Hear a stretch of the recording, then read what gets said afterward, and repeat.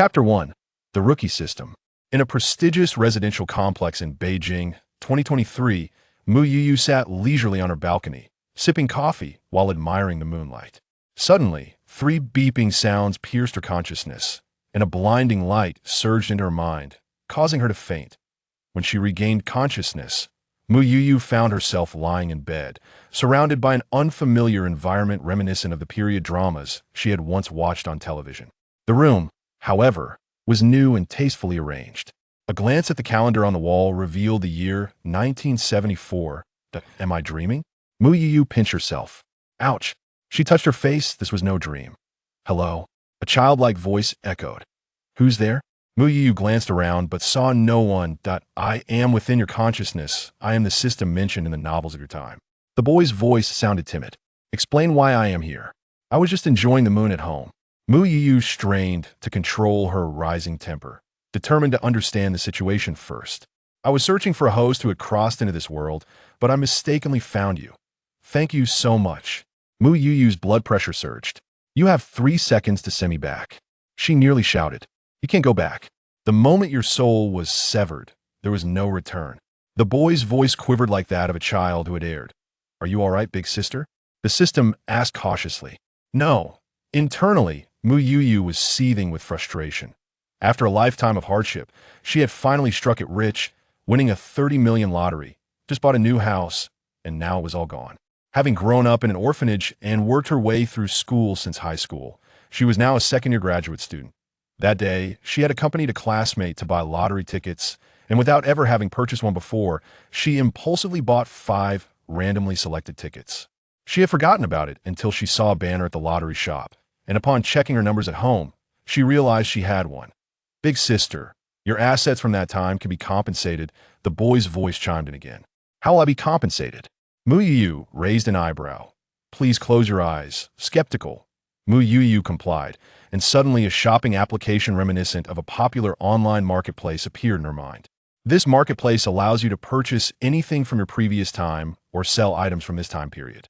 The balance reflects all your funds from that era, which can also be withdrawn and converted for use here.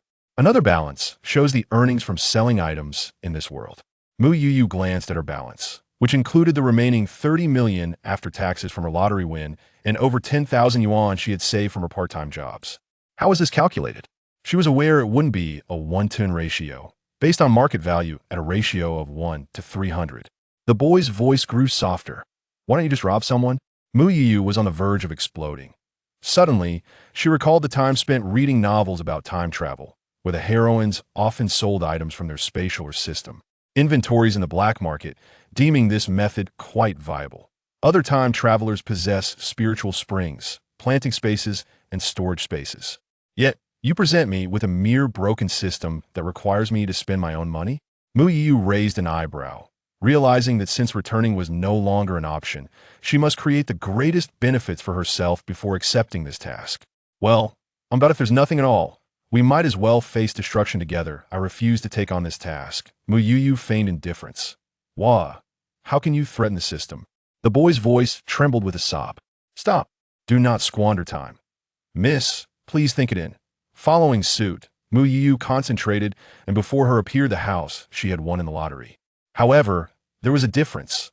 The projection screen in her room displayed 2 interfaces. One was the aforementioned shopping system, and the other resembled a farming game. Interface. What is this? At that moment, the robotic vacuum cleaner from her home ambled over. What on earth is this? Miss, I lack a physical form.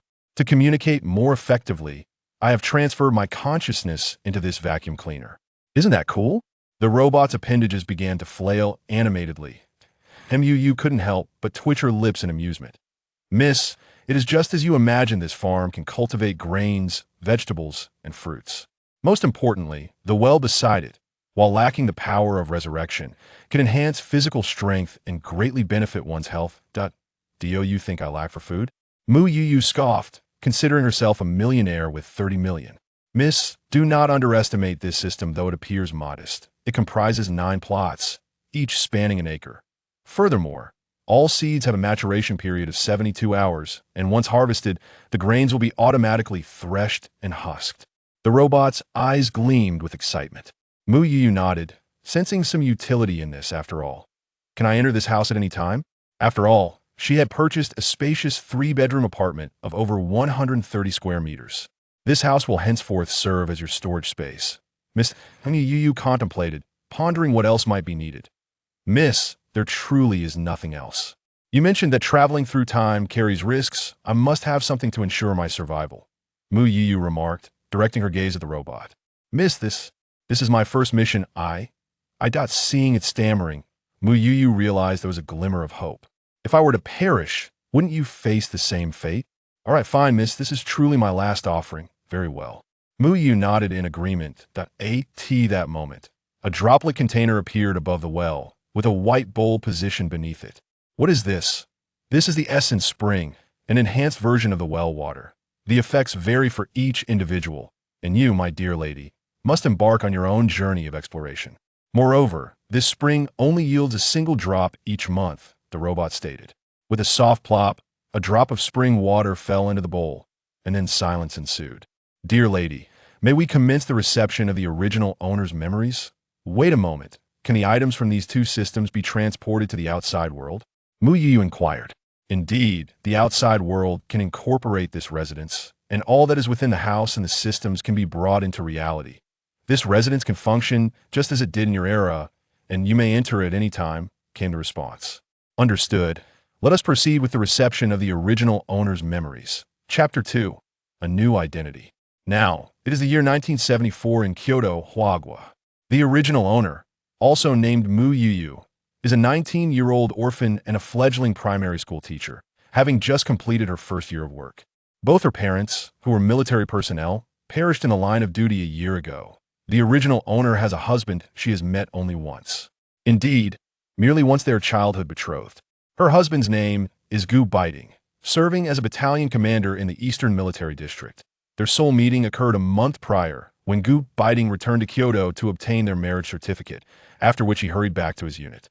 The arrangement of their betrothal originated when Mu Youyou was still in her mother's womb. Her father had saved Beiting's father during a mission, leading to a half-serious, half-joking promise of marriage that a year ago, after the tragic loss of the Mu family, Beiting's father recalled the betrothal and compelled his 26-year-old son, who remained unmarried, to fulfill this commitment. Though reluctant, Beiting ultimately acquiesced under pressure from his grandfather. A year after the demise of the Mu couple, Beiting and Mu Youyou acquired their marriage certificate. Upon returning to his unit, he applied for Mu Youyou to accompany him, and according to plan, she was set to join him in half a month.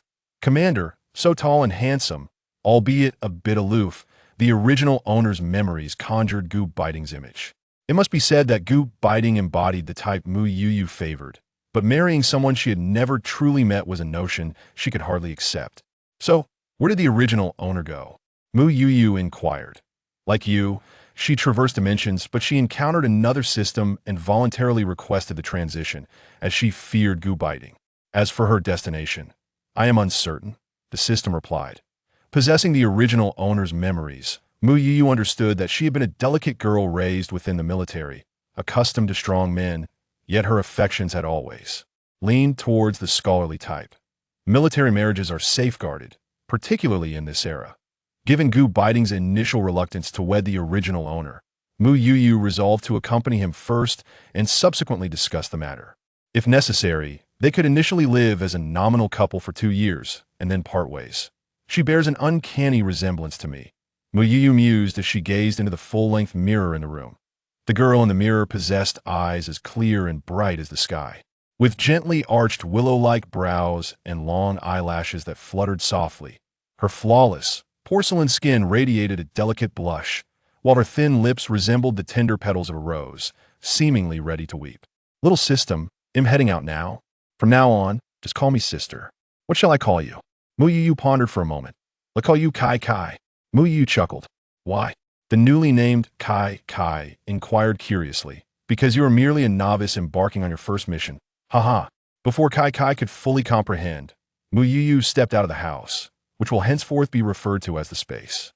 Once outside the space, Mu Youyou returned to her residence, currently situated in the northern family quarters of the Kyoto Military District. It was precisely because Beiting resided in the southern quarters and the original Introverted owner seldom ventured out that she had never encountered him.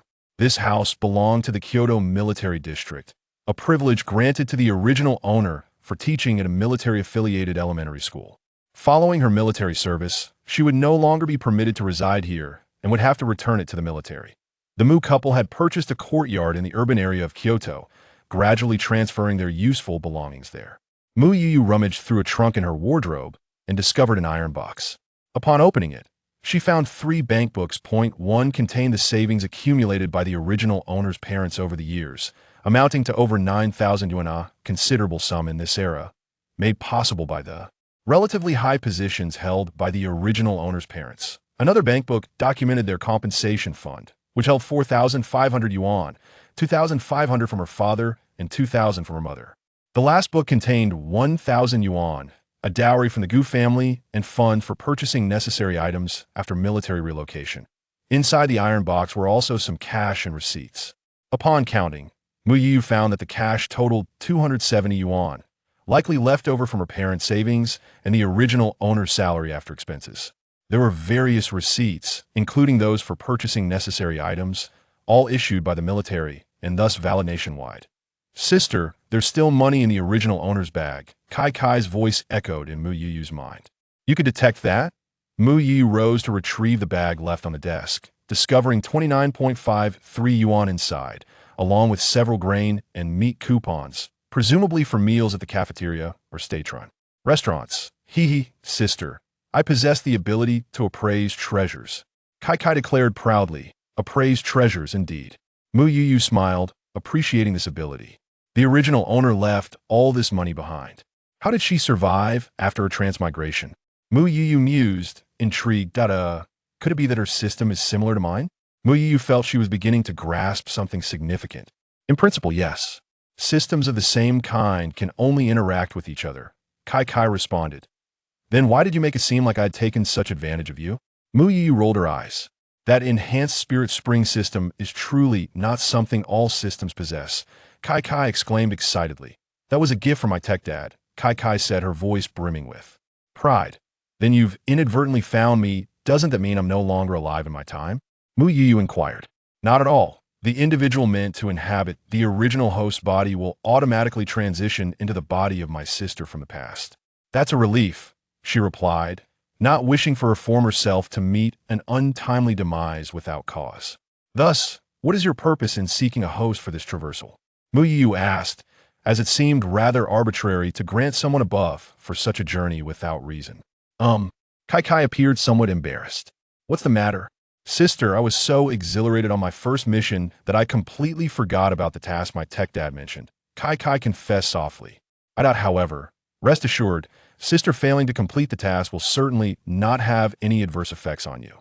It will merely ensure you live your life in this era, and it seems there might be rewards for completing the designated tasks," Kai explained.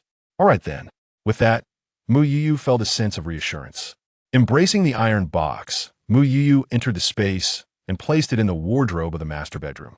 "Sister, you don't need to physically place it, you can do so with your thoughts," Kai reminded her. "That I know, I was merely bored outside," Mu Youyou replied, gazing at the 9 plots of land on the screen, pondering what to plant. With everything available in the marketplace, she truly didn't know what to cultivate. "Sister, why not plant rice? We could sell it to the marketplace, or even to the black market," Kai suggested, her green eyes sparkling with mischief. "Can items from the planting system be sold to the marketplace?" Mu Youyou asked. "Yes, sister, they can. The settlement will be in the currency of this time and space," Kai affirmed with a serious nod. Mu Youyou thought to herself, this could be a windfall henceforth. She would no longer need to fret over trivial finances. Chapter 3. Adapting to a new life. "Sister, please buy more seeds. When they mature, I can help you harvest them with my thoughts and replant," Kai exclaimed with enthusiasm. "All right," Mu Youyou replied, purchasing a plethora of seeds. Fortunately, the planting system included a built-in storage, alleviating any concerns about food and seeds cluttering the house. With a mere thought, Kai sowed rice across 9 plots of land, and instantly, a countdown timer appeared above them. 72 hours. "Is it truly only 72 hours? I thought Kai was just making it up," Mu Youyou remarked, astonished. Now you understand Kai Kai's capabilities, right? Kai Kai shook her little mechanical head. I do, Mu Youyou said, her gaze fixed on the spiritual spring well. She had read in novels about heroines using it for baths, curious about its effects. Would you like to give it a try? Try? Then I shall. Mu Youyou located the large wooden bathtub she had previously purchased for steam baths, placed in the bathroom, and filled it with spiritual spring water using her thoughts. After half an hour, the once clear water turned pitch black, and an unbearable stench nearly overwhelmed her. After 3 washes with body wash in the bathroom, she finally felt somewhat refreshed. Looking at her reflection in the mirror, she noticed her complexion had brightened significantly, making her appear even more radiant and lively. She felt considerably rejuvenated, as the original owner had a weaker constitution and retained excess moisture. Mu Youyou distinctly sensed her health had improved. Goodness, I am quite taken with myself, she mused. Sister, it's time to head out. The original owner needs to go to school to transfer her work, Kai Kai reminded her. As Mu Youyou accessed the original owner's memories, Kai Kai absorbed them as well. Understood, Mu Youyou said, exiting the space and opening the original owner's wardrobe, frowning slightly. She truly despised wearing clothes that belonged to someone else. Using her thoughts, she accessed the shopping system and found the interface for nostalgic clothing from the 1970s. Purchasing a light yellow blouse and a pair of leather shoes. Stepping outside, Mu's family resided in a quaint courtyard situated at the far end of a military district. Along the way, Mu Youyou greeted the military families she recognized from the original owner's memories. You're heading out, Youyou? Yes, Aunt Wong. Are you off to buy groceries? Indeed, I'm heading to the school. Almost ready to follow the military. Huh? Very soon. Being a soldier is wonderful. Finally, arriving at the gate of the compound, Mu Youyou bid farewell to Aunt Wong and made her way to the school. As she walked, she curiously observed the scenery and buildings along the street. Noting the differences from what she had seen on television, though the slogans painted in red on the walls seemed quite similar. The process of handling the transfer at school was swift. Upon exiting, Mu Youyou aimlessly wandered the streets. Kai Kai, shall we explore the recycling station for treasures? Mu Youyou called out to Kai Kai in her mind, recalling how the recycling station was a must-visit location for heroines in novels. Absolutely. I will help you find plenty of treasures, Kai Kai responded eagerly. Though Mu Youyou failed to notice Kai awkwardly spinning in circles at her spot. Let's go. Following the original owner's memories, Mu Youyou arrived at the recycling station in the city center. A gentleman sat at the entrance, lounging in a recliner with his legs crossed, humming a tune that Mu Youyou could not comprehend. Grandpa, I wish to find some newspapers to paste on the wall, Mu Youyou said with a smile. 5 cents a pound. Do not touch what you cannot take, the old man replied with a glance at her. All right, Grandpa, Mu Youyou exclaimed. Kai, hurry and look. Once inside, she gathered some newspapers and urged Kai to assist her. Sister, the leg of that wooden table on your right. The box in front. There is a hidden compartment in that bed frame. Sister, the ceramic jar on your left. Mu Youyou promptly stored the items Kai mentioned in her space, intending to examine them later. Sister, there's nothing of value left, Kai said, feeling disheartened. Okay, Mu Youyou replied, clutching the stack of newspapers as she exited the recycling station. In a corner, she discovered a few textbooks and decided to store them as well, just in case she might need them for future exams. 5 pounds, the old man appraised her with a discerning look, ensuring she hadn't taken anything else. Good. After handing over 25 cents to the old man, Mu Youyou departed with her newspapers in tow. Once outside, she found a secluded spot to place the newspapers into her space, preparing to return home to cook. Initially, she had considered dining at the state-run restaurant, but having grown accustomed to cooking for herself in her previous life, she decided to prepare her own meal. Upon arriving home, she steamed a small bowl of rice, realizing the only ingredient available was eggs. Remembering that her space contained vegetables, she retrieved some green peppers, a bit of meat, and some greens. Sister, the shopping system can also buy vegetables, Kai reminded her. All right. Mu Youyou appreciated Kai's thoughtfulness, which alleviated her loneliness in this world. At noon, Mu Youyou prepared a dish of stir-fried pork with green peppers, a steamed egg, and a serving of greens. Fortunately, having grown up in an orphanage, She was quite adept at starting a fire. Initially, she considered cooking in her space, but given the close proximity of the houses in the courtyard, she refrained to avoid arousing suspicion if others noticed she was home and not cooking. Guy, what kind of job do you think I could have after joining the army? Mu Youyou asked as she brought her meal to the dining area in her space. Sitting at the table while chatting with Kai, what does sister wish to do? Kai in Gui? I'm uncertain about the available occupations there. The Eastern Military District seems akin to Shandong's Qingdao in my original timeline, Mu Youyou replied, biting her chopsticks. Since she had no intention of marrying Gu Beiting, she would not rely on his wealth. The original family's finances would eventually dwindle, and although she could earn through the marketplace and agricultural system, she needed a legitimate source for her income. What did sister do in that era? Kai asked, able to access the original owner's memories, but lacking Mu Youyou's recollections from her timeline. In that era, I was a graduate student studying foreign languages, Mu Youyou said. She possessed an exceptional language aptitude, having surpassed level 8 in English and dabbled in Russian, French, Japanese, and Korean. Kai shook her head thoughtfully. Sister could work as a translator at the Xinhua bookstore. Really? Mu Youyou mused, searching through the original owner's memories. It seemed this profession existed, although few possessed the linguistic skills required to fulfill such a role in this era. Sister, how about we visit the Xinhua bookstore this afternoon to inquire? Kai suget? Sounds good. After all, it's not like we have anything else to do. Mu Youyou nodded in agreement. After lunch, Mu Youyou rested on the spacious bed until 2 p.m. when Kai awakened her.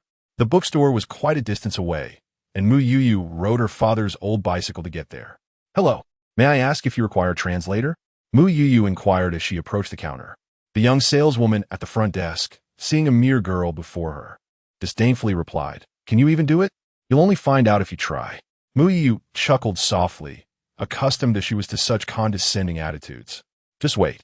The woman retreated to the back office, and a moment later, a middle-aged man emerged. Young lady, are you here to be a translator? The middle-aged man asked. Yes. Mu Youyou replied politely with a nod. All right, let us see how you fare with this passage. The man casually picked up an English book and pointed to a segment. Upon glancing at it, Mu Youyou recognized the book. It was a fable by Louisa May Alcott, which she had read before. She swiftly translated the passage flawlessly. The middle-aged man gazed at Mu Youyou in astonishment, realizing that this young girl had managed to translate it verbatim after just a single glance. A testament to her undeniable proficiency. Chapter 4. Dining at the Gu family, I am the director of the Xinhua bookstore, surnamed Wu. You are quite impressive, young lady. Director Wu remarked, giving Mu Youyou a thumbs up. Thank you for your kind words, Director Wu. My surname is Mu, and my name is Mu Youyou. She replied with a smile, waving her hand modestly. Comrade Mu, these books are all for translation. Feel free to choose any. And you may take them home to translate at your leisure, Director Wu offered. Very well, Mu Youyou said, selecting a book of moderate thickness. Given her skills, she believed she could complete the translation within 3 days. Earlier, Director Wu mentioned that such a book would earn 80 yuan upon translation. Director Wu, I have a question. Mu Youyou inquired. Go ahead, speak freely. He gestured for her to continue. I will soon be assigned to the military, and I am wondering if it is possible to mail the books from here. I would like to take them to the military district for translation, she asked. Absolutely. Director Wu nodded, reassured by the thought of mailing to the military district. Thank you. I will take this book to translate and will bring it back to you in a few days, Mu Youyou said with a smile. There's no rush. Director Wu thought to himself. He doubted she could complete the translation in just a few days, considering that translating a book in a month would be quite commendable. Without further explanation, Mu Youyou smiled and bid farewell to Director Wu before returning home. Once there, she entered her space and began translating the book, which felt akin to copying text for her. During the past 2 days, apart from meal times, she dedicated herself to translating within the space, where she could hear sounds from the outside. She was not concerned about unexpected visitors knocking on the door, and by the 3rd day, she had already completed the translation. Sister, today is the day we agreed to visit Grandpa Gu, Kai reminded her, recalling the arrangement made by the original owner. Understood. I will also take the book along. Mu Youyou nodded affirmatively.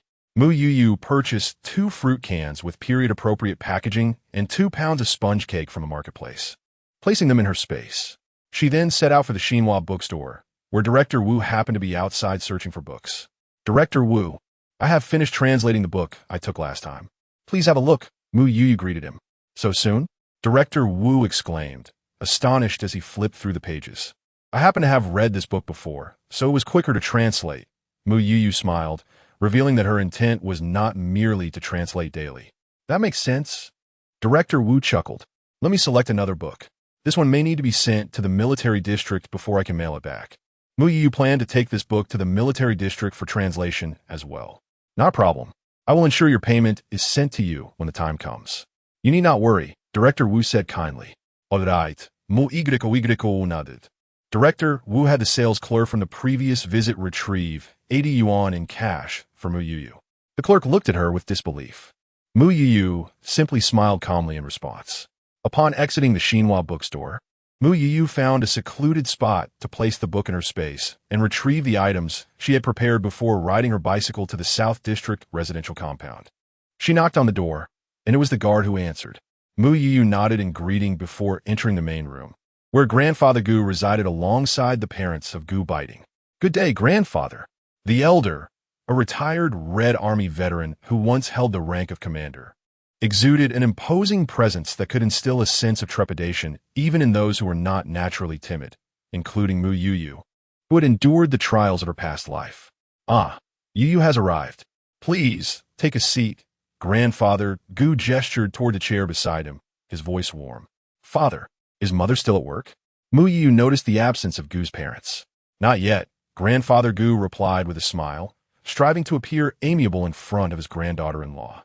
In truth, this was the second encounter between the original owner and Grandfather Gu, though the original owner had left a favorable impression in the military district. She was beautiful, had a pleasant disposition, and was a teacher, making her an ideal candidate for a daughter-in-law. Mu Youyou, however, was not the original owner. She regarded him merely as a grandfather in need of companionship. Drawing from the original owner's memories, she recounted tales from her childhood, which elicited hearty laughter from Grandfather Gu. Who would have thought our Youyou was such a mischievous child? The elder grew increasingly fond of this girl, who he once worried might be too timid, now considering her a perfect match for their stoic family member. Father, what brings such joy? At that moment, Gu's mother entered. Spotting Mu Youyou. Ah, Youyou has come. Mother, Mu Youyou replied with a smile. Are you hungry? I'll start preparing dinner right away. Gu's mother said cheerfully as she headed to the kitchen. Let me help you, Mu Youyou offered, feeling a bit awkward waiting for her elders to prepare a meal for her. After exchanging pleasantries with Grandfather Gu, she followed her mother into the kitchen. Gu's mother was taken aback by Mu Youyou's eagerness to assist, recalling that the original owner had not offered help during her last visit, likely due to feeling out of place. Mu Youyou adeptly assisted in the kitchen, engaging in casual conversation with Gu's mother. The latter nodded approvingly, realizing this girl was indeed commendable. Initially, she had reservations about the child's earnestness, but now she perceived her as even more charming than during her previous visit. Today, Gu's father was occupied with matters at the military district and would not be home for dinner. At the dining table, Grandfather Gu and Gu's mother continually served dishes to Mu Youyou. Observing the two elders' attentiveness, she felt a wave of emotion, her eyes glistening with unshed tears. This was a warmth she had never experienced in her previous life. Youyou, what troubles you? Gu's mother inquired. Mother, it's nothing. I just feel so happy and a bit nostalgic for my own parents. Mu Youyou smiled, fabricating an excuse. From now on, we are your family, Gu's mother declared with a warm smile. Indeed, Mu Youyou nodded in agreement. After dinner, Mu Youyou assisted Gu's mother with the cleanup and, once done, lingered for a while before returning home. Once there, she recalled the treasures she had unearthed with Kai Kai at the recycling station and realized she had yet to explore them. She promptly entered her space for a refreshing bath, donning a vintage-style nightgown she had deliberately purchased from the market. Seated on the living room carpet, she began to tinker with her newfound treasures, while Kai Kai observed her with a knowing gaze. Wow! As she unveiled the items before her, Mu Youyou felt as though she could effortlessly glide through life from this moment forward. A package of diamonds, 2 sets of exquisite gemstone jewelry, and a heap of both large and small yellow croakers. Kai, how are you so remarkable? Tell me, what reward do you desire from your sister? Mu Youyou said with a smile. Sister, Kai does not yet know what the task is, so I cannot complete it. However, if sister wishes to earn and spend more in the marketplace, upon returning to Tech Daddy, I can use these points to upgrade, Kai replied. What does upgrading mean? Mu Youyou inquired. Upgrading signifies the growth of you humans. Currently, Kai can only present willpower in the form of a medium, Kai explained, waving the small paw of the sweeping robot. I understand. So after you upgrade, you'll have a form, correct? Yes. All right, I comprehend. I will strive to earn more and spend more. However, Kai, my principle is to avoid wastefulness. Do you understand? Mu Youyou stated. Having grown up in an orphanage, she endured hardship in her childhood and later supported herself through diligent work while attending university. Thus, the concept of waste held no place in her vocabulary. Understood, sister. Kai nodded her large head a couple of times. Chapter 5. Contract marriage upon awakening the following morning. Kai reminded Mu Youyou that the rice she had planted previously had been harvested and automatically processed into rice. It had been neatly packed into large burlap sacks. Dear sister, the rice from our first planting has matured, yielding a total of 13,500 pounds of rice. What did you say? How many pounds? Mu Youyou, still somewhat dazed, was instantly alert. She recalled hearing news reports stating that an exceptional yield was around 1,200 pounds per acre. Cease.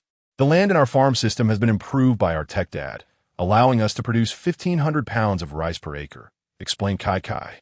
Let us sell it all to the marketplace, Mu Youyou decided.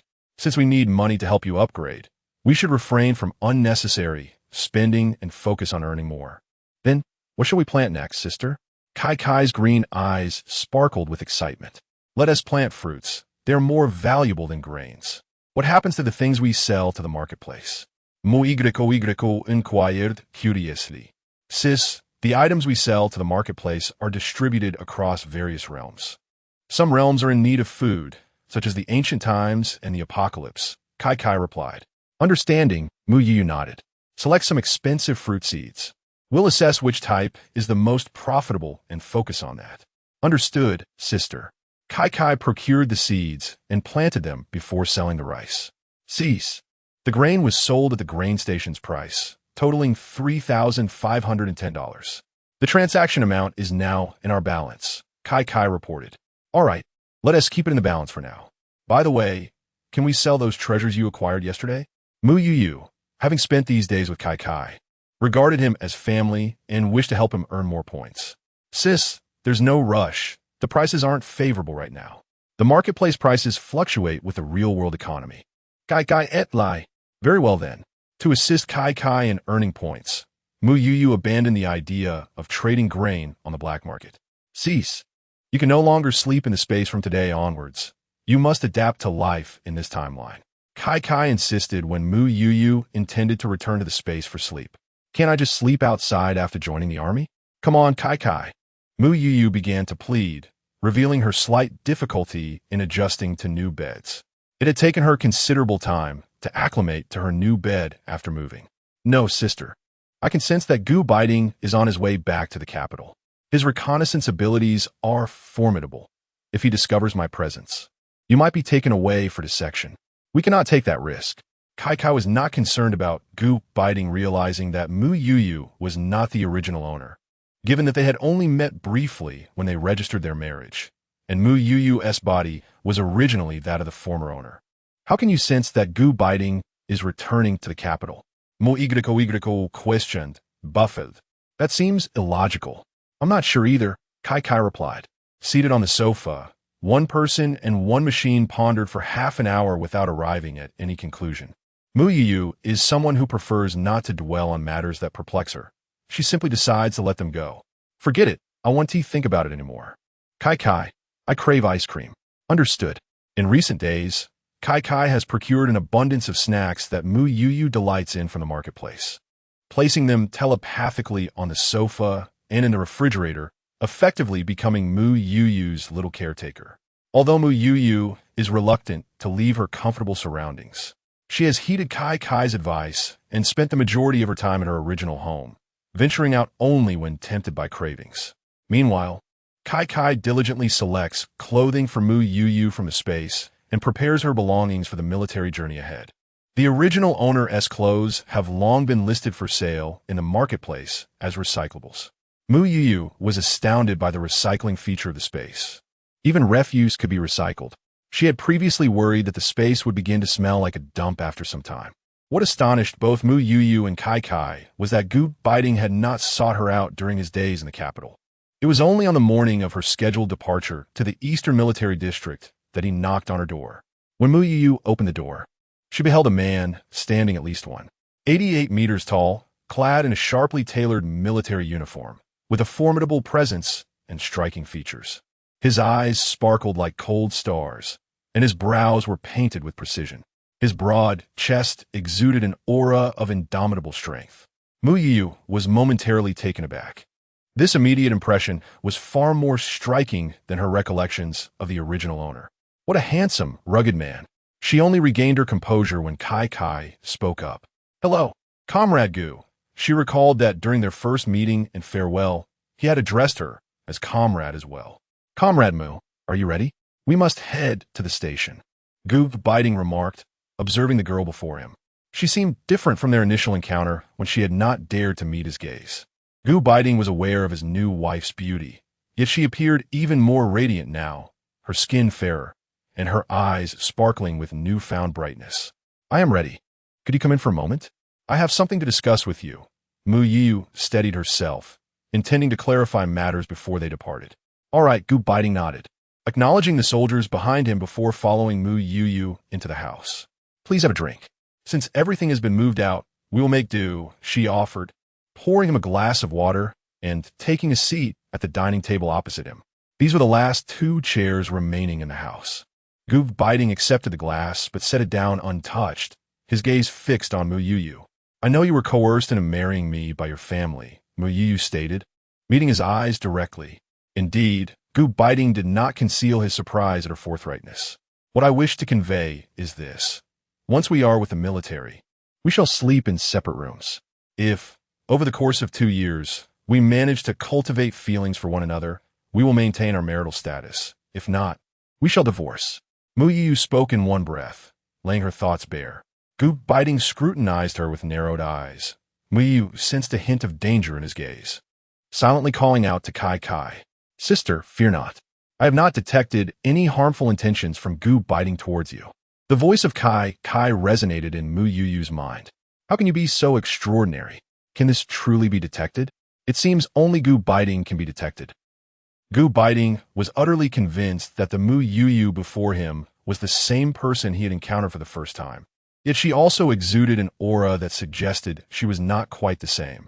He felt a twinge of curiosity, pondering why she had chosen to feign a submissive demeanor during their initial meeting. "Very well," Beiting nodded. "I shall take charge of the cooking at home. I do not require your support. You may contribute 20 yuan each month for living expenses, adjusted accordingly, but for all other household chores, you must also lend a hand while residing here." Mu Youyou responded. She was capable of cooking, as she took pleasure in preparing her own meals. Yet that did not imply she would assume the role of a caregiver for him. Chapter 6. On the way with the troops, not a problem. "I could provide you with a bit more living expenses," Beiting remarked, noting that his monthly salary exceeded 100, complemented by bonuses for missions. "No need. We'll each cover our own expenses," Mu Youyou replied earnestly. "As you wish." Beiting raised an eyebrow, as Mu Youyou completely shattered his initial impression of her. "One more thing. My household registration has already been transferred to your military unit. Should we decide to divorce in the future, you must unconditionally assist me in relocating my registration back to the capital." In this day and age, transferring a household registration was no simple task. With the Gu family's connections, it would undoubtedly be easier for them than for her, a mere orphan. "Understood." Beiting glanced at her, questioning whether she was presuming a divorce between them. "All right, I have nothing else." With that, Mu Youyou exhaled deeply. Facing the imposing presence of Beiting made her palms sweat. "Let us go." Gu Beiting stood and picked up her luggage, which she had previously left on the ground. The bedding from her dowry had already been sent ahead, leaving only 2 large bundles of clothing for Mu Youyou, along with a smaller bundle containing food she had prepared for the journey. Carrying the small bundle, Mu Youyou followed Gu Beiting as a soldier opened the rear compartment of the vehicle for them. Gu Beiting placed the luggage beside her before taking the passenger seat. The car was provided by the military district of Kyoto to escort them to the train station. Upon arriving at the station, Gu Beiting, being a soldier, prioritized boarding the train with Mu Youyou. Since they would not be spending the night on the train, they were seated in hard seats. At this time, the metal seats accommodated 3 individuals, and Gu Beiting graciously offered the window seat to Mu Youyou, opting for the middle seat himself. Throughout the journey, the two remained silent, while a young man across from them stole several glances at Mu Youyou, ultimately averting his gaze under Gu Beiting's frigid stare. "Would you like some water?" Mu Youyou inquired, retrieving a water flask and 2 ceramic cups from her bundle.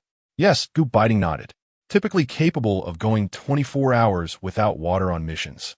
He surprisingly accepted the drink offered by Mu Youyou. As he tasted a hint of sweetness, he wondered, is there sugar in this? Noticing the subtle change in his expression, Mu Youyou replied, I added just a little. In reality, she had mixed in some spring water. She had been diluting her water with it for the past few days. Gu Beiting, after finishing the drink, felt a warm sensation in his abdomen, attributing it solely to the sweetened water without further thought. After Mu Youyou poured herself a cup and noticed he had finished, she asked if he wanted more. When he shook his head, she returned the cup and flask to her bag. As lunchtime approached, the train attendant wheeled a cart through the aisle. Just as Gu Beiting was about to purchase a meal, Mu Youyou called out to him. The food on the train isn't hygienic. I brought my own. She produced 2 lunchboxes, one large and one small, handing the larger one to Gu Beiting. He glanced at her, accepting the lunchbox and chopsticks. Thank you. You're welcome.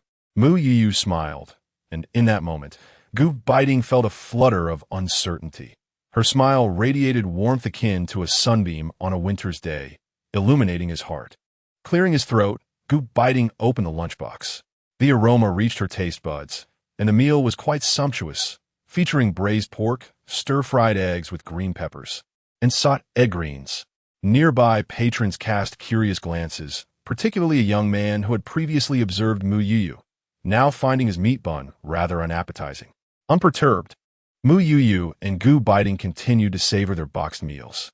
Since leaving the orphanage, Mu Youyou had abandoned her habit of gobbling down food and now ate with deliberate slowness. In contrast, Gu Beiting, due to his military background, had learned to consume his meals quickly, often squeezing them into tight schedules during missions. By the time he finished, Mu Youyou had not yet completed her meal. He patiently sat beside her, waiting until both had finished before taking their boxes to wash. As Gu Beiting headed to clean the containers, the young man across from them, after a moment of indecision, finally asked, Miss, what is your relationship with that soldier? Is he your brother? He is my husband, Mu Youyou replied, her gaze drifting toward the window. Unbeknownst to her, Gu Beiting, who had excellent hearing and was returning from the hot water room, overheard her words. A subtle smile crept upon his lips, completely unawares. In Mu Youyou's mind, a voice distinct from Tsai's eyes resonated. Kai, what just happened? Mu Youyou leaned back in her chair, feigning a moment of rest. Sister, let me think for a moment. I will ponder it as well.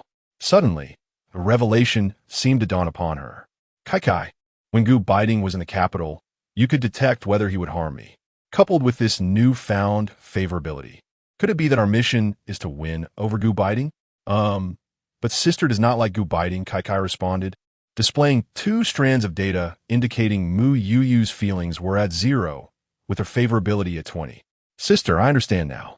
You are merely attracted to Gu Beiting's appearance, which explains the 20 points. Kai recalled something previously misunderstood. Wasn't it my task to win over Gu Beiting? Why is it showing my data? Mu Youyou inquired. The target's awareness is too formidable. I am merely an underage system and cannot gauge his metrics. Mu Youyou was left speechless. Sister, if you do not like Gu Beiting, we need not pursue him. After all, I am a novice. One failure is inconsequential. Moreover, the mission requires both the host and target to have a love index of 100 to succeed. Kai spun in place. Understood. Mu Youyou's brows twitched slightly. Then, we shall let things unfold naturally. Upon returning to his seat, Gu Beiting assumed Mu Youyou was feeling unwell. Meanwhile, she had already opened her eyes, meeting his deep gaze. Favorability level, 25. Kai, could you please silence that voice? Mu Youyou felt somewhat irritable, finding no utility in merely hearing her own metrics. Sister, I will turn it off immediately. Would you like to have this? Gu Beiting, thinking she was unwell, retrieved a piece of orange candy his mother had packed for her in case she experienced motion sickness. Thank you. Mu Youyou accepted a piece from his hand, unwrapped it, and popped it into her mouth, placing the wrapper into her crossbody bag. All for you. Gu Beiting extended the entire bag of orange candies towards her. Mu Youyou glanced at him, expressing her gratitude before finally reaching out to accept them. As Gu Beiting retracted his hand, he rubbed his thigh, pondering whether the soft sensation he had just felt was indeed her fingertips brushing against him. The few passengers surrounding them watched with curious expressions, bemused by the overly polite exchange between the couple, each thanking the other in turn. Eventually, an older gentleman seated next to Gu Beiting could no longer contain himself. Young man, he said, life is quite different from military service. Be careful with all this politeness towards your wife. You might find her unwilling to let you share the bed tonight. Gu Beiting's ears flushed with embarrassment. Mu Youyou's face also turned crimson in an instant as she turned her gaze towards the window. You two are clearly newlyweds. Just look at how red your faces are, chuckled an older woman across from them. Chapter 7. Arrival at the military family quarters. Gu Beiting turned to glance at Mu Youyou, who was still gazing out the window, and felt a flush of warmth creep to his ears as he nodded slightly. Noticing that the two remained silent, the elderly couple ceased their playful banter. Feeling quite bored, Mu Youyou decided to close her eyes and feign sleep, immersing her consciousness into her spatial realm. Over the past half-month, the earnings from the crops and fruits in her planting space had amassed nearly 20,000. A few days ago, she received a notification from the marketplace, indicating that after the upgrade, a trading system with other dimensions could be activated. However, advancing from level 1 to level 2 required 100,000. Although the funds for the upgrade could be converted into points for her technological father upon her return, this also implied that she and Kai must work even harder to earn more. Kai, what kind of person is Gu Beiting? Gu Beiting, male, 27 years old. Currently serving in the Eastern Military District as a company commander, was awarded the title of King of Soldiers in 1972. He has received first-class merit twice, second-class merit twice, and third-class merit 3 times. He possesses a sincere heart for his country and its people, characterized by a proud and austere demeanor, unwavering integrity. Kai forwarded this information to Mu Youyou. Opening her eyes, Mu Youyou observed the man beside her, who was meditating with his eyes closed. She had only seen someone like Gu Beiting on television. Sensing her gaze, he opened his eyes and looked at her, causing Mu Youyou to feel a tinge of embarrassment as her cheeks flushed. Dinner time has arrived. Are you hungry?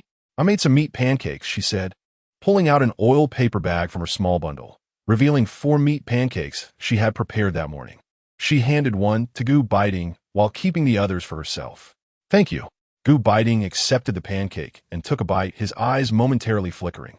Although it had cooled, the flavor was quite delightful, certainly superior to any meat pancake he had previously tasted. Coupled with the lunchbox from earlier, it was evident that Mu Youyou's culinary skills were commendable, far surpassing those of state-run dining establishments. Curiously, Gu Beiting observed Mu Youyou. As the sole child of the Mu family, she was reputed to have been doted upon, making her culinary abilities all the more remarkable.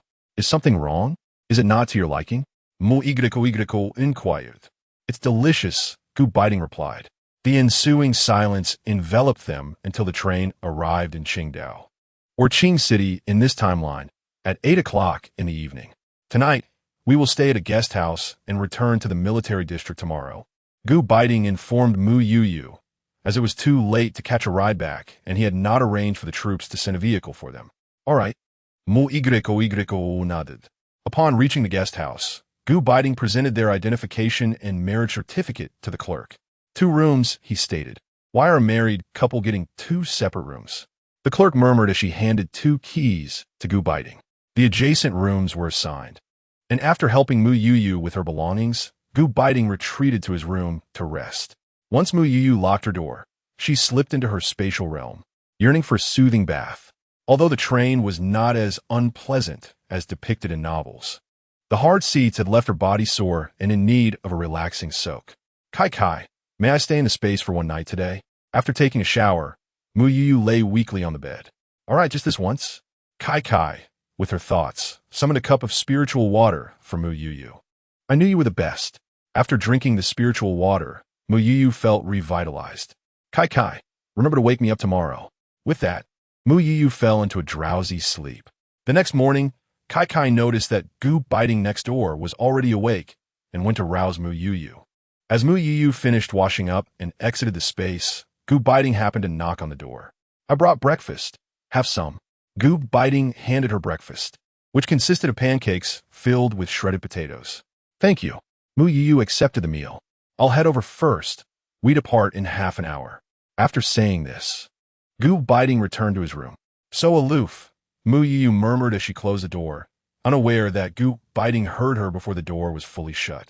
Half an hour later, after a 30-minute drive, they arrived at the Eastern Military District. Gu Beiting led Mu Youyou directly to the family compound, where their assigned house was a small courtyard. He opened the gate. The courtyard, though modest, was tidy and appeared well kept. In the yard stood a well and a bicycle. There was a main room, 3 bedrooms, a storage room, a kitchen, a bathroom, and an additional shower area in the back. I'll stay in this room. Gu Beiting indicated the first room on the east side. Then I shall occupy this one. Mu Youyou pointed to the room opposite Gu Beiting's. As the adjacent room was a storage area, she preferred not to live right next to him. All right. Gu Beiting placed her package along with the sheets and bedding she had previously sent into the room, taking out a key, 20 yuan, and some food and meat vouchers, which he laid on the table before stepping out. After tidying her room, Mu Youyou retrieved the passbook containing the dowry and those vouchers from the space and exited her room. Gu Beiting was chopping firewood in the yard. Since the house was requested when Mu Youyou accompanied the military, they hadn't prepared much firewood. Mu Youyou stood at the door of the main room, watching him. As he worked, he rolled up his sleeves, revealing his sturdy forearms, causing Mu Youyou to unconsciously swallow hard. Could you come in for a moment? Gu Beiting had sensed her presence at the door the moment she appeared. He set down the axe and followed her into the main room. Here, this is for you. Mu Youyou handed him the passbook and vouchers. Gu Beiting did not take them, merely gazing at her. This was given to me by your family during our wedding. Since we have come to an understanding, I cannot accept it. Seeing his refusal, Mu Youyou grasped his hand, attempting to place the passbook and vouchers into his palm. Ultimately, you're the one at a disadvantage. You should keep it. Gu Beiting withdrew his hand, stating that as a woman, she would need to retain some funds for herself in the event of a divorce. No reward without effort. I cannot accept it. Mu Youyou pressed the items into his hand with a smile. Noticing her resolute demeanor, Gu Beiting ceased to insist, contemplating that he would compensate her later if they truly divorced. Is there any food at home? I would like to cook for myself at noon, Mu Youyou inquired. The isn't any. I will go buy some. Gu Beiting had always dined at the military canteen. Let us go together. I wish to purchase some seasonings and vegetables. And I also need to familiarize myself with the shopping places, Mu Youyou exclaimed with a smile, aware that her unfamiliarity with these areas would hinder her ability to discreetly exchange items from the marketplace. All right, Gu Beiting nodded in agreement. As he pushed his bicycle, he and Mu Youyou exited the courtyard. Captain Gu is back. A woman in her 30s stood at the entrance of the neighboring courtyard. Sister-in-law, Gu Beiting greeted her. Captain Gu, is this your wife? She truly is quite beautiful, the woman remarked with a smile. This is the wife of Deputy Captain Shui from our military district. Gu Beiting introduced. Chapter 8. Confession. Greetings, sister-in-law. I'm Mu Youyou, but you may simply call me Youyou. A sweet smile adorned Mu Youyou's face. Oh my, not only are you beautiful, but your voice is also delightful. You need not refer to me as sister-in-law. My name is Li Yumei, and you may call me Sister Yumei, replied Li Yumei, a woman of warm disposition. Very well, Sister Yumei. You're all set to go out, I see. Do not let me delay your important matters.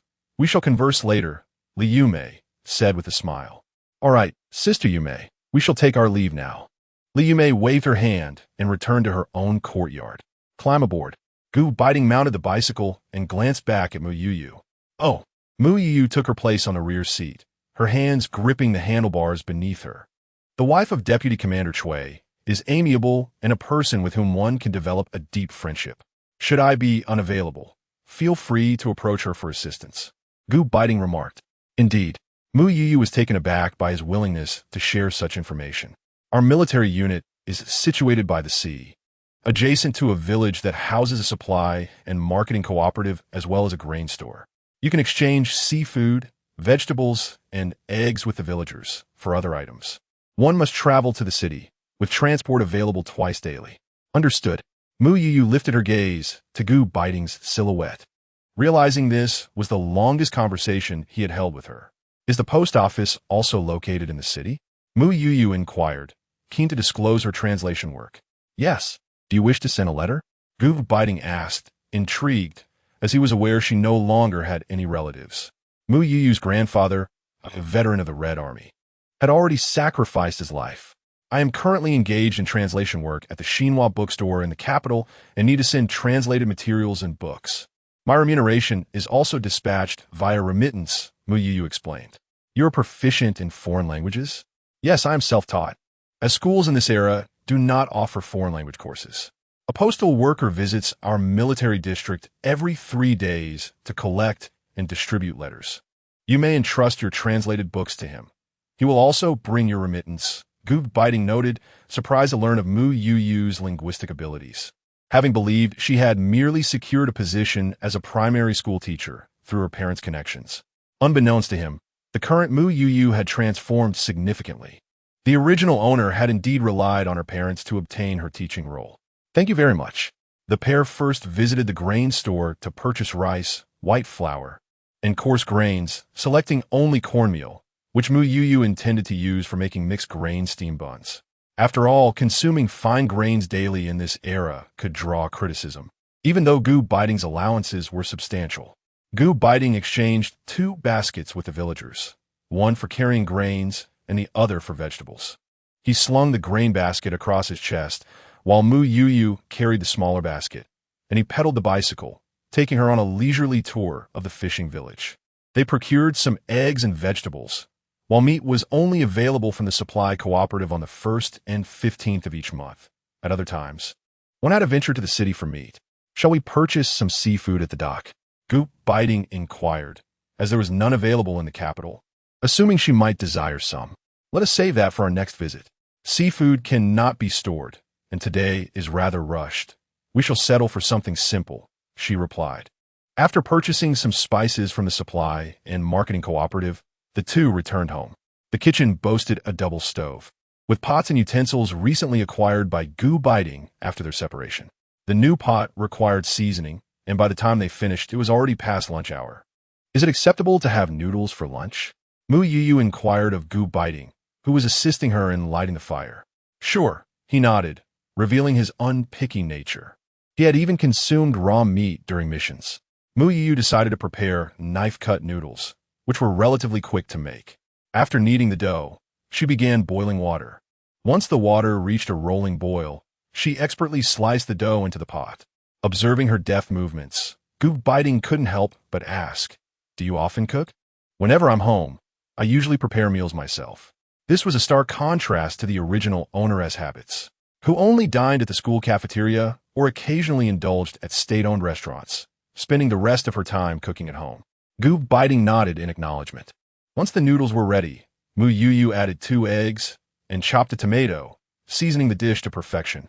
"All done," she declared, serving 2 bowls, one large bowl for Gu Beiting and a smaller one for herself. "Let me serve it," she said, attempting to carry the bowls. But Gu Beiting gently stopped her. Watching him carry the bowls, Mu Youyou smiled. He seemed quite agreeable. "I'll be heading back to the army for training tomorrow," Gu Beiting remarked, continuing to eat. "Are you coming back for lunch?" Mu Youyou asked. "Yes," he replied. He initially thought it unnecessary to trouble her, but after tasting her cooking, he found the thought of cafeteria food unappealing. As he finished his noodles, he inadvertently noticed Mu Youyou savoring her meal, which he found quite delightful. However, he soon felt that observing her like this was rather forward, so he cleared his throat and diverted his gaze. Sister, just now, Gu Beiting was secretly watching you. Kai Kai's voice echoed in Mu Youyou's mind. I know, she had sensed it from the start. What a pity I can't see his affection for you, Kai Kai lamented. Mu Youyou dismissed the concern. After Mu Youyou finished her meal, Gu Beiting took the bowls to the kitchen for cleaning, seizing the opportunity to transition items from her spatial marketplace. Mu Youyou discreetly placed 2 pieces of cured meat in the kitchen. She was cautious not to take too much, as Gu Beiting had been carrying the burden along the way, and she feared he might notice the weight difference. She would have to wait for the next trip to town to retrieve more items. Once Gu Beiting had finished tidying up, he returned from his room with some grain and meat coupons, which he had initially intended to use for lunch at the cafeteria, along with a small box. These are all the tickets I have this month, and these are some that I won TB needing, he said, handing the tickets and box to Mu Youyou. She opened the box to find fabric tickets, sugar tickets, and snack tickets, quite a substantial amount. You may keep the fabric tickets, she suggested, intending to return them. I have military uniforms and do not need to make clothes, Gu Beiting replied, not allowing her to refuse, before turning to chop wood in the yard. In the afternoon, after chopping wood on the back mountain, Gu Beiting continued splitting logs in the yard, preparing ample firewood for the family before his training commenced the following day. Mu Youyou began preparing to translate books in her room, realizing that she had not greeted Grandpa Gu since arriving in Qing City. And considering that she now held the status of daughter-in-law in the Gu family, she resolved to write them a letter to assure them of her well-being. After completing the letter, Mu Youyou handed it directly to Gu Beiting. This is a letter of reassurance for Grandpa and the others. I am unfamiliar with the postal service, so I kindly ask for your assistance in sending it. She extended the letter towards Gu Beiting, who gazed at the girl before him with surprise. He had not anticipated that Mu Youyou would wish to send a letter home for their safety. Very well. As he watched her turn to return to her room, he recalled the remarks made by his grandfather and mother during this visit. Youyou is a wonderful girl. You must treat her well. You rascal. If you dare to mistreat her, do not return. Chapter 9. Coexistence. The letter was not enclosed in an envelope, likely due to the absence of one at her end. Although Gu Beiting was curious about the contents of her letter, he refrained from opening it. The script on the back of the stationery hinted at her exquisite handwriting, mirroring her graceful persona.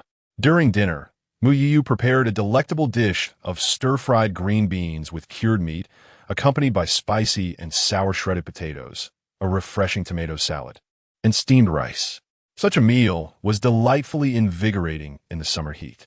As Gu Beiting tended to the fire, he watched her busily navigate the kitchen, and a sense of contentment washed over him.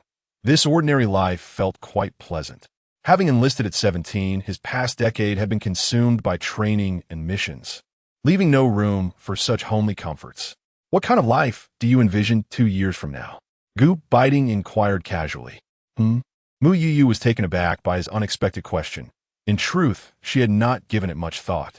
The resumption of the college entrance examination seemed to have occurred around 1977. Perhaps she would participate, or perhaps she would not. I don't know. We'll take it one step at a time.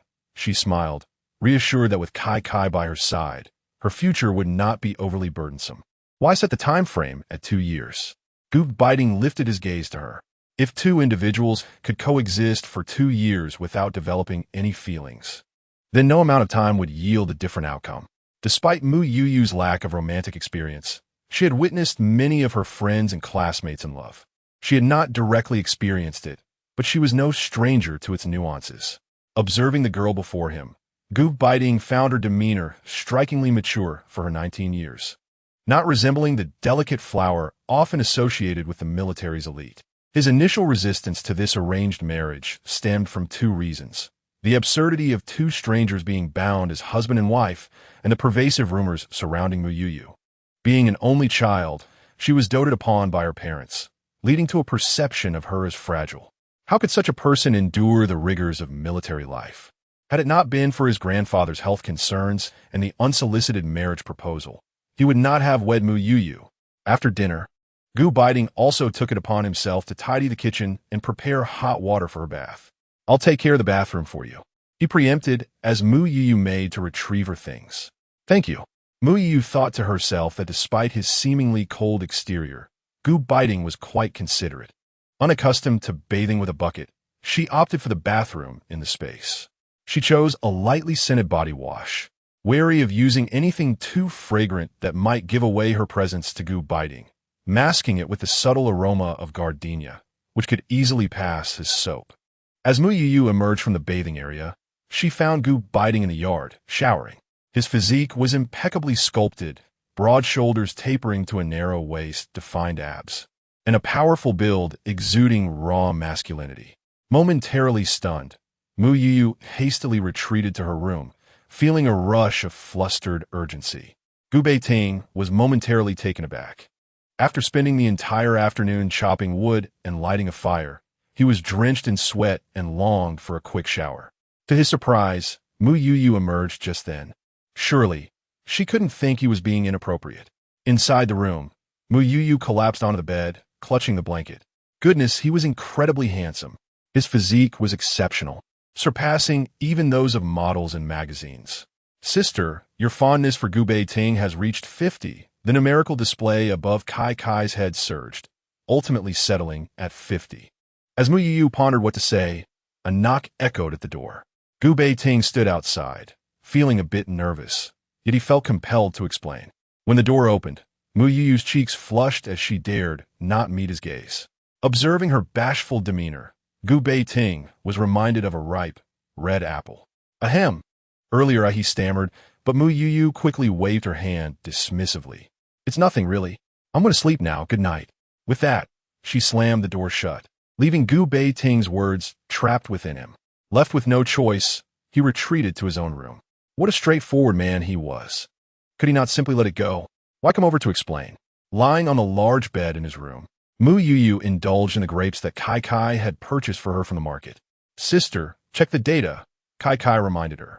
Glancing at the numbers above Kai's head, Mu Youyou was astonished to see it had escalated to 60. Honestly, with Beiting's physique, looks, and position, investing in him is not a loss, she justified to herself. Hell, women. Kai's gop in wali. Meanwhile, in his room, Beiting was in torment, wondering if she was upset. It wasn't until the dead of night that he finally succumbed to sleep. Conversely, Mu Youyou was compelled out of the space by Kai, who refused to let her sleep there. With no other option, the bed-weary Mu Youyou had to rely on Kai to play a lullaby in her mind, counting sheep until she could finally drift off. After what felt like an eternity, Mu Youyou dreamt of Beiting's chiseled abs. Beiting, may I touch your abs? She found herself thinking. Upon awakening, Beiting felt as though he had been tormented all night, the echo of her words haunting him. When he finally got up, Mu Youyou was busy preparing breakfast in the kitchen. You're up? Go wash up. Breakfast will be ready shortly. She beamed at him. Just as he had managed to cast aside the words from his dream, they resurfaced in his mind upon seeing her. Taking a deep breath, Beiting resolved to splash his face with cold water to clear his head.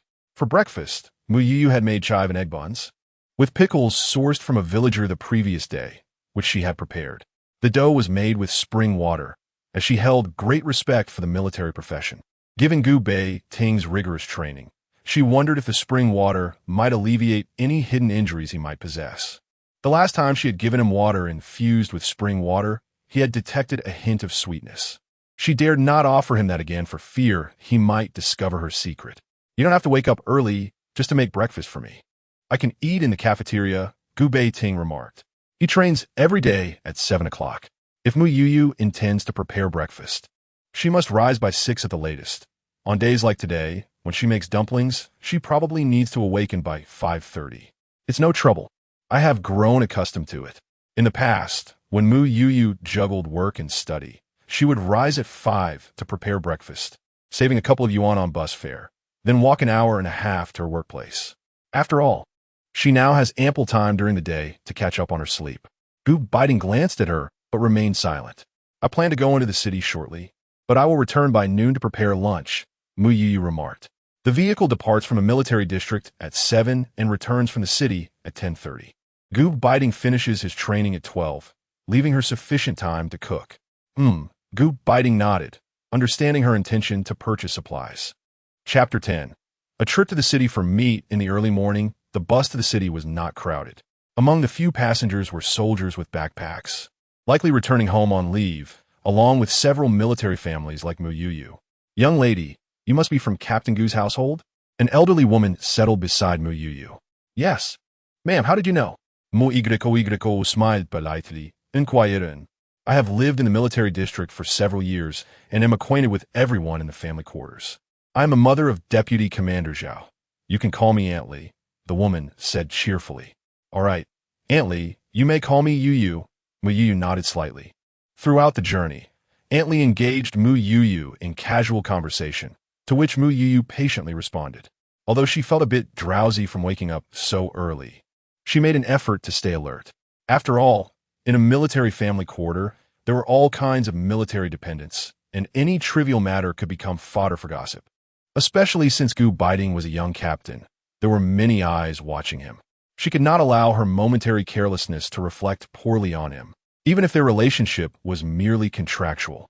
At that time, there was no vegetable market, so to buy meat, Mu Youyou headed to the meat station first. Hello. I would like to purchase 10 pounds of fatty pork, 2 pounds of pork belly, and 3 pounds of lean meat, Mu Youyou stated. This was the maximum amount her meat ration tickets allowed, as she planned to render the fatty pork into lard. Prepare 1 pound of pork belly for braised pork that evening, and use another pound for twice-cooked pork, which could be eaten the next day after being stored. The 3 pounds of lean meat would be made into a meat sauce. Is that much really necessary? The vendor was astonished, noting that few people bought such quantities of meat these days. Well, I live in the military family quarters, and it's inconvenient to come out often, so I prefer to stock up and enjoy it slowly at home, Mu Youyou replied with a smile, handing over her meat tickets along with 18 yuan. Upon learning that Mu Youyou was a military dependent, the vendor became even more enthusiastic. Dear girl, who in your family is serving? It's my husband. You married so young? Your husband must hold a significant position, as only those at the rank of deputy company commander or higher can apply for dependents to accompany them. Mu Youyou smiled without responding, accepting the meat the vendor handed her, placing it into her basket. After leaving the meat station, Mu Youyou found a secluded alley to store the meat in her space. It was quite heavy. Had she not been drinking spiritual spring water daily, her delicate frame would have struggled to carry it.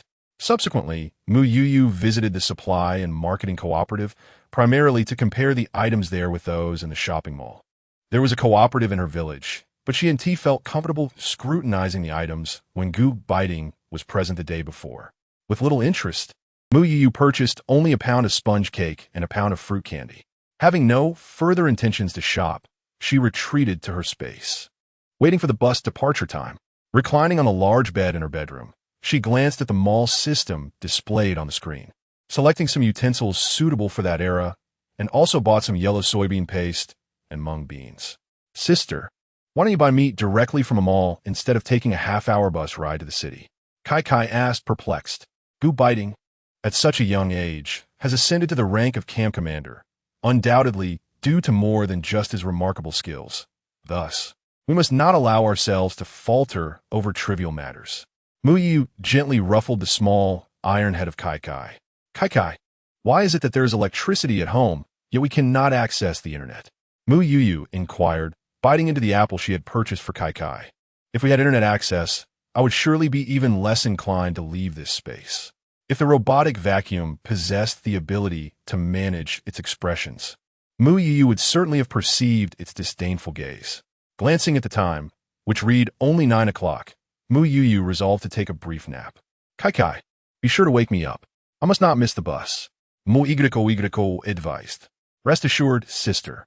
Once Mu Youyou drifted into slumber, Kai initiated the robotic vacuum to tidy the space, contemplating a discussion with her sister regarding the purchase of a more suitable medium, as this robotic vacuum was exceedingly clumsy. At 10 o'clock, Kai promptly awakened Mu Youyou, first using her consciousness to ascertain whether anyone was outside before allowing Mu Youyou to venture out with her backpack. After Mu Youyou boarded the bus, Kai then broached the subject of wanting to switch mediums with her sister. You handle it as you see fit. There's no need to be frugal, Mu Youyou replied, demonstrating her generosity in this regard. The bus to the military district was less crowded, occupied only by a few military families heading to the city in the morning. You, come sit here, Aunt Lee greeted Mu Youyou warmly. Only. Mu Youyou smiled as she settled beside her. What have you bought that seems so heavy? Aunt Lee remarked, noticing Mu Youyou's backpack was full. Well, I just arrived. We're rather short on supplies at home, Mu Youyou explained.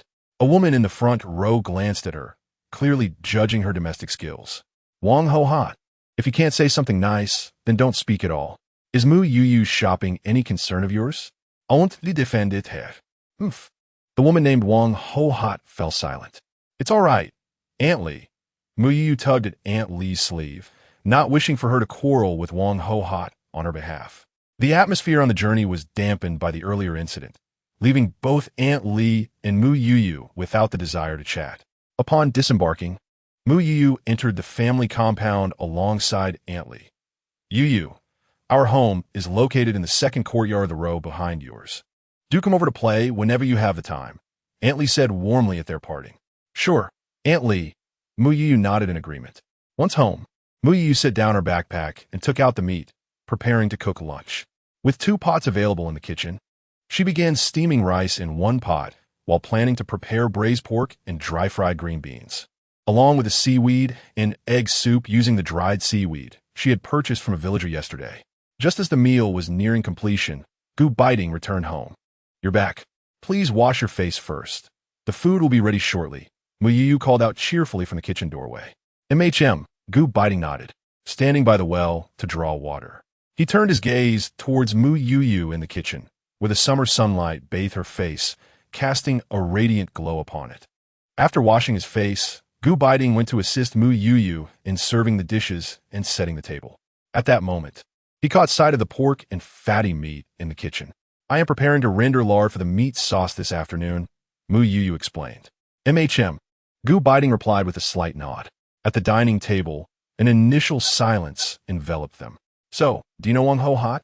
Mu Youyou inquired, primarily concerned about Wang ho hot possibly spreading rumors about her purchases, which might affect Beiting. Yes, she is the wife of Deputy Camp Leader Liu, Beiting responded. Chapter 11. At the bustling noon, Mu Youyou recounted the events from the car to Beiting. Have I caused you any trouble?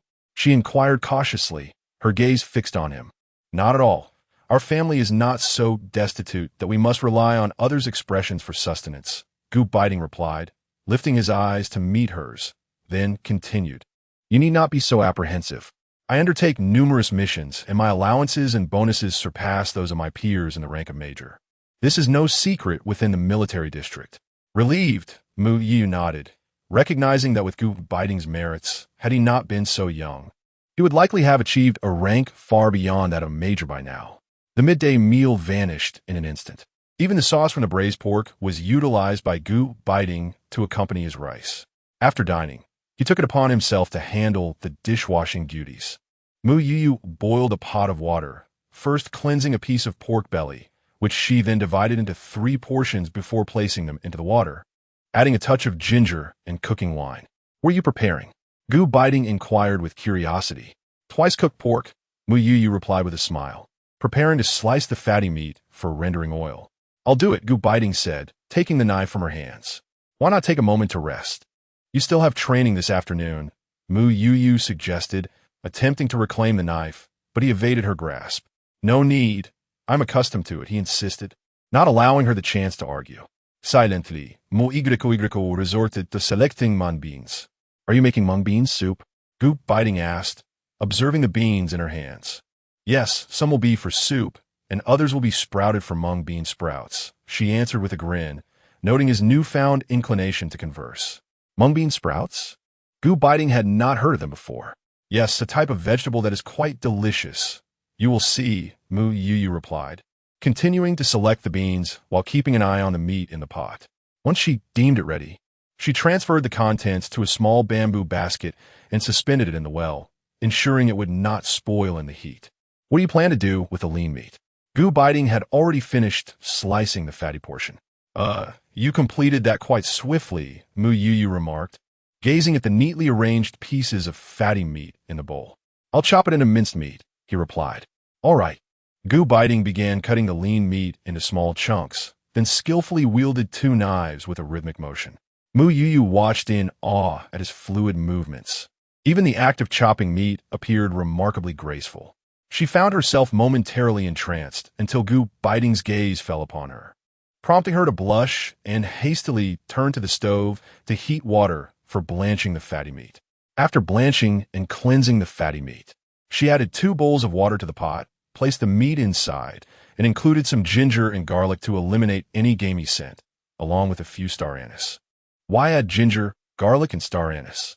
Gu Beiting, having finally minced the pork, asked. This will enhance the fragrance of the rendered lard, making the cracklings more delectable. Mu Youyou explained. Gu Beiting remained nearby, observing her as she stirred the fatty meat. Once the cracklings turned golden brown, Mu Youyou retrieved them from the pot, discarding the ginger, garlic, and star anise. She picked up a piece of crispy pork fat, blew on it gently, and offered it to Gu Beiting. Both of them were taken aback, and just as she was about to retract her hand, Gu Beiting opened his mouth and took a bite of the delicacy. Is it delicious? Mu Youyou's cheeks flushed slightly. Yes, it's quite tasty. Gu Beiting nodded in agreement. Mu Youyou then poured the melted lard into a prepared container, allowing it to cool and solidify. Following that, she used the residual oil in the pan to saute minced pork, adding yellow soybean sauce and a splash of water, stirring until well combined. She then retrieved several jars she had placed in the kitchen cabinet the previous day and added a pinch of each, continuing to stir. What are these? Gu Beiting inquired, curiously sniffing one of the jars. It's my homemade spice powder, Mu Youyou explained, bemused by his inquisitiveness. Hadn't he been as cold as ice just yesterday? Once the meat sauce was nearly done, Mu Youyou took out a container she had purchased from the market that morning to store the sauce, sealing it once it cooled. With these preparations complete, Gu Beiting prepared to commence his afternoon training. Mu Youyou retrieved a bottle of North Ice soda from the well, which she had placed there earlier that day. It's quite warm out. I'll make mung bean soup later. For now, drink this to cool off. I don't need it. You should keep it for yourself. Gu Beiting declined. Take it, Mu Youyou insisted with a smile, pleased with her roommate who was always willing to help, unlike some men who merely lounged around awaiting service. All right, Gu Beiting relented. Shall we have crispy pork fat dumplings for dinner? Mu Youyou suggested, considering they couldn't consume all the pork fat as mere snacks. That sounds good. Just guide me through it. I'm not picky, Gu Beiting replied, his cheeks slightly reddening from the brief brush of her fingers when she handed him the soda. Okay, I'll take my leave now. Be safe. Mu Youyou's face lit up with a smile. Gu Beiting paused momentarily before turning to exit the courtyard. Gu Beiting, may I touch your abs? The thought, which he had forgotten during the morning's training, resurfaced in Gu Beiting's mind. He cracked open the North Ice soda and gulped it down to quell his rising restlessness. After Gu Beiting departed, Mu Youyou filled a small bowl with crispy pork fat and stepped outside. She recalled Gu Beiting mentioning that the neighboring vice camp commander Chui had a 10-year-old son and a 5-year-old daughter. Knock, knock, knock. Mu Youyou rapped on the neighboring courtyard door. Who is it? Came the voice of Li Yumei from within. Sister Yumei, it's me, Youyou. Ah, Youyou. Li Yumei opened the door. Sister Yumei, I rendered some lard today, and I brought some crispy pork fat for the children to taste. Mu Youyou offered the bowl. Oh, this crispy pork fat is quite a delicacy. I can't possibly accept it. Even soldiers have limited meat rations each month. Li Yumei hesitated. It's all right, Sister Yumei. I have plenty at home. Please take it. Mu Youyou insisted, placing the bowl firmly in Li Yumei's hands before turning to return to her own home. Hey, Youyou. Li Yumei called out softly, cautious not to raise her voice too much for fear of attracting attention. Just a few minutes after Mu Youyou returned home, Li Yumei's voice echoed from outside the courtyard. Youyou, Sister Yumei. Mu Youyou opened the courtyard door. Li Yumei was holding a basket containing a cabbage, several potatoes, and cucumbers, along with the bowl that Mu Youyou used for storing oil residue, which had been thoroughly cleaned. Youyou, these vegetables are from my own garden. Please take them. Li Yumei insisted as she extended the basket towards her. Sister Yumei, there's no need, without allowing her to refuse. Li Yumei pressed the basket into her hands. Sister, you must accept it. It's not particularly special. Chapter 12. Daily Interactions. Mu Youyou had no choice but to accept. Sister Yumei, please wait a moment while I clear a basket for you. Ah, splendid. That's the spirit. Liu Mei's face radiated joy. After Liu Mei departed, Mu Youyou recalled that Goop Beiting had mentioned she could reach out to Liu Mei if he was not home. It was easy to see why Goop Beiting would say such a thing. She also admired Liu Mei's straightforward nature, her honesty, and her refusal to take advantage of others. Once Liu Mei was sent off, Mu Youyou set about making dumplings, as Liu Mei had gifted her a large cabbage. She intended to prepare cabbage and oil dumplings. With deft hands, she completed the task in just an hour and a half, producing 55 plump, white dumplings. Due to the sweltering heat, she covered the finished dumplings with a damp cloth. The mung bean soup was simmered in her electric pot from her space, allowing her to avoid the heat of the stove, which she was keen to evade in such weather. After a brief stroll through the hall, she purchased a tablecloth befitting of the era to adorn the dining table and cut attractive window decorations from vibrant red paper, infusing the place with a sense of liveliness. She contemplated collecting wildflowers from the mountains to further embellish her surroundings in the future. Once these tasks were completed, the mung bean soup was ready. After stirring in some sugar to achieve the perfect sweetness, Mu Youyou placed the soup in the well water to cool. When Goop Beiting returned, he found Mu Youyou in the backyard, hoeing the earth. As he passed through the hall, he noticed the subtle changes in the room, his eyes shimmering with an unusual brightness. "What are you doing?" Goop Beiting inquired, observing her wielding the hoe in the backyard. "You're back. I thought I might plant some vegetables out here," Mu Youyou replied with a smile, looking up at him. "I can handle this," Goop Beiting said, taking the hoe from her hands. "You've already had a demanding training session. I can manage this," Mu Youyou chuckled, brushing the dirt from her hands as she prepared to boil the dumplings. Watching her retreating figure, a warm sensation blossomed within Goop Beiting. He often heard the neighboring deputy camp leader Chui praise Liu Mei, extolling the benefits of having a wife accompany him in the military. Previously, he had scoffed at such notions, but today, after finishing his training, he hurried back, eager to see her and to hear her sweet greeting, "You're back. Goop Beiting, wash your hands. Dinner is ready." Mu Youyou's voice echoed from the hall. "All right," he replied, washing his hands before entering the hall to behold the dumplings on the table. A flicker of surprise crossing his face. On his side of the table sat 2 bowls brimming with dumplings, while Mu Youyou had only a single plate, estimated to contain 10. At that moment, Mu Youyou approached with 2 bowls of soup, 1 small and 1 large. Goop Beiting, concerned for her safety, quickly took them from her. "Eating dumplings alone is rather dry, so I poured some soup over the cabbage," Mu Youyou explained. "Where did the cabbage come from?" Goop Beiting asked, recalling they had not purchased any the previous day.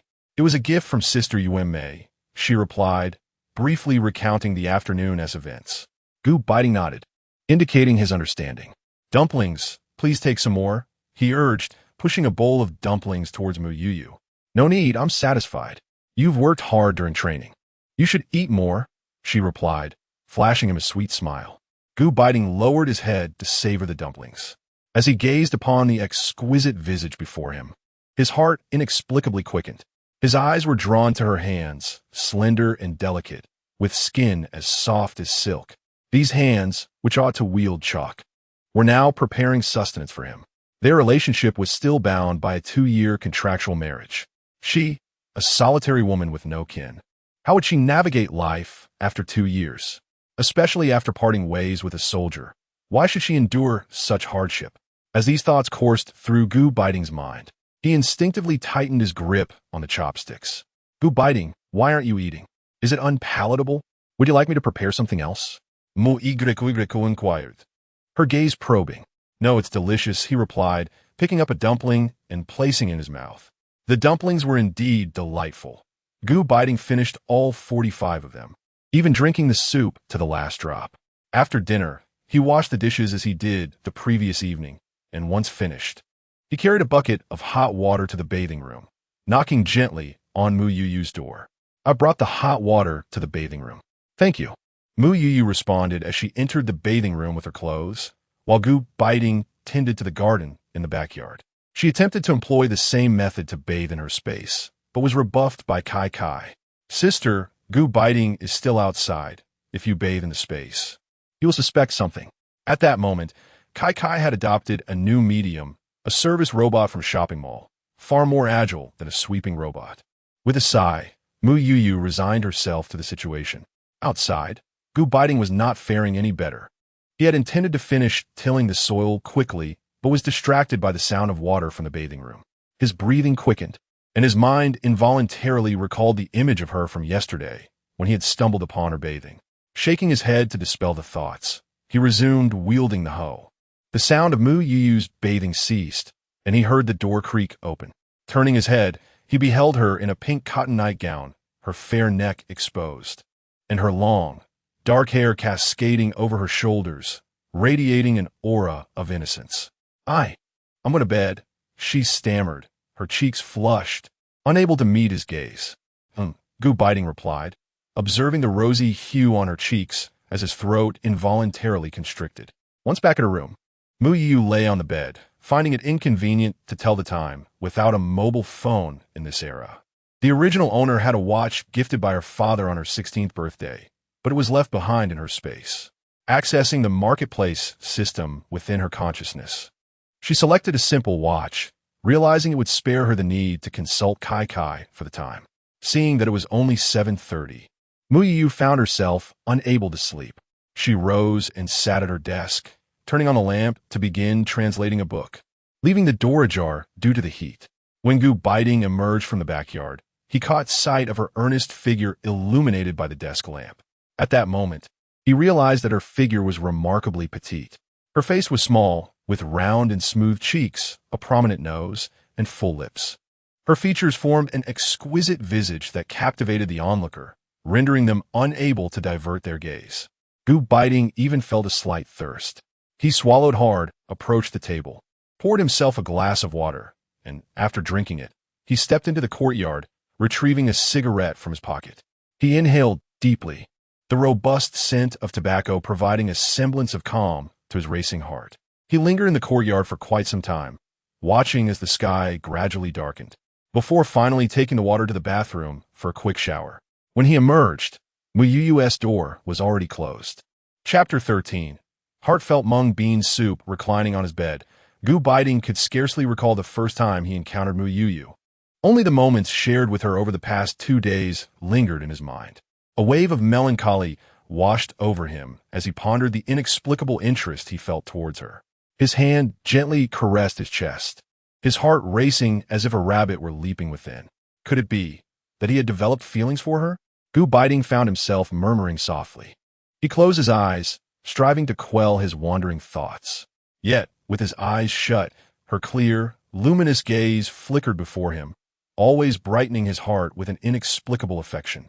There was something about her that captivated him, an elusive charm that drew him closer, though he could not quite discern what it was.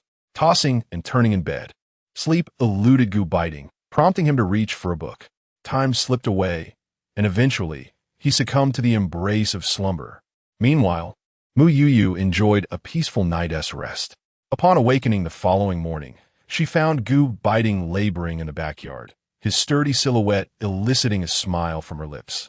Hearing the sound of footsteps behind him, Gu Beiting turned to see Mu Youyou. Awake? He inquired gently. Mu Youyou nodded, her voice soft and languid, imbued with the remnants of sleep. I'll go prepare breakfast, she chirped before heading to the yard to freshen up and then moving into the kitchen. For breakfast, Mu Youyou prepared multi-grain pancakes, edged shredded potatoes, and rolled them with a meat sauce made yesterday, accompanied by a pot of white rice porridge. Gu Beiting savored a bite and praised delicious. At his compliment, Mu Youyou's spirits soared, a radiant smile gracing her face. After breakfast, while Gu Beiting tidied up, Mu Youyou retrieved the mung bean soup she had prepared from the well, filling Gu Beiting's military water bottle. Gu Beiting, I filled the water bottle with mung bean soup. Do remember to take it, she called out to him from the kitchen. At that moment, the neighboring Deputy Commander Chui was washing up in the yard, glancing at Li Yumei beside him. Wife, I too wish to have some mung bean soup. Li Yumei playfully poked his arm. You only think about eating. I'll make some for you this afternoon. I need to head to the village to buy a few things this morning. All right, Deputy Commander Chui replied with a cheerful nod. Having filled the water bottle with mung bean soup, Mu Youyou noticed that the mung beans she had prepared for sprouting were now soaked and ready. Spreading them out in a dish and sprinkling a bit of water over them. The soil in the backyard has been tilled, Gu Beiting announced as he emerged from the kitchen. That was quick, Mu Youyou exclaimed, astonished. How did you manage that? When I first arrived at the army, we all had to work the fields, so such tasks are quite simple for me. Gu Beiting responded with a smile. It must have been quite arduous. As he prepared to leave, Mu Youyou handed him the water bottle. I was concerned you might not enjoy it too sweet, so I only added a touch of sugar. There's more in the well. I'll bring another bottle this afternoon. It's hot, so be careful not to suffer from heat stroke. Please have some as well. You need not worry about the household matters. I shall attend to them upon my return, Gu Beiting remarked, his gaze softening with an uncharacteristic tenderness that even he was unaware of. Very well, Mu Youyou replied, nodding slightly as she accompanied him to the gate. You should return and rest.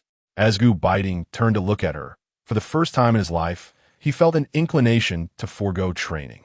A cough from the adjacent space interrupted the moment. It was Deputy Camp Commander Chui, who was watching them with keen interest. You should be off now, Mu Youyou said, her cheeks flushing crimson as she swiftly closed the door. Gu Beiting gazed at the closed door, a subtle smile gracing his lips. Ah, here you are, clutching that heartwarming mung bean soup.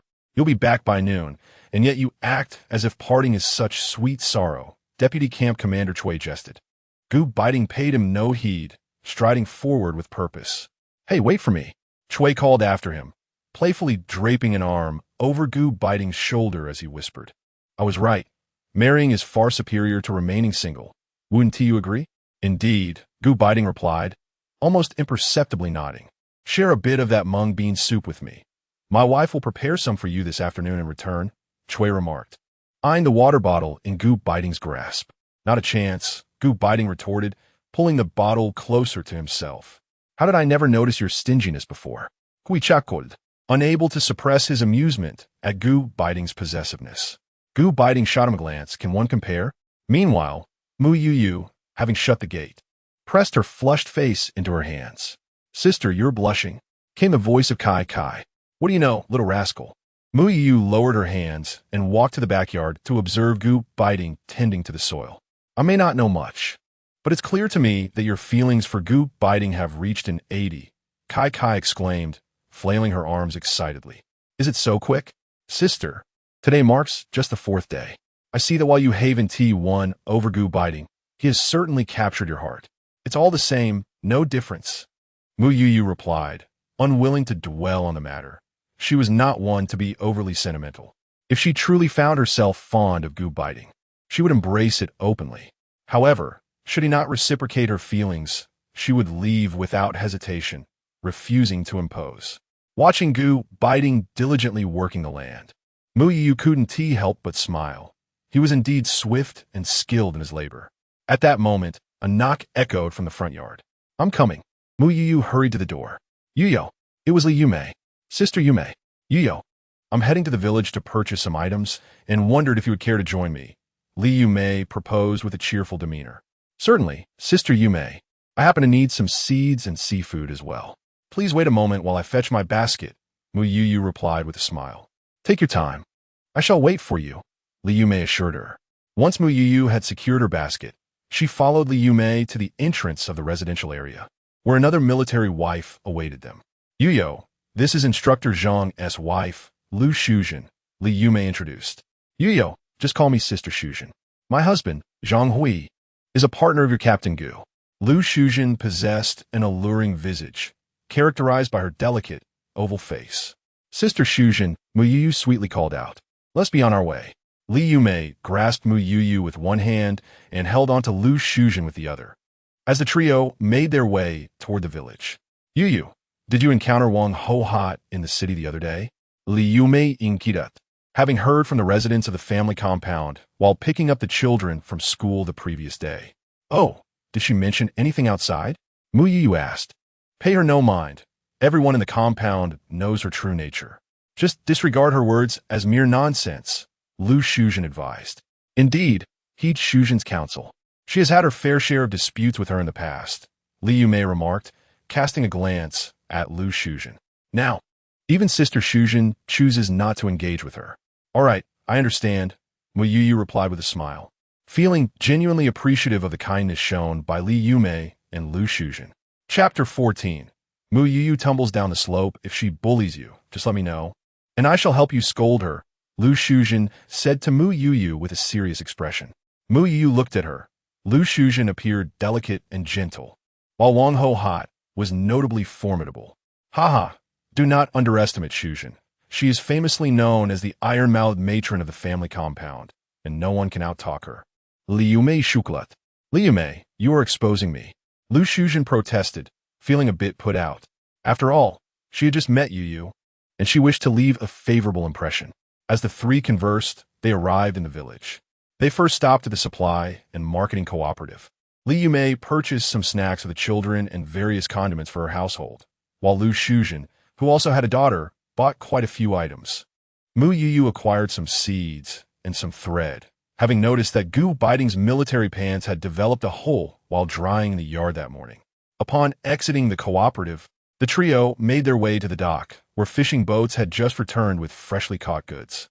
The cargo must first be weighed, and only after the required amount was submitted could the remainder be sold.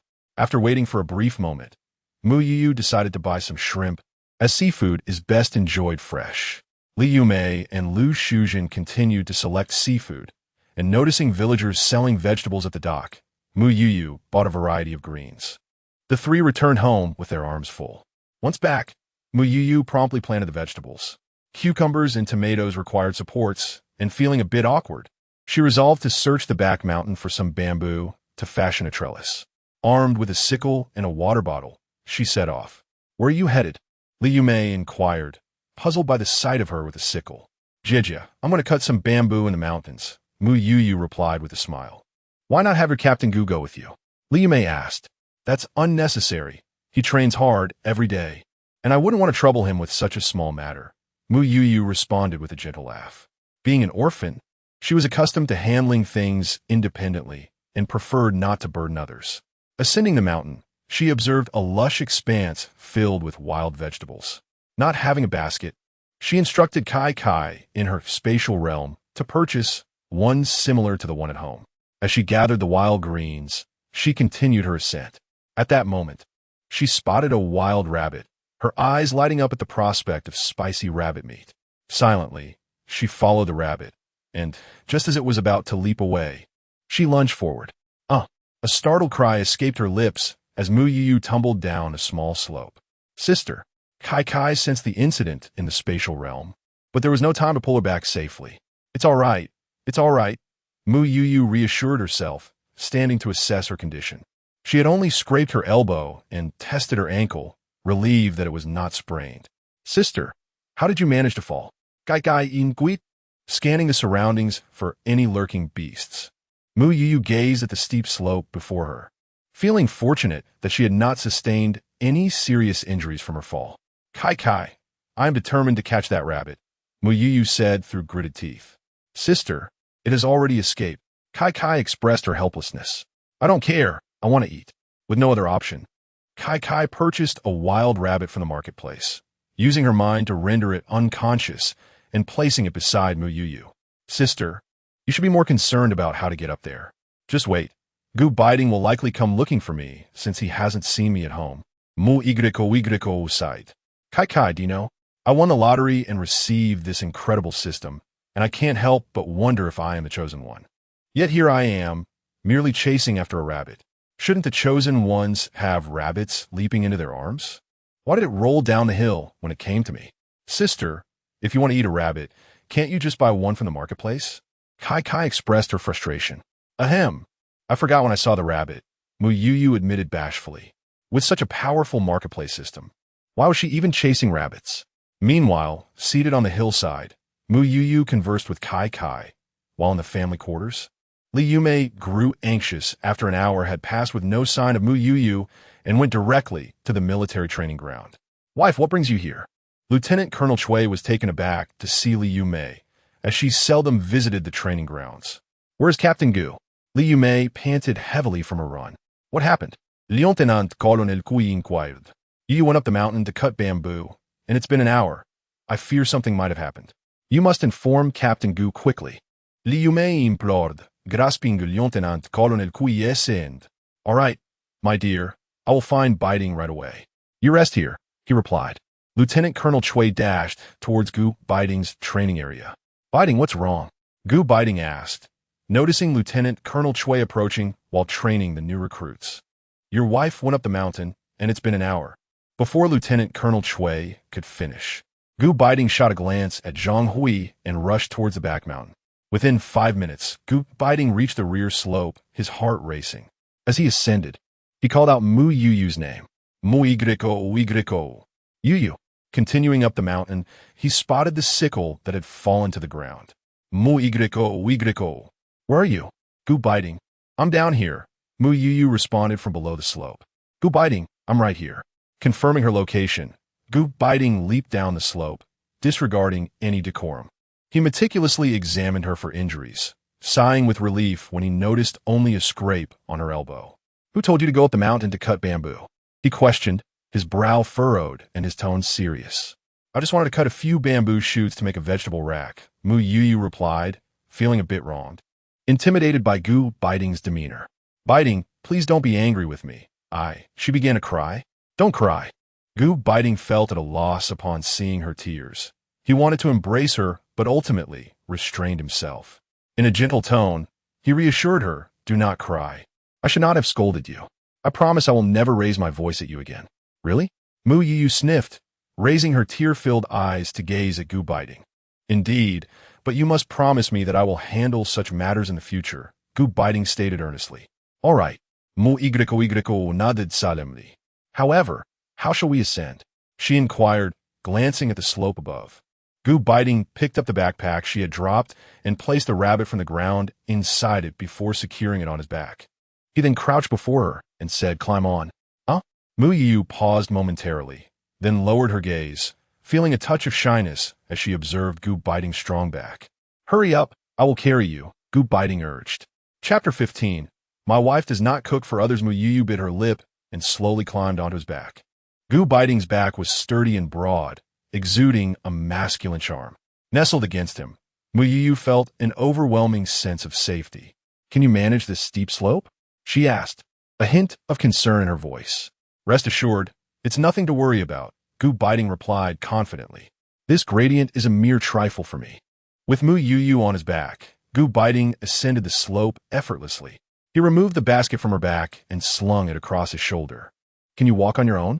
He inquired, having just confirmed that she bore no external injuries. I can manage, see? Mu Youyou replied, jumping a few times in front of him. How did you fall earlier?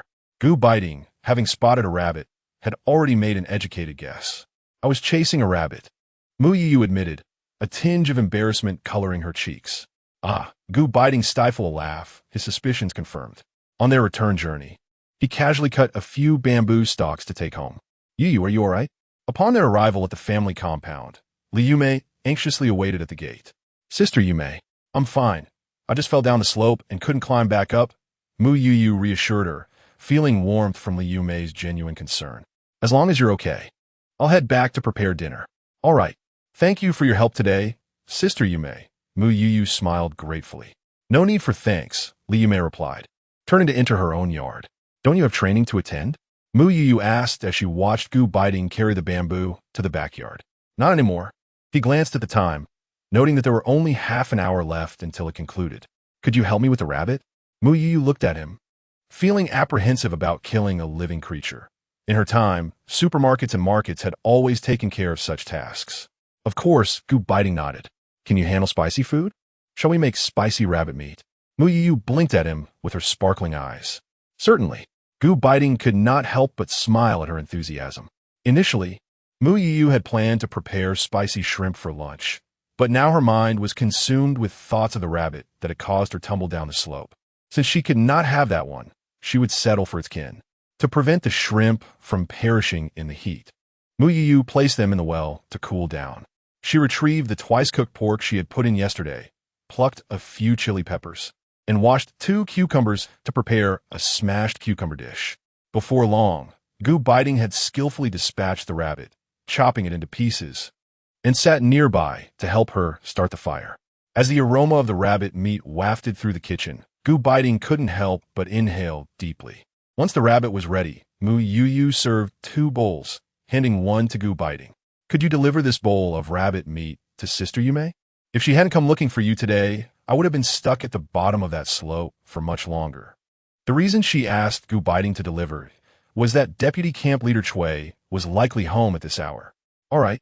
Gu Beiting set down the firewood in his hands and took the bowl outside. The one who opened the door was indeed Deputy Camp Leader Chui. Here, please thank your wife for me, Gu Beiting said as he handed over the bowl. I have been savoring the delightful aroma wafting from your kitchen. Deputy Camp Leader Chui, feeling no hesitation, accepted it directly. Their kitchens were adjacent, and he had been salivating over the tempting scents, even receiving a good scolding from Li Yume earlier. Just as Gu Beiting was about to turn away, he was called back. It has been quite some time since you moved. Your wife has been here for a few days. When will you invite us over for a meal? Gu Beiting glanced at him and replied, My wife doesn't cook for others, before walking away without a backward glance. Oh, what a stingy fellow, Chui mused as he inhaled the fragrant aroma from the bowl, heading back inside to enjoy his rabbit meat. When Gu Beiting returned home, Mu Youyou had already set the table. You're back. Wash your hands and come eat, she said, arranging the dishes. Gu Beiting nodded in acknowledgement. You didn't bring back the kettle, did you? Please take mine with you this afternoon.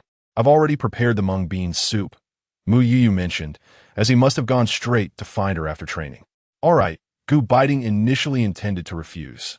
They settled down to eat, and Mu Youyou placed a piece of rabbit leg meat into Gu Beiting's bowl. Eat up, it's delicious. You should eat too, Gu Beiting replied, adding a piece to her bowl. Okay, Mu Youyou beamed at him sweetly. The atmosphere during lunch was warm and inviting. After finishing the meal, Gu Beiting took the initiative to clear the table, a task that had become his sole responsibility. Once she finished eating, Mu Youyou retreated to her room to begin translating. After tidying up, Gu Beiting glanced at her door before heading to the backyard to organize the vegetable rack. An hour later, having set up the vegetable rack and drenched in sweat, Gu Beiting stripped off his shirt, intending to fetch water for a cool shower. Just then, he encountered Mu Youyou, who had come out to get water, parched. As she beheld his toned chest and firm abs, her face flushed and her heart raced, causing her to swallow nervously. Right, I'll get the water, she stammered as she approached the table. The initial awkwardness Gu Beiting felt faded away, replaced by a smirk at her reaction. Mu Youyou grabbed a cup and gulped down a few large sips, only to realize she had acted rather uncouthly and hurried back to her room. Gu Beiting chuckled at her flustered retreat, thinking that the little girl seemed quite pleased with his physique. Guy. As soon as Mu Youyou entered her room, she hid in her space. Sister, Gu Beiting is still outside. Why did you come in now? Kai unceremoniously kicked Mu Youyou out of the space. Kai, do you have any humanity left? Mu Youyou protested, feeling quite wronged. Sister, you've developed feelings for Gu Beiting, Kai remarked, shaking its mechanical head. The value displayed, overhead read, affection level 100, love level 0, indicating that Mu Youyou had indeed taken a liking to Gu Beiting. So soon? Mu Youyou covered her face in disbelief. Who told you to be so tempted by his physique? Kai responded with a tone of exasperation. Stop saying that. Mu Youyou buried her face under the blanket. Sister, you just swallowed, and I am certain that Gu Beiting heard it. Kai embarrassingly exposed her. Please dig a hole and bury me. Mu Youyou desires to give up. Should the host be harmed, I too shall perish. Kai, with her mind, controlled the farm system to harvest fruits and grains. Knock. Gu Beiting was at the door, announcing his departure for training. All right, Mu Youyou replied without opening the door. Gu Beiting, smiling, turned and took his water bottle with him. Not long after, he returned in haste with 2 water bottles. Knocking on Mu Youyou's room door. Why are you back? Mu Youyou asked, puzzled, as she opened the door. Chapter 16. Making clothes for Gu Beiting. I must depart soon for a mission, Gu Beiting remarked. What shall I prepare for you? Mu Youyou stammered, her heart racing with uncertainty, as she had never faced such a situation before. No need to prepare anything. I shall take 2 sets of clothes and leave. You stay here and wait for me. I shall return in a few days, Gu Beiting replied, gazing at her intently. He retreated to his room to collect 2 changes of clothing, casting a lingering glance at her before he departed. Mu Youyou followed him to the doorway. Watching his receding figure, and for the first time, she truly grasped the emotions of being a military spouse. Only when Gu Beiting was out of sight did she turn and re-enter the house, noticing the tattered military pants hanging in the yard. She took them down and retrieved the needle and thread she had purchased earlier that day to mend them. "Sister, you already embody the traits of a virtuous wife and mother, as described in the books."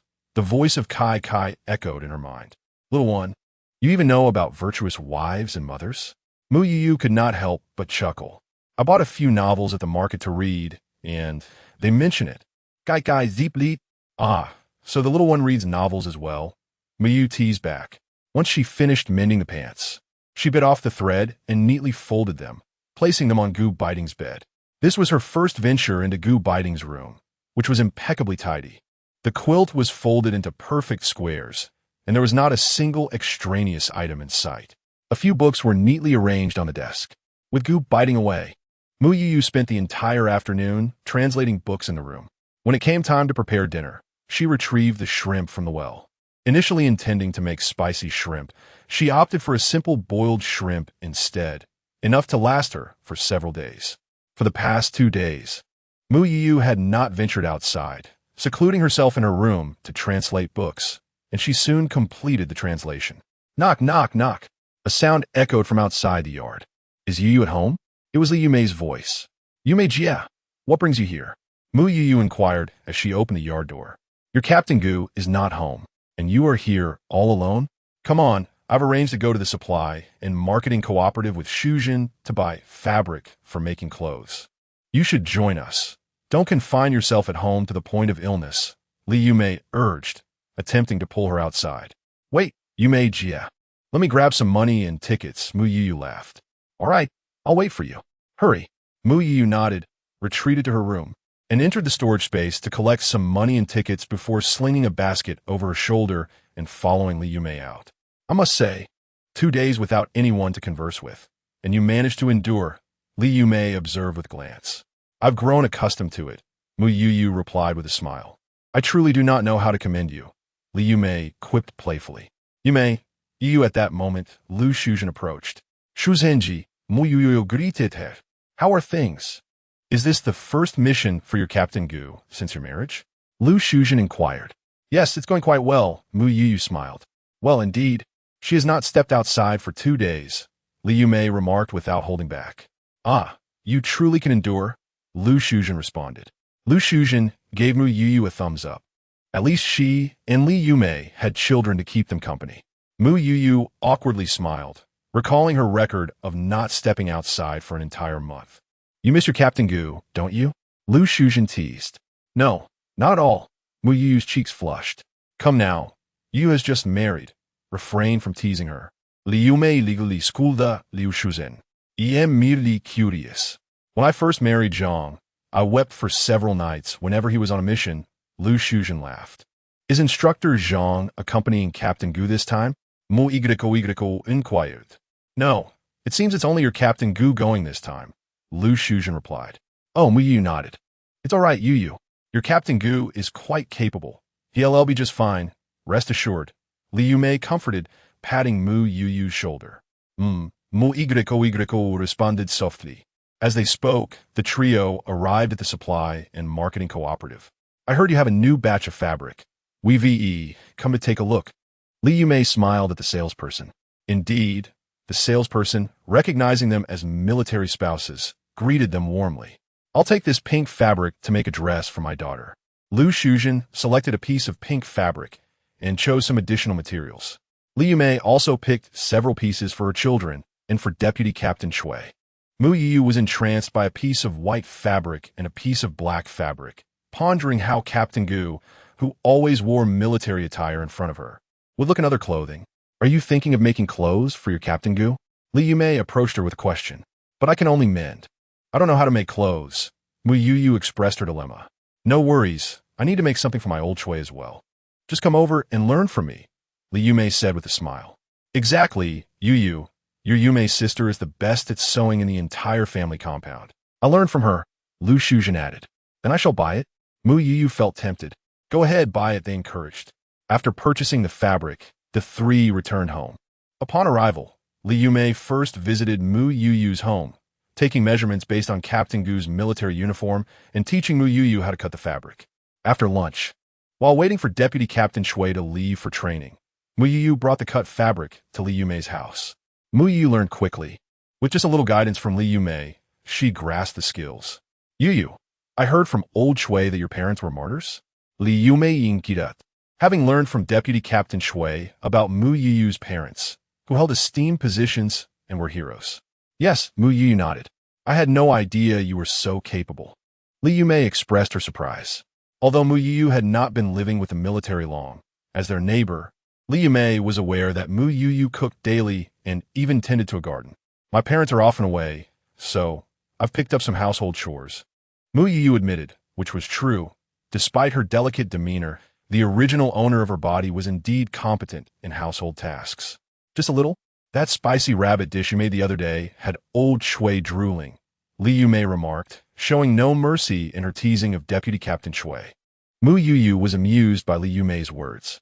A letter from the Gu family arrived, accompanied by the sound of the postman outside. Upon hearing the commotion, Mu Youyou dashed out of the courtyard. It was from a military district in Kyoto. The postman handed the letter to Mu Youyou. Thank you. She expressed her gratitude as she received the letter. Could you please wait a moment?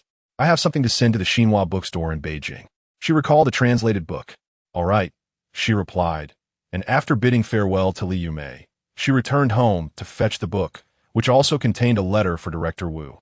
I appreciate your help, she said as she handed the book and stamp to the postman. Serving the people, the postman declared solemnly as he placed the book and stamp into his bag, bidding Mu Youyou farewell before departing. Chapter 17. Gu Beiting returns home late at night. Li Yumei observed Mu Youyou's curiosity regarding the items she handed to the postman, but refrained from inquiring further.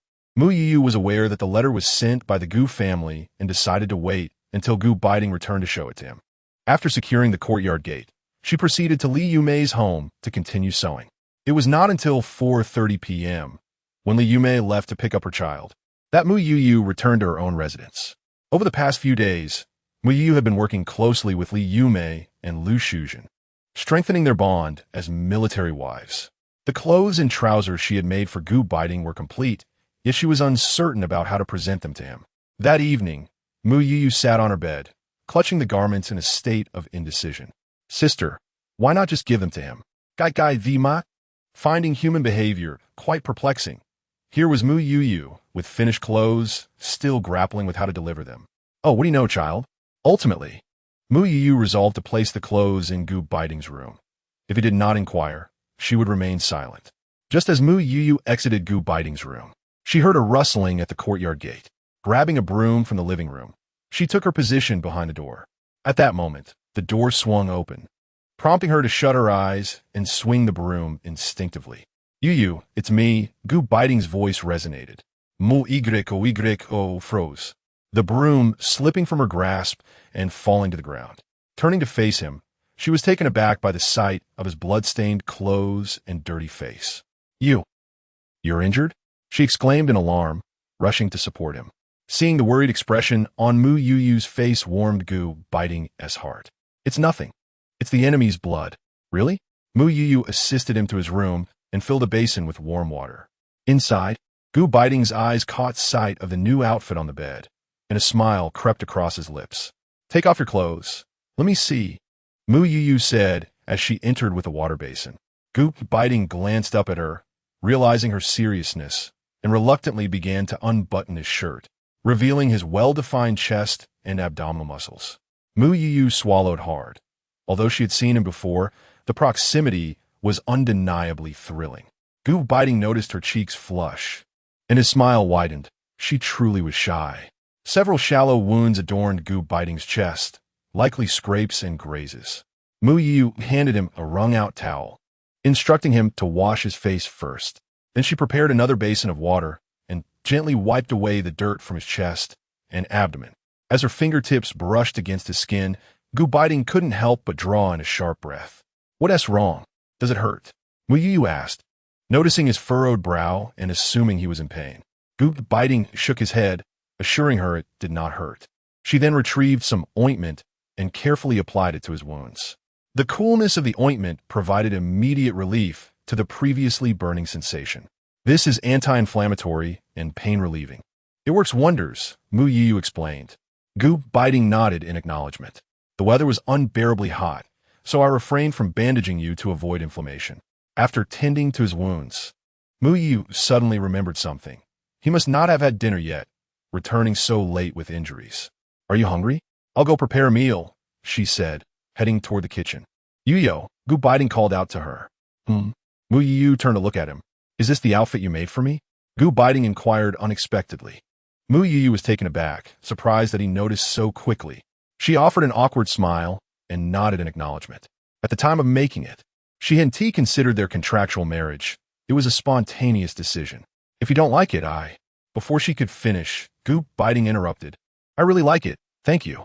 Oh, Mu Youyou was at a loss for words, responding awkwardly before retreating to the kitchen to cook. It was quite late, so Mu Youyou decided to prepare some noodles. In the room, Gu Beiting held the garment she made, a smile gracing his lips. The fabric carried a faint fragrance, indicating it had been washed. On the bed lay a pair of his military pants, which he had not had time to mend. Upon inspection, he found that Mu Youyou had already repaired them. He could have returned the next day, but upon completing his mission, he felt an overwhelming urge to see her at once. Thus, he hurriedly returned that very night. I just made some noodles. You'll have to make do for now, Mu Youyou announced as she entered with a bowl. That's perfectly fine, Gu Beiting replied with a smile, genuinely hungry, and he devoured the meal with gusto. Beneath the noodles, Mu Youyou had nestled 2 eggs. Seeing him eat so quickly, Mu Youyou grew concerned that he might choke and poured him a glass of water. Eat slowly, she gently advised. After finishing, Gu Beiting attempted to rise and clean up, but she stopped him. When she returned after tidying up, Gu Beiting had already fallen asleep on the bed. He was utterly exhausted from the day's events. Watching him in slumber stirred a mixture of emotions within Mu Youyou. She closed the door softly and retreated to her own room. Sister, you're worried about him, Kai Kai's voice resounded, sensing Mu Youyou's emotional turmoil. Yes, I used to admire soldiers for their handsome appearance and uniform, but today I realize they protect us with their very lives, Mu Youyou reflected. Kai fell silent, unable to comprehend such matters as a mere system. The following morning, when Gu Beiting awoke, Mu Youyou was already in the kitchen preparing breakfast. You're awake? Mu Youyou turned to find him clad in the outfit she had made. Yes, Gu Beiting nodded. The clothes you made fit perfectly, he genuinely complimented. That's wonderful. Mu Youyou replied with a smile, her cheeks subtly flushing. Noticing her rosy ears, Gu Beiting's lips curved into a slight smile. I'll go wash up first, he said before heading outside. After breakfast, Gu Beiting needed to report to the military district. In the office of the Eastern Military District Commander, Gu Beiting saluted. Back already? The task was executed commendably. I received a call from above early this morning. General Zhao patted Gu Beiting on the shoulder. It is my duty, Gu Beiting replied with calm composure. Is your wife the daughter of Mu Youyou? General Zhao inquired, having just heard this news during his call. Indeed, Gu Beiting nodded. Treat your wife well. Both of them are heroes, General Zhao sighed, gazing earnestly at Gu Beiting. I shall, Gu Beiting affirmed with a nod. I heard you were injured. Is it serious? General Zhao looked at him intently. It's nothing. My wife has already tended to my wounds, Gu Beiting reassured him. That is good to hear. Do not rush back to training. Rest at home for a few days.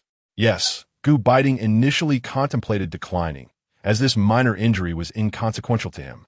However, recalling the scene from yesterday, when Mu Youyou had treated his wounds, he nodded in agreement.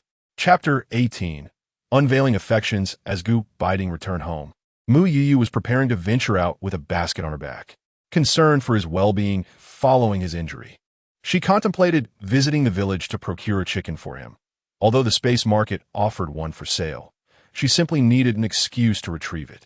Where are you headed? Gu Beiting inquired briskly as he approached her. To the village, Mu Youyou replied with a smile. I'll ride you there, Gu Beiting declared, heading into the yard to fetch his bicycle. No, it's fine. I can manage on my own. You should rest at home. You're still injured, she cautioned, mindful of his condition. It's nothing, Gu Beiting insisted, effortlessly pulling her onto the back seat of the bicycle. Hey, Mu Youyou barely had time to steady herself before he began pedaling forward, causing her to instinctively grasp his waist. Casting a glance down, Beiting noticed her hands encircling him, a smile playing at the corners of his lips. With a gentle push, he propelled the bicycle forward. It was only then that Mu Youyou realized she was clinging to him. She quickly released her grip, her cheeks flushed with embarrassment. "I'm so sorry," she stammered, feeling awkward and wanting to explain. Yet, Beiting seemed oblivious to her discomfort, his focus unwavering as he navigated the path ahead. When Mu Youyou glanced up at him, she found his expression adorned with a subtle smile, more enchanting than his usual aloof demeanor, enveloping her in a warmth akin to a gentle spring breeze. Her heart raced, prompting her to avert her gaze, fearing that lingering too long would ensnare her in these newfound feelings. She inwardly scolded herself for being so infatuated. Upon reaching the village entrance, they dismounted the bicycle, with Beiting pushing it alongside him. As they walked, he greeted familiar villagers with nods of acknowledgement. "Are you well acquainted with the villagers here?" Mu Youyou asked, looking up at him. "Yes, I often train in this area, so I gradually became familiar with them," he explained. "Do you often sustain injuries?" Mu Youyou inquired, fiddling with the hem of her skirt, recalling the scars she had seen on him the previous day, including what appeared to be a gunshot wound. "I got those while on a mission," Beiting replied succinctly. Mu Youyou nodded, understanding the high level of confidentiality maintained by military personnel, and chose not to press further. "What do you wish to buy?" Beiting asked as they entered the village. "I would like to buy a chicken," she stated. "Follow me," he instructed, leading her to the village chief's home. "Village chief, are you home?" Beiting called out into the yard. Before long, a man in his 40s emerged from the house, warmly greeting Beiting upon recognizing him. "Beiting, Kumin, village chief. I'm here to purchase a hen," Beiting said. "Certainly, just a moment," the village chief replied, turning to head to the backyard. Beiting remained outside, waiting. At that moment, a girl stepped out from the main room, adorned in a white floral dress, her long braid cascading down to her waist. She possessed delicate features, appearing both fragile and obedient. As she approached the yard, her eyes locked onto Beiting. "Beiting Gidge, what brings you here?" "I came to buy a chicken from your father," Beiting explained. The girl lowered her head, seemingly hesitant to speak. After a brief moment, the village chief emerged, holding a bound hen. "Here, Beiting, this is the fattest hen we have at home." "Thank you, Uncle Village Chief," Beiting said as he accepted the hen, handed over 5 yuan, and turned to leave. "Beiting Gidge," the girl called out to Beiting, her face flushed red, as if she were shy. Beiting paused, glancing back at her with a puzzled expression. "Is there something else?" "It's nothing," she replied, biting her lip and looking down. Beiting nodded slightly and continued on his way. Throughout the exchange, Mu Youyou remained silent. Beiting glanced down at her and noticed her pallor was not quite right. "What's wrong? Are you feeling unwell?" he asked with concern. "No," Mu Youyou shook her head in denial.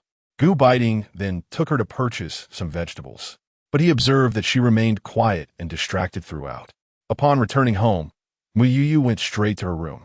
Beiting parked his bicycle and hurried to her door. "Mu Youyou," he called, only to find that she had locked the door. "What's the matter?"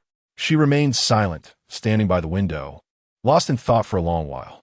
Suddenly, with a loud crash, Mu Youyou's door was kicked open. Beiting entered and walked directly to her side. "What is wrong?" he asked again. Taking a deep breath, Mu Youyou slowly turned to face him. "Beiting, is your reluctance to marry me because of that girl?" "What?" Beiting was momentarily taken aback. "Are you saying that your earlier hesitance to marry me was due to the village chief's daughter?" Mu Youyou reiterated. "Of course not." Beiting denied without hesitation, suddenly realizing. "Youyou, are you feeling jealous?" Mu Youyou pressed her lips together, remaining silent. Beiting pulled her into his embrace tightly. "Youyou, the one I cherish is you. During my training, I think of you. During missions, I think of you. You fill my dreams, and I even envision our future together." Mu Youyou was taken aback. A hint of unease had lingered in her heart, worried that Beiting might genuinely be fond of someone else. Thus, when she heard him confess his feelings for her, she was utterly speechless, caught off guard by his sudden declaration. "Youyou, I love you," Beiting said, cupping her face and gazing deeply into her eyes. As she felt his kiss descend upon her, Mu Youyou's mind blanked, leaving her unsure of how to respond. Beiting kissed her for a while before releasing her, gently caressing her soft lips. Youyou, you like me too, don't you? At that moment, Mu Youyou's head was spinning, and she completely forgot to respond. Seeing her dazed and adorable expression, Beiting couldn't help but kiss her again. Why did he kiss me again? Mu Youyou thought, her eyes wide with surprise. Beiting could not resist, lowering his head to kiss her once more. And after a long while, he reluctantly released her. Youyou, please tell me you like me, won't you? His voice was hoarse, imbued with an intense yearning. Mu Youyou, in a daze, nodded her head. Her mind was a blank, unable to process anything. Then can we consider our contract null and void? A smile played at the corners of Beiting's lips. Mu Youyou nodded, certain of her feelings for him. Her affirmation filled Beiting with unrestrained joy. Youyou, you are too wonderful. I am utterly delighted. He held her tightly, as if he wished to merge her into his very being. Chapter 19. The allowance. Beiting gently released Mu Youyou, guiding her into his room and helping her settle on his bed. From the wardrobe, he retrieved an iron box and placed it in her lap. What is this? Mu Youyou inquired, her brow furrowed in confusion as she gazed at him. Open it and see, Beiting replied, taking a seat beside her. As Mu Youyou lifted the lid of the iron box, she discovered 2 bank books and a considerable sum of cash. Among the contents was the 1,000 yuan that the Gu family had initially given her, along with another sum. This is the allowance and bonuses I have accumulated over the years. I'm entrusting all of it to you now. From this point forward, all my monthly allowances and bonuses will be yours, Beiting explained, revealing that the bank book contained 5,500 yuan. He placed it back in the iron box and nudged it closer to her, his gaze intense and unwavering. Mu Youyou looked up at him in astonishment, taken aback by the depth of his trust. Beiting, aren't you afraid I might run off with the money? She asked, a playful smile gracing her lips. I have faith in you. You would never leave me. If you did, it would surely be my fault, he affirmed with certainty. Feeling the warmth of his earnest eyes, Mu Youyou's heart swelled, prompting her to leap into his embrace. The host's affection level towards the target is 20.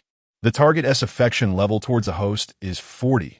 The voice of Kai echoed in her mind. What is happening? Wasn't it supposed to be impossible to detect Beiting's affection level? Mu Youyou queried in confusion. I'm not entirely certain of the specifics, but dear sister, Beiting's affection for you is actually higher than yours for him. Kai replied with a hint of excitement.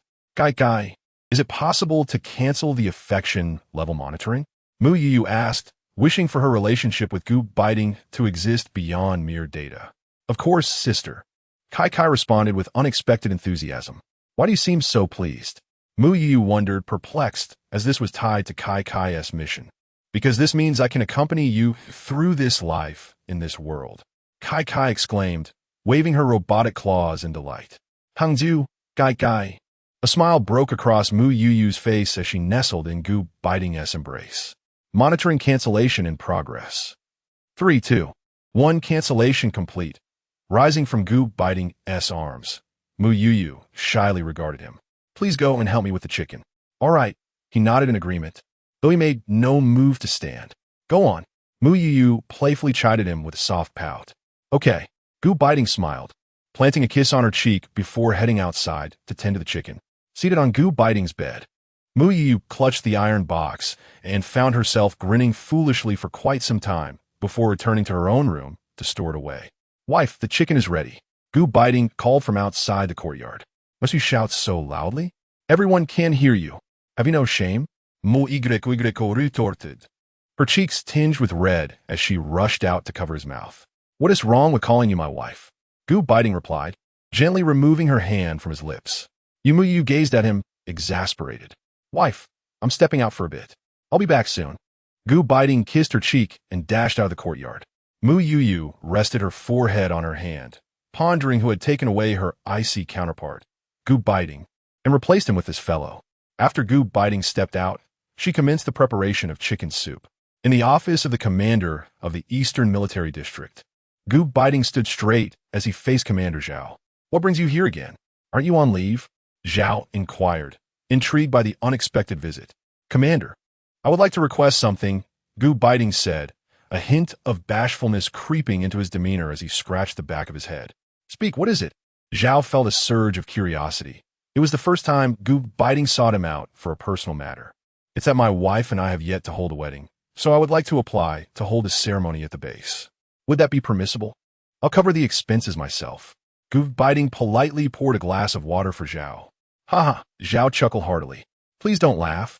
Just tell me if it's possible," Gu Beiting said, feeling slightly flustered by Zhao's amusement. "All right, when are you planning to have it?" "I will make the arrangements," Zhao replied, his expression indicating that Gu Beiting had finally come to his senses. "Tomorrow," Gu Beiting declared. "Tomorrow? Are you trying to drive me to an early grave? How can I prepare for that?" Zhao shot him a disapproving look. "The day after tomorrow. It cannot be delayed," Gu Beiting insisted earnestly. After a moment of contemplation, Zhao nodded in agreement. "Fine. Could you also grant me a vehicle? I wish to take my wife to the city this afternoon to buy some things," Gu Beiting asked with a smile.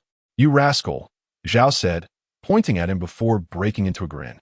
"All right, go find Xiao Wang. You can take my car." "Thank you."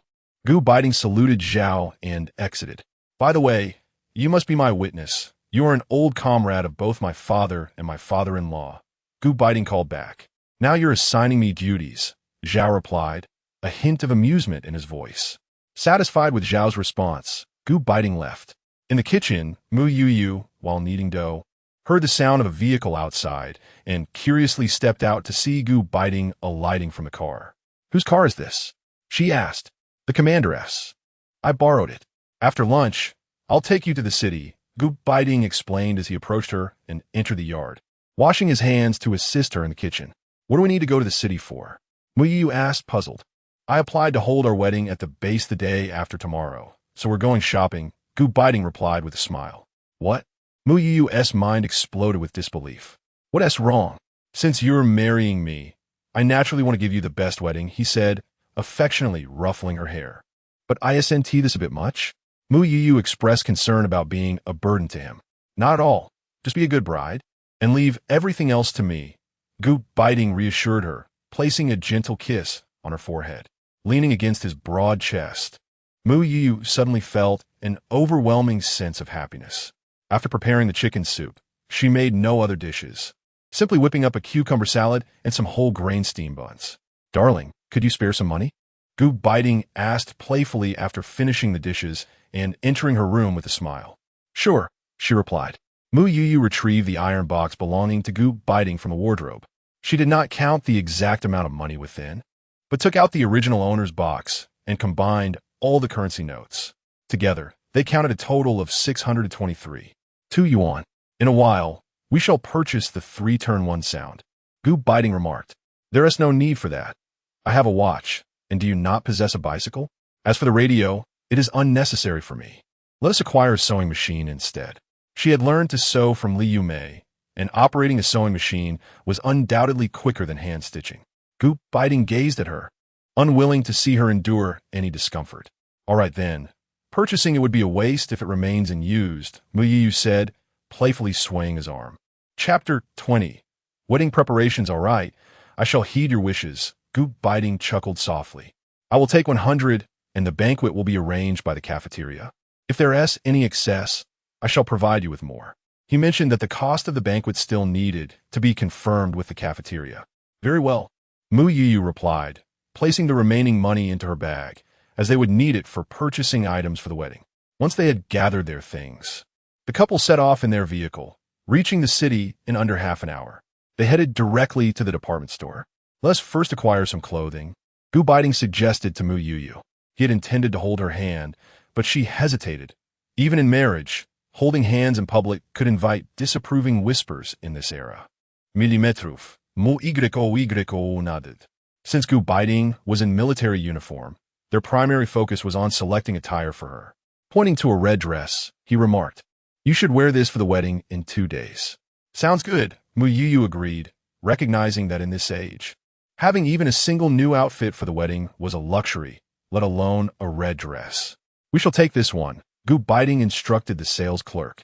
Upon seeing Gu Beiting in his military attire, with several pockets indicating his esteemed position.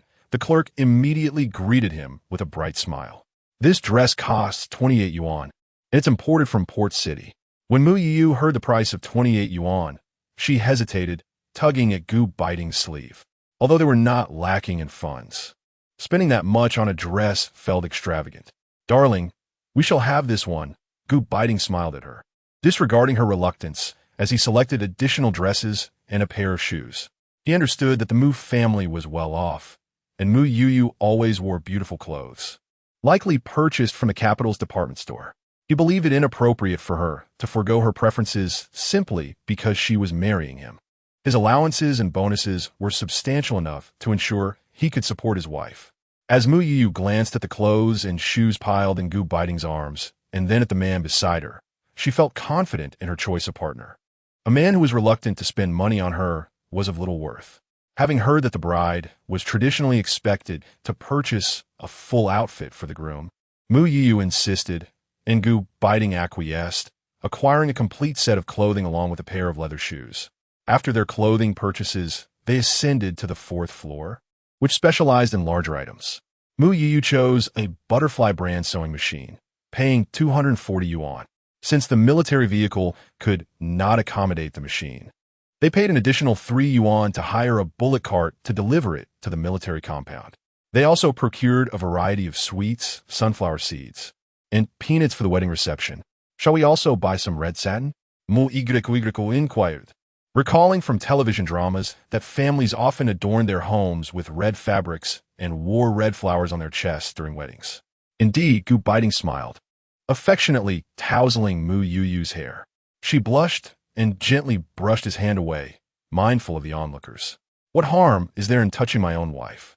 Gu Beiting teasingly responded, fully aware of her modesty but refraining from overstepping boundaries. Mu Youyou cast a glare at him, noting the stark transformation that marriage had wrought upon this man. The large red basin and warm water bottles designated for their wedding were indeed practical, yet she had initially resolved against purchasing them. However, Gu Beiting insisted, declaring that if others acquired them, she too must possess them. He also arranged for the procurement of numerous cigarettes and alcohol. By the time they returned to the family quarters, it was already 4 in the afternoon. The arrival of the sewing machine via ox cart had drawn the attention of many military families. With the sewing machine and the military vehicle used for shopping, it seemed that Gu Yingtang had little sense of how to manage domestic affairs. Wang Ho-hat clicked her tongue amidst the crowd. "Wang Ho-hat, I see you are simply envious." Lu Shuzhen overheard her remark. "What does this have to do with you?" Wang Ho-hat shot Lu Shuzhen a disdainful glance. "You speak of her as if she were me. For Youyou is my sister." Lu Shuzhen, hands on her hips, regarded her defiantly, unafraid of a quarrel. "Oh, Lu Zhong's family, perhaps you should refrain from speaking so much." A military wife chided Wang Ho-hat, noting how she consistently failed to best Lu Shuzhen in their verbal skirmishes, yet continued to provoke trouble. Wang Ho-hat shot a glance at the military wife and Lu Shuzhen before turning away. Lu Shuzhen nodded at the military wife and departed as well. The following day, Gu Beiting invited Li Yumei, Lu Shuzhen, and Aunt Li to assist, for he and Mu Youyou were to hold their wedding that very day, necessitating their separation until then. At the crack of dawn, Gu Beiting transferred his belongings to the adjacent room and headed to the military canteen, knowing he would have to spend the night in his previous dormitory. The new residence was established in Gu Beiting's room, the largest in the quarters, with Aunt Li tasked with preparing the bedding, renowned for her dutiful children. "Youyou, your bedding is truly exquisite." The dowry bedding had been crafted by skilled seamstresses. Despite the original owner's dissatisfaction with the marriage, the dowry had been meticulously prepared. Initially, Mu Youyou had no intention of using it, but as it was indeed new and the original owner had never utilized it, she felt it unnecessary to overly concern herself with such matters, especially since she was uncertain if Gu Beiting had inspected it. If he discovered that she had purchased new items from her space, it would be a regrettable loss. "Aunt Li, I had this made by someone in Jing City," Mu Youyou smiled. "No wonder. Things from Jing City are distinctly superior. This fabric is beautiful," Aunt Li remarked with a smile. In the main room, Lu Shuzhen and Li Yumei were cutting red silk. With an abundance of red silk procured, they aimed to splendidly adorn the house, giving it the appearance of a proper new home. We have enough silk. Let us also decorate the hall for the evening ceremony, Li Yumei suggested, as the wedding preparations were set to take place in the military hall. I think that's splendid. Let us make this wedding a lively affair for the young couple, Lu Shuzhen agreed with a smile.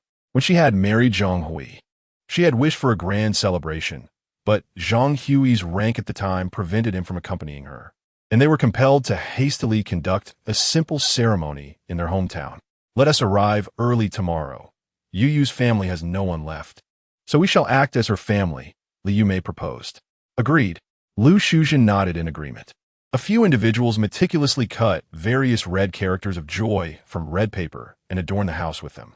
Li Yumei and Lu Shuzhen also prepared a considerable number to be displayed in the hall at the appropriate time. That night, Mu Youyou tossed and turned in bed, unable to find rest. It was her first wedding in 2 lifetimes. Sister, are you feeling anxious? Kai's voice broke the silence. Yes, since sleep eluded her. Mu Youyou decided to enter her space. Sister, I have something to show you. I heard that humans often look at these before their weddings. Kai utilized her consciousness to purchase several books from the marketplace. Chapter 21. The wedding unfolds as those books appeared before Mu Youyou. Her cheeks flushed crimson, as if they could bleed. Kai, you are still a child, she remarked. I read in a novel that brides in ancient times had to read these before marriage. Kai replied, twisting her mechanical head. Mu Youyou dared not meet anyone's gaze. After all, she was a modern woman. Although she had not encountered every experience, she possessed a fundamental understanding of such matters. Zeitgeist entix surprisingly alleviated mo y extension. And not long after exiting the space, she drifted into slumber. Unbeknownst to Mu Youyou, Beiting was equally anxious. He paced restlessly outside his home until the early hours, torn between the urge to peek in on Mu Youyou and the traditional customs forbidding him from doing so before the wedding. Ultimately, he resolved to run several laps at the military training ground before returning to sleep. The following day, Mu Youyou awoke early. She donned a striking red dress, styled her hair into an elegant bridal updo, adorned herself with a floral hairpiece purchased from the marketplace, and applied a subtle bridal makeup. She appeared both pure and alluring. Ah, is the bride ready? Li Yumei and Lu Shuzhen entered, momentarily speechless. They had always known Mu Youyou was beautiful, yet they were astonished by her resplendent appearance. Sister Yumei, Sister Shuzhen. Mu Youyou shyly lowered her head. Is she shy already? Lu Shuzhen chuckled, not forgetting to compliment her. Truly stunning. In a moment, your Captain Gu will be so captivated he won't be able to take his eyes off you, Li Yumei added, grinning. Mo y shinis deepened, her face blooming like a ripe apple, inciting a pang of envy in Lu Shuzhen and Li Yumei. The waiting always felt interminable. Mu Youyou's nerves were frayed, her hands and feet icy, leaving her with nowhere to place her fidgeting limbs. She clenched her fists by her sides. At last, the door swung open. Beiting stood tall, clad in impeccably tailored military attire, exuding an air of formidable authority. Yet, as he gazed upon her, his eyes softened with tenderness and adoration, causing Mu Youyou's heart to skip a beat. Wife, I have come to escort you, Beiting proclaimed. His gaze fell upon the girl before him, resplendent in her fiery red attire, with exquisite features and an elegant, noble demeanor, as if she had stepped out from a painting. Everything about her was perfection, breathtakingly so. Li Yumei and Lu Shuzhen exchanged furtive glances, astonished by Beiting's reaction. Is this still the Captain Gu we know?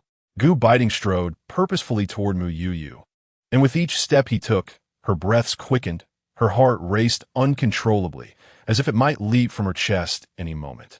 Yet, overwhelmed with excitement, she found herself unable to regain composure. Wife, Beiting reached out, taking her delicate hand in his, softly calling her name, his voice rich and alluring. The resonance of his magnetic tone sent a shiver through Mu Youyou, nearly causing her to lose her composure. Nevertheless, she managed to stay composed, obediently allowing him to lead her. Observing the two individuals seemingly frozen in time, Li Yumei couldn't help but chuckle and gently remind them. If you continue to gaze at each other like this, the sun will set before you know it. You might as well wait until after the wedding to close the door and indulge in your stares. Her words rendered both of them somewhat bashful, prompting Mu Youyou to hastily retract her hand from Gu Beiting's grasp. Gu Beiting turned to express his gratitude to Li Yumei and Lu Shuzhen, saying, "Wife, we shall take our leave." With a tender gaze fixed upon Mu Youyou, he bent down and lifted her effortlessly, carrying her out of the courtyard. Today, they were to take General Zhao's car for a leisurely tour around the village before heading to the military district hall. The military vehicle adorned with a bright red flower seemed to herald their wedding day. General Zhao had thoughtfully arranged for his driver to transport the couple, and the villagers, filled with curiosity, soon recognized that it was Captain Gu from the military district who was getting married. The vehicle moved slowly as Gu Beiting generously distributed sweet candies to the villagers along the way. "Captain Gu, congratulations. A splendid year for you to wed. Next year, you should be welcoming a chubby little boy." The villagers jubilantly congratulated him, to which he responded with a warm smile and a nod of appreciation, sharing candies with everyone. It was a rare sight for such an elegant car to traverse the village, prompting many villagers to emerge and witness the event. Some daring young women even chased after the vehicle, eliciting bursts of laughter and cheer. Mu Youyou, from a distance, caught sight of a figure resembling the village chief's daughter and sighed quietly, realizing that matters of the heart seldom adhere to notions of fairness. Upon their arrival at the hall, numerous soldiers awaited at the entrance, with General Zhao standing prominently at the forefront. "Salute." With that command, the soldiers executed a precise military salute, the atmosphere heavy with solemnity. Gu Beiting, carrying Mu Youyou as he disembarked, was personally greeted by General Zhao, and the soldiers erupted into applause to convey their blessings. Standing on the dais adorned with wedding flowers, Gu Beiting and Mu Youyou were flanked by General Zhao, who held a microphone. "Today, I stand not as your commanding officer, but as a senior to these two newlyweds," he began, his gaze softening as it rested upon Mu Youyou. The warmth in General Zhao's eyes reflected the fondness of an elder for their younger kin, as he regarded the children of two brothers with whom he had once shared life and death. General Zhao continued, "Today marks a momentous occasion for Comrade Gu Beiting and Comrade Mu Youyou. On behalf of your elders and the military, I extend my sincerest wishes for your everlasting unity, a shared journey into old age, and a lifetime filled with happiness. Salute." The soldiers rose in unison, their gestures even more precise than before, their smiles radiating with joy. "Henceforth, my life, Gu Beiting, shall be intertwined with Mu Youyou's as we traverse the path of life together, without regrets, loving and cherishing her, remaining loyal to her." Gu Beiting solemnly articulated these vows, his deep-set eyes brimming with determination. These words were born from the depths of his heart, a promise he would spend a lifetime honoring. Mu Youyou, gazing into his steadfast and devoted eyes, was suddenly overwhelmed with tears.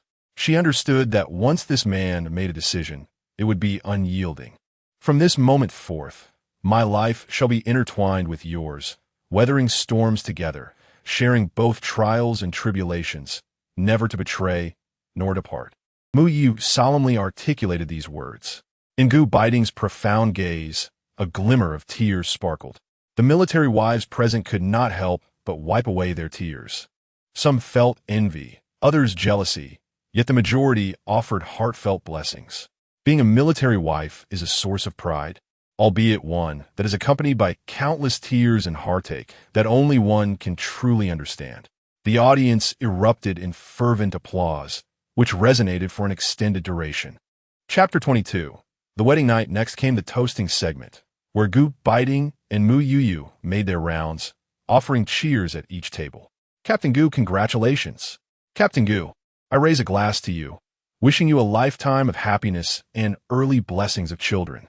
Gu Beiting possessed a remarkable tolerance for alcohol, appearing unaffected despite consuming a considerable amount. In contrast, Mu Youyou struggled with her limits, even after Li Yumei had provided her with diluted wine. Her cheeks flushed a rosy hue, and she felt quite lightheaded. Concerned, Gu Beiting inquired, "Are you unwell?" "No, I'm just a bit tipsy," Mu Youyou replied softly. "I will escort you to rest," Gu Beiting declared, effortlessly lifting her into his arms. "Put me down. I can walk on my own," Mu Youyou said bashfully, her head bowed. However, Gu Beiting paid her no heed, carrying her directly to the car and driving her home. Oh my, Captain Gu is truly considerate. Look how securely he holds his wife, ensuring she doesn't stumble. A group of gossiping military wives whispered among themselves. Indeed, Captain Gu, the stoic figure, has genuinely fallen. One military wife remarked. But it's impressive that he managed to marry such a beautiful young lady, another added. Yes, she seems lovely and gentle. Her temperament must be amiable as well, another chimed in. Indeed, Captain Gu has found a treasure. I hear she hails from the capital and was a teacher, they continued. Inside the room, Gu Beiting gently laid Mu Youyou on the bed. Rest for a while. I must attend to the guests, he said, pouring her a glass of water and watching her with concern as she drank.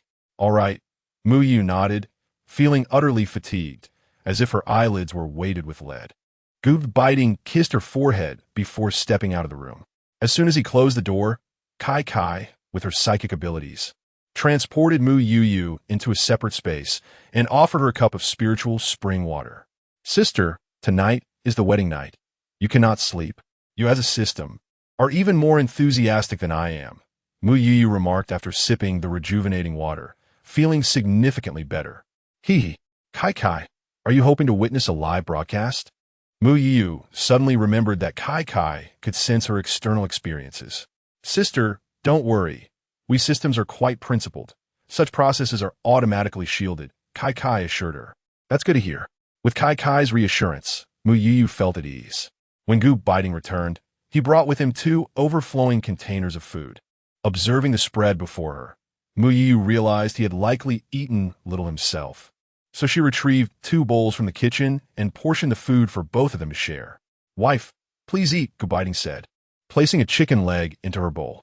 You should eat as well, Mu Youyou replied, smiling up at him. Wife, you're truly beautiful, Gu Beiting said, gazing deeply into her eyes, a warm smile gracing his lips.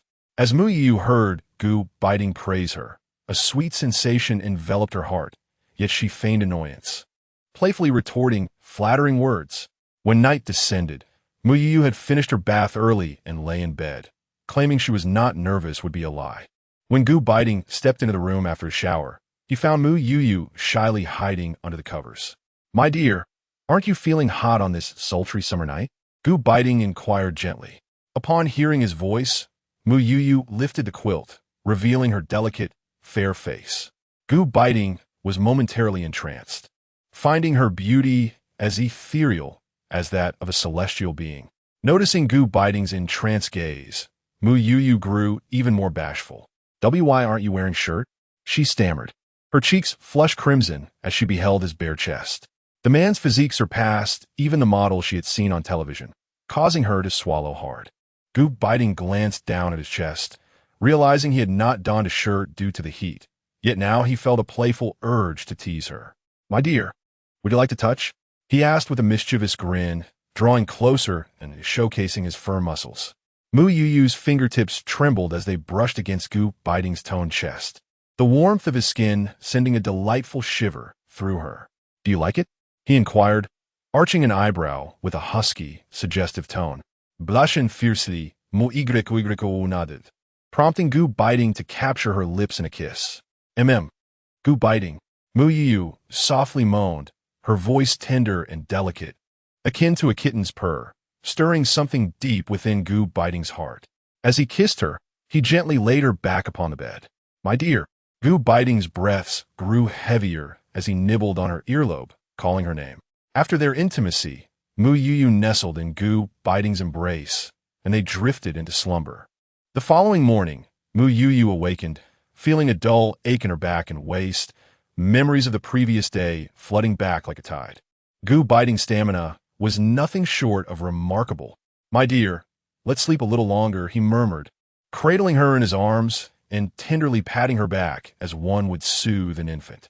I'm not sleeping anymore, Mu Youyou replied, glancing at the watch on her bedside, realizing it was already 8 o'clock. Living in a family compound was vastly different from unfamiliar neighbors in her past life. They had just celebrated their wedding the day before, and with Gu Beiting's status, countless eyes were undoubtedly upon them.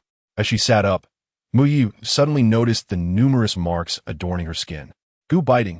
She glared at him, her teeth clenched in frustration, blaming him entirely.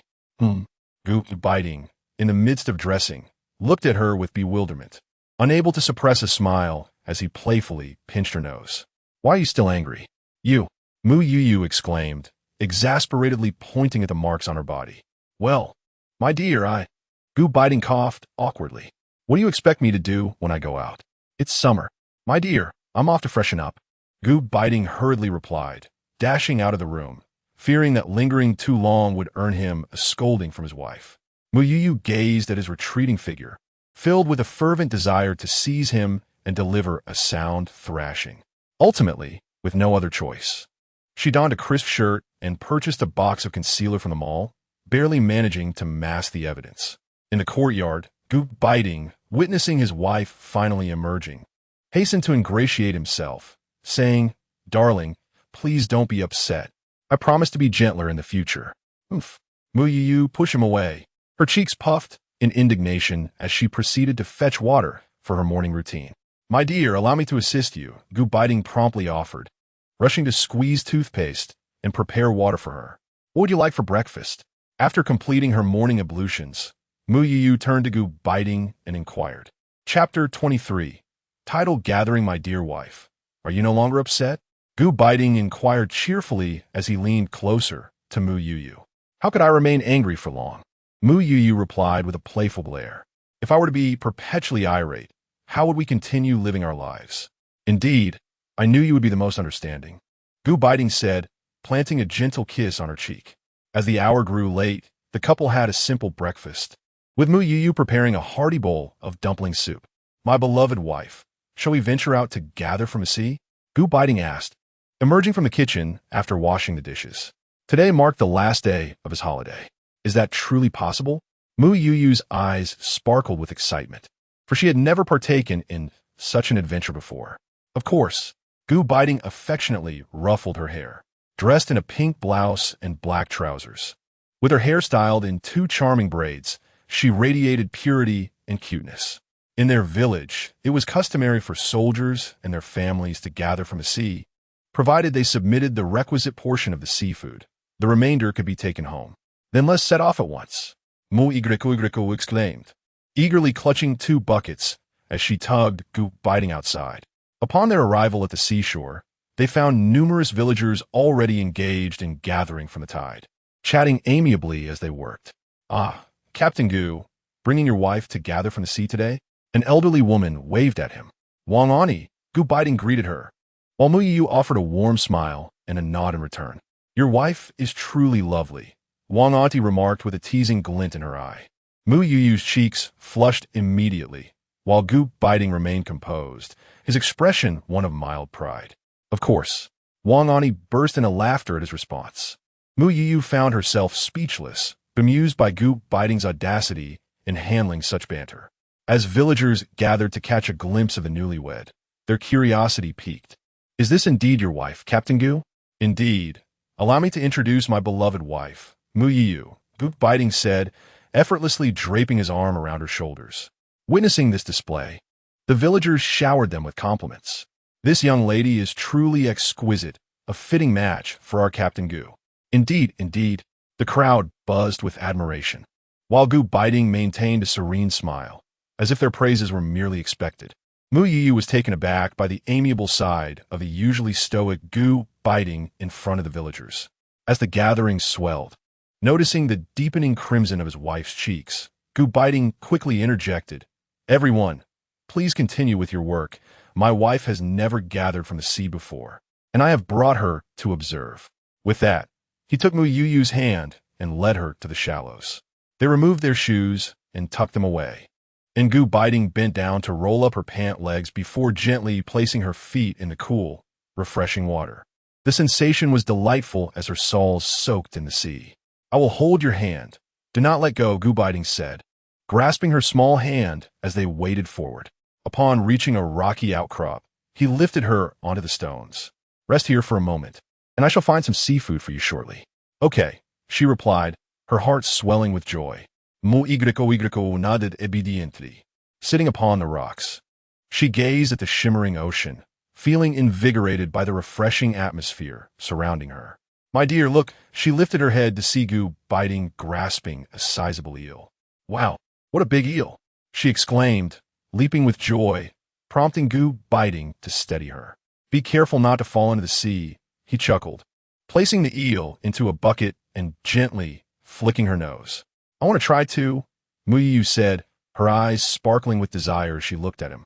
All right, he replied with a smile, lifting her down from the rocks. As an experienced hand, Gu Beiting led Mu Youyou on a quest for seafood, discovering an array of treasures. Octopuses, abalone, sea cucumbers, crabs, large shrimp, and bass. My dear, there are plenty of clams here, he announced. Retrieving a rake he fortuitously grabbed earlier. After filling a plate with clams, he decided to stop. Before heading back, Mu Youyou casually mentioned her fondness for large crabs. And Gu Beiting found several on the beach. The crabs left numerous tracks in the sand, which made them easy to locate. He chose not to collect the smaller ones. With 2 buckets brimming with their haul, Gu Beiting took Mu Youyou to weigh their catch, where the village chief's daughter was on duty. She stared at their intertwined hands, hesitating as she glanced at Gu Beiting. Unfazed by her gaze, he brushed Mu Youyou's tousled hair behind her ear. Brother Beiting. She began, but he interjected, Wang Li, this is my wife. You may address me as Captain Gu or Comrade Gu from now on. I would prefer my wife not to misunderstand. His tone was cold and indifferent. Upon hearing this, Mu Youyou stole a glance at Wang Li, whose complexion turned pale, tears brimming in her eyes. Sighing, Mu Youyou reflected that the young girl merely harbored feelings for someone who did not reciprocate. What fault lay in that? They lived within the military district, and Wang Li, being the village chief's daughter, made it unwise to create an overly strained relationship. Turning to Gu Beiting, she said, You weigh the seafood. I would like to speak with Comrade Wang Li for a moment. Noticing his silence, she tugged at his arm. He nodded and carried the buckets aside, though his gaze remained fixed on her. Approaching Wang Li, Mu Youyou found her staring blankly, as she had never encountered such a strikingly beautiful woman.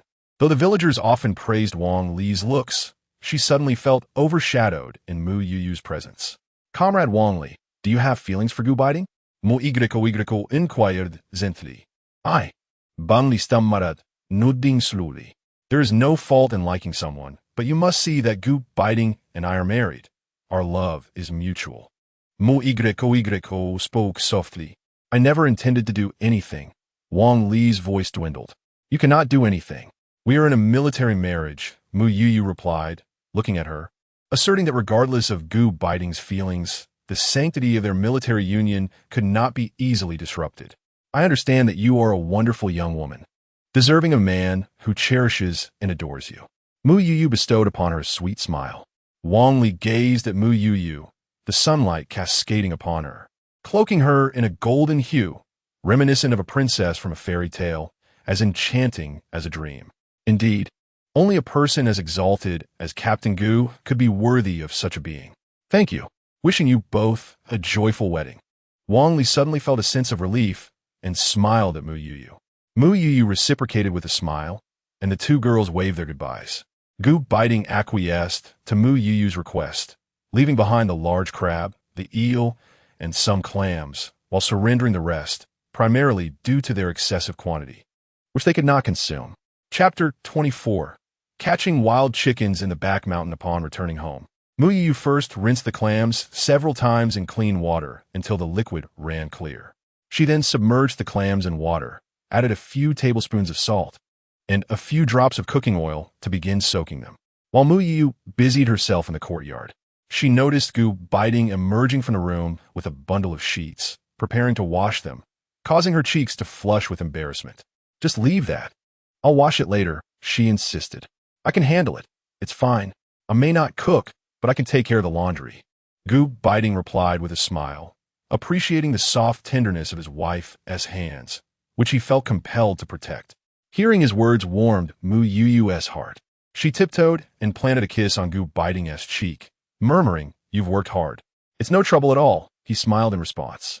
Once Gu Beiting finished washing and hanging the clothes, he assisted Mu Youyou with lighting the stove in the kitchen, since the clams were not yet ready to eat. Mu Youyou steamed a few crabs and prepared a crab meat noodle dish. After their meal, It dawned on Mu Youyou that she had forgotten about the letter sent by Gu's family. She retrieved it from the room and handed it to Gu Beiting. This is the letter from home.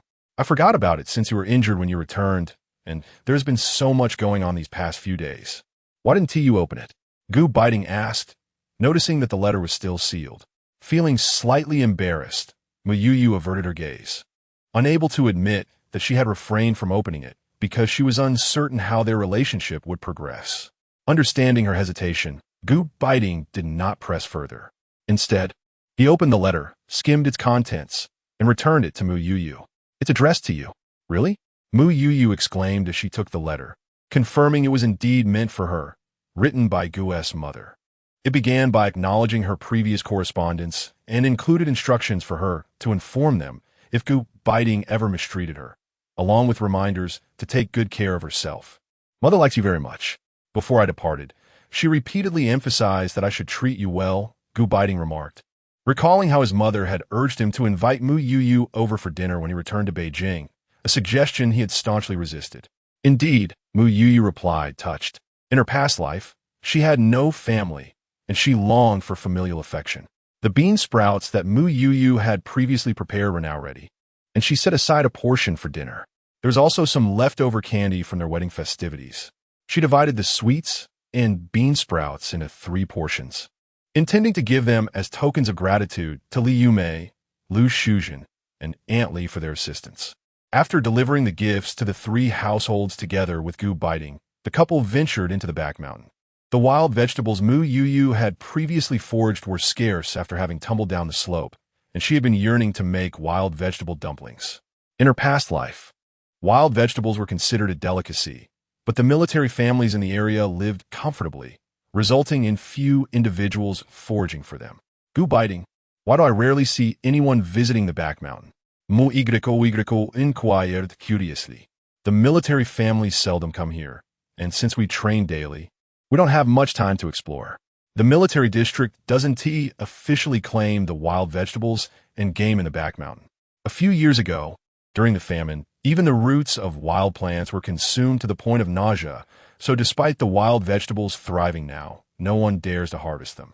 Yo-Yo gathered a considerable amount of wild vegetables along with some fish mint. The wild vegetables were intended for making dumplings, while the fish mint could be enjoyed in a cold salad, serving to cool the body and detoxify, making it quite suitable for summer. There are snakes on the mountain during summer.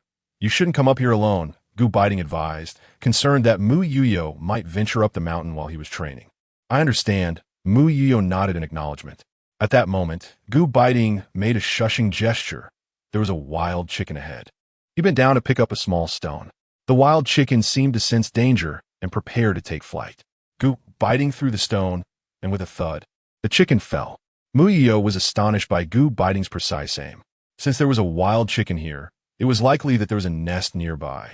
After a brief search, Gu Beiting found a nest containing 7 wild eggs. How impressive! Mu Youyou gazed at him with admiration. When we are on a mission in the wild, these skills are essential for our survival. Gu Beiting smiled, placing the chicken and eggs into his backpack. Upon returning home, Gu Beiting plucked the chicken and cleaned it before hanging it in the well. Tonight, they would have clams, eel, and stir-fried bean sprouts, leaving the chicken for tomorrow. Mu Youyou braised the eel, prepared spicy clams, and stir-fried the bean sprouts, making wild vegetable dumplings as the main dish. These dumplings are delicious, Gu Beiting said as he bit into one, recalling that he had previously found them quite unpalatable. You should consider who made them, Mu Youyou replied with a smile. The wild vegetables must be finely chopped, and there should be more dough than filling for them to taste good. My dear wife, your cooking is truly delightful, Gu Beiting praised, giving her a thumbs up. Since Mu Youyou had joined him in the military, his appetite had increased, if not for the daily intensity of his training. He would have likely gained quite a bit of weight. If you find it delicious, then eat more, he encouraged. You should eat too, my dear. Only when you're full will you have the energy for the evening. He selected the tenderest part of the fish's belly and placed it in Mu Youyou's bowl. Cough, cough. Mu Youyou choked on his words and shot him a glare. I'm sorry, my dear. Are you all right? Gu Beiting hurriedly patted her back to help her breathe and brought her a glass of water. Gu Beiting, what on earth do you think about all day? Mu Youyou teased him playfully. It's only natural, Gu Beiting replied with a smile. After dinner, Gu Beiting tidied up the dishes. By the time he finished washing up, Mu Youyou had already bathed and was in their room, cutting fabric.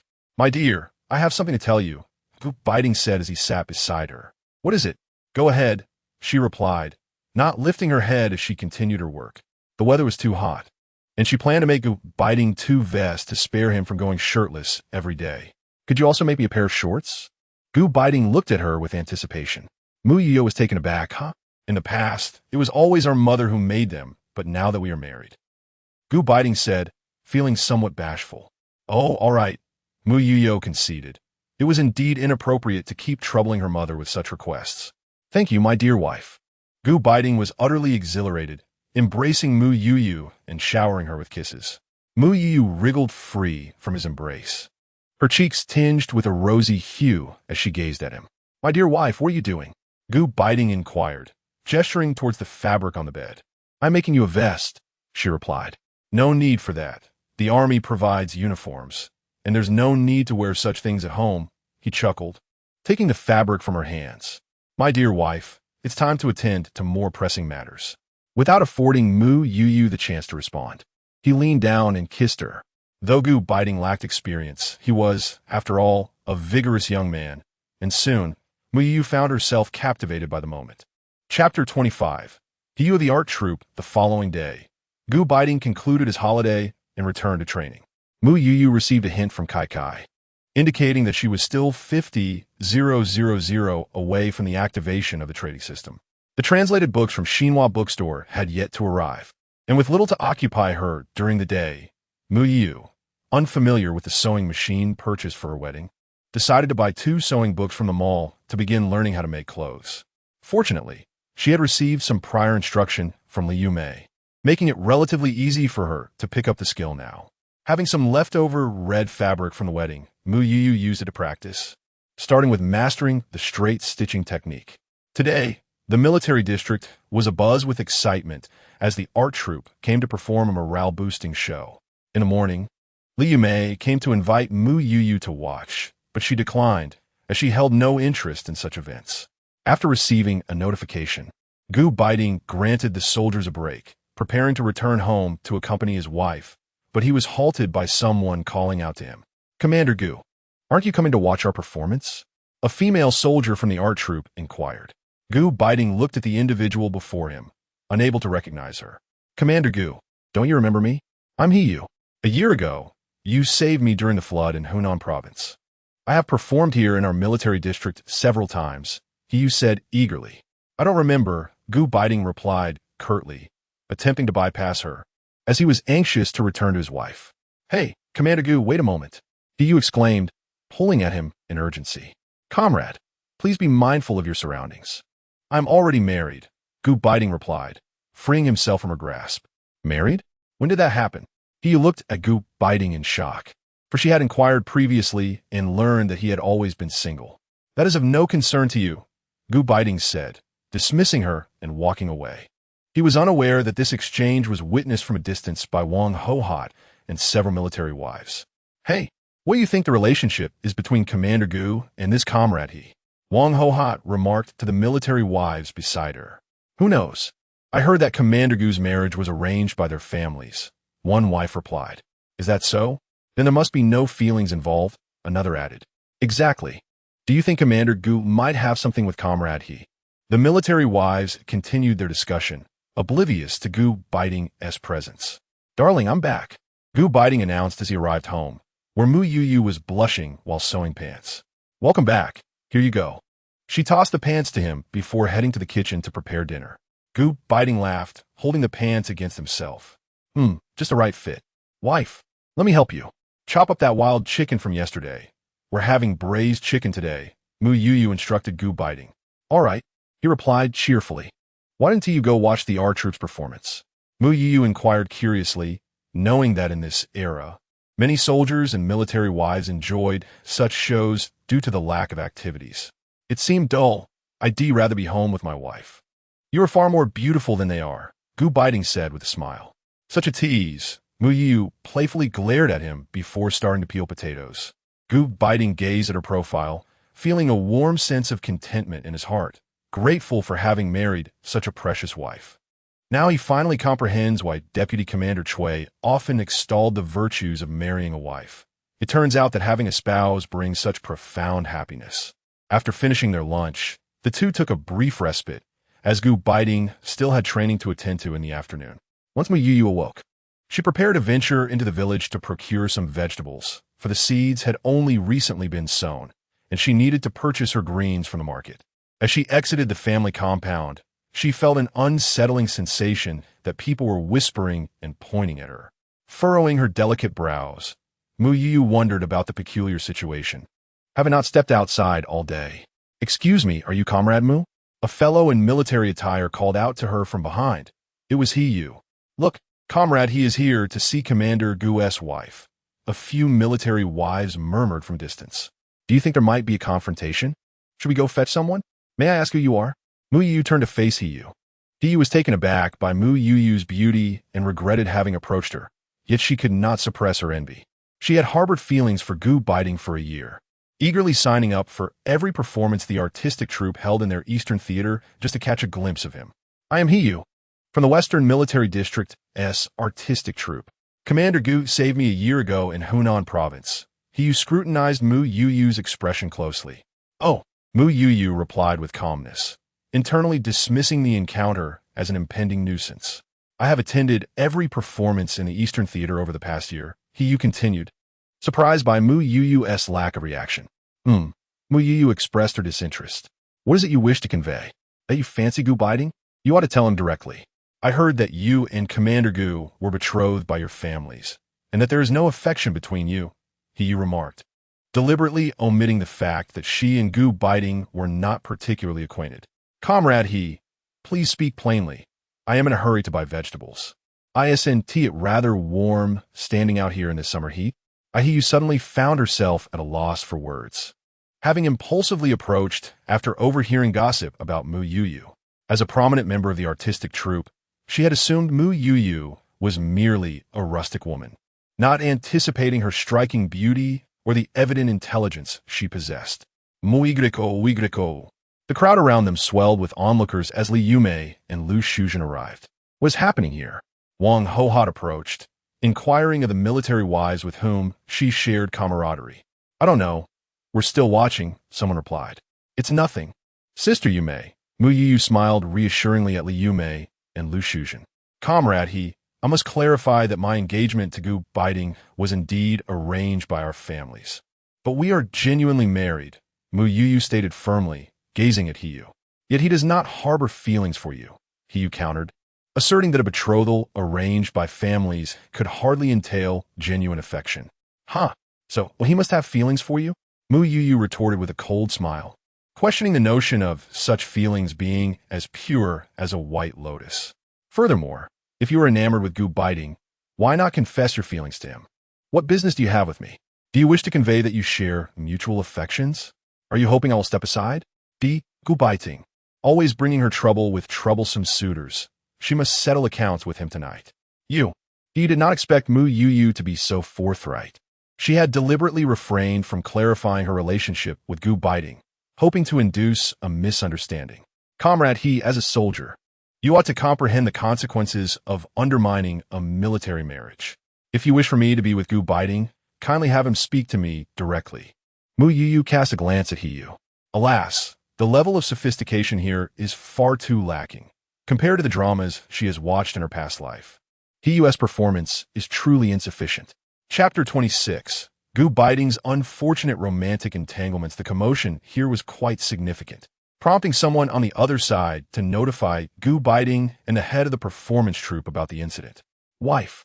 Gu Beiting hastened over, confirming that Mu Youyou was unharmed before turning his gaze towards Youyou. "Comrade, may I inquire what business you have with my wife?" "Captain Gu, it's me." "Youyou," she replied, taken aback by being addressed as comrade by Gu Beiting.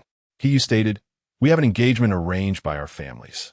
If you do not fancy me, you may resolve this matter on your own, as I need to go grocery shopping." Without sparing a glance at Gu Beiting, Mu Youyou strode away with her basket. "Wife." Gu Beiting pursued her, asking, "Are you upset?" "I am, Mifine." "You should address this matter first," Mu Youyou replied with a smile, adding playfully, "Just wait until tonight." "Wife, are you truly not angry?" Gu Beiting grasped Mu Youyou's hand, while He Yu trembled in the background. The onlooking military wives began to chatter amongst themselves. It seems Captain Gu genuinely cares for his wife. Indeed, it appears Captain Gu is unfamiliar with Comrade He. Could it be that Comrade He intends to repay a life-saving grace with her body? He Yu's face flushed deeper. She regretted her impulsive decision to approach Mu Youyou. After confirming that Mu Youyou was not upset, Gu Beiting returned to face the approaching head of the performance troupe. "This individual belongs to your troupe, and I expect an explanation regarding this matter concerning my wife." Gu Beiting did not cast a glance at He Yu, as the soldiers awaited his return to training. "By the way, I should mention that my wife is a widow of a martyr. This matter will not be easily dismissed." Gu Beiting paused to make this statement, intended also for the ears of the military wives.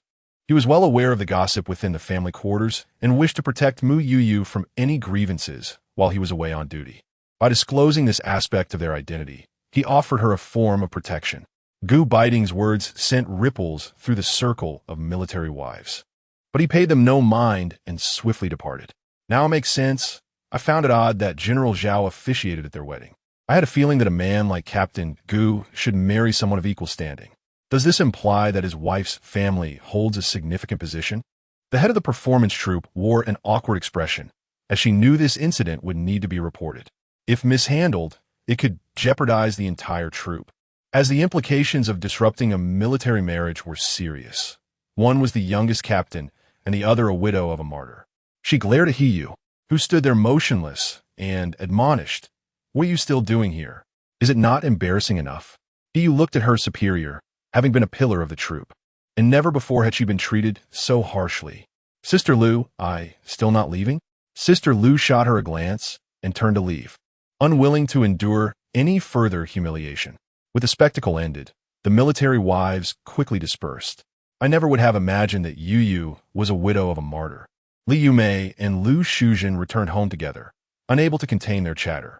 "Well, it's only been a few days since the wedding, and already such a commotion has arisen," Lu Shuzhen remarked. "Indeed, there are all kinds of people in this world. Wang Hohot should be quiet now, right? She is typically so snobbish. I doubt she will dare to speak ill of Yu Yu again. Who knows? If she dares to say anything more, I'll tear her words apart," Lu Shuzhen replied. "She genuinely considers Mu Youyou as her sister." "Ha! Let us see what our Iron Lady will do," Li Yumei laughed. After finishing his training in the afternoon, Gu Beiting returned home, only to find no sign of Mu Youyou in the courtyard. At this hour, she would usually be in the kitchen preparing dinner. "Wife," Gu Beiting called as he entered the room. Mu Youyou was engrossed in a book, her gaze unbroken by his voice. "What are you doing?" Gu Beiting approached and sat beside her with a smile. "Go away, you're annoying," Mu Youyou turned her back to him. "Wife, weren't you not angry?" Gu Beiting took the book from her hands. "I'm not angry, just irritated," Mu Youyou replied, looking at him. "Gu Beiting, how come you're so popular? Yesterday, it was Wang Li. Today it's He Yu. Who will come tomorrow?" "Wife, I hardly know them. I only know that Wang Li is the village chief's daughter. And I don't even know He Yu." Gu Beiting felt a twinge of grievance but dared not show it. His wife was still upset. "The trouble is caused by you, and I'm always the one cleaning up after you." Mu Youyou glared at him. Although he wasn't at fault, it was indeed his charm that attracted such distractions. She didn't want to deal with these unwanted admirers every day. "I want to do it again, from now on. I'll avoid all women, even mother mosquitoes," Gu Beiting said, leaning closer to her with a playful grin. "Huh." Mu Youyou couldn't help but laugh at his words. "Wife, does that mean you forgive me?" Gu Beiting smiled, convinced that her laughter indicated her anger had dissipated. "All right, the food is in the pot. Let us eat," Mu Youyou said as she set the book aside, preparing to rise for dinner. "Wife, I need a hug." Gu Beiting embraced her. After a brief struggle, Mu Youyou surrendered. "Let me go first. We need to eat." "Then wife, just give me a kiss first," he insisted. "Stop it." She pushed him away, wondering if the ice-cold Captain Gu was gone for good. Seizing the moment, Gu Beiting kissed Mu Youyou's lips, lingering tenderly for a while before releasing her. "Wife, you smell wonderful." He inhaled the delicate fragrance that lingered on her. After cooking, Mu Youyou, annoyed by the scent of sweat, decided to take a shower first. With a roll of her eyes, She called him a pervert and headed towards the kitchen, fearing more teasing if she lingered. Gu Beiting followed her into the kitchen, wrapping his arms around her from behind. "Wife, you're truly wonderful." Stop flattering me," Mu Youyou replied, a smile dancing on her lips. Gu Beiting lightly kissed her neck. "I'm not flattering. I speak the truth." "All right, let us serve the dishes and eat," she urged. Mu Youyou urged him. "All right." Gu Beiting released her and picked up the meal. In the office of the commander, General Zhao gazed at Lu Fun, the head of the art troupe, and slammed his hand on the table. "This is outrageous. This matter must be addressed. General Zhao, Youyou is the mainstay of our art troupe. Perhaps we could downplay this incident? After all, it hasn't caused any substantial harm to Captain Gu and his wife," Lu Fun replied, though she was also quite indignant. She understood that nurturing a talent within the art troupe was no easy feat. Chapter 27. Commander Gu's confession. Do you know who Gu Beiting's father-in-law and mother-in-law are? They are the couple, Chief Mu and his wife, who sacrificed their lives in the south a year ago. General Zhao slammed the report on the table before Lu Fun. Although she was born into a cultural troupe, she was well aware of military matters. It was said that Chief Mu and his wife met their end heroically, and to think their child married Gu Beiting. "This matter I shall not tolerate at all," General Zhao declared sternly, asserting that he would never allow anyone to bully the daughter of the late Chief Mu. "I know what must be done." Lu Fun sighed as she exited General Zhao's office, realizing that Youyou could not be retained. The following day, Youyou departed from the Eastern Military District and was directly dismissed from the cultural troupe, receiving a formal reprimand. Mu Youyou was completely unaware of these events, as that day marked the distribution of allowances by Gu Beiting. When Gu Beiting returned home at noon, Mu Youyou was busy cooking. "Wife." Gu Beiting grinned as he approached her. "What is the matter?" Mu Youyou glanced at him, wondering why he looked as if he had won the lottery. "Wife, give me a kiss," Gu Beiting said playfully, pointing to his cheek. Mu Youyou shot him a glance. "If you don't speak, then forget it." She pushed him aside, annoyed by his interruption while she was cooking. "Wife, here," Gu Beiting chuckled, pulling out money and tickets from his pocket and offering them to her. "Is it allowance day?" Mu Youyou looked at him, hesitating to take the money. "Yes." Gu Beiting placed the money and tickets into her hands. As Mu Youyou gazed at the weighty bills and tickets, she realized it included the bonus from his last mission. "Aren't you going to count it?" Gu Beiting asked curiously, having heard that when men bring home their pay, their wives are always delighted to count the money. "More than that, I wish for your safety," Mu Youyou replied earnestly, looking him in the eye. She believed in him, yet the dangers he faced were impossible to overlook. Gu Beiting was momentarily taken aback by her words. He lowered his gaze and gazed at her affectionately, gently stroking her head. "Silly girl, just count it." Only then did Mu Youyou begin to tally the money, which totaled 278. 3 yuan. Is it this much? His allowance and supplementary benefits amounted to 128. 3 yuan, meaning the remaining 150 was all bonus, a substantial reward, indicating that the last mission had been anything but simple. "Yes, the extra is a bonus," Gu Beiting smiled, aware that her parents were also military personnel, and thus, she understood certain things without him needing to explain. Mu Youyou glanced at the tickets, which also amounted to a significant sum, her hands trembling as she held the money.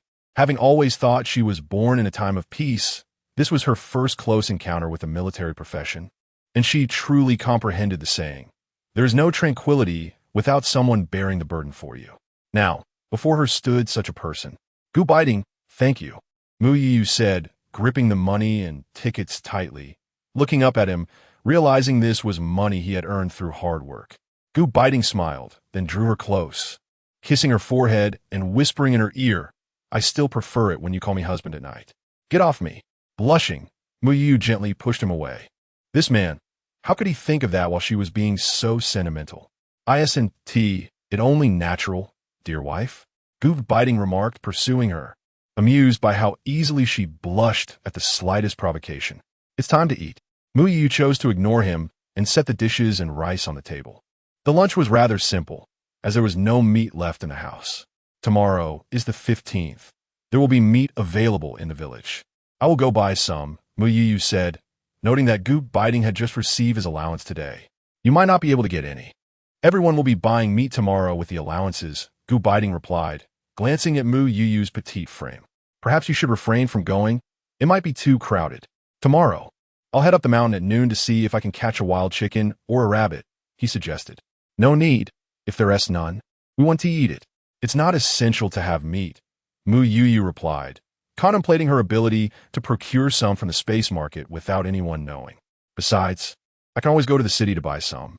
Well, let us discuss it then, Beiting nodded, considering that if his wife wanted to stroll through the city, it would be a pleasant change from the monotony of staying in the military compound. Mu Youyou, unlike other military wives, preferred not to engage in gossip. After lunch, it was Beiting who tidied up, while Mu Youyou remained in her room, perusing books on sewing. Where did you acquire these books? Beiting inquired curiously upon entering after finishing the cleanup. Mu Youyou's heart skipped a beat, but fortunately, the covers had been torn, concealing the printing dates. I found them at the recycling station during my last trip to the city. I bought them to learn how to sew, she smiled. Oh, Beiting nodded, not overly concerned, and began to peruse the book. Mu Youyou glanced at the title he held. World Classics? Do you enjoy reading these? She asked. Yes, though the translation seems a bit off, he replied, showing her his annotations. It doesn't seem quite right. Mu Youyou chuckled, explaining that the phrase must have been a translation error. She then rose to rummage through the wardrobe, recalling that she had copied an additional book during her previous translations. Here, take a look at this. It's a book I translated before. I made an extra copy. She handed it to him. Wife, your handwriting is truly beautiful, Beiting remarked as he flipped through the pages. I started practicing when I was quite young, she smiled, revealing that her script resembled that of a contemporary calligrapher. These two books are quite good. May I borrow them? Beiting asked. Of course, they were meant for you to see. How did you manage to teach yourself a foreign language? Beiting inquired, intrigued, given that not many people were learning foreign languages at that time, nor were there places to study. My parents are often away, and I had nothing to do, so I began to learn, Mu Youyou replied, feeling a bit awkward, silently wishing she could reveal that she was a graduate student from another dimension. My dear wife, you are truly remarkable, Beiting remarked as he perused several books translated by Mu Youyou. It's nothing much, she replied, feeling a touch bashful from his praise. My dear wife, why not teach me? Beiting suddenly leaned closer to her cheek, his warm breath brushing against her skin, sending a tingling sensation through her. Mu Youyou was taken aback. She had not anticipated that he would take the initiative to learn a foreign language. All right, so, how do I say I love you in that language? Beiting inquired, his eyes shimmering with expectation. Mu Youyou gazed at him, noting his earnest and hopeful demeanor. I love you, she declared. My dear wife, I love you, Beiting softly echoed. With a blush adorning her cheeks, Mu Youyou nodded. Beiting then wrapped his arms around her, pressing his lips against her tender ones.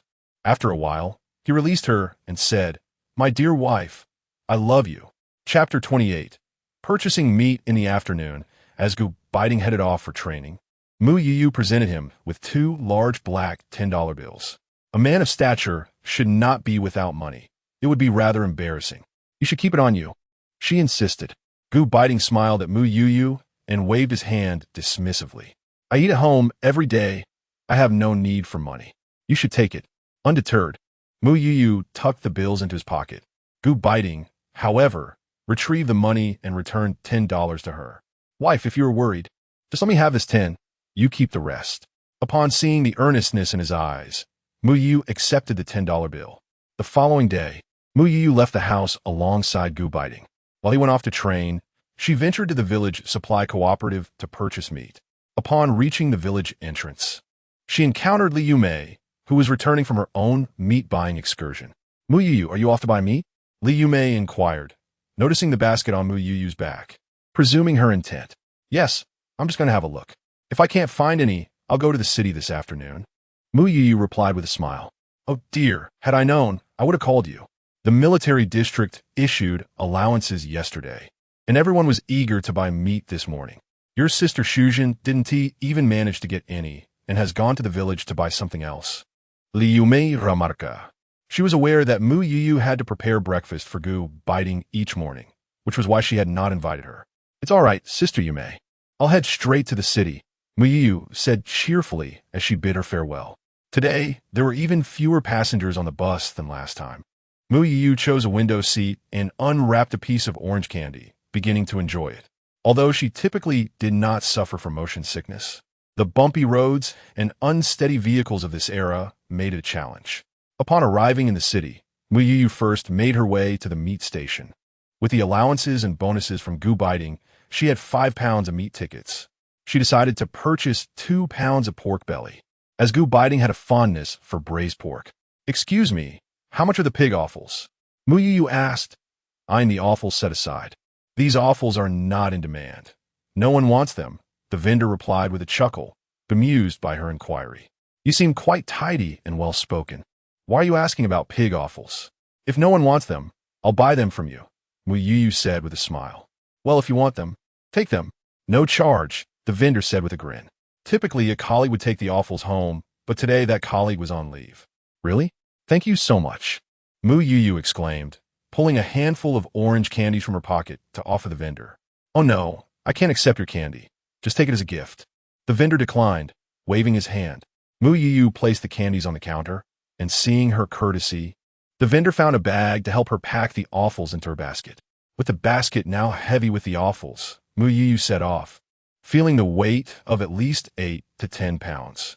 Exiting the meat station while the day was still young, she temporarily stored the offals in her space and headed towards the city's recycling station. "Kai, time to get to work." "Understood, sister."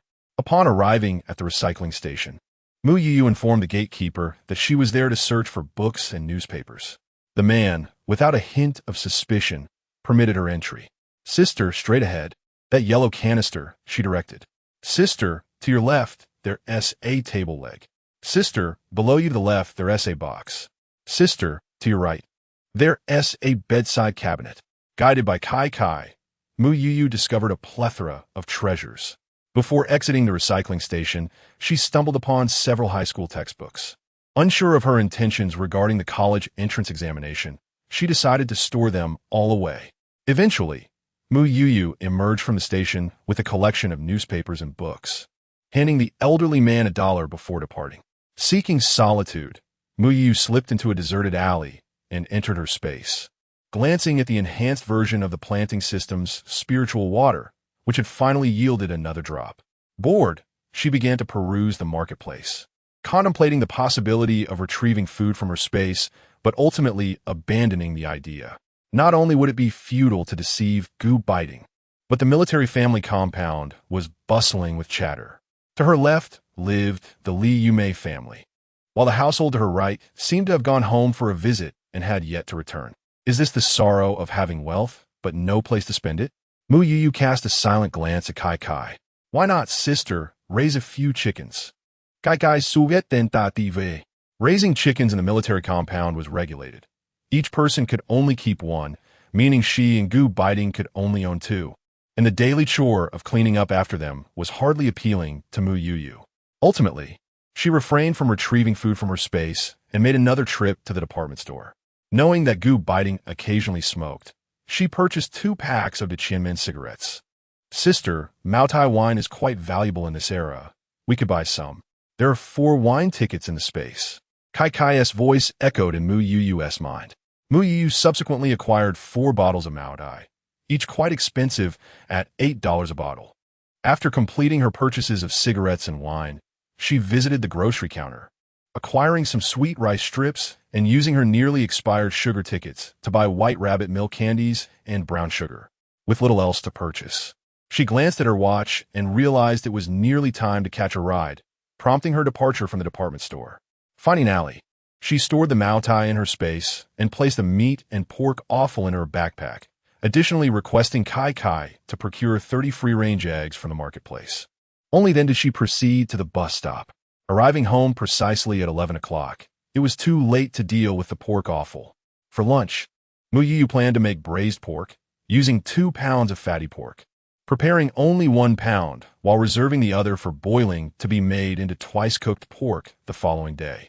While preparing the meat dishes, Mu Youyou typically cooked steamed rice as her staple. She also sought shredded potatoes and greens, warming the vegetables in the pan. After rinsing the pork offal, She intended to handle it after their meal.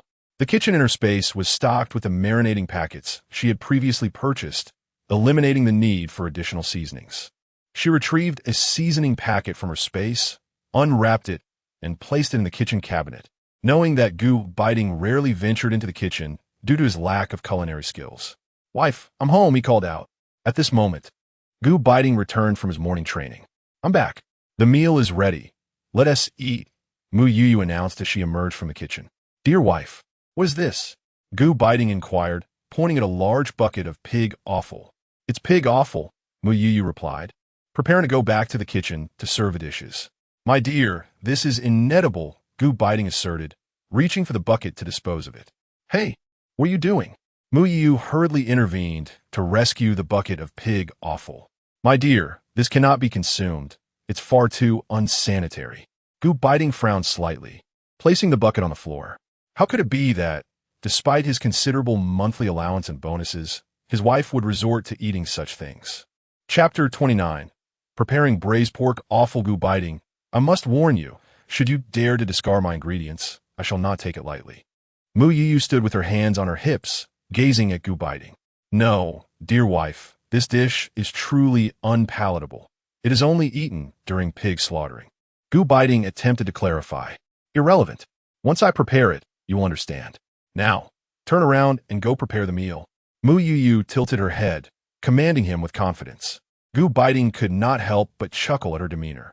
"Very well, whatever my wife desires shall be done. All right, I shall go prepare the meal." Beiting replied with a smile. After finishing lunch, Beiting tidied up the kitchen while Mu Youyou began to handle the pig offal.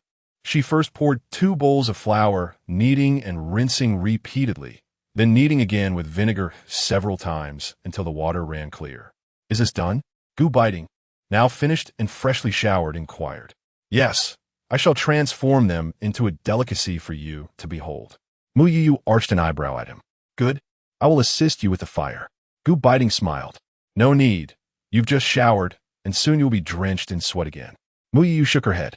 "It's all right. If I sweat, I can just shower again." Mu Youyou chose not to argue further and stepped into the kitchen, adding ginger, cooking wine, and scallions to the pig offal to eliminate any unpleasant odors, then set it aside. She brought a pot of water to a boil, placing the spice bag within, along with various spices and dried chili peppers she had at home. Curiously observing the spice bag, Beiting asked, "What is that?" "That is my homemade spice blend. You wouldn't understand." Mu Youyou glanced at him, bemused by his childlike curiosity. "Oh." Beiting ceased his inquiries and focused on tending the fire. Before long, the enticing aroma of the spices wafted through the kitchen. "Dear wife, it smells wonderful." Mu Youyou smiled at him and placed the clean pig offal into the pot. "Keep it on low heat." "In 10 minutes, Mu Youyou reminded Beiting. "Understood." Beiting removed some wood from the stove, the fragrance now fully saturating the kitchen. Beiting inhaled deeply. "Is the offal truly this fragrant when cooked?" Mu Youyou corrected him, saying, "It is not the offal that is fragrant, but the spices."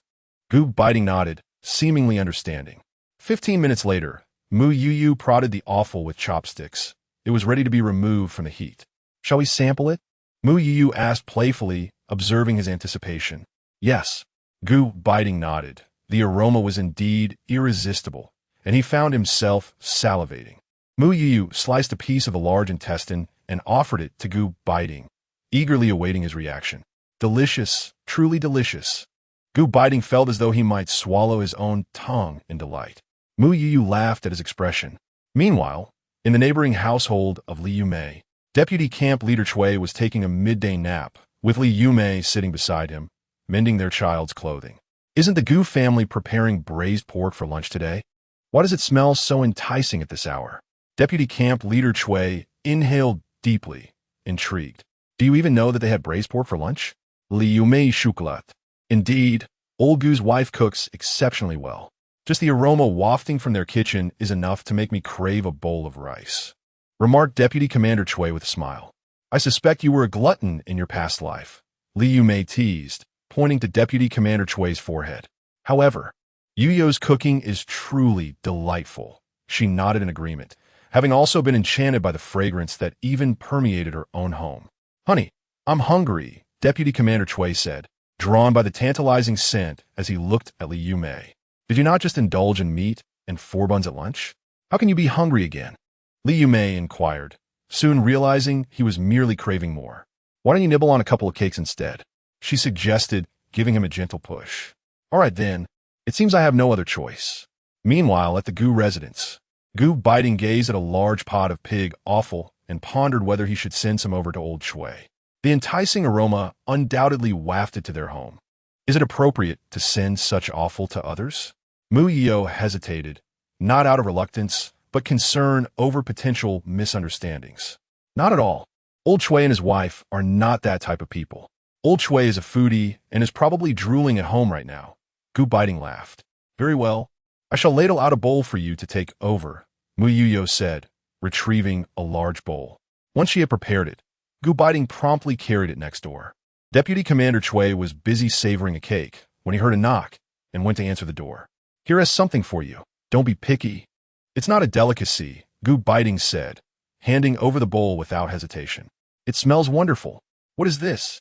Deputy Commander Chui asked curiously. Pig offal, Gu Beiting replied with a glance. What is that? If you like it, eat it, he said, reaching to take the bowl back. Hey, I'm eating it. Who said I wouldn't eat? Deputy Commander Chui quickly protected the bowl in his hands. Chui Jian, I truly think you're incorrigibly greedy. Gu Beiting shook his head, reminding him to return the bowl before turning to leave, as he needed to eat a few more bites before training commenced. Without even returning to his room, Chui Jian dashed to the kitchen, grabbed chopsticks, and began to eat. Did Commander Gu come by? Li Yumei inquired.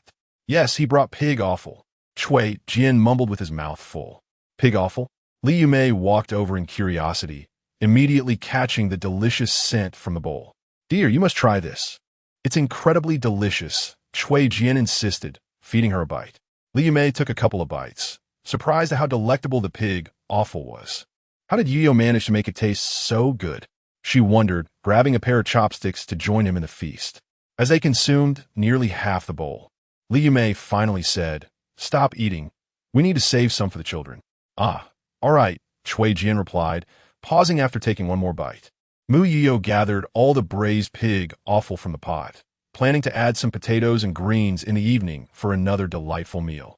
My dear wife, marrying you is indeed a blessing earned over 8 lifetimes, Gu Beiting remarked, embracing Mu Youyou from behind. Is it simply because I am a good cook? Mu Youyou chuckled softly. My wife possesses beauty, a delightful temperament, cultural sophistication, culinary skills, and... Gu Beiting's words were abruptly halted as Mu Youyou playfully covered his mouth. Enough. Who praises someone like that? Mu Youyou shot him a playful glare. Gu Beiting gently removed her hand and pressed a kiss near her lips. Regardless, my wife is exceptional. She is the finest in the world. All right, time is running short. You should head to training, Mu Youyou said, her cheeks flushed with a rosy hue. Very well, my dear wife. I shall take my leave, Gu Beiting replied, releasing her and planting a kiss on her rosy cheek before stepping out the door. Chapter 30. Work permit. The sound of the mailman echoed at the entrance. Here it comes. Mu Youyou stepped out of the courtyard, as their residence was situated at the mouth of the first alley in the family compound, where numerous military spouses gathered around the mailman, eagerly awaiting their letters. Mu Youyou received a package along with a remittance slip. The mailman handed her the package and the envelope containing the remittance slip. Thank you. She expressed her gratitude before returning inside. Say, where do you think the remittance slip for Captain Gu's family came from? A curious military wife inquired. Who knows? Wang Hohot glanced towards Mu Youyou's home. Who can tell where this money originates? Soldiers are fortunate enough not to have to send money home, let alone receive any. Hush, don't speak carelessly. Another military spouse quickly admonished, realizing the gravity of the conversation. The group of military wives soon recognized their indiscretion and fell silent. Only Wang Hohot's gaze lingered on the courtyard of Gu Beiting for a moment before she withdrew her attention and left nonchalantly. Upon returning to her courtyard, Mu Youyou first opened the package, revealing 2 thick English books, accompanied by a piece of paper that she had previously requested the curator to procure for her. Upon unsealing the remittance slip, she discovered it contained 100 yuan, presumably because the last translated book was thicker than the first, warranting an additional 20 yuan. Alongside the remittance slip were several grain and meat ration coupons, which puzzled Mu Youyou, as there had been none last time. Nevertheless, she dismissed her curiosity and accepted them. Unbeknownst to her, at that moment, Wang Hohat was approaching her home with members of the military committee. "Comrade Liu, let me tell you, there must be something amiss with Captain Gu's wife. Who else would send money to their family for no reason?" Wang Hohat fawned over the committee members. "Let us wait until we have confirmation," Comrade Liu replied, casting a sidelong glance at Wang Hohat. Within the military district, it was well known that Gu Beiting had achieved the rank of captain at a young age, inciting envy among many, including Wang Hohat's husband, who held the position of deputy captain. It was a delicate matter, and evidence was required before making any accusations. Li Yumei was busy in the courtyard when she noticed Wang Hohat arriving with the committee members and hurried out to see what was unfolding, followed by several other military spouses. "Knock, knock, knock." Comrade Liu rapped on the door. At that moment, Mu Youyou was in the kitchen preparing a meal. Hearing the knocking, she rushed to open the door. "Hello, may I ask if you're Comrade Mu Youyou?" Comrade Liu inquired politely, as the news of Mu Youyou being a widow of a martyr had spread throughout the military district. "Yes, is there something I can assist you with?" Mu Youyou replied, glancing at the 4 members of the committee and the accompanying military spouses, including Wang Hohat. "We have received a report alleging that you are engaged in improper financial gain, and we are here to conduct an investigation," Comrade Liu stated. "Please come in." Mu Youyou opened the gate wide, inviting them inside. Alongside the committee members, several military wives entered to observe, with Li Yumei following suit and standing beside Mu Youyou, casting her questioning glance. Mu Youyou smiled and shook her head in reassurance. "Please wait for a moment. I will go inside and retrieve the remittance slip," Mu Youyou remarked as she stepped into the house. At that moment, Gu Beiting, having just finished his training, returned to find a throng of people in his yard. "What is happening here?" "Captain Gu, your wife received a remittance slip of unknown origin today. You ought to be aware of this matter," Wang Hohat said, casting a skeptical glance at Gu Beiting, convinced this was somehow connected to him. "Stop your baseless accusations. The matter is yet to be thoroughly investigated," Liu Weiyuan admonished Wang Hohat with a glare. Upon hearing it was a remittance slip, Gu Beiting immediately grasped the situation. It must pertain to the translation books Mu Youyou had mentioned earlier. He chose to remain silent, standing aside and casting a sideways glance at Wang Hohat. At that moment, Mu Youyou handed the remittance slip and accompanying documents to Liu Weiyuan. "Please take a look." Liu Weiyuan examined the documents, noting that the remittance was from the Xinhua bookstore in the capital. He then pulled out another paper that read, "National Special Personnel. Name, Mu Youyou, complete with an official seal." "This is quite embarrassing for Comrade Mu." Liu Weiyuan returned the documents to Mu Youyou.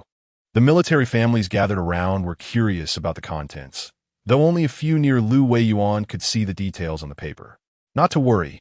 I should have reported this to the military earlier, but the documents just arrived today, and I had not yet had the opportunity," Mu Youyou spoke, addressing Liu Weiyuan while her gaze drifted toward Wang Hohat. "I would like to clarify to everyone that this remittance slip pertains to my salary. I hope that in the future, when you see me receiving remittance slips, it won't cause such a stir and trouble for the committee," Mu Youyou addressed the crowd. "If you don't speak, how would anyone know what work you do?" Wang Hohat, still unconvinced and without having seen the work certificate, felt certain that Liu Weiyuan was shielding Mu Youyou, though she dared not voice her suspicions. "Let everyone have a look then." Mu Youyou opened her work certificate and displayed it briefly to all. "I have matters to attend to at home," a military spouse, upon seeing the certificate, hastily excused herself. "I must return as well. I have food cooking," declared another. Soon, most of the military families began to depart. Sensing the tide turning, Wang Hohat prepared to slip away, but was halted by Gu Beiting, who had remained silent until then. "Wang, you have wronged my wife and intend to leave without addressing this? That hardly seems right." Gu Beiting's cold gaze fell on Wang Hohat. Captain Gu, I simply was not aware of the situation," Wang Hohat replied with a forced smile, perplexed by the unfolding events. "Being unaware of the situation does not grant you the liberty to unjustly accuse someone," Gu Beiting questioned sternly, causing Wang Hohat to shrink back in fear. I truly did not mean to, Wang Hohat stammered, acutely aware that Gu Beiting was notorious as the iron-faced king of the Eastern Military District, and she felt genuine trepidation. However, the thought that he was so young, yet held the rank of captain while her husband, nearing 40, was merely a deputy captain, left her feeling disgruntled. Captain Gu, given my demeanor, I assure you it was unintentional. May I offer my apologies to your wife? Wang Hohat spoke with a submissive tone, expressing her concern that if Gu Beiting chose to pursue the matter, not only would she face the consequences, but her husband would as well. Sister Wang, we shall not dwell on this issue any further. However, I must caution you, should you trouble my wife again, do not expect me to be courteous. Gu Beiting warned sternly. Yes, I understand. Wang Hohat nodded, retreating in a flustered manner. With the matter resolved, the others began to depart. Li Yumei approached Mu Youyou and gently patted her hand before taking her leave, as her husband was likely returning home, and she needed to prepare dinner. Chapter 31. Wang Hohat's beating today was truly regrettable. Lu committee member once again expressed his apologies. Mu Youyou waved her hand dismissively, acknowledging that it was simply their duty. After the committee personnel departed, she let out a sigh of relief, thankful that she had previously requested a work permit from the curator. It was fortuitous that it was needed so soon. My clever wife, Gu Beiting remarked with a smile. However, Gu Beiting, you indeed attract jealousy. Wang Hohat must have sought trouble with me because of you. Mu Youyou shot him a glare. Gu Beiting chuckled, acknowledging that Lu deputy camp leader indeed had a long-standing enmity with him. My dear wife, I apologize for the distress you've endured. Forget it, since it has been resolved. Please tend to the fire while I prepare dinner, Mu Youyou said with a smile. Seeing the radiant smile on her face warmed Gu Beiting's heart. Then I shall trouble you, my dear, he replied before heading to the kitchen to stoke the fire. After they finished their lunch, Gu Beiting washed the dishes and went to find Mu Youyou, discovering her engrossed in translating a book. He approached her and inquired, Wife, can you comprehend the English on this page? Yes, Mu Youyou nodded affirmatively. My dear, you are truly remarkable, Gu Beiting said earnestly, taking 2 jars of hand cream from his pocket and placing them before her. What is this? Mu Youyou looked up at him inquisitively. I bought it while passing by the supply and marketing cooperative this morning after our village training, Gu Beiting smiled. That has not come cheap, she remarked, realizing that he had only 10 yuan left from the last time she had given him, with each jar costing 3 yuan. As my wife, it is only right that I spend money on you, Gu Beiting said, gently tousling her silky hair. This is for your hands. Mu Youyou gazed at him. I can simply use the common oil for my hands. This hand cream is rather extravagant, and besides, I already have plenty of hand creams in my collection. Trust me, your hands are so soft, they must not become coarse from cooking for me. Gu Beiting held her hand, squeezing it gently. Fortunately, the texture remains delightful, soft as ever.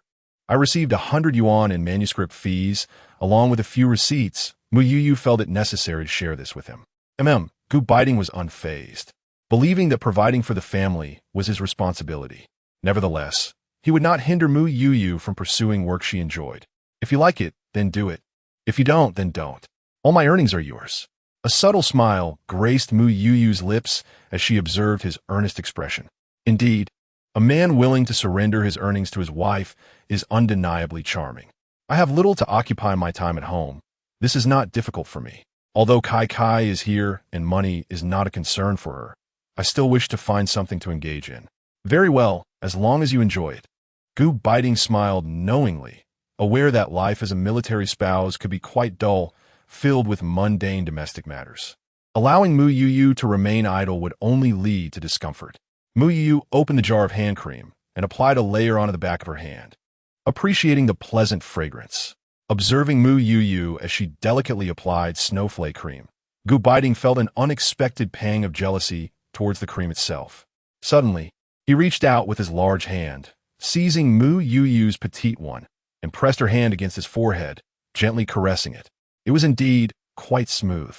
Taken aback, Mu Youyou quickly withdrew her hand, playfully chastising him as a rogue. The sight of her bashful demeanor elicited an uncontrollable chuckle from Gu Beiting. In stark contrast to the warm environment of the Gu family, the household of Deputy Camp Commander Lu was a cacophony of noise. Lu Shuanggue had held his position for nearly 6 or 7 years without any movement. In his youth, he had been ambitious, yet since his promotion to deputy camp commander, he had become complacent, long since abandoning his earlier aspirations. Witnessing Gu Beiting's rapid ascent, coupled with his background as a high-ranking official's offspring, Lu Shuanggue often believed that Gu Beiting's rise was merely a result of connections, particularly when Gu Beiting was promoted to the position of full commander, a role Lu felt was rightfully his. Earlier that day, Wang Hohat had gone to the committee to report on Mu Youyou. Lu Shuanggue was aware of this and secretly hoped to use the opportunity to undermine Gu Beiting, potentially advancing his own position. Look at the mess you've created. Now the entire military district is laughing at me. Lu Shuanggue pointed an accusatory finger at Wang Hohat. Can you blame me? It's not my fault you lack ability. Wang Hohat retorted, not want to back down. Wang Hohat, after all I've provided for you, how dare you act so lawlessly? Lu Shuanggue lunged forward and slapped Wang Hohat. Hailing from a rural background, he had married Wang Hohat, whom his family had found for him in the same village. And he held a deeply ingrained belief that women should be submissive to men. The slap left Wang Hohat dazed, her hand instinctively covering her cheek as she stared blankly at Lu Shuanggue. Regret soon washed over him. After all, she was his wife. But his ingrained machismo prevented him from admitting fault. Why you dare to strike me? Do you believe I want to report you to the committee? Wang Hohat seethed, her voice dripping with resentment, knowing full well Lu Shuanggue was proud. Do you dare? Lu Shuanggue glared menacingly at her. If you tell the committee, I'll divorce you immediately, and you can take your 2 daughters and leave. At his words, Wang Hohat felt her resolve crumble. What would become of her and her daughters if Lu Shuanggue faced any repercussions? As a deputy camp commander, he earned nearly 100 yuan a month. If they were to divorce, where could she possibly go with her children? The shame of not bearing him a son weighed heavily on her. Had she been living in the village all these years, her dignity would have been utterly shattered. I was wrong, Wang Hohat said, lowering her eyes submissively. Oof. I'll let this matter slide, but be more cautious next time. Now hurry and prepare dinner. I'm hungry, Lu Shuanggue scoffed, turning to retreat to his room. Understood. Wang Hohat quickly responded, rushing to the kitchen to cook. Lu Shuanggue was strong, and the slap had left her face swollen. She dared not step outside for several days. In the afternoon, as Mu Youyou was watering the vegetable garden, she seemed to overhear someone speaking from the neighboring house, leading her to believe that the occupants had returned from their vacation. Shortly thereafter, a knock on the door echoed through the air. Upon opening the door, she was greeted by a young woman of approximately 25, possessing a delicate and charming appearance. Hello, I am your neighbor, Su Qing. My husband's surname is Chao, and he's a company commander. The woman smiled shyly, presenting a small jar. This is a homemade soybean paste we brought from our hometown. I thought you might like to try it. Hello, I am Mu Youyou. Thank you very much. Would you like to come in and sit for a while? Mu Youyou slightly turned to the side to offer her space. No, I must decline. We have just returned, and there is much to tidy up at home. Please, carry on with your tasks. I shall take my leave. Su Qing replied with a gentle smile. Mu Youyou nodded in understanding, not pressing the matter further. Chapter 32. Casual conversation. Mu Youyou returned to the kitchen with the jar, opened the lid, and inhaled the fragrant aroma. It was authentic Northeast soybean paste. She had yet to finish the meat sauce from her last preparation, so Mu Youyou carefully sealed the jar given to her by Su Qing. When Gu Beiting returned in the afternoon, Mu Youyou mentioned the soybean paste from next door and inquired about what kind of gift they should reciprocate with. Gu Beiting looked at her, puzzled by the notion of returning a gift. Should we really? He asked, clearly unfamiliar with such customs. Of course, when someone gives us something, we ought to express our gratitude, don't you think? Mu Youyou insisted earnestly. Fine, do as you see fit. I have a good relationship with Chao Jun. Gu Beiting replied without objection. Rest assured, Mu Youyou said, contemplating what to take to Su Qing the following day. She recalled the cigarettes she had purchased for Gu Beiting during their last trip to the city, which she had yet to present to him. Retrieving 2 packs of Dakiamin from the wardrobe, she handed them to him. Here, try to smoke less. Wife, where did you get so many cigarette coupons? Gu Beiting asked with curiosity, remembering he had not possessed such a quantity. I brought them from the capital. I was afraid I might forget and let them expire. So I bought you some, Mu Youyou explained. Oh, Gu Beiting nodded in understanding. The next morning, after seeing Gu Beiting off, Mu Youyou instructed Kai to procure half a pound of brown sugar from the space marketplace. With the brown sugar in hand, she made her way to Su Qing's house next door. Knock, knock, knock. Before long, Su Qing opened the door. Sister Su, Mu Youyou greeted sweetly. Please come in. Come in. Su Qing welcomed her enthusiastically. Once inside, Mu Youyou promptly handed the brown sugar to Su Qing. Sister Su, the soybean paste you gave me yesterday was delightful. This is some brown sugar I bought from the city a few days ago to sweeten your palate. Having learned from Gu Beiting that Su Qing and Chao Jun had been married for nearly 4 years without conceiving a child, Mu Youyou thought it fitting to bring brown sugar, which was considered a precious commodity in these times. Oh no, you mustn't. You are too kind, Su Qing quickly declined. Sister Su, please don't be so polite. I have plenty at home. You know how hot it gets now. This brown sugar will melt if left too long. Mu Youyou smiled, placing the brown sugar on the table. I really can't accept this, Su Qing said, her cheeks flushing. In truth, she wanted to accept it. Although Chao Jun was a company commander, the monthly sugar ration was limited and the doctor had advised her to consume more brown sugar water. Sister Su, we are neighbors. There is no need for such formality, Mu Youyou said with a smile. Gu Beiting had mentioned that he chose their home's location between Chui Jian and Chao Jun precisely because both families were amicable. Well then, I shall graciously accept your kindness, Su Qing replied, her impression of Mu Youyou growing even more favorable. She warmly invited Mu Youyou to sit and chat. Mu Youyou, I heard you used to teach at the military primary school in Kyoto. Su Qing in Guit? Yes, Mu Youyou nodded. Why didn't your Captain Gu transfer you to the primary school here? The Eastern Military District also has a school dedicated to the children of military personnel and nearby villages. I didn't. I am currently working as a translator at the Xinhua bookstore in Kyoto, Mu Youyou clarified. Mu Youyou elaborated yesterday when Su Qing and the others returned. They unfortunately missed the happenings at my home during noon. Su Qing expressed her surprise, well aware that translation work is not an endeavor suited for everyone. Having attended high school as a city dweller, you possess remarkable skills, Youyou. Commander Gu is indeed fortunate. Mu Youyou smiled modestly, acknowledging Su Qing's compliment. At that moment, the voice of Li Yumei resonated from the entrance. I thought there were guests at your home, but it turns out Youyou is here. The gate was left ajar as Li Yumei cheerfully stepped inside. Sister Yumei, come in and have a seat. I was just chatting with Youyou. Su Qing greeted with a smile. Li Yumei placed the dishes she had brought in the yard before entering the main room. Youyou, I knocked on your door earlier, but no one answered. I thought you had gone out. I've left the dishes at your doorstep, Li Yumei remarked with a smile. Thank you, Sister Yumei. Li Yumei frequently brought vegetables to Mu Youyou, a gesture of kindness.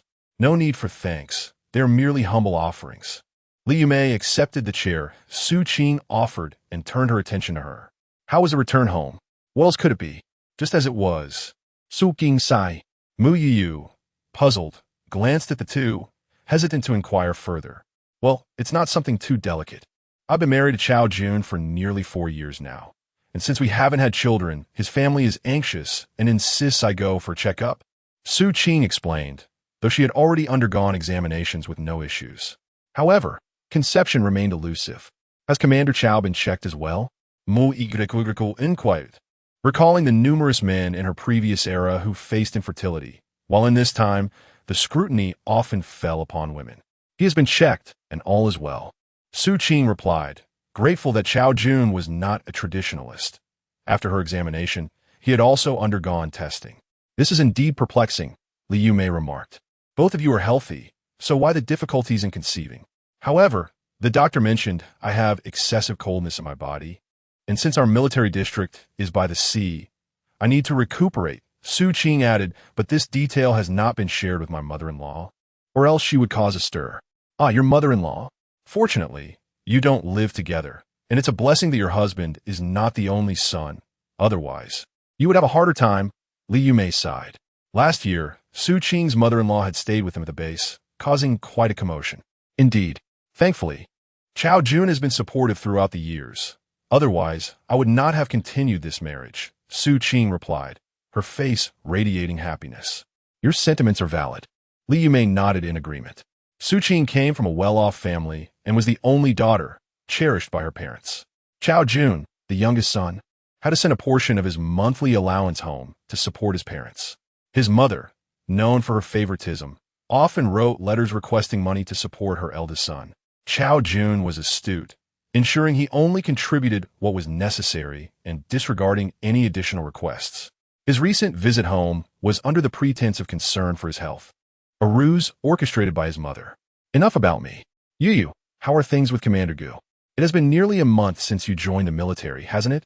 Su Qing smiled as she gazed at Mu Youyou, who she had taken quite a liking to upon their first meeting. Yes, it's quite pleasant, Mu Youyou replied, her cheeks flushing. Oh, look who's shy now, Li Yumei teased, adding, what happened yesterday truly startled me. Your Captain Gu is indeed a fine man, and that Wang Ho-Hot will surely think twice before troubling you again. What transpired yesterday? Su Qing inquired with curiosity. Li Yumei recounted the events of the previous day to Su Qing. Wang Ho-Hot really is relentless, Su Qing remarked, shaking her head. Ah, you have yet to understand her. The three continued their conversation for a while before each returned home to prepare lunch. Su Qing, just wait.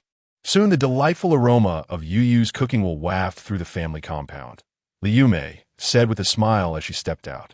Chapter 33.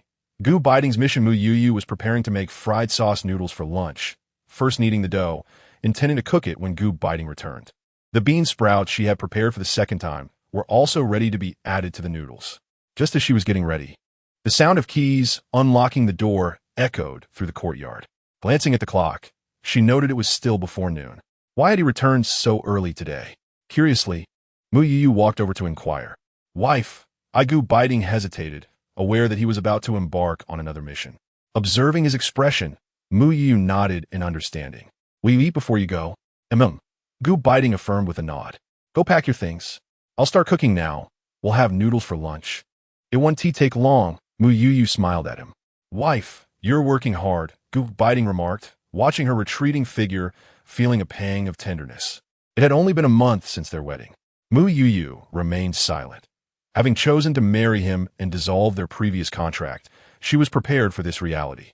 Unbeknownst to her, someone had suddenly appeared behind her. She felt a warm embrace and the gentle breath against her neck. Wife, Mu Youyou shook her head, turning to wrap her arms around his neck. I only wish for your safety. I will wait for your return. Good. Gu Beiting nodded solemnly. Quickly pack your things. You'll be late otherwise. Mu Youyou smiled at him again. All right. When Gu Beiting emerged after packing, he had changed out of his military uniform into casual attire. And Mu Youyou merely cast a glance his way. The noodles are ready. Please bring them out, she instructed. Gu Beiting carried the noodles to the dining table, waiting for her to join him. They sat in silence, each absorbed in their meal without uttering a word. As Gu Beiting dug into his noodles, he discovered 2 eggs nestled within. Noticing that Mu Youyou's bowl did not contain any, he reached for one to place it in her bowl, only to find her removing it. Go ahead and eat. I specially prepared those for you, Mu Youyou said, looking up at him with a radiant smile. She understood the hardships he would face during his mission. Though 2 eggs might not hold significant value, it served as a psychological comfort. Gu Beiting's voice was low and muffled. After finishing the noodles, Gu Beiting intended to take the bowls to wash them. Leave it. I'll clean up in a bit. You should rest for a while, Mu Youyou said, pulling the bowl from his hands. Wife. Gu Beiting took her hand, inviting her to sit on his lap. I might be away for a while, perhaps half a month, or even a month. All right, no matter how long it takes, I will wait for your return. Mu Youyou wrapped her arms around his neck, burying her head against him. Take care of yourself, and don't tire yourself too much. Gu Beiting gently caressed her back. Mu Youyou nodded in his embrace. They remained in each other's arms, enveloped in silence until the sound of a car horn echoed from outside. Mu Youyou realized it was time for him to leave and stood from his embrace. Gu Beiting pressed a soft kiss to her lips, one hand grasping his luggage while the other held hers as they stepped out of the courtyard together. In a vehicle, apart from Gu Beiting, there was only a young man who seemed to be his subordinate. Mu Youyou watched until Gu Beiting turned the corner before she entered the door. In the afternoon, Lu Shuzhen came over, bringing homemade pickles. Sister Shujin, Mu Youyou greeted as she was busy translating books in her room. Youyou, I heard from our Zhang Hui that Captain Gu has gone on another mission? Lu Shujin inquired. Yes, Mu Youyou replied with a smile and a nod. You must feel quite wronged, Lu Shujin remarked, observing Mu Youyou. Although Gu Beiting often undertook missions in the past, they had only recently married. Sister Shujin, he is a soldier, and I understand him. Otherwise, I would not have chosen to marry him, Mu Youyou said with utmost seriousness. Youyou, you're truly a good girl. Lu Shujin smiled, choosing not to pursue the topic further. After all, who among the military wives did not share a sense of unwavering commitment? Before marrying, relatives and neighbors often spoke of the fortune in marrying a soldier, especially those who accompany their spouses in service, yet who truly understood the challenges faced by officers. Gu Beiting, at a young age, had become a battalion commander. Many believed he relied on family connections. Yet how many knew that his achievements were earned through sacrifice and prowess? After chatting for a while, Lu Shujin took her leave, and Mu Youyou handed her some mung bean sprouts for dinner. The spiritual spring water, known for its role in promoting plant growth, was not used directly on her vegetables. Instead, she diluted it with well water. She was curious about what capabilities the first system upgrade might unlock and hoped for a more significant enhancement. Once Lu Shujin departed, Mu Youyou sat on the large bed in her space, staring at the curtain in a daze. Sister, are you worried about Gu Beiting? The little mechanical assistant, Kai inquired. Yes, Mu Youyou nodded, admitting that it would be false to say she was not concerned. Sister, Gu Beiting has been drinking the diluted spiritual spring water daily. His physical condition has improved significantly, so you need not worry. He is not easily matched by ordinary people, although Kai was reluctant to admit it.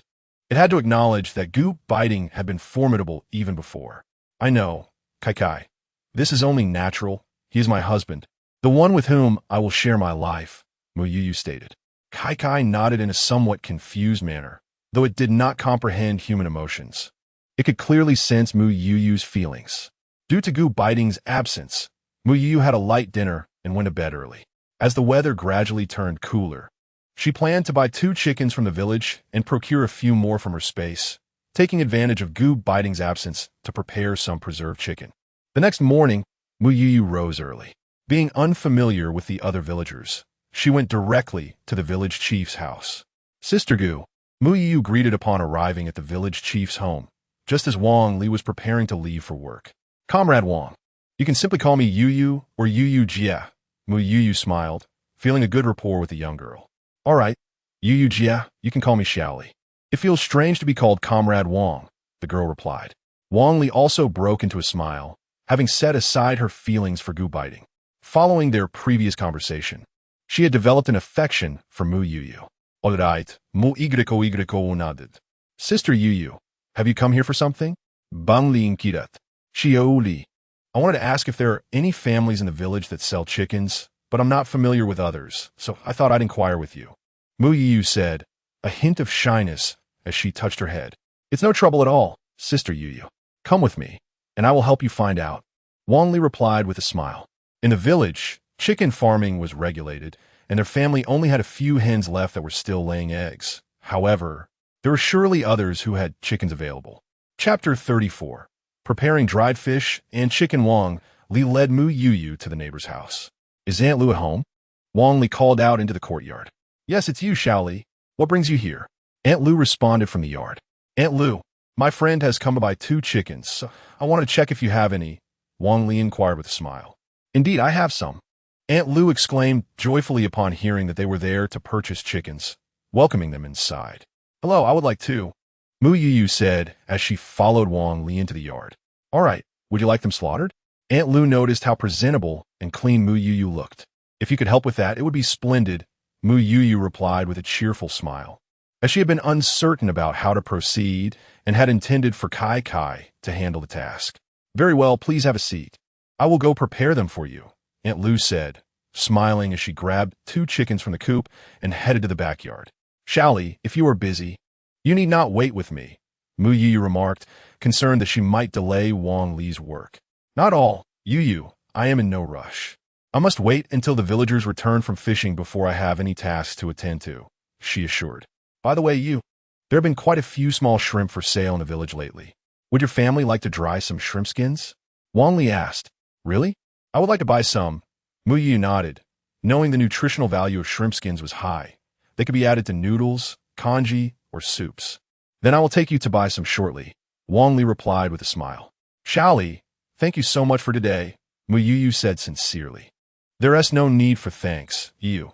I truly consider you a friend, Wang Li said earnestly. Yes, we are friends, Mu Youyou affirmed, grasping Wang Li's hand, and the two girls quickly forged a bond of friendship. By the way, Youyou, why did you come alone today? Where's Captain Gu? Wang Li asked curiously. He has gone on a mission, Mu Youyou explained. Ah, didn't you just get married? Indeed, being a military spouse is not for everyone, Wang Li whispered, then smiled at Mu Youyou. If Captain Gu is not home and you need anything, feel free to come to me in the village. All right, thank you, Xiao Li. Mu Youyou nodded earnestly, accepting Wang Li's kindness. Aunt Lu soon emerged with the chickens, and Wang Li laid some grass at the bottom of the basket before helping to place the two chickens inside. Afterward, they went to purchase some small shrimp, and Mu Youyou also bought some fish to prepare dried fish. Hearing that Mu Youyou enjoyed crabs, Wang Li assisted her in selecting several large ones, placing a layer of grass on top for protection. Be cautious, you. My mother told me that the gossip in the family quarters is worse than in our village. If anyone bullies you, just come and tell me, Wang Li said softly as she escorted Mu Youyou out of the village. I understand, and you be careful as well, Mu Youyou replied, gently touching Wang Li's braided hair, feeling warmth in her heart. All right, I will head back now. Youyou, do come by to play when you have time. Wang Li waved goodbye to Mu Youyou. After parting with Wang Li, Mu Youyou made her way home directly. Upon returning home, Mu Youyou took out the fish and chicken, also retrieving 6 chickens and several packets of salt from the space marketplace.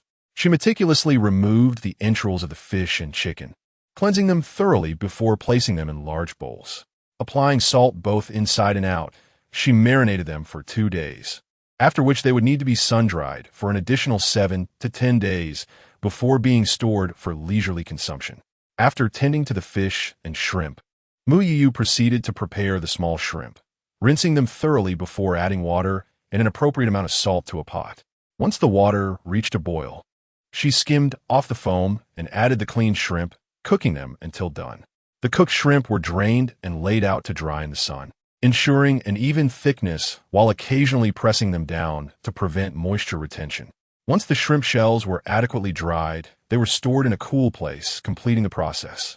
By the time all this was accomplished, she had missed lunch. During her earlier days of diligent study, Mu Youyou often subsisted on instant noodles. Having not indulged in them for quite some time, she suddenly craved them. She placed the large crabs into her space for dinner later and retreated to enjoy her noodles. Sister, do you want some durian? Kai was using her mind to gather fruits from the space, having recently harvested an entire acre of durians.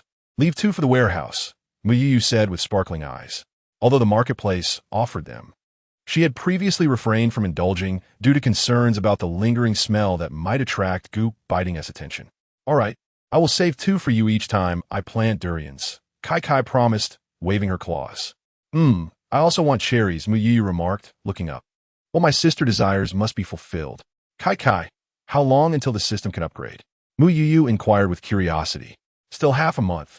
Kai replied with a hint of resignation, as the cost of the planting system was based on the current market price. Very well, I was just asking, Mu Youyou said, finishing her last bite of noodles. Sister, may I ask you something? Why don't you simply buy books from the marketplace and copy them instead of translating? Kai, let me tell you, one must approach work with diligence and responsibility. Besides, this is not a difficult task for me, Mu Youyou responded earnestly, explaining that her choice to study foreign languages stemmed from her genuine passion for it. Kai nodded, albeit with a hint of confusion. Sitting on her bed, Mu Youyou browsed the marketplace system, selecting various fabrics as the weather was about to turn cooler, prompting her to begin making clothes for herself and Gu Beiting. During Gu Beiting's absence on a mission, Mu Youyou spent her mornings translating books and her afternoons researching garment making, seeking assistance from Li Yumei whenever she encountered challenges. Occasionally, she would chat with Su Qing and Lu Shuzhen, leading to a fulfilling daily routine. One day, while Mu Youyou was sewing and conversing with Li Yumei, she learned that Aunt Li had twisted her ankle a few days prior and had just returned from the hospital. "Oh, how did that happen?" Mu Youyou asked. "I'm not sure. It seems she said her bones have become brittle with age," Li Yumei replied, having heard the news from other military wives while shopping in the village that morning. "Then I shall visit her tomorrow morning." Mu Youyou raised her head and said, "In this era, it is customary to visit patients in the morning." "Then let us go together," replied Li Yumei, noting that her family had some distant relations with Li Daniu's family. "All right, Sister Yumei, please come a call for me after you finish your morning chores tomorrow." Li Yumei had to prepare breakfast for Deputy Camp Leader Chui and the children. "Very well," Li Yumei nodded. Mu Youyou glanced at the time. It was nearly 4 o'clock, and Li Yumei needed to pick up the children from school, so she stood up to leave. With Gu Beiting not at home, she made some steamed buns and stored them in her space. In the evening, she heated one bun and hastily stir-fried a couple of dishes to make do for dinner. The disadvantage of living in the family quarters was that the kitchen was situated in the courtyard. If she wanted to take meat out from her space, she would have to cook it there, otherwise the aroma would waft into other homes. Cooking in a space without a fire in the kitchen would raise suspicions. With a sigh, Mu Youyou silently nibbled on her bun. Chapter 35. A visit to Aunt Li the following morning, shortly after 8. Li Yumei arrived to knock on the door.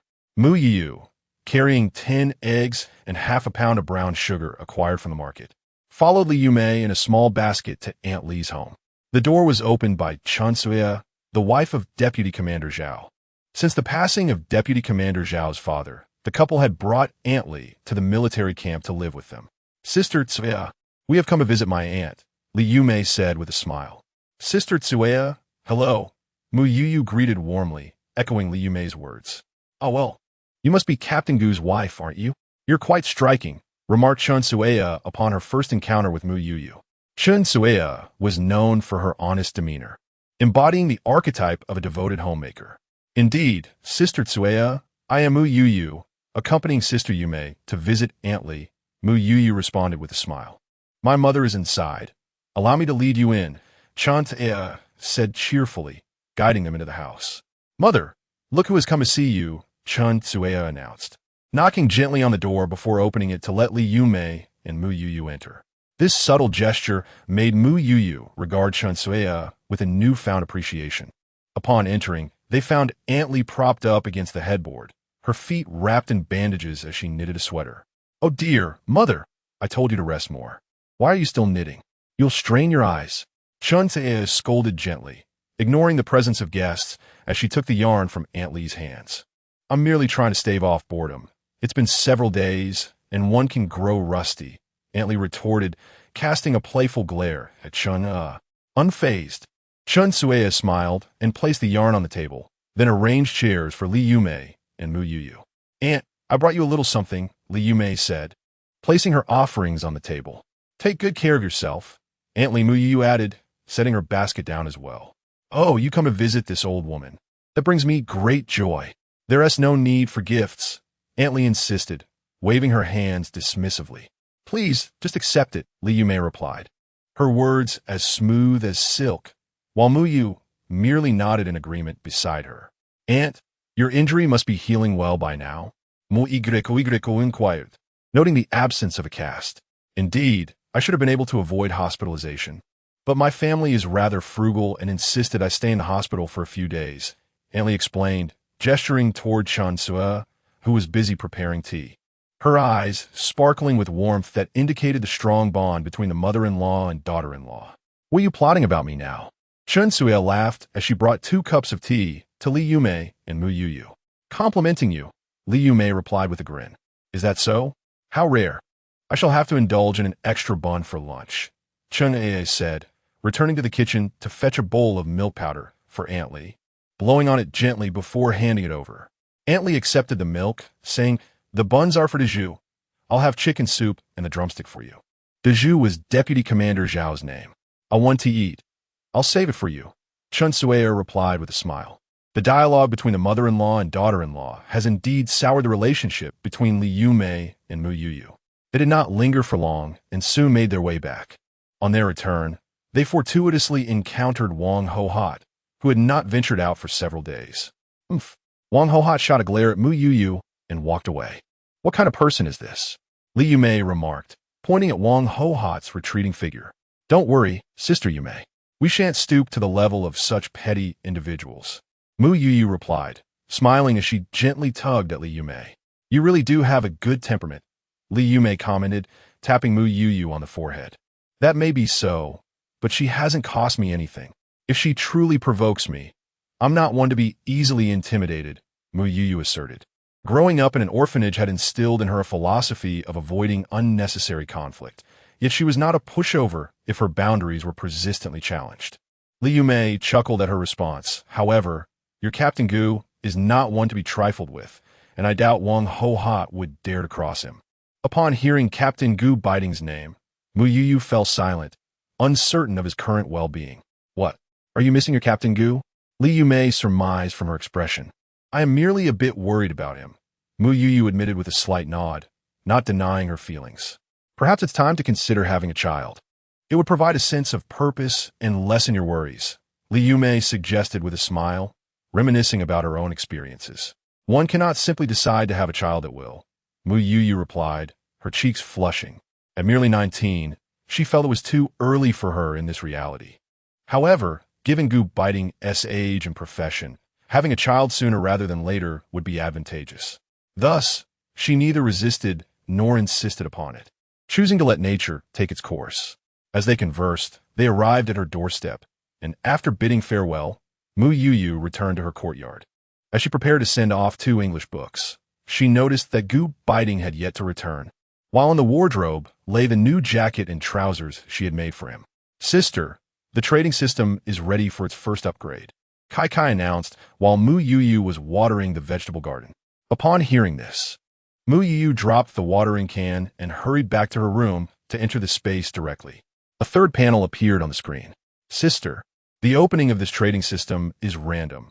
We cannot predict which segment will be activated. The first level is either trivial or useless. So do not hold your hopes too high, Mu Youyou remarked. Indeed, but fortunately, there is an upgrade package available. Shall we proceed with the upgrade now? Gai in guit. Let us do it, Mu Youyou replied, closing her eyes, unable to quell the flicker of anticipation within her. Sister, even Kai the system, began to stutter upon witnessing the scene on the screen. What is it? Mu Youyou slowly opened her eyes. My goodness, Mu Youyou exclaimed.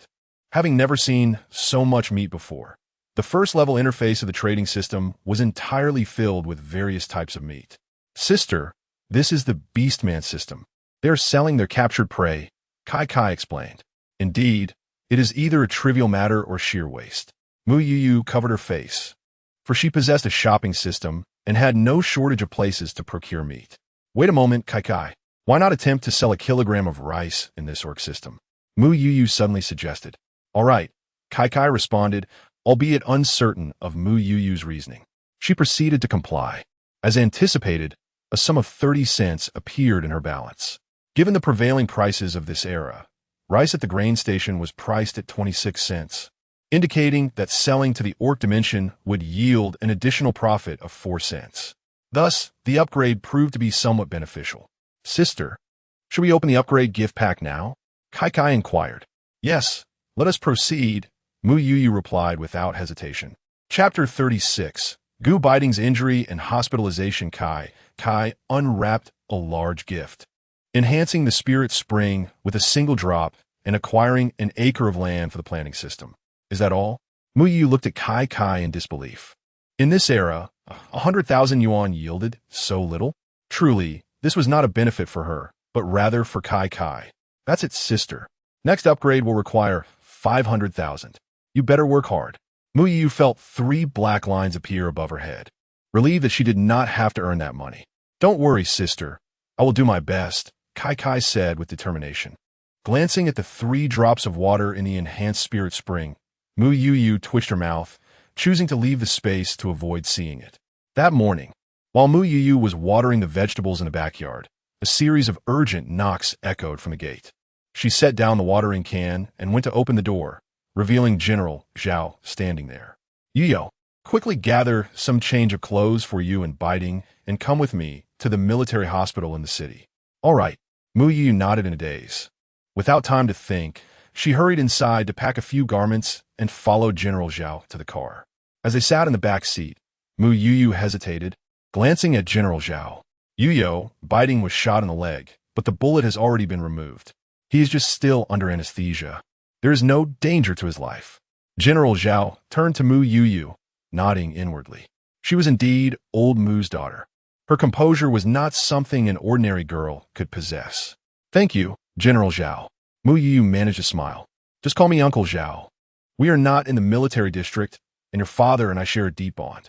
General Zhao replied with a smile. Uncle Zhao, Mu Youyou obediently called out, feeling great respect for the imposing general before her, as those in power in this era rose through their own merits and scars. General Zhao nodded in satisfaction, growing increasingly fond of the girl. Beiting has always been exceptional. He was injured while saving his comrades. He sighed with a hint of nostalgia. Uncle Zhao, is his injury very severe? Mu Youyou bit her lip and asked. General Zhao looked at her. It depends on his recovery. He may not be able to participate in high-intensity training in the future. Mu Youyou clenched her pants tightly, realizing the gravity of this situation for the proud Gu Beiting. If he could no longer train, given his temperament, he would likely not remain in the military. He'll be fine, Mu Youyou stated with conviction. General Zhao observed her, a glimmer of admiration in his eyes. Truly, she was old Mu's daughter, possessing an inherent tenacity and resilience rivaling that of any man. Yes, Beiting will certainly recover. The car arrived at the military hospital in the city, and General Zhao led Mu Youyou directly to the ward. Outside the room, a young man squatted, whom Mu Youyou recognized as the youth who had accompanied Gu Beiting on his mission. Sister-in-law, I'm so sorry. The young man bowed deeply upon seeing Mu Youyou. She quickly stepped aside, not wanting to accept his apology. Xiao Weiguang, what are you doing? Don't frighten Beiting's wife. General Zhao spoke sternly, casting a glance at Mu Youyou, having observed her earlier actions with a silent nod of approval. Sister-in-law, if it weren't for me, the company commander would not have been injured. Xiao Weiguang's eyes were red, clearly having shed tears. You are comrades and partners. You did not abandon him, did you? Mu Youyou replied with a faint smile, offering comfort, although she was unaware of the details of their mission. She was certain that Xiao Weiguang had taken Gu Beiting to the hospital. Is he awake? General Zhao inquired. Not yet, Xiao Weiguang shook his head, his fists clenched tightly by his side. May I go in to see him? Mu Youyou looked up at General Zhao. Of course, he nodded in agreement. Mu Youyou pushed the door open and entered the room. Gu Beiting lay on the hospital bed, his complexion pale and eyes tightly shut. She halted, her heart heavy, for she had never witnessed Gu Beiting in such a state. Youyou, Uncle Zhao has matters to attend to, so he is leaving. Xiao Weiguang and Chun Su will stay here to assist you. When Beiting wakes up, have him give me a call, General Zhao said, patting her shoulder. All right, Uncle Zhao, you may attend to your business, Mu Youyou replied with a nod. This time, Beiting and his team had accomplished their mission successfully, and the military district's rewards would be forthcoming. General Zhao took some cash from his pocket. This is personal, he stated. Uncle Zhao, I brought cash with me. Mu Youyou declined, knowing that her money was safely stored away and accessible at any time. Then take good care of yourself and Beiting. If you encounter any difficulties, do not hesitate to inform me, General Zhao advised. Mu Youyou nodded, and once General Zhao departed, she turned to Xiao Weiguang. Comrade Xia, you should rest for a while and freshen up. I can manage here, she suggested, noticing the dirt and blood on his clothes, which reflected his exhaustion. But the company commander, Xiao Weiguang, was hesitant, unable to shake off his worry for Gu Beiting. Chun is here, isn't he? You should go and rest. If you don't take care of yourself, how will you assist Beiting when he wakes up? Mu Youyou reasoned. Besides, this is a hospital. You don't want to present yourself in such a state, do you? Reluctantly, Xiao Weiguang agreed to head to the rest area assigned by General Zhao to clean up. Chun Su was the soldier designated to care for Gu Beiting. Mu Youyou settled beside the hospital bed, gazing at Gu Beiting, and gently brushed her fingers across his cheek as tears streamed down her face. Don't cry. Don't we have the enhanced spirit spring water? We can give it a try for Gu Beiting. Kai Kai's voice echoed in Mu Youyou's mind. Right. How could I have forgotten about that?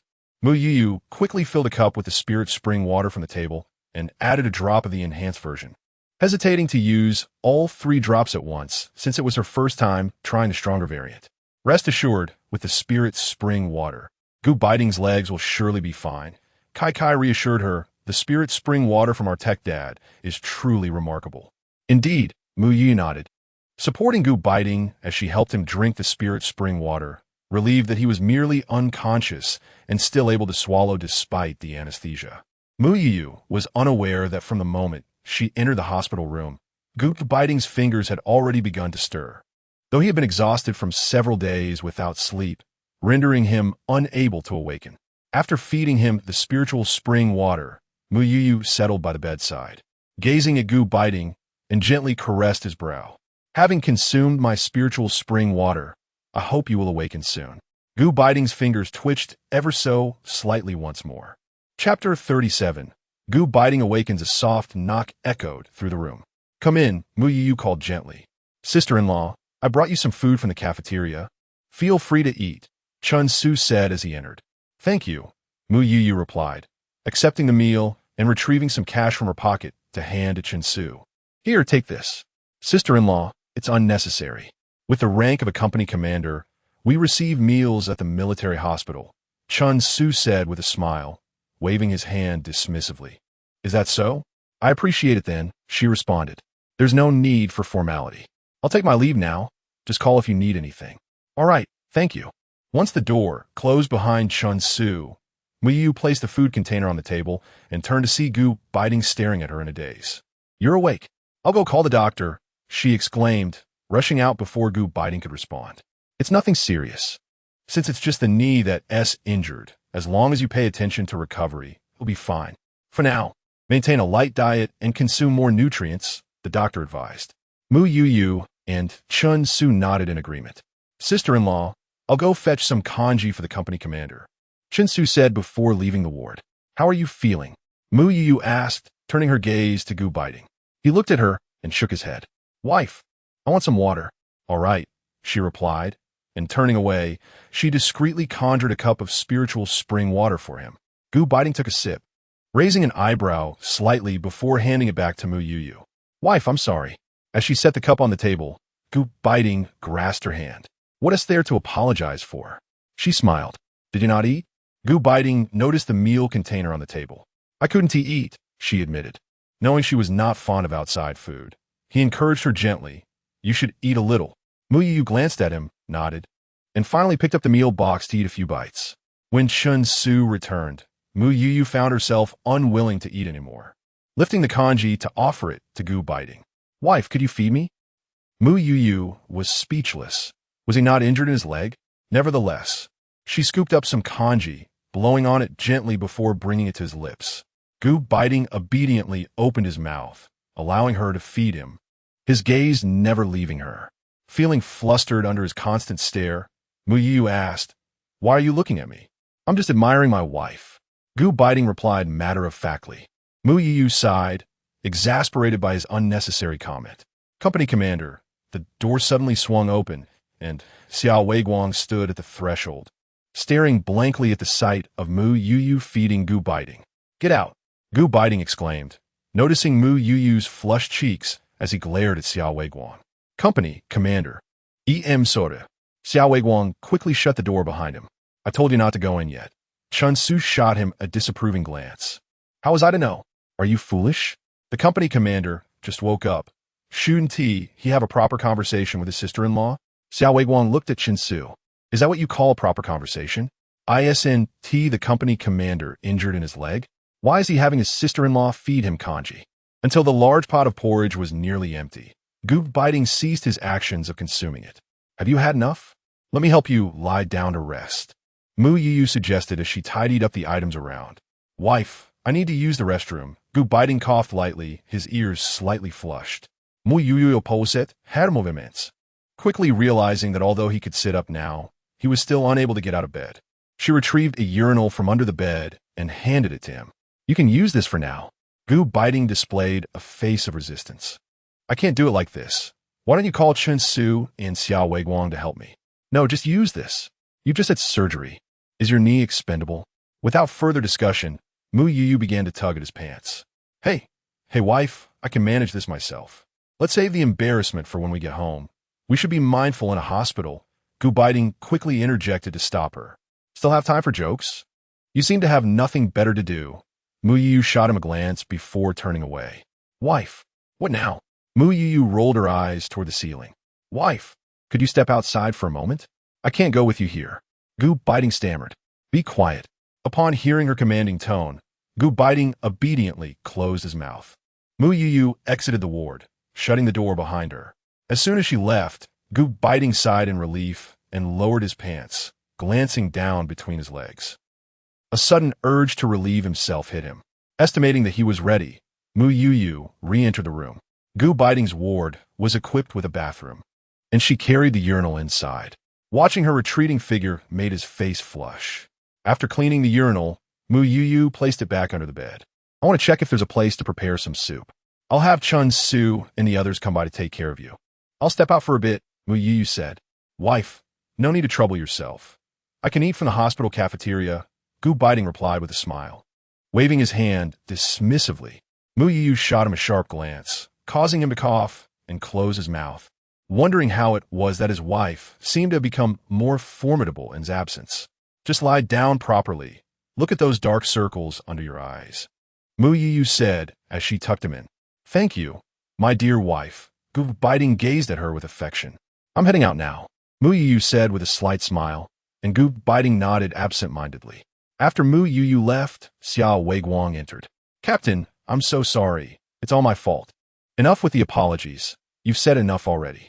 When I was injured, you said it. On the way to the hospital, you said it before the surgery. You said it, and even when I woke up, you were still saying it. Aren't you tired? Gu Beiting remarked, looking at him. They were comrades. There was no need for guilt.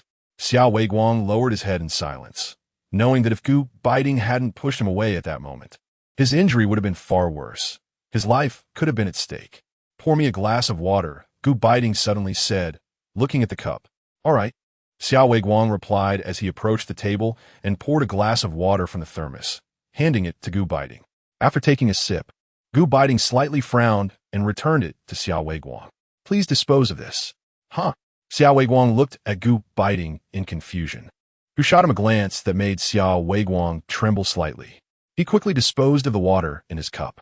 Mu Youyou had previously inquired with Chun Su about the availability of a cooking area at their lodging. They simply needed to purchase ingredients. In her past readings of novels, she had encountered mentions of black markets, typically found near hospitals. However, after circling the hospital several times, she found no trace of one. Ultimately, Mu Youyou gave up and sought refuge in a secluded corner, retrieving a hen from her spatial marketplace. One hen was far too much for Gu Beiting to consume alone, and given that their accommodation was temporary, there was no place for storage. Moreover, placing in her spatial realm would undoubtedly raise Gu Beiting's suspicions.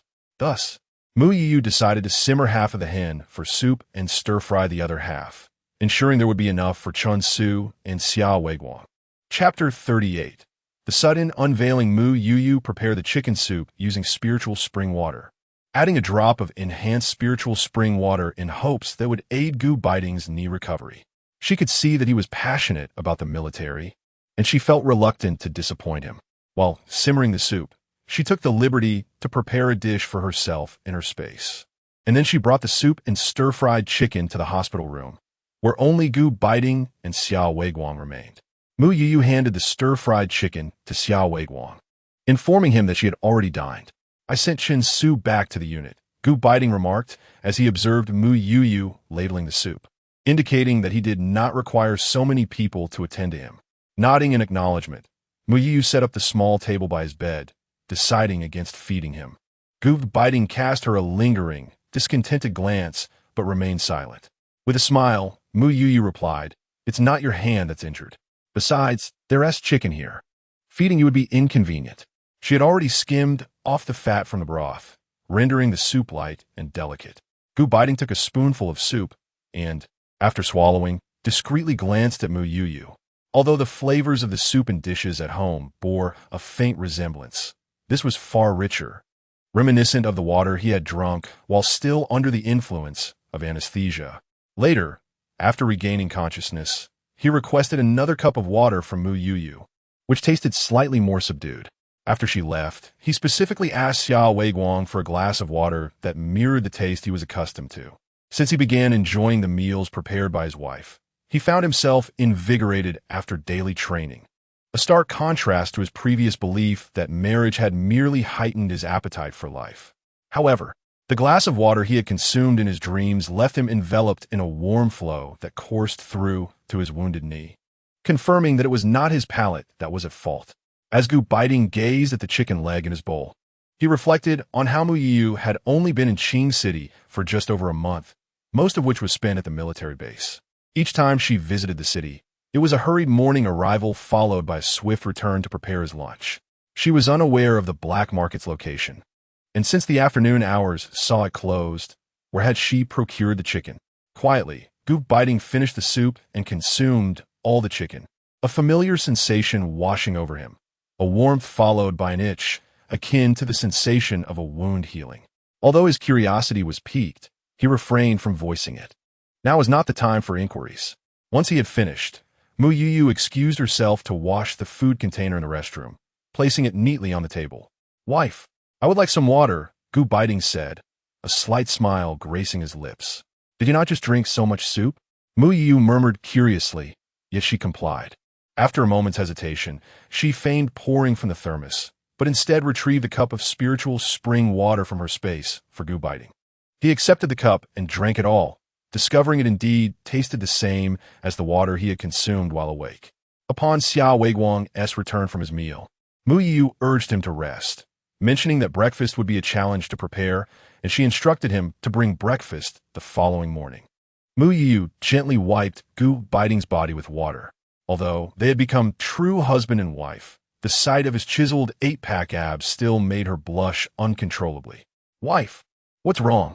Your face is so red," he teased. Overwhelmed by embarrassment, Mu Youyou wished for nothing more than to disappear into a hole. She shot Gu Beiting a fierce glare, insisting, "Who's blushing? I'm just too hot." After saying this, she hurriedly retreated to the bathroom. Gu Beiting watched her flustered figure with a faint smile. Mu Youyou was unaccustomed to bathing outside, so she merely wiped herself down, planning to sneak a shower in the space while cooking the next day. "Wife, lock the door and come to bed," Gu Beiting said, patting the space beside him. Mu Youyou got up to secure the hospital room door. "I can just sleep in the chair. You don't need to trouble your leg." "I injure my right leg, not my left," he insisted. "Fine," she relented. The hospital bed was spacious enough for both of them. Mu Youyou turned off the main light and lay down, leaving only a dim lamp illuminating the room. Gu Beiting turned on his side to look at her, holding her small hand. "Wife, is there something you haven't told me?" Mu Youyou gazed at him in confusion.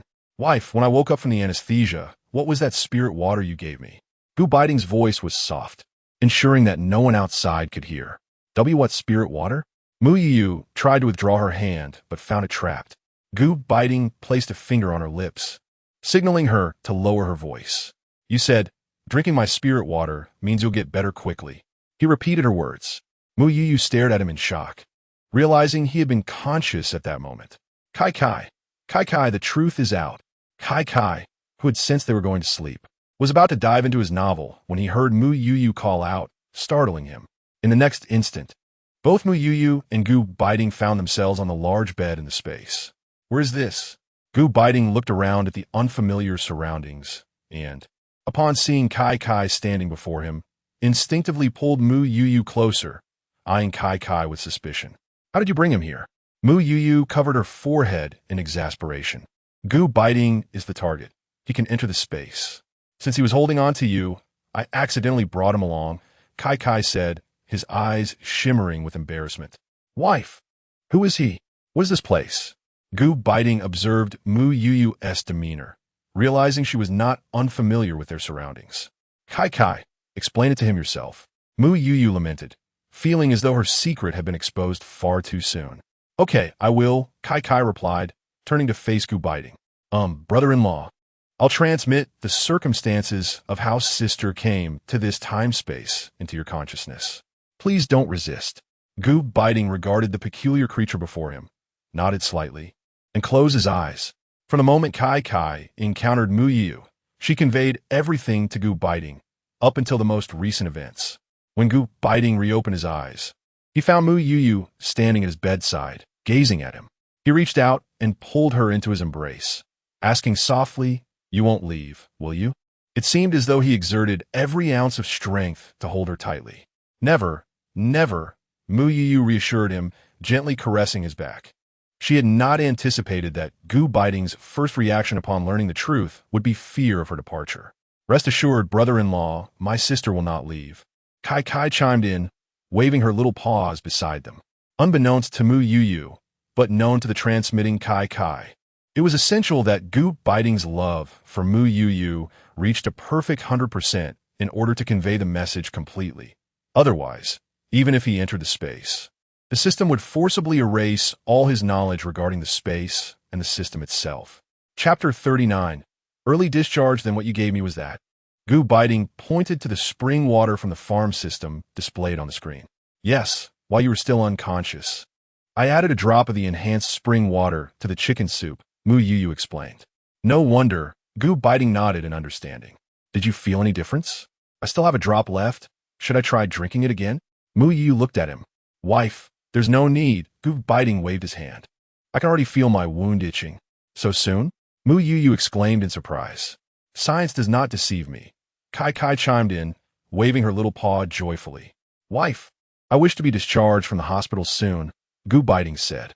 He estimated that his wound was healing, and staying in the hospital any longer might raise suspicions. "But is this really okay?" "This is no joke," Mu Youyou expressed her concern. "Wife, trust me, this is not my first gunshot wound. I would never joke about my own leg," Gu Beiting reassured her, holding her hand. "Also, remember, this matter must not be disclosed to anyone else." "I understand. You can rest easy," Mu Youyou smiled at him. "Shouldn't it be the fourth person?" Kai interjected, swaying her head. "Are you even human?" Mu Youyou shot her a glare, causing Kai to promptly shut her mouth. "You lie here for a bit. I'll take a shower." Mu Youyou informed Gu Beiting before stepping into the bathroom. Curious, Gu Beiting examined the furnishings in the room. "Brother-in-law, this was my sister's old house. Would you like to see it?" Kai asked. "Is that allowed?" "Of course." Kai procured a small wheelchair from the store for Gu Beiting to use. Gu Beiting propelled himself in the wheelchair, exploring the room, curiously touching many unfamiliar appliances as Kai explained their functions. "Will we have these things in our country in a few decades?" Gu Beiting could not help but inquire. "Absolutely." At that moment, Mu Youyou appeared behind him, gently resting her hands on his shoulders. "Our nation will rise to become a global powerhouse." "Indeed," Gu Beiting nodded emphatically. Mu Youyou guided Gu Beiting back to the room, explaining how to utilize the shopping system, the items available for purchase, and how to help Kai earn points. Eventually, feeling fatigued, Mu Youyou lay down on a large bed and drifted off to sleep, leaving Gu Beiting and Kai to explore further. By 6 o'clock the following morning, Mu Youyou awakened to find herself back in a hospital bed. "You didn't stay awake all night, did you?" she asked, noticing the excitement still gleaming in Gu Beiting's eyes. "Yes," Gu Beiting nodded slightly. Mu Youyou gave him a bemused glance, got up to unlock the door, and then proceeded to the bathroom to freshen up. Afterward, she brought Gu Beiting some water for him to cleanse himself as well. Before long, Xiao Weiguang arrived with breakfast. "Weiguang, please ask the doctor to come by shortly," Gu Beiting instructed after finishing his meal. "Understood, Captain," Xiao Weiguang nodded. After the doctor arrived, Gu Beiting expressed his desire to be discharged. "Captain Gu, you just underwent surgery yesterday. You cannot leave the hospital yet," the doctor stated. "Hasn't the bullet been removed?" Gu Beiting's tone was somewhat forceful. "You still need to receive injections daily. There's a nursing station in the military district.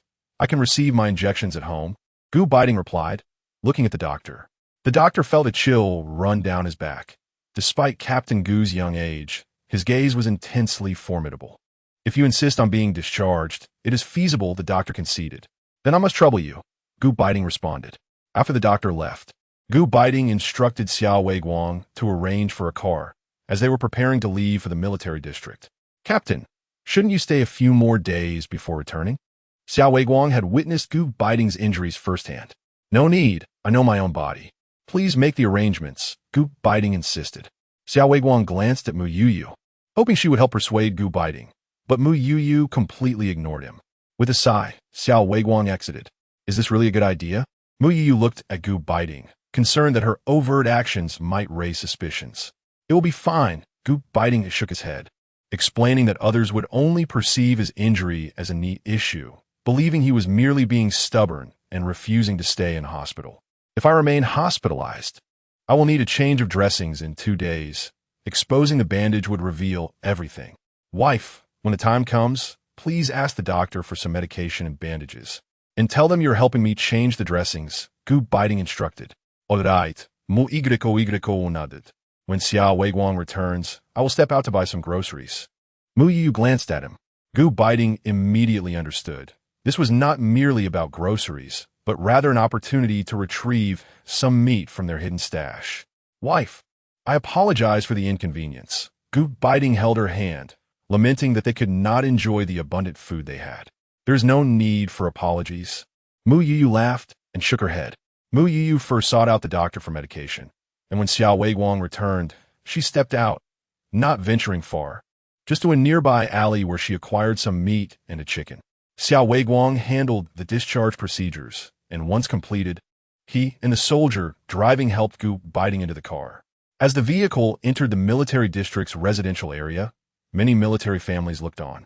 Captain Gu has returned? Wasn't he supposed to be hospitalized due to his injuries? Heard it was a knee injury. Who knows if he could train again?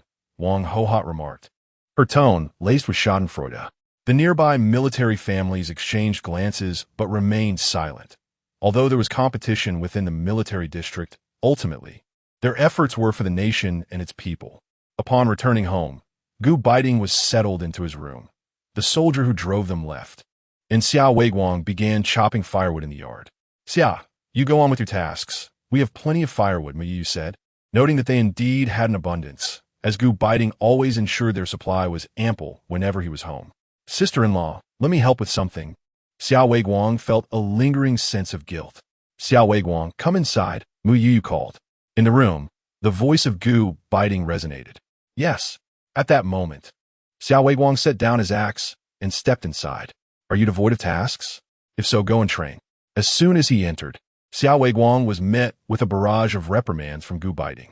Captain, I merely wish to assist you with some tasks, Xiao Weiguang replied, lowering his gaze. Your presence in my home is causing discomfort for both my wife and me. Gu Beiting scrutinized him, wondering if this lad could possess a modicum of awareness. It is entirely natural for us soldiers to be injured. Do not carry the weight of guilt upon your shoulders. Even if it were someone else in your position, I would extend the same aid. If you have excess energy, consider utilizing your leave to return to training. Gu Beiting regarded him earnestly. Understood, Captain. Should you require anything, do not hesitate to summon me, Xiao Weiguang asserted solemnly, having firmly established Gu as his savior. Go on then, Gu Beiting gestured for him to leave. Chapter 40. A conversation between husband and wife for lunch. Mu Youyou prepared braised pork noodles. Since Gu Beiting was temporarily unable to consume spicy food, she refrained from adding chili. Once the noodles were ready, Mu Youyou brought them to the room. My dear wife, may I eat in the main hall? Gu Beiting inquired as he observed Mu Youyou approaching with the bowl. Are you trying to let everyone know that you are perfectly fine? Mu Youyou shot him a disapproving glance. After I finish eating, I'll have you remove the bandage to take a look. She still felt uneasy about not seeing it. All right. Gu Beiting nodded, equally curious about the state of his wound. After their meal, before Mu Youyou could unwrap Gu Beiting's bandage, there was a knock at the door. It was Cui Jian, Zhang Hui, and Chao Jun, military officers who shared a close bond with Gu Beiting, coming to visit him. Mu Youyou quickly welcomed them inside, offering chairs and pouring water before excusing herself to the backyard. How come you were discharged from the hospital so quickly? Zhang Hui asked in confusion. Didn't you just get shot yesterday? How are you home today? Indeed. Why didn't you stay in the hospital a few more days? You still need to change the dressing, right? Hui Jana did. It's quite boring to stay in a hospital. It's just a dressing change. My wife can handle that, Gu Beiting replied with a smile. Can she really? Chao Jun, 3 months younger than Gu Beiting, asked. Of course. My wife is a versatile woman, Gu Beiting declared proudly. Upon hearing this, Cui Jian, Zhang Hui, and the others turned to glance toward the backyard before looking back at Gu Beiting. Ah, you've changed since getting married, Chui Jian teased. How are you feeling now? Does it still hurt? I'm perfectly fine. Don't worry, Gu Beiting reassured them. You're quite the tough one. After all, it was your knee that was injured. If it leaves a mark. Chao Jun's words trailed off, but everyone understood the implication. There's no need to worry. I know my own body well enough. It once he come to that, Gu Beiting stated confidently, having felt no pain other than an itch at the wound. Chui Jian, Zhang Hui, and the others exchanged glances, recognizing the remarkable courage it took to shield someone from a bullet. They stayed until it was nearly time for training before departing. After they left, Mu Youyou prepared the medicine and bandages prescribed by the doctor. After washing her hands, she sanitized them with alcohol from her space before slowly unwrapping the bandage on Gu Beiting's leg. Both of them were taken aback upon seeing the wound on his knee. It could hardly be called a wound any longer. The original gaping hole had healed, leaving the flesh a shade darker than the surrounding skin. The medicine prescribed by the doctor was certainly no longer applicable. Mu Youyou purchased a tube of ointment from her space and applied it to Gu Beiting's knee before rewrapping it with fresh bandages. Once the bandaging was complete, Gu Beiting could hardly contain himself and began to walk around. Could you please be more careful? What if someone sees you? Mu Youyou hurried to pull him back. Relax. There is no one around at the moment. It is now the time for training, and those military families at home will not come to find Mu Youyou. My dear wife, I miss you so much. Gu Beiting embraced Mu Youyou, who had been away for over half a month. Don't tease me. Mu Youyou blushed and gently pushed him away. I'm not teasing. I truly miss you. Do you miss me?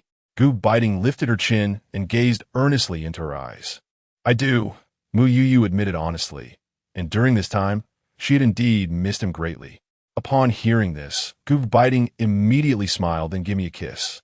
Mu Youyou looked at him, feeling that he might as well be injured and lying in bed. Wife, Gu Beiting called softly when he noticed her lingering silence. After a moment of hesitation, Mu Youyou summoned her courage and leaned in to plant a fleeting kiss on his lips. Wife, that was rather perfunctory, Gu Beiting said, somewhat dissatisfied. How is that perfunctory? I'm not talking to you anymore. You should rest well, Mu Youyou replied, rising to her feet, as she still had her clothes to finish. Wife, could you find me some books to read from your space? Gu Beiting inquired. Sure. What kind of books do you want to read? Mu Youyou turned to look at him. Something about war, Gu Beiting replied thoughtfully. Mu Youyou considered for a moment, then used her consciousness to search the marketplace, purchasing a book titled Infantry Assault and handing it to him. Read this first, and if you don't like it, let me know. Gu Beiting nodded, accepting the book and beginning to flip through the pages, pen in hand, ready to take notes. As Mu Youyou sewed, she occasionally glanced at Gu Beiting. It was no wonder he had become the youngest battalion commander. He trained diligently, was proactive in missions, and even utilized his leisure time to enrich himself. He seemed like a rising star, radiating brilliance across this land. His resilience and determination were unparalleled, as if he were born for the military. Mu Youyou suddenly recalled an article she had read during her studies, which stated that soldiers are not afraid of death, but rather fear the absence of opportunity to face the battlefield. Gu Beiting's relentless efforts were also aimed at stepping onto the battlefield to safeguard the nation's security. His loyalty and tenacity brought great comfort to Mu Youyou, yet simultaneously deepened her concern for him. After reading for a while, Gu Beiting raised his eyes to Mu Youyou, who was lost in thought at the sewing machine. Unable to resist, he touched his cheek and asked, "Is there something on my face?" Mu Youyou shook her head, smiling. "No, you continue reading." Her gaze lingered on Gu Beiting, soft as a spring pool, causing his heart to race. "You're watching me," Gu Beiting said in a low voice, tinged with certainty. "Why did you join the army?" Mu Youyou asked. "Most boys in the compound enlist when they come of age. Initially, I was reluctant, but my perspective changed once I arrived at the army. Training alongside everyone daily and witnessing my comrades strive on the battlefield is an incredibly wonderful feeling." Gu Beiting spoke, a proud smile gracing his lips, igniting a fervent passion within him, a force brimming with vitality. As a soldier, such sentiments are to be expected. Sacrificing oneself for the nation is an honor. Serving the country is a glory. His smile radiated brilliantly akin to a ray of sunlight that instantaneously illuminated the entire room, revealing a side of Gu Beiting that was distinctly different from before. Your ambitions are lofty, yet Gu Beiting noticed Mu Youyou hesitating and immediately pressed. Yet what? If you were to get hurt, it would pain me, Mu Youyou replied. Upon hearing her words, warmth flooded Gu Beiting's heart. He rose and enveloped Mu Youyou in his embrace, assuring her, "You need not worry. I shall protect myself, safeguard our nation, and also shield you." Chapter 41. A dinner invitation from the Gu family in the afternoon. Mu Youyou was at home preparing a meal, specifically braised pork made from the meat she had procured from their special space, intending to treat Gu Beiting. Just then, Commander Zhao arrived. Gu Beiting, who had initially intended to assist Mu Youyou in igniting the fire, hastily returned to bed. "Uncle Zhao, Beiting is in the room," Mu Youyou informed as she guided Commander Zhao to the chamber, pouring him a glass of water before stepping out. Commander Zhao glared at Gu Beiting. "Who permitted you to leave the hospital? The bullet has been removed, and you have no pressing issues. It would be dreadfully boring to remain in the hospital." With a smile, Gu Beiting responded, "I assure you I am perfectly fine." "You rascal, how am I to express my approval of you?" Commander Zhao remarked, pointing at Gu Beiting's forehead. "Truly, there is nothing to worry about. What is that delightful aroma?" Commander Zhao sniffed the air. "Oh, my wife is making braised pork," Gu Beiting said with a sense of pride. "Your wife possesses such culinary skills?" Commander Zhao inquired, somewhat astonished. "Just wait and taste her cooking." Gu Beiting nodded affirmatively.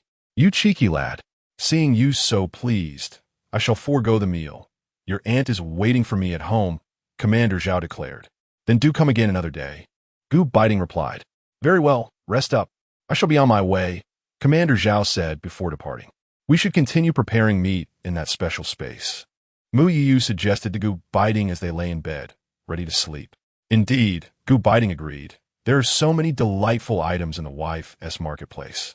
We cannot merely gaze upon them without indulging." As Mu Youyou prepared to close her eyes, Gu Beiting grasped her hand. "Wife," he whispered. "What is it?" Mu Youyou opened her eyes. "I wish to kiss you," he declared, leaning in for a kiss. MMM. Mu Youyou quickly synchronized with Gu Beiting's rhythm, wrapping her arms around his neck in response. "Wife, I love you." In the days that followed, Gu Beiting remained at home, recuperating. One day, Mu Youyou received her manuscript payment and books from the Xinhua bookstore in the capital. Since the incident involving Wang Ho Hot, the residents of the compound had grown accustomed to such occurrences, recognizing that not everyone could earn such money. During his time at home, Gu Beiting either read books purchased from the special space or studied English with Mu Youyou. He was a diligent learner with remarkable adaptability, and before long, a month had passed, and he had begun light training at the training grounds. "Are you capable?" Zhang Hui observed as Gu Beiting started performing pull-ups. "Care to compete?" Gu Beiting grinned at Zhang Hui. A few days prior, Mu Youyou had suggested he soak in the spiritual spring, and he felt his body had significantly strengthened since then. "Perhaps not," Zhang Hui replied with a glance. He had no desire for such a challenge. "By the way, I heard from Chui Jian that the aroma of your home-cooked meals has driven him to distraction over the past month," he added. "What are you implying?" Gu Beiting regarded him warily. "Well, it seems you have nearly recovered. Why not take advantage of the opportunity before your leave ends and invite us for a meal?" Zhang Hui chuckled as he touched his nose and remarked, "Old Chui asked you to speak, didn't he?" Gu Beiting leaped down from the horizontal bar. "Ah," he said. "He mentioned it once, and you declined." Zhang Hui handed him a towel. "Why should my wife cook for you all?" Gu Beiting wiped his sweat with the towel. "Hey, you, when we invited you for a meal, you didn't partake, did you? That was your invitation. I didn't beg to join," he retorted. "Oh, come now. That's not quite right. We are brothers who have faced life and death together." Zhang Hui playfully punched him. "I must say, how can you be so thick-skinned? Why must you insist on dining at others' homes?" Gu Beiting cast a disdainful look at Zhang Hui. "Oh, who are we to each other? Zhang Yudogid. Let us plan for tomorrow evening. It's the 15th, and there's meat for sale in the village." Gu Beiting agreed, flicked the towel, and headed home. "All right, we shall arrive punctually." Without looking back, Gu Beiting waved his hand. Upon returning home, Gu Beiting shared this news with Mu Youyou. "This time, it's impossible to refuse. I did attend when they invited me," he confessed, although he wished to spare his wife from undue fatigue. It's just a meal. It's no trouble. Mu Youyou smiled. You're truly wonderful, my dear. Let us wake up early tomorrow to buy ingredients. Sound good? The following day, bright and early, Goop Beiting and Mu Youyou rode their bicycles to the village to procure provisions. With Goop Beiting by her side, it was Mu Youyou's first time purchasing meat in the village. They also acquired a large fish, some seafood, and vegetables before returning home. After a brief afternoon rest, they began their preparations. Mu Youyou retrieved a preserved chicken, intending to prepare it with white radish. Shall we make a preserved chicken, braised pork, boiled fish, a seafood medley, smashed cucumbers, and stir-fried mung bean sprouts? She counted on her fingers. How delightful! Goop Beiting felt a tinge of dismay at the abundance of dishes. Oh, it's our first time hosting. Let us not be stingy. Mu Youyou playfully cupped Goop Beiting's face and smiled. He leaned in and kissed her on the lips, acquiescing to her wishes. Today, Goop Beiting was hosting Chui Jian, Zhang Hui, and Chao Jun along with their families, all of whom brought their children. I can already smell the delicious aroma from the entrance of the compound, Zhang Hui exclaimed before even stepping inside. Upon seeing Zhang Hui, the neighboring families joined, each bearing gifts. Zhang Hui and Lu Shuzhen brought 20 eggs and a pound of brown sugar. Chui Jian and Li Yumei contributed a can of malt milk and a pound of egg cake, while Chao Jun and Su Qing arrived with a can of milk powder and a jar of fruit preserves. We're short on chairs. I'll go fetch some. Beiting form Kuijan. Hey, do we need to bring our own chairs to a meal? Chui Jian chuckled as he led his children back to retrieve them. Lu Shuzhen, Li Yumei, and Su Qing entered the kitchen. Wow, the aroma is even stronger in your home, Li Yumei remarked with a smile. At this moment, Mu Youyou was preparing braised pork.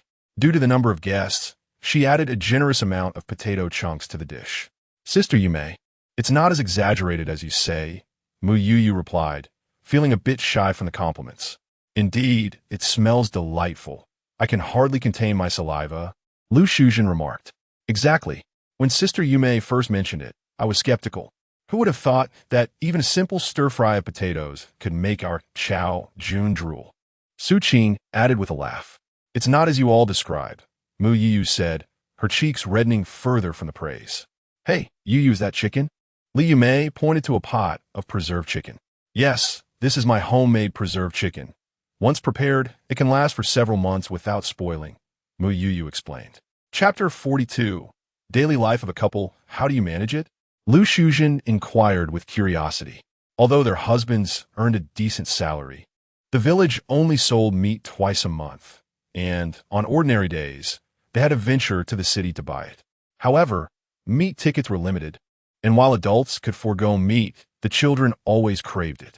Mu Youyou smiled as she shared her methods for preparing cured chicken and fish. Shrimp is also quite nutritious. You can sun-dry some and add it to porridge, soup, or stir-fries, she suggested. Wow, you really know a lot, Su Qing exclaimed with a smile, admitting that she only knew how to cook vegetables until her marriage, having learned from the grandmothers in the courtyard when her parents were often away. The people in our courtyard come from all over, so I can cook dishes from various places, Mu Youyou replied with a grin. As they spoke, the meal was ready. Instead of making noodles, Mu Youyou had prepared a large pot of rice. Aren't you two living together? Steamed cornmeal buns would suffice. Why cook such a large pot of rice? Li Yumei remarked, wincing at the sight of the rice. Oh, it's not as exaggerated as you say. Mu Youyou laughed at her comment. You know you can earn money, but you shouldn't waste it like this, especially since you don't have children yet. Li Yumei chided gently, tipping Mu Ypsilonovo Nois forehead. Although Goop Beiting's allowances and bonuses were substantial, Rice still required grain tickets. My manuscript fee includes grain tickets. It's enough for us, Mu Youyou reassured her, mentioning that her recent payments from the Xinhua bookstore had indeed come with grain and meat tickets. That is good to hear. With Mu Youyou's words, Li Yumei felt relieved. As the dishes were served, everyone eagerly began to eat. Delicious. Chui Jian was the first to give a thumbs up. After tasting this meat, I feel like what I used to eat was fit for pigs, Zhang Hui remarked, placing a piece of braised pork in his mouth. Your mouth can't be stopped. Lu Shuzhen playfully kicked Zhang Hui under the table. Cough. My apologies, I was exaggerating. Zhang Hui quickly corrected himself upon seeing his wife. Everyone enjoyed the meal immensely, especially the children, who praised Aunt Youyou's cooking. By the end, Gu Beiting cleared the table, leaving no trace of oil or broth in the dishes.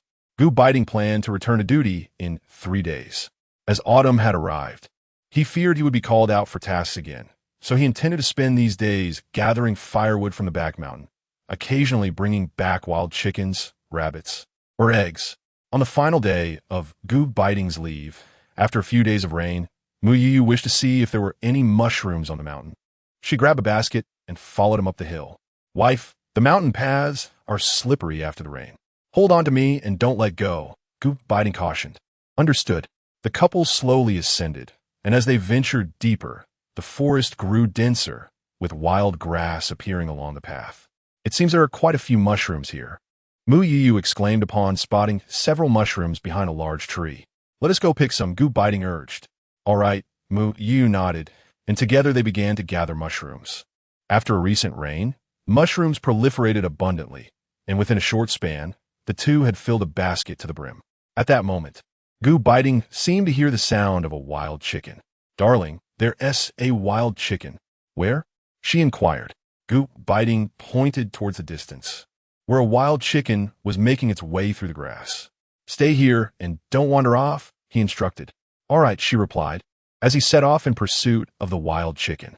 After about 10 minutes, Mu Youyou saw Gu Beiting returning with 2 wild chickens in hand. "Why 2?" she asked curiously. "There's more. I've also gathered over a dozen wild chicken eggs," he said with a smirk. "Have you raided their nest?" Mu Youyou laughed. Gu Beiting then chopped down a dead tree and led Mu Youyou back home. "What do you plan to do with the wild chickens?" he asked while preparing them for cooking. "Perhaps we should make preserved chicken," Mu Youyou contemplated, noting that wild chickens tend to be tough, suggesting that stewing or stir-frying would be better suited for store-bought chickens. "Sounds good. Shall we head to the city this afternoon?" She suddenly remembered, as she was cooking, that it was autumn, and they had yet to prepare their winter clothing. "All right," Gu Beiting nodded in agreement. After their meal, the couple drove to the city, heading directly to the department store. Although the marketplace offered everything, they still needed to buy some essentials. Mu Youyou intended to craft cotton jackets for the esteemed elder Gu and Gu's parents, using up her fabric and cotton rations. She stored the excess cotton in her space and placed the cloth in the basket behind Gu Beiting. "Isn't there anything else you need to purchase?" Gu Beiting asked, noticing that Mu Youyou had only bought fabric and cotton. "We still need to get some yarn." She smiled, nearly forgetting about it. "It seems we don't have many yarn rations left. Since it's not yet winter, the Haven Tea issued any yarn rations. No witties. Let us first buy for Grandpa and the parents knitting sweaters to send them. We can acquire ours once the rations are released, or simply purchase yarn from the marketplace." She reassured him. Mu Youyou chose gray yarn for Elder Gu, dark blue for her father, and purple for her mother. After purchasing the yarn, they prepared to return to the military family compound. Just as they entered, they encountered Aunt Lee. "Have you two been to the city?" she asked. "Yes, Aunt Lee. We went to buy some yarn and fabric for clothes." Mu Youyou greeted her cheerfully. Gu Beiting nodded politely at Aunt Lee. He wasn't very accustomed to conversing with military wives. How wonderful! With Gu Beiting around, Aunt Lee did not linger in conversation with Mu Youyou. Once home, Mu Youyou organized their purchases and began preparing dinner. "How about we have fish for dinner?" she suggested. Recalling the fish Gu Beiting had bought from the village and kept in a basin, she worried that if left uneaten, they might spoil. "Certainly, we will eat whatever you decide," Gu Beiting replied with a smile, rising to prepare the fish. "My dear, could you please fetch me a bowl? There are quite a few fish roe in this catch," Gu Beiting called out from the yard. "All right," Mu Youyou replied, taking a bowl and crouching beside him. Suddenly, an overpowering fishy odor wafted through the air, prompting Mu Youyou to hastily retreat and gag. "My dear, what ails you?" Gu Beiting exclaimed, quickly tossing the fish into a basin before washing his hands to assist her with gentle pats on her back. Yet, due to his hurried hand-washing, the lingering scent of fish remained, causing Mu Youyou to gag once more. "What's the matter, Youyou?" Li Yumei from the neighboring yard inquired, having heard the commotion. Mu Youyou continued to gag, while Gu Beiting stood helplessly beside her. "Sister-in-law, I'm not quite sure. Normally, I have no issue when gutting fish, but today, for some reason, I simply cannot stop gagging." Chapter 43. Pregnancy yo-yo, when is your, coming? Li Yumei inquired, gazing at Mu Youyou. That? Mu Youyou suddenly froze, realizing that her period had been delayed for several days. Her cycle had always been irregular, and since arriving in this realm, she had not paid much attention to it. I'll borrow a car. Let's head to the hospital, Gu Beiting declared as he dashed out. Hey! Mu Youyou wanted to suggest postponing until tomorrow, but before she could voice her thoughts, he had already vanished from sight. Your Captain Gu is indeed quite impetuous. Li Yumei Shuklat. Jie Yumei. Mu Youyou blushed awkwardly. In less than 10 minutes, Gu Beiting arrived at their doorstep driving General Zhao's car. Wife, let us go for a checkup at the hospital, he said, pulling Mu Youyou into the vehicle. She took the passenger seat, while Li Yumei returned to her own home. Throughout the journey, Gu Beiting anxiously observed Mu Youyou's expression. Wife, if you feel unwell, please tell me. Don't be afraid, he reassured, one hand on the steering wheel and the other gently caressing her hair, his tender voice akin to a gentle spring breeze. Mu Youyou nodded in response. Upon arriving at the hospital, the doctor conducted an examination and concluded that she was indeed pregnant. Congratulations to both of you. You are already 4 weeks along. The doctor smiled at them. Thank you, they exclaimed in unison, exchanging glances filled with joy and surprise. As they exited the hospital, Gu Beiting lifted Mu Youyou into his arms and spun her around. Wife, this is wonderful. We are going to be parents. His voice trembled with excitement. Feeling the strong rhythm of his heartbeat, Mu Youyou smiled sweetly, patting his shoulder. Please put me down. All right, Gu Beiting chuckled as he set her down. Wife, how are you feeling? I'm so happy. Look at you, grinning like a fool, Mu Youyou said playfully. Gu Beiting enveloped her in his arms, his deep, dark eyes fixed on her. Wife, I love you. Yes, I love you too. Mu Youyou shyly lowered her head. Let us head back. Okay, we'll go home. I'll call Grandpa and my parents shortly to share this delightful news. Gu Beiting took her hand as they walked towards the car. At that moment, he was indifferent to the gaze of others. He had to hold his wife's hand. All right, Mu Youyou nodded. Upon returning to the military family compound, Gu Beiting first escorted Mu Youyou home before returning the car and making a phone call. When he came back, night had already fallen. It's quite late. Let us just have a light meal, Mu Youyou suggested, glancing at Gu Beiting. That one tea do. You're carrying a child. Tonight we'll dine in the space. Gu Beiting replied, having already learned to cook using the appliances in their special realm. Will anyone notice? Mu Youyou asked with concern. It's fine. Skipping one meal, one tea raise any suspicions. Gu Beiting smiled, finding her caution endearing. Very well then, Mu Youyou acquiesced. As the two entered the space, Gu Beiting gently encouraged Mu Youyou to recline on the bed and rest, while he busied himself in the kitchen, with Kai assisting him. Leaning against the headboard, Mu Youyou perused the marketplace for books suitable for her pregnancy. Darling, please have a glass of milk, Gu Beiting said, approaching her with a cup. Mu Youyou nodded in acknowledgement. Take a moment to relax. I will finish shortly, he added before returning to his culinary endeavors. After 20 minutes, with Kai's assistance, Gu Beiting successfully prepared the meal. Darling, it's time to eat, he announced, arranging the chopsticks and bowls, beckoning Mu Youyou to join him. She replied, slipping on her slippers and making her way to the dining table. You've worked hard, she said playfully, wrapping her arms around his. It's no trouble at all. Serving you is my pleasure, he replied affectionately, pinching her nose gently. After their meal, the two emerged from the space and nestled in bed, engaging in light-hearted conversation. Darling, perhaps I should forego my day off tomorrow. I wish to care for you at home, Gu Beiting suggested. Mu Youyou shook her head. I'm fine. It's only been a month. Should you take leave for my entire pregnancy? Indeed, Gu Beiting acknowledged that taking an entire leave was impractical. Just be good at home. I will strive to return early. During your pregnancy, I will attempt to minimize my assignments, he promised, caressing her cheek tenderly. I understand. You needn't worry, Mu Youyou responded, cuddling closer to him.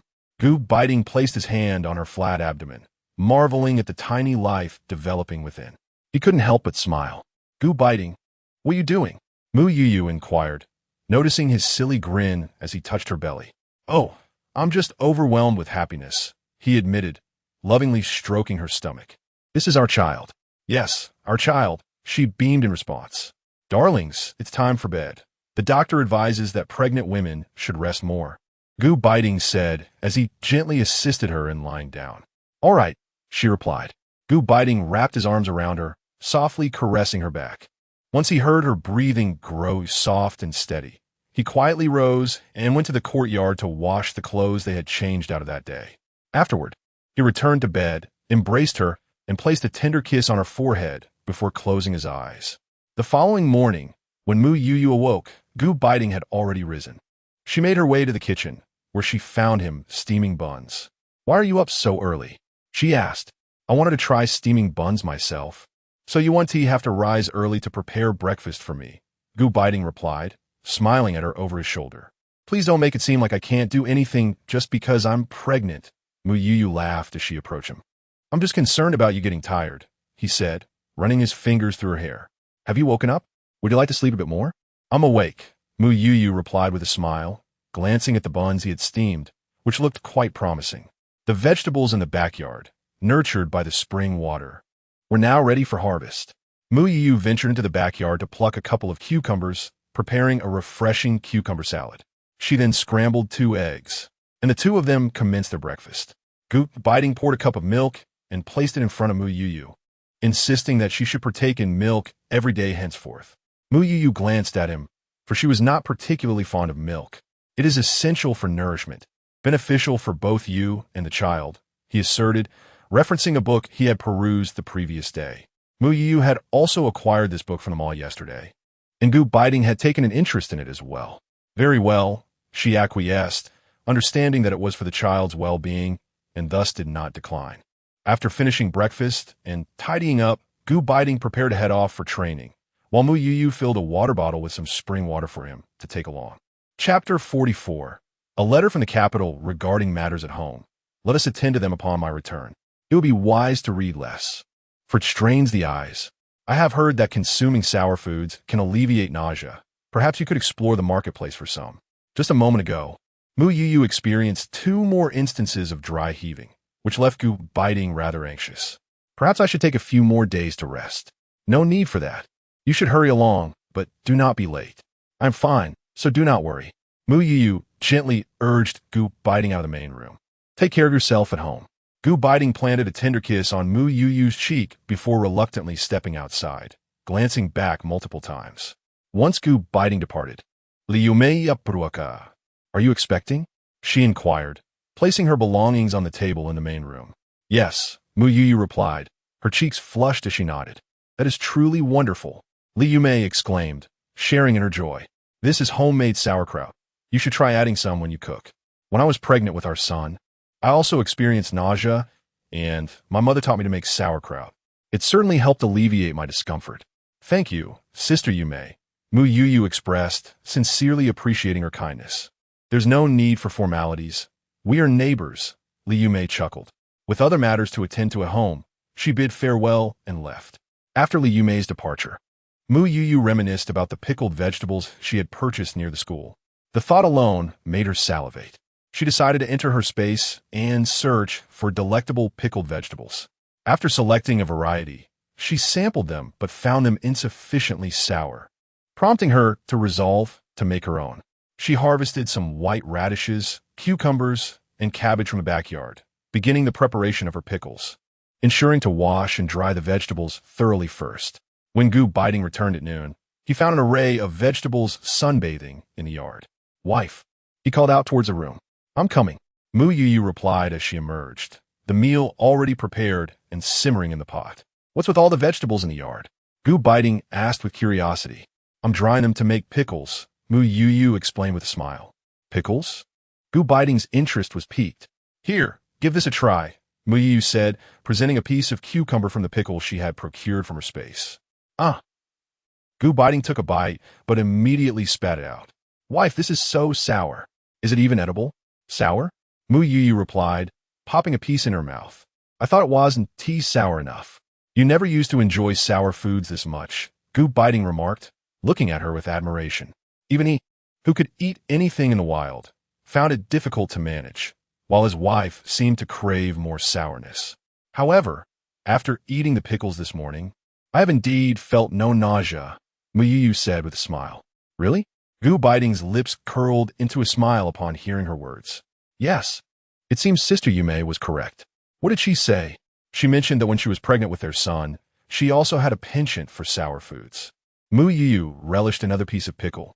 Gu Baiting glanced at Mu Youyou's belly, then observed her indulging in pickled vegetables. Wife, he hesitated, his voice barely above a whisper, I wish for a daughter. His tone was soft, as he feared that Mu Youyou might be displeased. Isn't it usually the desire for a son? Why would you want a daughter? Mu Youyou chuckled, for she held no preference, whether son or daughter. Both would be her treasures. A daughter would be just as beautiful as you. How wonderful that would be. Gu Baiting's gaze sparkled as he looked at her. With a son, you could still send him back, couldn't you? Mu Youyou laughed at his remark. Come, eat your meal. You must be hungry. She settled at the dining table, cradling a bowl of pickled vegetables. Ever since Mu Youyou became pregnant, Gu Baiting had taken it upon himself to manage all household matters, allowing her no involvement. During his spare moments, he diligently studied recipes and began to learn the art of cooking. Occasionally, his culinary experiments produced results that left Mu Youyou in a mix of laughter and tears. Each day at home, she occupied herself translating books and sewing garments. One day, the postman delivered 2 large packages from the Gu family in Beijing. Upon opening them, Mu Youyou found them filled with gifts intended for her and the child. Various fabrics, baby formula, malted milk, canned meats, canned fruits, and more, along with a letter containing numerous coupons and a remittance slip for 200 yuan. As she unfolded the letter, it expressed the heartfelt concern of old Master Gu, as well as Gu Fu and Gu Mu, urging her not to hesitate in spending on herself and the baby, to eat well and rest adequately, and to let Gu Baiting handle the household chores. The letter mentioned the current busyness of the military district in Kyoto, assuring her that they would visit her in the Eastern Military District soon. Touched, Mu Youyou sorted through the coupons, realizing that even with the esteemed positions of old Master Gu and her parents-in-law, they could not have amassed such a collection without exchanging other forms of currency, including meat and grain coupons. Deeply moved, having grown up as an orphan without the warmth of elder care, she felt fortunate to have come to this place and to have married Gu Baiting. She penned a response to the Gu family, assuring them that she lacked nothing and that they should keep the coupons for their own use, rather than sending them to her. When Gu Baiting returned, she recounted the delivery from home. Should we send the coupons back? She inquired, presenting them to him. No need. Keep them. They are meant for the child. Gu Baiting replied, gently patting her belly. But if they give us all these coupons, what will they do? Gu Baiting regarded her with a knowing look. Do you truly believe soldiers do not venture into the black market? He teased. Mu Youyou nearly protested, having assumed that was the case. We are all normal people. We need to live, he chuckled, ruffling her hair, finding her innocence endearing. Then why haven't you taken me there? Mu Youyou gazed at him with bright, curious eyes, lamenting that after all this time, she had yet to see what the black market looked like. Are you curious? Gu Baiting asked with a smile. She nodded eagerly. Not now. You're carrying a child. I will take you there once it is safe, he promised. All right then. Mu Youyou pouted playfully. Youyou, I wish to discuss a matter with you. Gu Baiting suddenly gazed at her with a serious demeanor. Speak, she replied. The Northeast is currently in dire need of food. I am aware that Kai has been cultivating crops in a space farm. I intend to transport a batch of grain to the Northeast. Rest assured, you will not be involved. I will manage everything, Gu Baiting stated earnestly. He had been aware of this situation for several days and had meticulously arranged all the details before approaching Mu Youyou. Of course, how much do you need? Just let me know. The crops in the space can mature in just 72 hours. Mu Youyou acknowledged, recognizing this as a beneficial endeavor and readily agreeing. The price will be based on the black market rates, Gu Baiting mentioned, as he intended to utilize black market channels for the transportation of the grain. Understood, Mu Youyou replied, knowing that Gu Baiting had his own methods, so she refrained from inquiring further about the specifics. Chapter 45. Daily Life of Pregnancy. A few days later, the batch of rice planted by Kai had ripened. On this day, Gu Baiting, dressed in casual attire, took Mu Youyou out of the military family compound. Upon arriving in Qing City, Gu Baiting led Mu Youyou to a private residence. My dear wife, you can simply place the grain here, Gu Baiting instructed. All right, Mu Youyou replied as she unloaded 15,000 pounds of rice, all neatly packed in burlap sacks, each weighing 50 pounds. Is this amount sufficient? Mu Youyou inquired, contemplating whether to purchase more from a market. No need, it's too much, and I would have difficulty explaining its source, Beiting chuckled. Mu Youyou nodded in agreement.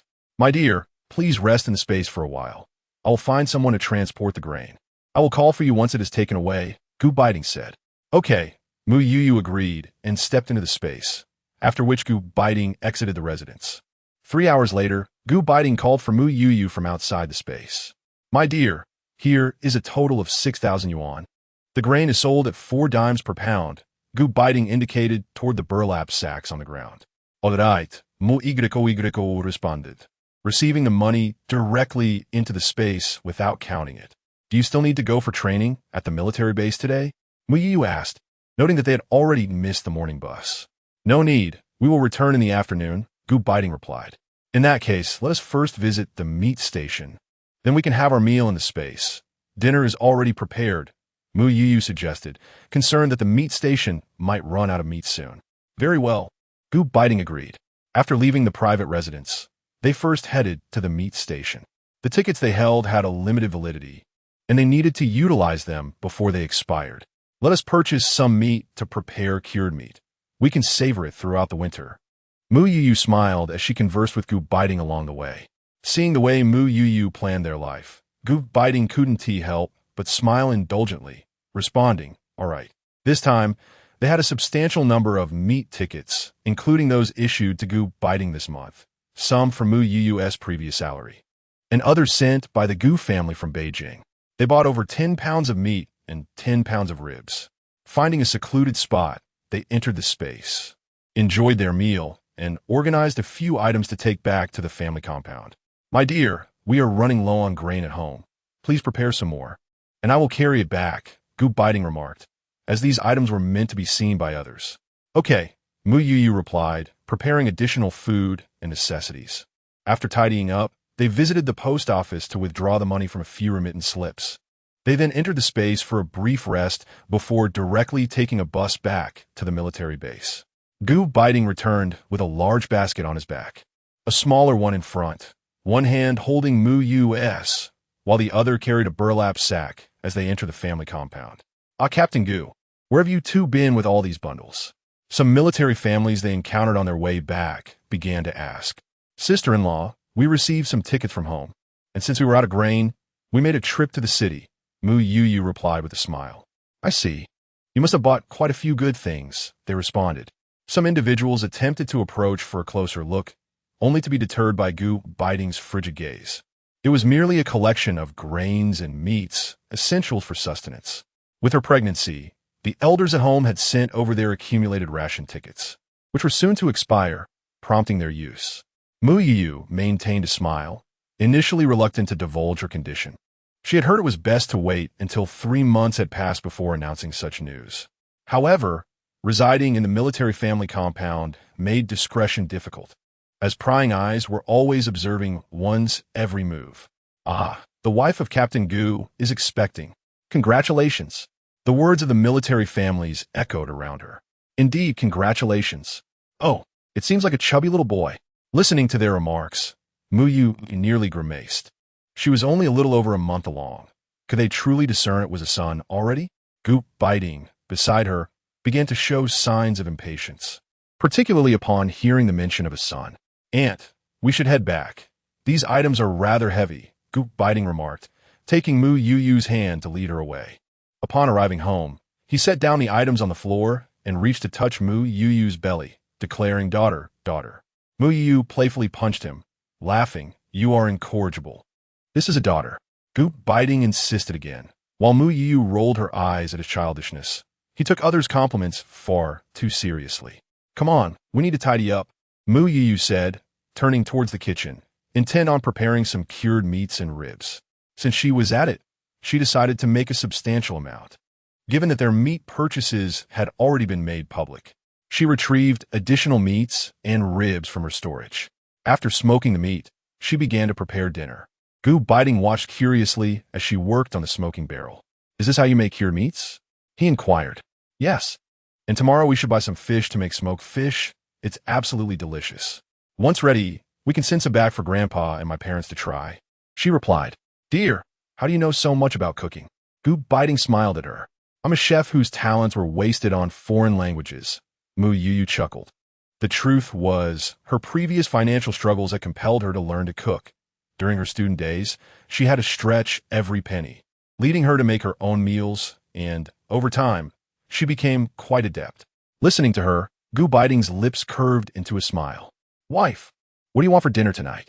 You guide, and I will cook, he offered, preparing to wash his hands. After a moment's thought, Mu Youyou replied, I saw some lamb at the meat station today. Let us have lamb soup for dinner. She suddenly craved it, having not had lamb soup in ages. Lamb has a strong smell. You won't feel nauseous, will you? Gu Beiting expressed concern. I have my methods to mitigate the odor. Mu Youyou replied with a mysterious smile. All right, then, teach me, and I shall prepare it, he said eagerly. Mu Youyou preferred lamb chops. So she purchased 3 pounds from her storage and asked Gu Beiting to cut them into smaller pieces. She also gathered a generous amount of green onions from the backyard. What a delightful aroma! As the mutton soup simmered, Gu Beiting found it increasingly unbearable to endure the heat. While Mu Youyou fled to the courtyard to inhale the fresh air, fearing she might become nauseated. Darling, you should retreat to the room. The smell is overwhelming. Gu Beiting called out. All right, just remember to add what I mentioned later, Mu Youyou shouted back from the kitchen. Understood. After a while, Gu Beiting retrieved the spices from storage and added them to the pot, and at last, the kitchen was free of the gamey odor, replaced by the rich aroma of lamb. This indeed works wonders, Gu Beiting mused, glancing at the packaging in his hand before tossing it into the stove to be incinerated. Chapter 46. The aroma of your home-cooked meal is irresistible today. Gu Beiting and his family enjoyed a sumptuous lamb soup. Meanwhile, Cui Jian, standing in the kitchen, cast a glance toward Gu Beiting's residence. You must have been quite the glutton in your past life, he teased. Is that how you speak about your husband? She retorted. Cui Jian chuckled and shot her a mock glare before leaning closer with a grin. Wife, do we still have any meat coupons left? What is the matter? Craving lamb soup? Li Yumei inquired. Indeed, Cui Jian replied with a nod. All right, I shall go to the market tomorrow to procure some. Li Yumei smiled, secretly feeling a twinge of craving herself. They only indulged in lamb when the weather turned cool, and now is indeed the perfect time. Thank you, my dear wife, Cui Jian said, planting a kiss on her cheek. Stop that, Li Yumei laughed, giving him a playful glare. Meanwhile, in another part of the house, Gu Beiting had just finished simmering the lamb soup and went to call Mu Youyou. She had just finished making pancakes, perfectly timed for their meal. She prepared 2 bowls of lamb soup, adding her homemade chili oil and freshly chopped scallions. As she was about to add a 3rd spoonful of chili oil, Gu Beiting quickly intervened. Wife, that's enough. You'll upset your stomach later. Fine, Mu Youyou said reluctantly, for she adored the spicy flavor of lamb soup. Gu Beiting affectionately added some scallions to her bowl. Ah, this is the taste. So delicious, Mu Youyou exclaimed after taking a sip of the soup. Gu Beiting handed her a piece of pancake, his eyes twinkling with affection. He found her expressions of delight utterly charming. After we finish our meal, I'll take you for a stroll in the compound, he suggested, recalling his mother's letter that advised Mu Youyou to exercise more for the sake of their future child. All right, Mu Youyou nodded, having read similar advice in her books. The lamb soup was indeed delightful, with 3 pounds of lamb ribs yielding not a drop left, along with every last pancake consumed. After the meal, Mu Youyou sat on a chair, cradling her round belly, while waiting for Gu Beiting to clean up. I haven't felt this full in ages. We must walk a bit longer, she declared. Are you feeling uncomfortable? Gu Beiting asked, a hint of concern in his gaze. Not at all, Mu Youyou replied with a smile, waving her hand dismissively. Once tidied up, they held hands as they strolled through the compound. To their surprise, within mere moments, the news of Mu Youyou's pregnancy had already spread throughout the neighborhood. Many greeted them along the way, and they simply smiled and nodded in response. Mu Youyou couldn't help but reflect on how, in this era devoid of internet communication, gossip truly was the greatest pastime. After circling the compound 3 times, she felt she could walk no longer, her face beginning to ache from smiling. "Gu Beiting, let us head back." She tugged at the hem of his shirt. "What? Back to the yard for a few more laps?" he asked, primarily concerned about her possibly feeling unwell later in the evening. Mu Youyou nodded in agreement. The following morning, as Gu Beiting prepared to head out for training, he happened to spot Shui Jian and Chao Jun leaving their residence. Both cast him a glance filled with a sense of longing. "What's going on with you two?" Gu Beiting queried, perplexed. "The aroma of the food from your home is simply irresistible. Living next door is nothing short of torment," Chao Jun sighed. Although Shui Jian felt tempted, he acknowledged that Li Yumei had perfected several dishes over the years, while Su Qing's cooking could only be described as passable. Previously, Chao Jun had not noticed this. But ever since Gu Beiting and his family began residing next door, he found himself satiated by the enticing scents wafting from their kitchen even before mealtime. "Huh?" Shui Jian laughed heartily, realizing he was not the only one who was affected. "Are you envious?" Gu Beiting smirked, observing the two. "Feel free to be envious," he remarked before striding away. "Hey, this guy is rather full of himself," Shui Jian pointed out, gesturing towards his retreating figure. In this era, it was rare for pregnant women to undergo hospital checkups. Mu Youyou, not being a native of this time, was already noticing a slight bulge in her abdomen at 3 months along. On this particular day, Gu Beiting took her to the military hospital for a prenatal checkup. The doctor confirmed multiple times before finally addressing them. "Congratulations, you were expecting twins." "Twins?" Mu Youyou could hardly believe that she was carrying 2 children. Gu Beiting was momentarily taken aback. He glanced at Mu Youyou and mused, "Am I really that remarkable?" Upon hearing his words, Mu Youyou's face flushed crimson. "What are you talking about?" The doctor chuckled at their exchange, clearing his throat. "Carrying twins is significantly more strenuous than a singleton pregnancy. It is essential for the mother to maintain a nutritious diet, consume plenty of eggs, and engage in regular exercise. In this era, eggs are considered a luxury for those of modest means."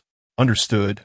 Gu Beiting nodded earnestly, as though he were diligently taking notes. On their way back, Gu Beiting carefully supported Mu Youyou. "Oh, there's no need for such fuss. It's only 3 months along," she protested, attempting to withdraw her hand from his grasp. "No way, I must support you. There are 2 in there, after all, and we need to be cautious," he insisted. "You've changed," Mu Youyou remarked. "Huh? How have I changed?" Gu Beiting turned to her, puzzled. "Sigh," she simply exhaled. "Wife, do not sigh. The books say that sighing during pregnancy is not good." Gu Beiting reminded her. "Are you concerned about me or the babies?" Mu Youyou halted and gazed at him. "Of course, I care for you. If you weren't the one carrying my children, I wouldn't be concerned at all," Gu Beiting replied, almost laughing at her remark. "So, are you worried about me or the babies?" she inquired again. "Wife," he turned to her, gently lifting her chin, and stated earnestly, "It is because you are the one pregnant that I worry. My concern arises from the fact that you are the mother of my children, not solely because you are carrying my offspring." Mu Youyou gazed at him in a daze. She merely felt a tinge of insecurity, never anticipating that he would express such sentiments in the middle of the street. "Do you comprehend my words?" Gu Beiting inquired, his gaze fixed upon her.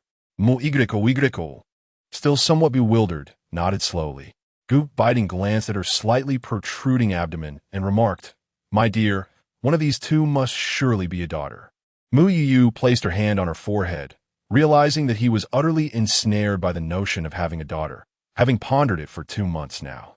Upon returning to the military district, Gu Beiting ensured that Mu Youyou was settled at home before making a phone call back to the capital city. He was scheduled for military training next month and was concerned about leaving Mu Youyou alone at home.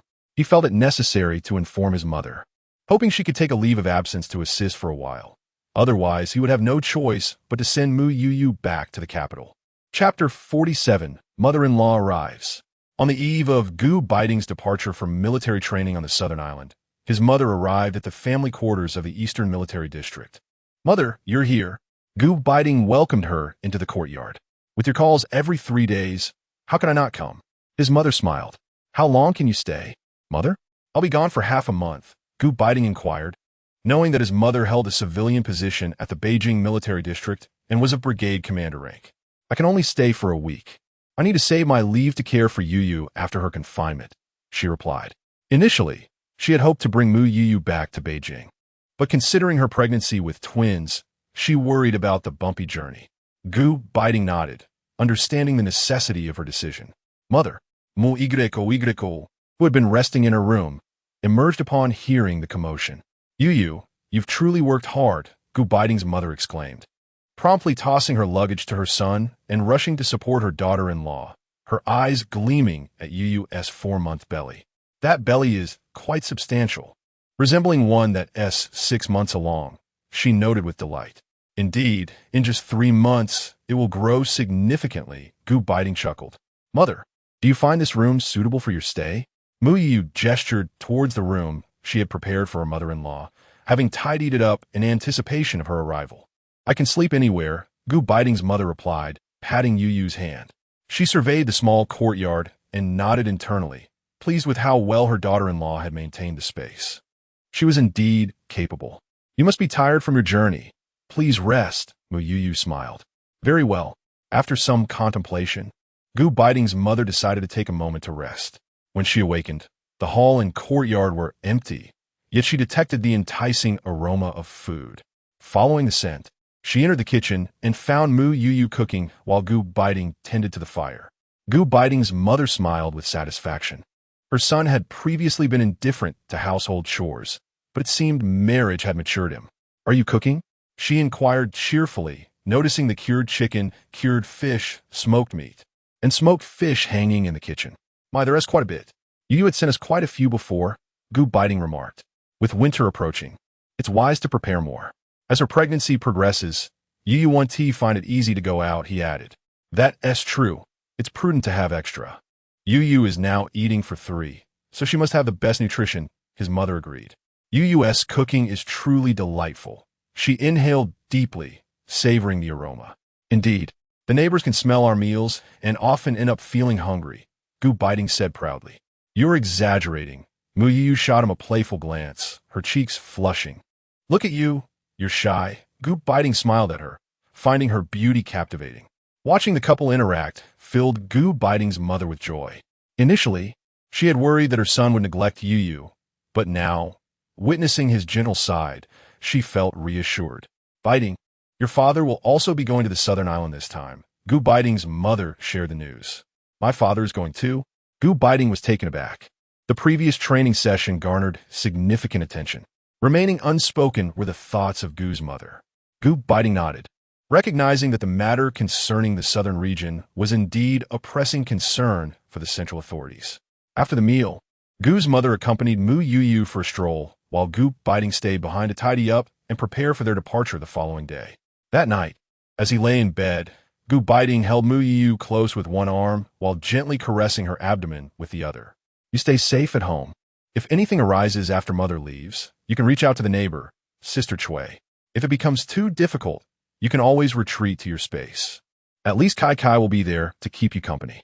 Gu Beiting expressed his concern. I'll be fine. Don't worry, Mu Youyou replied with a smile, finding his anxiety amusing, considering she was only 4 months along. I truly wish I could tie you to my waistband and take you with me. Gu Beiting tightened his embrace. You're so annoying. Mu Youyou playfully swatted him and retrieved 2 small vials from her space. These contained 2 drops of enhanced spiritual spring water, diluted with regular spiritual spring water. Take them with you, just in case. She handed the vials to him. I'm just going for training, not a mission, Gu Beiting chuckled. Please, just take them for my peace of mind. All right, I'll take them, Gu Beiting replied, stowing them away. On the following day, as Gu Beiting prepared to depart, Mu Youyou and Gu's mother accompanied him to the door. Watching him in his military uniform, ready for action, Mu Youyou felt her eyes welling with tears. Mother, I'll leave Youyou in your care, Gu Beiting instructed as he approached the vehicle. Understood, don't worry. Gu's mother reassured him. Gu Beiting cast one last glance at Mu Youyou before turning to enter the car.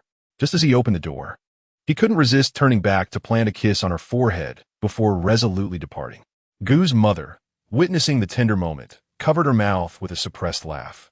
Mu Youyou was momentarily stunned by the kiss, and by the time she regained her composure, Gu Beiting was already driving away. Mother, shall I take you to the village to buy some seafood? Mu Youyou proposed, recalling Gu Beiting mentioning her fondness for seafood, which was rather inconvenient to acquire in the capital. Is that feasible? Gu's mother inquired, expressing her desire for seafood, while also considering Mu Youyou's condition. Mu Youyou smiled, Mother. Why are you as anxious as Beiting? The fishing village is nearby. It's no trouble at all. I go for walks every day. Very well, then let us go. Gu's mother agreed with a smile. Mu Youyou picked up a wicker basket, but Gu's mother quickly snatched it from her and began to carry it herself. The two women chatted and laughed as they made their way to the fishing village, where Mu Youyou led her mother directly to Wang Li. Youyou, what brings you here today? Wang Li greeted her warmly upon seeing Mu Youyou. My mother-in-law is visiting. I came to buy some seafood, Mu Youyou replied with a smile, tossing a few candies from her pocket into Wang Li's. Youyou, you're spoiling me with candies again. My mother will surely have something to say about it later. Just enjoy them in secret. Don't let your mother catch you, Mu Youyou advised with a smile. I know you indulge me. Youyou, let me take you to select some seafood, Wang Li offered, leading Mu Youyou and her mother to the selection. Due to Mu Youyou's pregnancy, she was unable to consume crabs. Wang Li selected several large ones from Mother Gu, while also choosing a considerable number of prawns. Sister Youyou, as the weather grows colder, the fishing boats will cease their voyages. You ought to purchase more large prawns to dry and store for later. The women in our village who are expecting have all remarked on the nutritional benefits of prawns for the child, Wang Li said while continuing her selection. All right, Mu Youyou replied, adding 2 sea fish to her collection before returning with Mother Gu. Chapter 48. The relationship between mother-in-law and daughter-in-law. Wang Li carried a basket on her back as she escorted the two to the village entrance. Sister Youyou, I have prepared the chickens and eggs for you at home. I told my mother that they must not be sold to anyone else. They are reserved for you. Thank you, Xiaoli. Mu Youyou expressed her heartfelt gratitude. All right, Sister Youyou, I shall take my leave now. I will visit you in a few days when I am not working, Wang Li said with a smile. Okay, go home, Mu Youyou replied, patting Wang Li's hand. Wang Li set the basket down and turned to leave. Seeing Mu Youyou about to pick up the basket, Gu mother quickly took it upon herself. You should not strain yourself, she said disapprovingly, glancing at her. Mother, it's not that delicate. If this were in the countryside, I would be out in the fields earning work points, Mu Youyou replied, linking her arm with Gu mother's. I cannot concern myself with how others' daughters-in-law live. Our Gu family's daughter-in-law should not endure such hardships, Gu mother asserted seriously as she looked at Mu Youyou. Thank you, Mother. Mu Youyou felt a warmth in her heart, knowing from their first encounter that Gu mother genuinely cared for her. Silly girl, if your parents were still around, you would have been a cherished child. Now that you have married Beiting, I shall consider you as another daughter. How wonderful! I've always wished for a beautiful daughter, and now I have one. Gu mother smiled, holding Mu Youyou's hand tightly. Mother, Mu Youyou rested her head on Gu mother's shoulder. As the two walked to the family quarters, they encountered Wang Ho-Hot. Oh, is this Aunt Gu? Wang Ho-Hot approached with a broad smile. Mother, this is the wife of Deputy Battalion Commander Liu from the military district, named Wang Ho-Hot. Mu Youyou quietly introduced her. Ah, Comrade Mu, I must say something to you. How could you let your mother-in-law carry that basket? That is unacceptable in our village, Wang Ho-Hot remarked with a smile directed at Gu mother. Upon hearing this, Gu mother's expression instantly changed.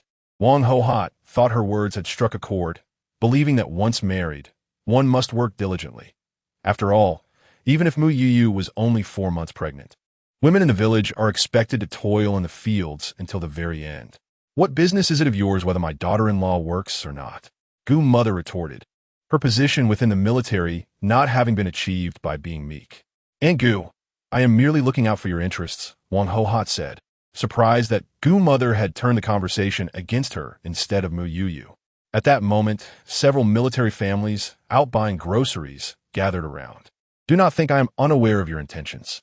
We have yet to settle the score for your previous slander against our Youyou, Gu mother declared, one hand on her hip, the other pointing at Wang Ho-Hot. Feeling the pressure from Gu mother's words and the onlookers, Wang Ho-Hot's face fell. I am only looking out for your good. Someone like you will eventually have her daughter-in-law rise above you, she retorted. Are you not also a daughter-in-law? Are you speaking of yourself? Gu mother scoffed. You. Wang Ho-Hot suddenly recalled her own situation back home. After all, You have given birth to 2 daughters.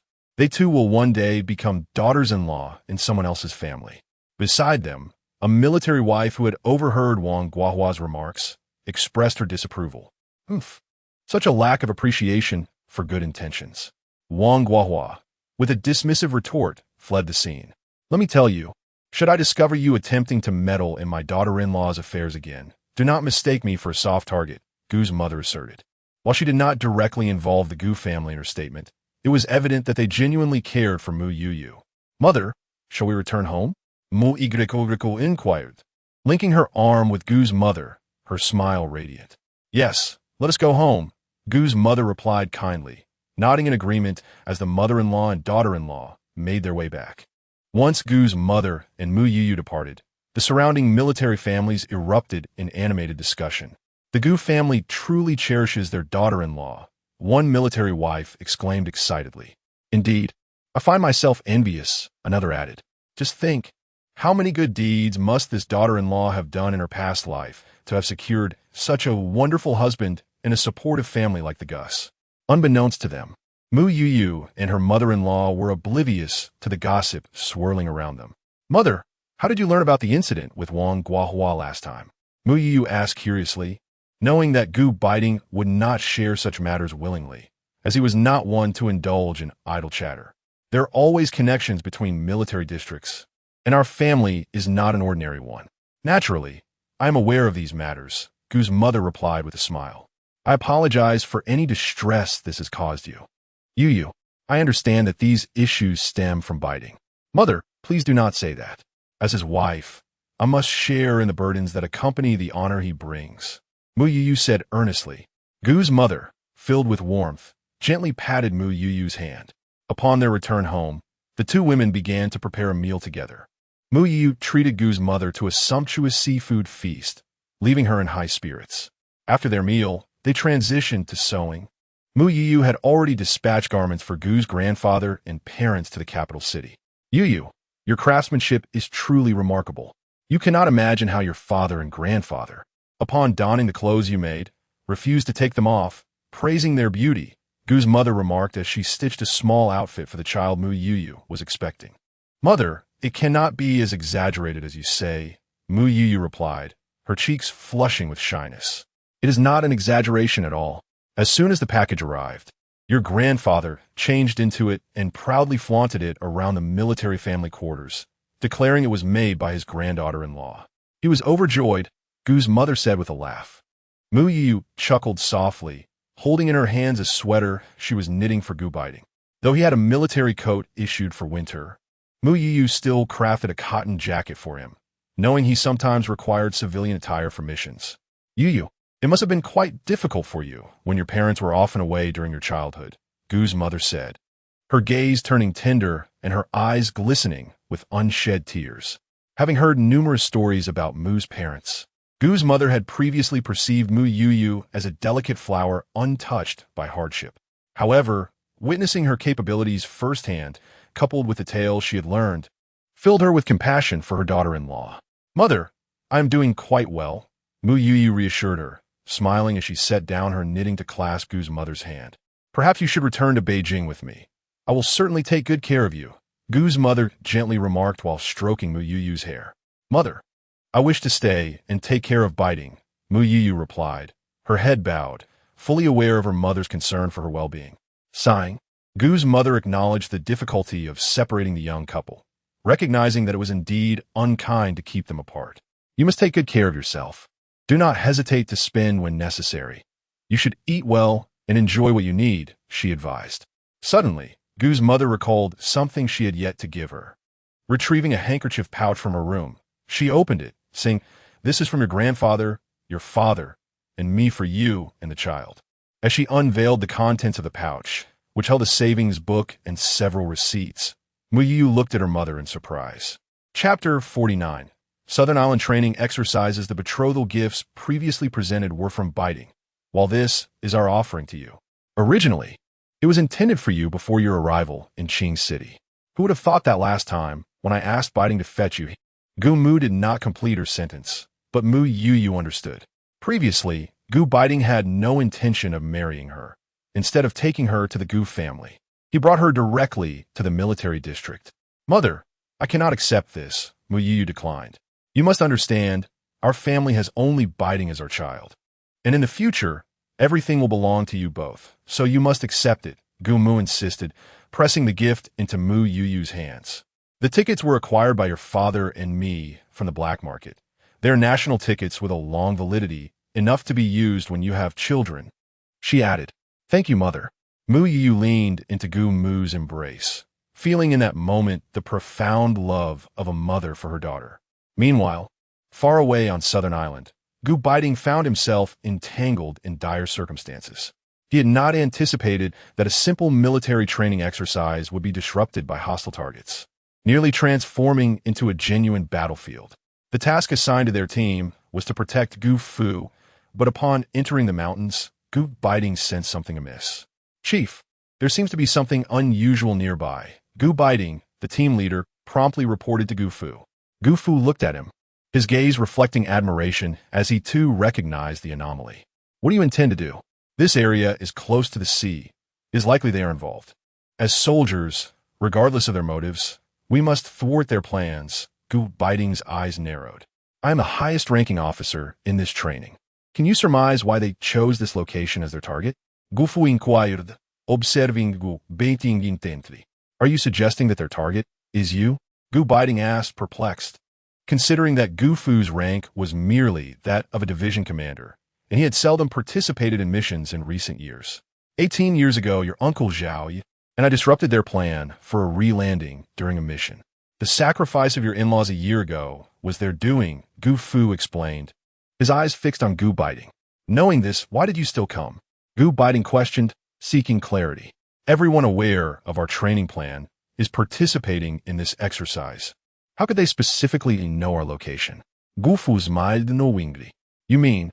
Gu Beiting's heart raced at the implication. "Indeed," Gu Fu affirmed, pride shining in his eyes. "If I am not mistaken, this operation was likely premeditated by them, waiting for us to take the bait." "But," Gu Beiting expressed his concern. "Beiting, I am not only your father, I am also a soldier. I will not permit anyone to infringe upon my country. The reason I appointed you as the leader of this team is to avenge your in-laws and provide Mu Youyou and your future children with a sense of justice." Gu Fu asserted, gripping Gu Beiting's shoulder. Gu Beiting gazed at his aging father, his eyes moistening, and ultimately nodded in agreement. "This mission is under your command. Let your father witness your capabilities." "Understood, Commander." Gu Beiting saluted and promptly turned to leave. Exiting the cave, Gu Beiting found that the sun had risen. He gazed upwards, realizing his father was correct. As a soldier, he must not allow anyone to infringe upon his nation. And, as a son-in-law, he was determined to unearth the traitor and avenge his in-laws. The small team Gu Beiting led primarily consisted of individuals he had brought from the Eastern Military District, all of whom he had personally vetted and deemed trustworthy. He could not vouch for the others. He called Zhang Hui to discuss his decision. "At a time like this, how could I abandon you, an uncle?" Zhang Hui expressed his disapproval of Gu Beiting's choice. "I require a reliable partner, and you are the highest-ranking individual besides my father and me." Gu Beiting patted him on the shoulder. "You continue to feign training with the others. We are here for an exercise, and our weaponry is limited. If not, we might as well return to base and seek another opportunity for action." Zhang Yu remened inconvaincu. "Opportunities do not present themselves at will. If we miss this chance, this individual could significantly impact the exercise, and their rank must be substantial. Aside from my father, there are 6 others whose ranks exceed ours. If we continue to ignore this, you should be aware of the potential consequences." Zhang Yu sighed, fully aware that Gu Beiting spoke the truth. "I shall obey orders. Just be cautious." He thumped Gu Beiting on the chest before departing. Gu Beiting glanced at Zhang Hui's retreating figure, composed himself, and signaled. Xiao Weiguang emerged from the shadows. "Commander, distribute the gear and instruct the brothers to maintain concealment." Gu Beiting directed. "Understood." Once Xiao Weiguang left, all the soldiers changed into their uniforms and camouflaged themselves. After entering the cave, Gu Beiting changed his attire alongside his father. "Father, do you have any suspects?" Gu Beiting inquired, fully aware of his father's cunning nature. Gu's father looked at him and chuckled. Why do you say that? You once told me in my youth that bravery without strategy is folly. Only those who possess both can become generals. You never engage in unprepared battles. You remember that? Brigadier He Jinghui participated in the mission that led to your in-law sacrifice. He sustained an arm injury during that operation. Logically, he should not have attended this time, yet he chose to do so voluntarily. Gu's father remarked with a smile. The last time, he also volunteered. Tell me, why would Northern Military District officer forsake the tasks up north to fervently engage in Southern missions and training? Gu's father fixed his gaze on Gu Beiting. Having gathered his equipment, Gu's father patted his gear, reminiscing that it had been years since he donned such attire. Let's go. We shall demonstrate the prowess of the father-son duo. Indeed, Gu Beiting looked at his father with sincere eyes. Meanwhile, life in the Eastern Military District was quite serene, as Gu's mother was learning to prepare bean sprouts with Mu Youyou. Who would have thought that mung beans could be prepared in such delightful ways? Gu Mu tasted the bean sprouts and instantly fell in love. Mother, in addition to mung beans, both soybeans and peas can be prepared similarly. And peanuts can even be sprouted into peanut shoots, Mu Youyou remarked with a smile. You truly possess an abundance of knowledge, Youyou, Gu Mu said affectionately, gazing at her. Mother, I am merely indulging my cravings, Mu Youyou replied with a radiant smile. It's perfectly fine for a young lady to have such cravings. When a girl indulges, it fosters sweetness in her character. Just like our Youyou, Gu Mu chuckled, gently tucking a strand of hair behind Mu Youyou's ear. Chapter 50. Familial affection. During the week that Gu Mu devoted to caring for Mu Youyou, she ensured that the girl wanted for nothing. Each day, Gu Mu prepared delectable meals for her, accompanied her on leisurely strolls, and for the first time, Mu Youyou, who had never experienced a mother's love, felt the warmth of maternal affection. The moment of parting inevitably arrived. Despite the reluctance, Gu Mu had to return to her job. You must take good care of yourself.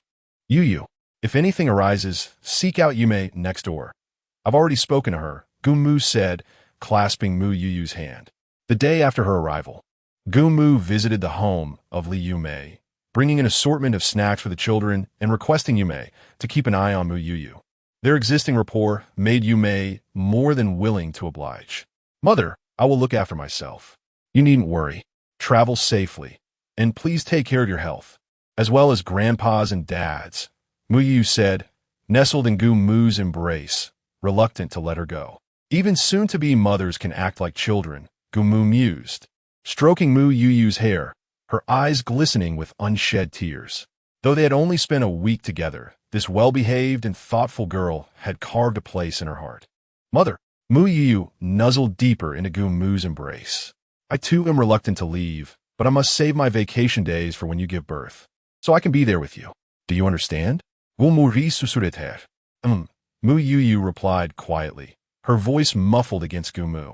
It is time for me to go. You must take care of yourself. Be sure to let Beiting handle things at home. Otherwise, what is the purpose of marrying? To toil for those men? Gu Mu said, cupping Mu Youyou's face. Mu Youyou nodded, a solitary tear escaping her eye. My dear, do not cry. If you do, I shall find it hard to leave, Gu Mu said, gently wiping away the tear. Mother, you will miss your bus if you linger, Mu Youyou said, leaning against her. Indeed, it is time to depart, Gu Mu replied, patting Mu Youyou's back. She produced a gold ring from her pocket and slipped it onto Mu Youyou's finger. Youyou, this was given to me by my mother, intended for my daughter. Now, I bestow it upon you. From this moment forth, you are my daughter. Mother, it is time for me to go. Take care of yourself, Gu Mu said, gathering her luggage and making her way to the door. For she did not leave now, she might never be able to. Mother, I will await your return, Mu Youyou called after her. Gu Mu turned, nodding, and swiftly exited the courtyard. Li Yume, working outside, observed Gu Mu leaving in tears, reflecting on the profound bond shared between mother-in-law and daughter-in-law, one that made parting so heart-wrenching. Once Gu Mu departed, Mu Youyou retreated to her space, leaning against her bed and staring blankly at the gold ring adorning her finger. After a long moment, she spoke, Kai, I want to thank you for bringing me here, for introducing me to Gu Beiting, and for giving me a mother. Sister, do not be disheartened. Gumu will visit again when you have your child. Moreover, with Gu Beiting's capabilities, you will surely return to the capital one day. Kai deeply? Yes, you are right. We reunite someday. Mu Youyou smiled. Mu Youyou felt that Kai had mistakenly chosen the wrong host. Bringing her to this place might be heaven's way of compensating for the loneliness she endured in her previous life without family. Here, she encountered the Gu Beiting family.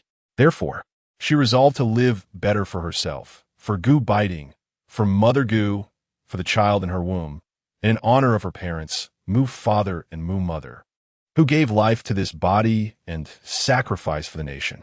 In the past few days in the southern island, Gu Beiting and his comrades had clashed with their adversaries for the third time. The enemy was indeed well aware of the equipment and provisions in their possession, evidently intending to engage them in a war of attrition. However, they underestimated Gu Beiting and the troops he had brought along. Once they entered the mountains, anything could become their sustenance. Gu Beiting produced a small vial of spring water and discreetly poured half of it into the water they had collected. He dared not add more, both because it was too precious and needed for survival, and because his father, a former scout, would certainly grow suspicious. Gu Beiting instructed Xiao Weiguang to distribute the water among everyone. Hey, why does this water have a hint of sweetness? A curious soldier inquired. You've probably eaten too much raw meat. Finally, drinking clean water is just a psychological effect. Someone chuckled in response. That must be it. After drinking, everyone felt significantly revitalized. They had not rested well in the past few days, but after consuming the water, it seemed their spirits had been restored. Xiao Weiguang, distribute the ammunition. We'll be working in the afternoon, Gu Beiting remarked, glancing at the rejuvenated group, a smile playing on his lips. Yes, Gu Father, observing his son's spirited demeanor, also smiled. Gu Beiting sat beside his father, closing his eyes to recuperate. How did you know they would act in the afternoon? Gu Father inquired. Once Zhang Hui and the others left, we lost our supplies. How many can endure eating raw meat like us? They must need to start a fire, right? Isn't it the perfect time for them to come and scavenge the battlefield? Gu Beiting replied with a chuckle. Gu Father patted his son's shoulder, feeling a pang of guilt for Gu Beiting's actions, as he had initially been reluctant to join the military. Dad, I am proud to be a soldier now, Gu Beiting said, understanding his father's thoughts, a firm glint in his eyes. You are also a pride to your father. Gu Father gazed at him with kindness. The father and son closed their eyes to rest, awaiting the impending fierce battle. Suddenly, both Gu Beiting and Gu Father's ears perked up at the same time. Gu Beiting opened his eyes and signaled into the air. Upon seeing the gesture, Xiao Weiguang mirrored it behind him. The soldiers concealed in the grass immediately dispersed. At that moment, a group of over 10 individuals approached but were injured by the traps prepared by Xiao Weiguang and others before they could get close. Not very effective. Xiao Weiguang muttered quietly, signaling again. After several exchanges, Gu Beiting's side remained unscathed. You little rascal, where did you learn this trick? Gu Father whispered, glancing at Gu Beiting. Did your daughter-in-law teach you? Gu Beiting raised an eyebrow. You? How could she know this? Gu Father expressed disbelief. She reads about it in books. Gu Beiting replied. A stir was sensed from that direction, prompting Gu's father to fall silent. After a brief interval, he discerned a familiar voice. How could they all have vanished? A total of over 50 individuals, and not a single one remains? Could your intelligence be flawed? Another voice inquired. Impossible. I am meticulously prepared for this moment. There is no chance for error. They possess no equipment whatsoever. How could they possibly dispatch over 50 individuals so effortlessly? Gu Beiting smirked, gesturing towards the sky.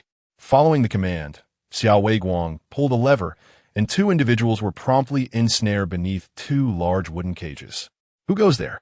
The pair exclaimed in panic. Brigadier He Jinghui. Or perhaps you prefer not to be called He Jinghui. Gu's father and Gu Beiting stepped forth. Gu Jingyu. He Jinghui's eyes blazed with fury, akin to that of a man confronting his father's murderer.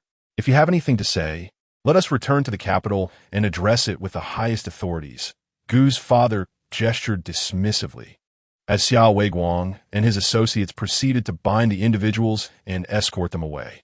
Chapter 51. Gu Beiting returns to the military district as Gu Beiting returned. His father inquired, "Your position is about to change again. Will you still refuse?" Gu Beiting had already declined 2 promotion orders. Shaking his head, he replied to his father, "I wish to bring Youyou back to the capital and rely on my own efforts." "Ha! Indeed, once one starts a family, everything changes," Gu's father chuckled, patting Gu Beiting on the shoulder. In the past, he would never have considered returning to the capital. Gu Beiting remained silent, merely smiling. He aspired to be a pillar of support for her and their child, ensuring they could lead a better life. "Youyou is now with child. Your mother should have returned to the capital by now. You must take good care of her upon your return," his father advised. "I understand. Initially, you were reluctant to marry Youyou, but now that you have child." "Father, I genuinely like Youyou," Gu Beiting interjected, a hint of sincerity in his voice. His father was taken aback. Over the years, he had come to know his son's character well. Always composed and methodical, Gu Beiting had been exceedingly rational, almost perfect in his endeavors. Yet, when it came to matters of the heart, he was as unyielding as a block of wood.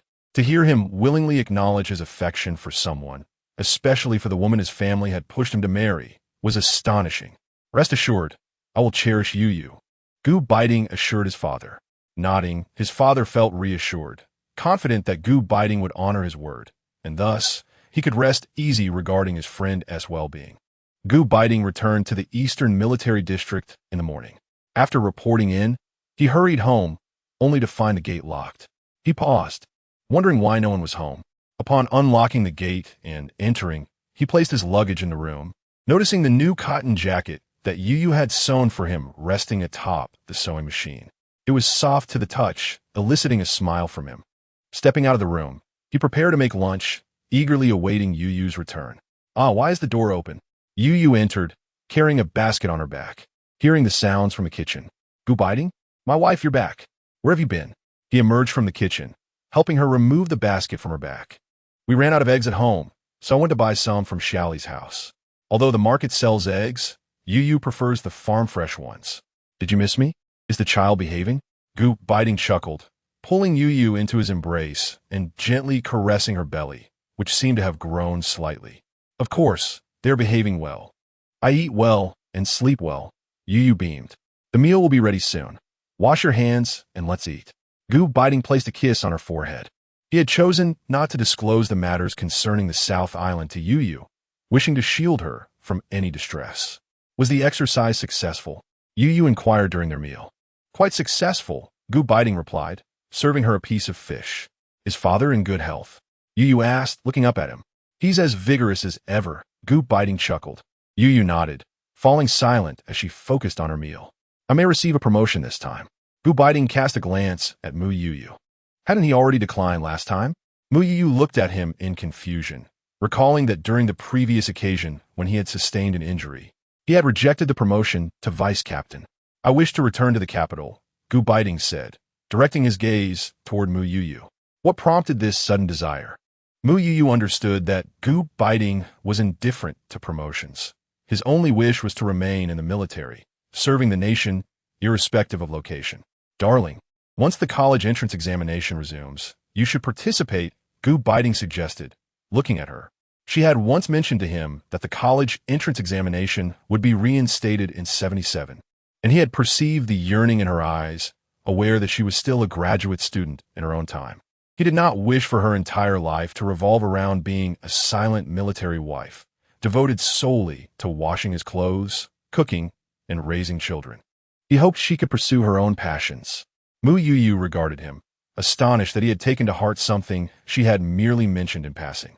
"Gu Beiting, thank you," she said gratefully, her eyes glistening with unshed tears.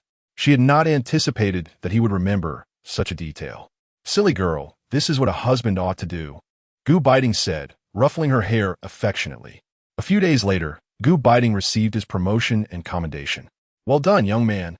You've been promoted directly to captain, advancing 2 ranks and earning first-class merit," Major General Zhao remarked, handing Gu Beiting the appointment letter and the first-class medal, along with an envelope.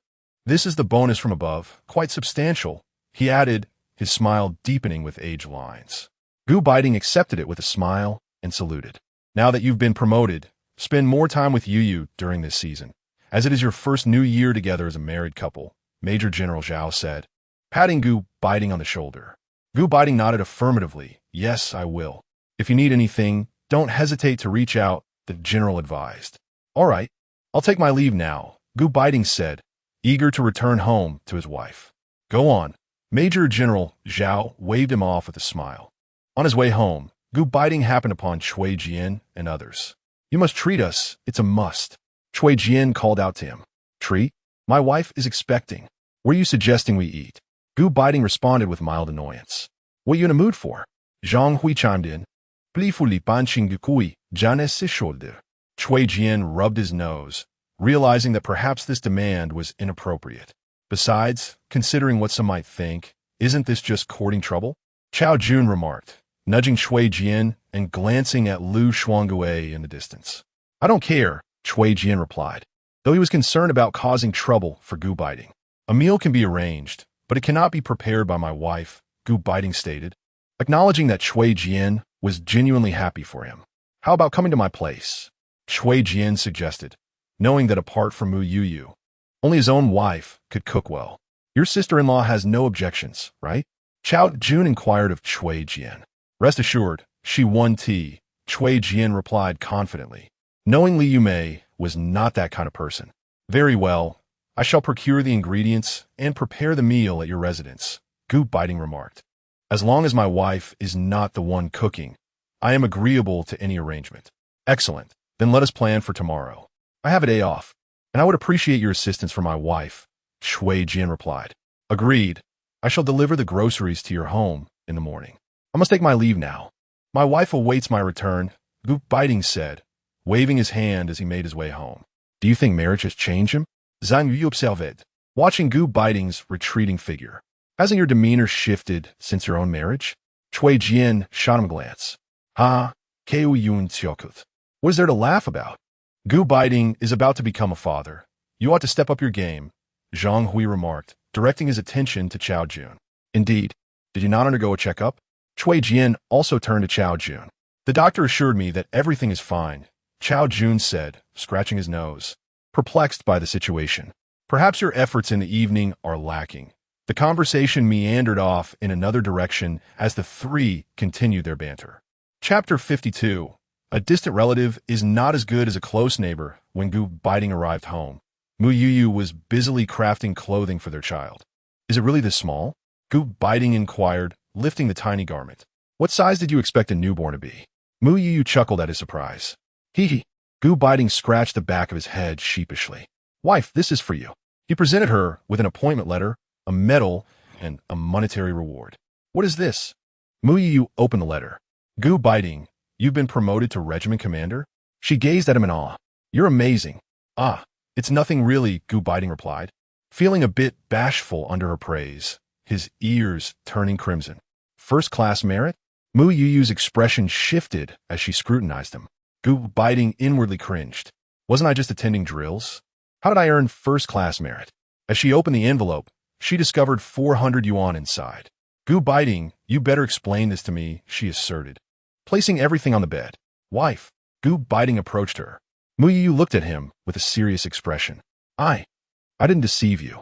I did attend the drills, but later, Gu Beiting quietly recounted the events he could share. After listening, Mu Youyou remained silent, her eyes glistening with unshed tears. Wife. Gu Beiting grasped her hand gently. Thank you. This expression of gratitude was on behalf of the original owner, grateful for avenging her parents. Wife, don't cry, Gu Beiting urged as he noticed her tears, quickly attempting to comfort her. Mu Youyou shook her head, wiping her tears away. I'm not crying. I'm just happy. Her eyes sparkled brightly, enhanced by her tears. Gu Beiting embraced her, softly patting her back. I understand that certain aspects of your missions require confidentiality, but please tell me what you can. Otherwise, I will worry, Mu Youyou murmured in his embrace. All right, I promise you, Gu Beiting replied, placing a gentle kiss on her forehead.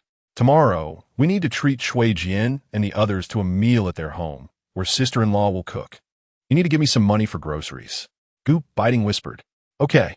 Mu Youyou promptly retrieved 30 yuan from the envelope and handed it to him. Buy some seafood and take a preserved chicken from home. Understood. A promotion is indeed a joyous occasion. Tomorrow, let us buy a bottle of wine from the supply and marketing cooperative, Mu Youyou suggested. Of course, as you wish, Gu Beiting smiled. The next morning, Gu Beiting set off to buy groceries. Just as he stepped outside, Su Qing arrived, bringing gifts, 30 eggs and a pack of cigarettes. Sister Su, please come in and sit. Mu Youyou welcomed her into the living room, pouring her a cup of brown sugar water. I'll live right next door. There's no need for that. You should rest, Su Qing replied with a smile. Mu Youyou laughed as she settled into a chair.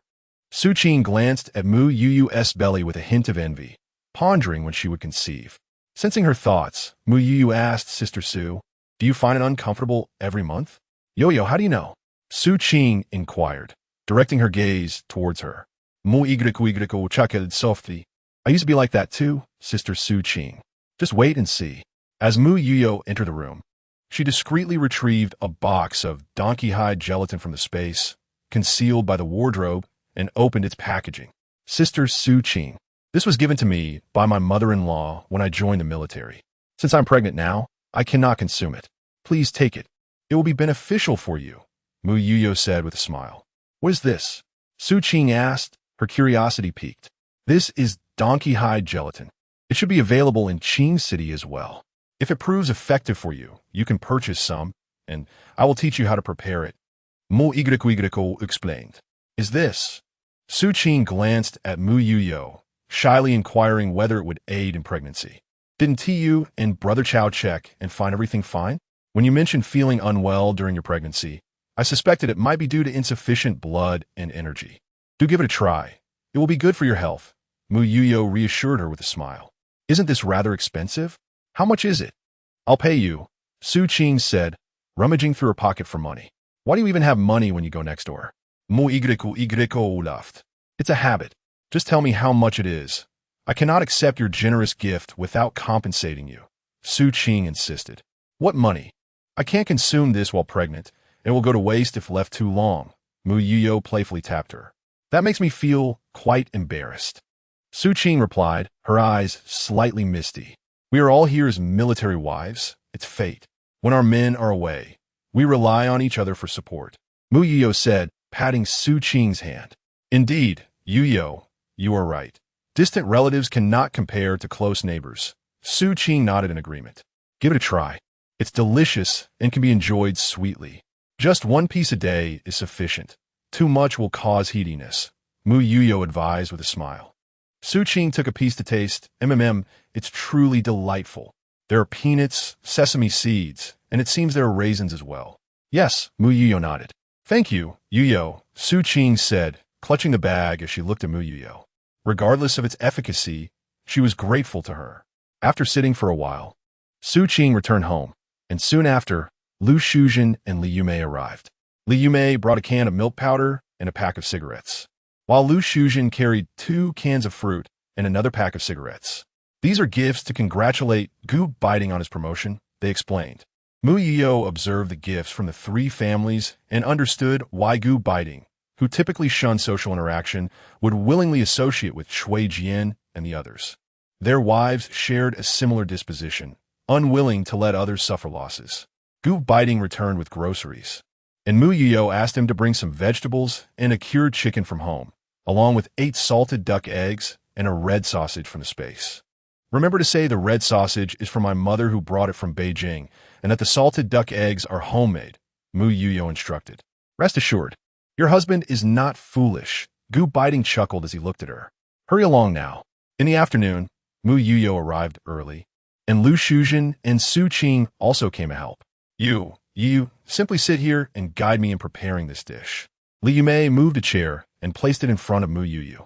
Sister Yumei, I shall take over shortly, Mu Youyou replied, feeling somewhat embarrassed that they were busy while her family was hosting the meal. Oh, you just remain seated. There is no need for you to lift a finger, Lu Shuzhen said, chopping vegetables as she spoke. Indeed, your sole responsibility is to provide guidance, Su Qing chimed in. Listening to the 3 of them, a smile graced Mu Youyou's lips. This lifestyle of accompanying the troops was truly rather delightful. Chapter 53. The market, as the weather grew increasingly frigid. Gu Beiting and Xiao Weiguang returned with a substantial quantity of coal. Where did you procure such a large amount of coal? Mu Youyou inquired with curiosity. Sister-in-law, this is what the captain and I managed to buy in the city after queuing for quite some time, Xiao Weiguang replied, his face adorned with a simple smile. Since returning from a southern island with Gu Beiting, Xiao Weiguang had also been promoted to squad leader, and his family was preparing to arrange a marriage for him. You have truly worked hard, Mu Youyou said with a smile as she poured 2 cups of hot water for them. Once we set up these 2 coal stoves, the house will be warm, Gu Beiting remarked after taking a sip of water. You all keep busy. I will prepare dinner. Mu Youyou said cheerfully as she entered the kitchen. Wife, I will help. Gu Beiting followed her into the kitchen. No need, you should assist Xia. We cannot have him do all the work, Mu Youyou replied, watching him, amused by his nervousness over merely cooking. Sister-in-law, I can manage on my own. You should let the captain help you with dinner, Xiao Weiguang's voice called from the courtyard. See? Gu Beiting chuckled as he turned to Mu Youyou. She looked at him helplessly, a smile gracing her lips. In a few days, there will be a market in the village. Would you like to go? Gu Beiting asked, noting that the 27th and 28th of the 12th lunar month were designated for preparing New Year's goods. Mu Youyou's eyes sparkled with interest as she considered the invitation. I knew you would want to go. I shall take you, Gu Beiting said, tapping her nose gently. M'hm, Mu Youyou replied sweetly, leaning into his embrace. During mealtime, Xiao Weiguang had already completed his chores, and after finishing their meal, he helped clear the dishes before returning to his dormitory. Isn't Xia going home for the new year? Mu Youyou wondered as she lay in bed that night. He is. I believe he will return the day after tomorrow. It has been 2 years since he last visited home, Gu Beiting responded. Mu Youyou nodded, recognizing the hardships faced by soldiers, as they seldom see their families throughout the year. On the morning of the market day, Gu Beiting awoke early to prepare breakfast and then called for Mu Youyou to rise. Wife, it's time to get up, he said, gently caressing her cheek. Mu Youyou, now 5 months pregnant with twins, had a substantial belly and could only sleep on her side, supported by a pregnancy pillow. M'hm, she murmured, her eyes still hazy with sleep. Sit up properly. Gu Beiting assisted her in rising and helped her into her clothes. Mu Youyou, still in a daze, allowed him to dress her before he carried her to the main room. Wife, let's wake up a bit. We need to wash up and have breakfast, he urged, playfully pinching her cheek. Mu Youyou yawned, letting Gu Beiting lead her to wash up. By the time they finished breakfast, it was already past 8. Gu Beiting took her hand as they strolled towards the village. The market was set up along the roadside, and due to the upcoming Lunar New Year, the streets were bustling with life, lined with various stalls. Vendors called out, and the sounds of haggling filled the air. Gu Beiting wrapped one arm around Mu Youyou's waist while protecting her belly with his other hand. Mu Youyou's large eyes darted around, filled with wonder, as she took in the sights with an innocent sense of curiosity. As the 2 individuals approached a vendor selling candied hawthorns, they were greeted by the sight of the crimson treats in the vendor's hands, which elicited a faint smile from Mu Youyou. Gu Beiting, following her gaze, felt his heart soften in an instant. What do you think? Do you want to eat some? He inquired. I want to eat them, but I can't, Mu Youyou pouted. Once you give birth, I will buy you plenty, enough for you to indulge. Gu Beiting gently stroked her hair, speaking with affectionate tenderness. All right, Mu Youyou responded, her face lighting up with joy. After wandering for a while, Mu Youyou purchased some malt sugar, puffed rice candy, and roasted sunflower seeds. Shall we buy vegetables and couplets? She suggested, glancing at Gu Beiting. Aren't we getting anything else to eat? He asked. Mu Youyou shook her head. She had sufficient provisions in her space and needed nothing more. The pair first visited a stall selling couplets to purchase a set. At the market today, there was meat for sale, and they bought some along with ribs and fish. They then went to the village chief's home to acquire 2 chickens and some eggs before returning to their residence. Zhang Hui and Lu Shuzhen had taken their children back to their hometown for the new year, while Cui Jian had brought his parents to celebrate the holiday. Keuyun, having already visited his family, remained in the military district for the festivities. Commander Gu is back. Upon turning into the alley leading to their home, they spotted Chui's mother peering out. Aunt Chui, Mu Youyou greeted with a smile. Gu Beiting nodded in acknowledgement, as he generally preferred to maintain a certain distance from military families. He had heard from Li Yumei that Chui's mother was not particularly easy to deal with. In her words, it was fortunate that she had given birth to a boy and lived far away, or there might be considerable strife between mothers-in-law and daughters-in-law. Did the commander take his wife to the market? What delightful treasures have you brought? Chui's mother inquired, her gaze settling on the basket on Gu Beiting's back. Just some vegetables and such, Mu Youyou replied cheerfully. Mother, it's time for dinner, Chui Jian called out as he emerged from the courtyard, greeting Gu Beiting before ushering his mother inside. Why are you pulling me? Chui's mother protested as they walked. Why do you concern yourself with others' affairs? Chui Jian retorted as he continued to guide her. Exchanging a knowing glance with Gu Beiting, Mu Youyou made her way home. Once inside, they organized their purchases and began preparing lunch. Today, I shall make you braised ribs, Mu Youyou declared with a smile. Gu Beiting had always favored braised pork, but after Mu Youyou prepared braised ribs once, he had grown quite fond of them. You teach me while I cook, he insisted, unwilling to let her lift a finger. All right, let us also make a seaweed and egg drop soup. I have been craving it, and we can stir-fry some eggplant as well. We'll have steamed buns for lunch, Mu Youyou suggested, recalling that they had stored a considerable amount of buns in their space. Very well, I shall follow your lead, Gu Beiting smiled, beginning to chop the ribs. By the way, the military district will be slaughtering pigs tomorrow, he suddenly remembered, noting that the military canteen raised pigs and would distribute meat at the new year. Really? That sounds wonderful, Mu Youyou responded. Mu Youyou curled her lips into a smile.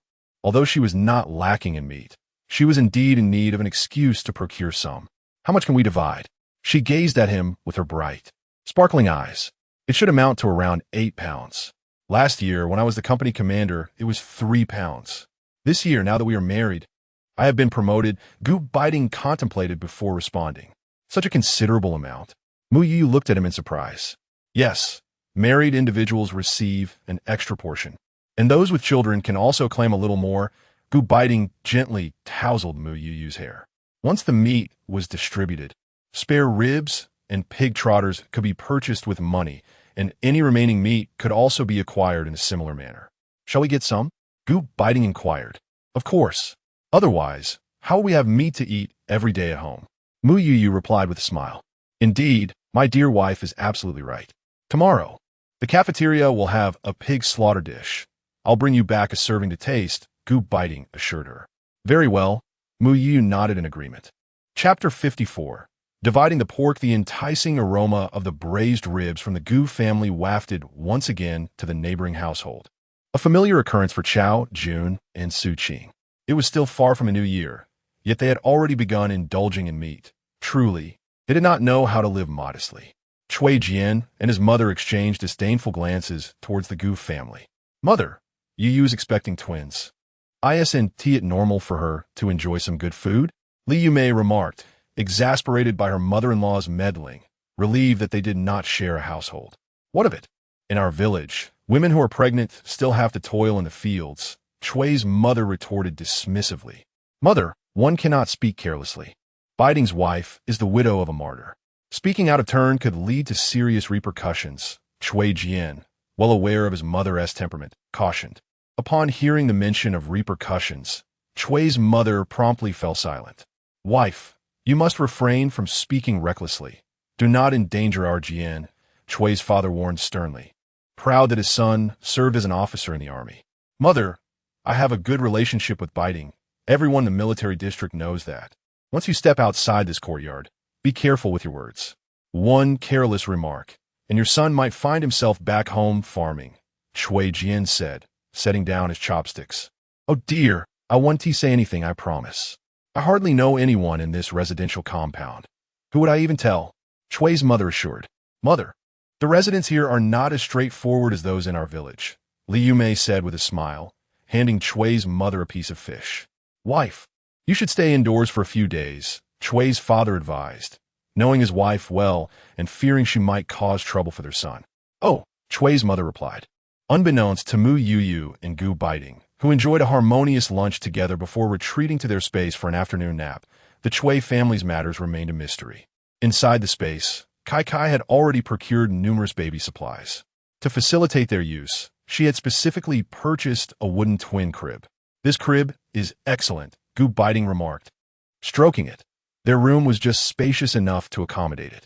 Mu Youyou lay down on the bed, stifling a laugh at his curious expression. Brother-in-law, this is a diaper. Once used, it can be discarded, eliminating the need for washing cloth diapers. Kai explained to Gu Beiting. This is only for nighttime, Mu Youyou added, noting that during the day, they would still need to use cloth. Gu Beiting nodded in agreement. This is a bottle warmer. It will keep the milk warm, allowing you to feed the child at any time. Kai continued to introduce each item to him. As Mu Youyou listened to their conversation, she gradually drifted off to sleep. Shoo! Gu Beiting interrupted Kai, slipping off his slippers and lying beside Mu Youyou, gently embracing her and caressing her belly. Understanding, Kai quietly retreated to the living room, allowing the couple to rest undisturbed. The following day, the military district distributed pork. When Gu Beiting arrived, the chef had already prepared his portion in advance. Commander Gu, your pork is right here, Chef Yao announced. Thank you, Chef Yao. I will wait a moment. My wife is with child, and I wish to purchase a bit more, Gu Beiting replied with a smile, placing the 8 pounds of pork in his backpack. Very well. Then do wait a moment, Chef Yao responded. Master Yao understood well.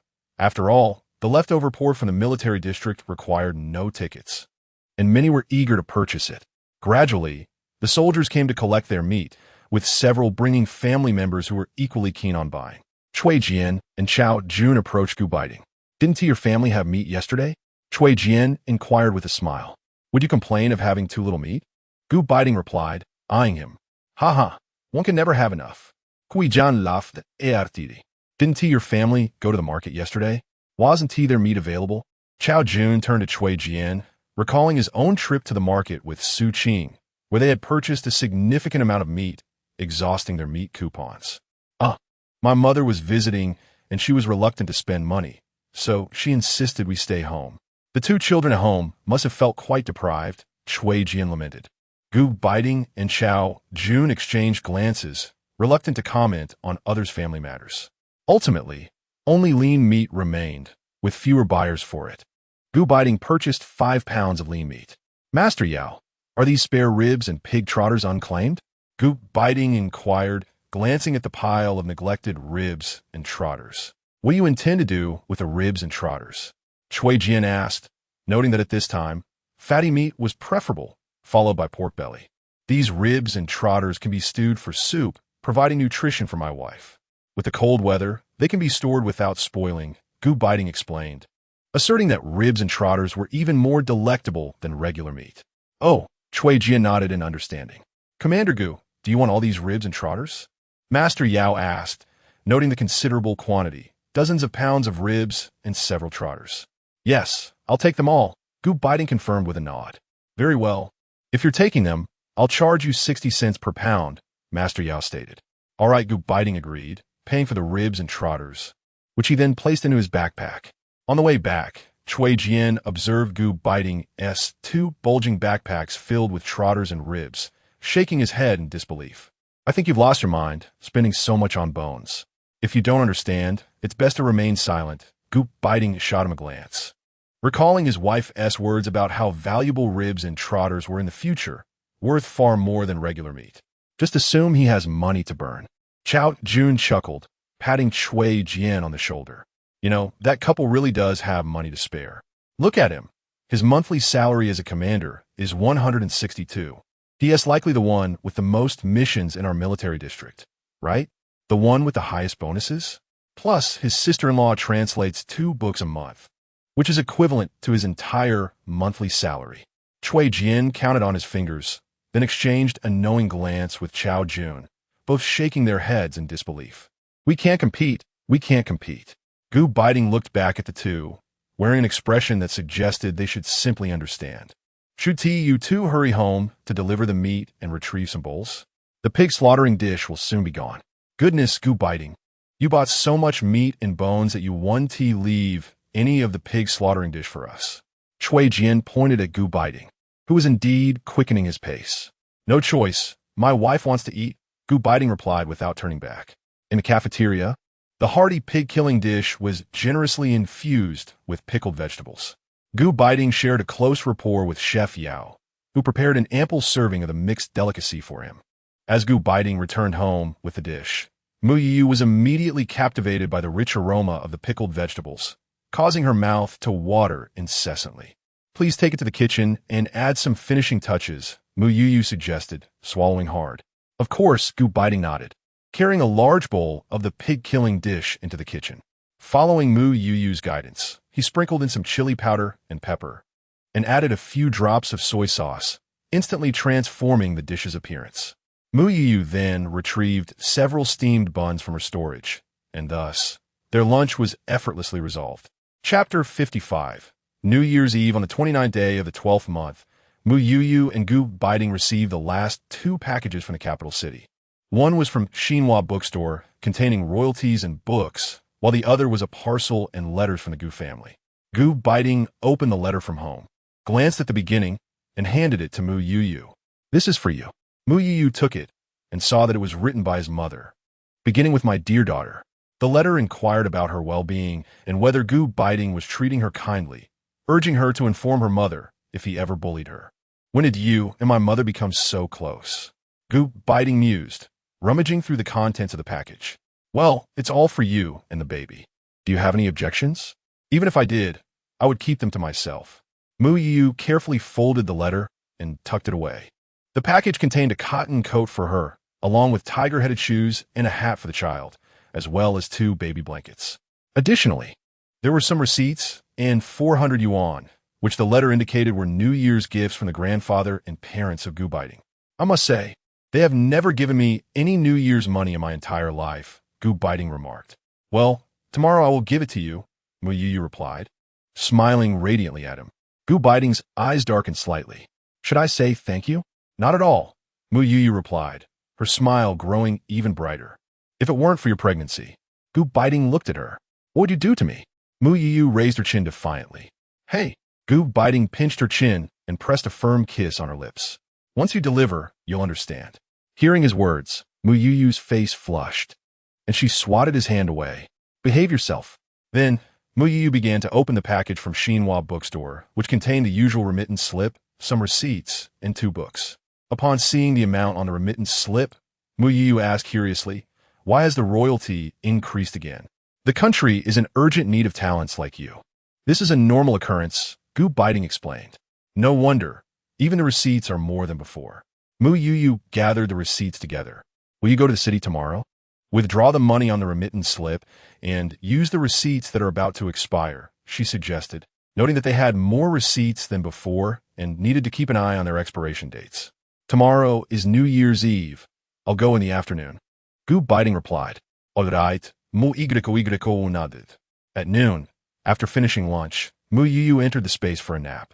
The military district happened to have a vehicle going to the city for shopping, so Gu Beiting took the military vehicle along. When Gu Beiting returned, he was carrying a large backpack and 2 bags in his hands. "What did you buy?" Mu Youyou asked curiously once he entered the living room. "I saw 2 beautiful coats at the department store, so I bought them for you, along with 2 pairs of cotton shoes. The rest are just some food," Gu Beiting said while unpacking. "Why didn't you buy any clothes for yourself?" Mu Youyou inquired. "The army provides uniforms, and besides, I prefer wearing the clothes you make. They are warm and comfortable," Gu Beiting replied with a smile. Mu Youyou looked at him, feeling warmth in her heart. "Do you like it?" Gu Beiting opened the 2 cotton jackets. "I like it," Mu Youyou replied with a smile. "These clothes are slim. I'll only be able to wear them after giving birth next year." Nevertheless, she was genuinely pleased. "I bought some chestnut cakes, lobster pastries, sweet potato strips, and some candies." "Oh, and chocolate," Gu Beiting added. "Chocolate? Where did you get foreign exchange coupons?" Mu Youyou inquired curiously. "I exchanged them with someone at the department store entrance," Gu Beiting replied, though in truth, he had purchased them. Mu Youyou nodded in understanding. There was chocolate in her space. "I wanted you to try it during this season." Gu Beiting chuckled, wanting his wife to experience everything. "Thank you, Beiting," Mu Youyou said, wrapping her arms around his, smiling sweetly. The next day, on New Year's Eve, after breakfast, Mu Youyou and Gu Beiting busied themselves with pasting couplets and cutting window flowers. Gu Beiting was outside pasting couplets when Chao Jun approached with some of his own. "Shall we work together?" Kao Yun offered, and the 2 of them pasted couplets for 2 houses. Is it snowing? Gu Beiting looked up at the sky, noticing small snowflakes drifting down. A good omen. They exchanged a glance and shared a smile before heading home. Let's get these up, Gu Beiting said as he entered the house. Finding Mu Youyou had already cut a good number of window flowers. You should take these to Sister Su Qing and Sister Yu Mei, Mu Youyou suggested, presenting 2 more sets. All right, I'll paste them when I return, Gu Beiting replied, taking the window flowers and stepping outside. Just as he exited the hall, he turned back to say, it's snowing outside. You should stay in the hall. Okay, Mu Youyou nodded. After delivering the window flowers, Gu Beiting returned to paste the ones at home. Wife, your craftsmanship is truly impressive. These window flowers are more beautiful than those sold in the capital. Gu Beiting generously praised. You have a sweet tongue, Mu Youyou laughed. Today is New Year's Eve. Shall we have braised ribs and pig's trotters and make dumplings? Sure. Gu Beiting nodded in agreement. The ribs and trotters Gu Youyou had purchased previously were stored at her space. She retrieved 7 or 8 ribs and 4 trotters. We need to scorch the trotters to remove the hair, Mu Youyou instructed. All right, I'll do it, Gu Beiting said, preparing to start the fire. That way won't clean them properly. Did you close the yard gate? Mu Youyou asked. It's closed, Gu Beiting confirmed. Mu Youyou took out a blowtorch from her space. Just ignite this and direct the flame at the trotters. Be careful not to aim it at yourself or the house. Got it. Gu Beiting stepped outside with the trotters and blowtorch, while Mu Youyou held a small liquefied gas tank. When the blowtorch was ignited, it startled Gu Beiting momentarily. After properly scorching the trotters, he brought them back inside for Mu Youyou to store. This thing is truly frightening. You shouldn't use it. I wouldn't dare to use it either, Mu Youyou laughed as she put away. How could someone who uses a gun be afraid of this? It's not the same, Gu Beiting said with a smile, though he too had only been startled at first. Continuing, Mu Youyou began to instruct Gu Beiting in the art of preparing braised ribs and braised pig trotters. The enticing aroma of the braised ribs wafted through the crisp winter air, enveloping the Gu residents in a delightful fragrance. Although it was New Year's Eve and the streets were deserted, the neighboring households were irresistibly drawn to the rich scent. Ah, the savory allure emanating from the Beiting household. Cui Jian stood in the courtyard, inhaling the delightful aroma. Is it true that the wife of Commander Gu possesses such culinary prowess? Cui's father also lingered outside, savoring the enticing smell. How delectable! It's not just that she can cook, she excels at it. Cui Jian rubbed his nose in anticipation. Cui Jian, come chop the meat, called Li Yumei from the kitchen. Yumei, why would you have Cui Jian chop the meat? He's a man. Cui's mother expressed her disapproval from the sidelines. Mother, I enjoy it. What of it? Men can work too, Cui Jian declared as he stepped into the kitchen, picking up a knife and getting to work. Seeing her son assert himself, Cui's mother fell silent, refraining from further comment. Chapter 56. New Year's Eve 2, as Li Yumei went to the backyard to gather vegetables.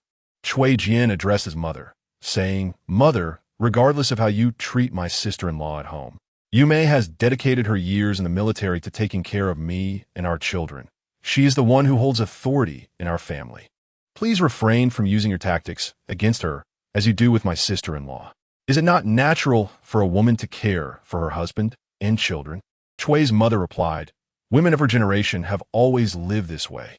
Mother, while you can engage in gossip with the neighbors and frequently visit my aunt at her home, what about Yumei? It has been years since she returned to her family. With whom can she share her life in this compound? Cui Jian set the knife down and looked at his mother. I will not reduce the monthly allowance for you and father, but I hope you can show respect toward my wife. Cui's father, hearing the conversation clearly from the yard, walked into the kitchen while smoking. He remarked, We hardly visit once a year. Why must you strain your relationship with your daughter-in-law? Wasn't the last incident enough? Previously, when Li Yumei returned to her hometown to give birth, Cui's mother had caused a scene, resulting in Yumei not returning to her in-laws for several years. Nevertheless, the support given remained unchanged. Cui's mother remained silent. She was a traditional woman who had always obeyed her husband. Fortunately, Cui's father was a reasonable man. Meanwhile, at the Gu household, the braised ribs and pig trotters were ready, having marinated in the sauce. Mu Youyou took out a bag of fresh noodles from the pantry. Let's have noodles for lunch and save the good food for dinner. All right, Gu Beiting smiled, affectionately ruffling Mu Youyou's hair as he began to cook the noodles. Although they were having noodles, the meal was abundant, featuring large shrimp and braised ribs. Your culinary skills are improving, Mu Youyou exclaimed, slurping her noodles and giving a thumbs up. Thanks to my wife's excellent teaching, Gu Beiting replied with a smile, never having imagined he would one day be adept in the kitchen. In the afternoon, the couple began to make dumplings, preparing half with pork and greens and the other half with pork and pickled vegetables. This was their first New Year together after marriage, and Mu Youyou's first New Year in this household. Gu Beiting had deliberately purchased 3 strings of firecrackers. We will set off one string during dinner, another at midnight, and the last one in the morning, Gu Beiting announced as they wrapped dumplings. Sound good, Mu Youyou nodded. Later, you should take some dumplings to Su Qingjie. She seems to struggle with making them. Let them join in the festivities. You're always so thoughtful, Gu Beiting responded. Originally, Mu Youyou had intended to invite Su Qing and her husband over for dinner, but considering Chao Jun and Su Qing's personalities, she anticipated they would feel too shy to accept. When Gu Beiting delivered the dumplings, Chao Jun and his wife indeed hesitated to accept. Ultimately, Chao Jun insisted on sending back a bowl of chicken soup and a pound of red bean cake, which included a large chicken leg and plenty of meat. As the snow fell heavier outside, Mu Youyou gazed at the swirling snowflakes and cheerfully remarked, "A snowy year heralds a bountiful harvest. Next year should be a good one." "Indeed," came the reply. Gu Beiting nodded, wishing for the nation's continued strength and the prosperity of its citizens, as well as the safety and happiness of his beloved. During dinner, he presented dumplings, braised ribs, and pig's trotters at the table, alongside a refreshing cucumber dish and a shrimp seaweed soup. "Darling, cover your ears. I'm going to set off firecrackers," Gu Beiting said with a smile. "All right, be careful," Mu Youyou replied. He acknowledged her and stepped outside. The firecrackers lit during dinner symbolized the joy of a family reunion. Cui Jian also brought his son out to join in the celebration. They exchanged smiles, and Cui Jian's son called out to Gu uncle, after which the trio set off firecrackers before returning to their meal. Mu Youyou savored the pig's trotters with delight, and Gu Beiting watched her with affectionate amusement, placing a bowl of soup in front of her. "The trotters are greasy. You should have some soup.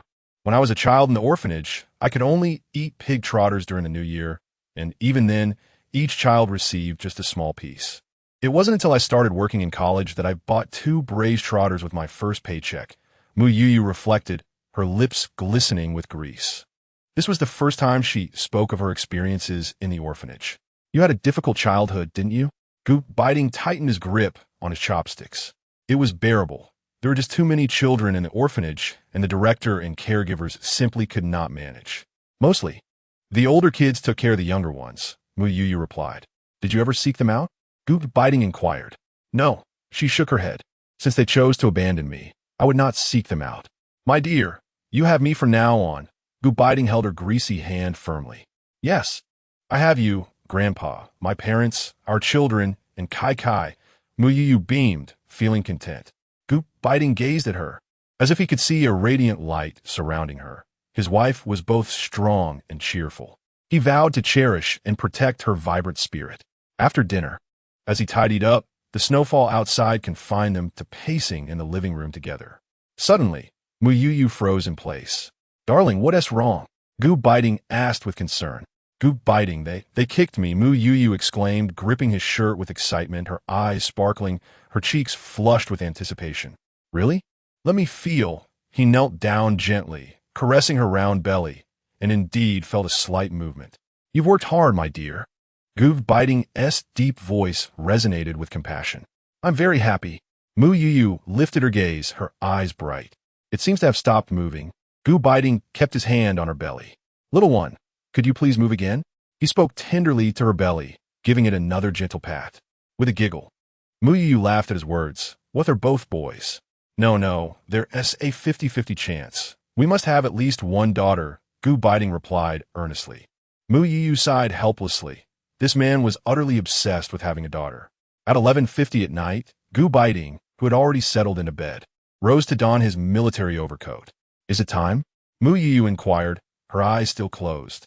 "Yes, soon everyone will be setting off firecrackers." "Would you like to stay in the space for a while?" Gu Beiting asked.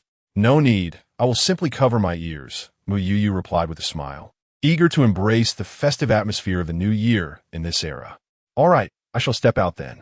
Gu Beiting planted a gentle kiss on Mu Youyou's forehead before exiting the room. Upon opening the door to the main hall, he was greeted by the sight of a thick blanket of snow. He took a broom to clear a path and opened the courtyard gate. Chapter 57. The Spring Festival of 1975 at precisely midnight. The air was filled with the crackling sounds of fireworks, accompanied by the thunderous explosions of firecrackers. Once the firecrackers erupted, the courtyard was enveloped in swirling smoke. Gu Beiting returned to his room and found Mu Youyou sitting on the bed, covering her ears. Yet her face radiated sheer joy. He approached the bedside and gently patted her shoulder, saying, "Wife, Happy New Year."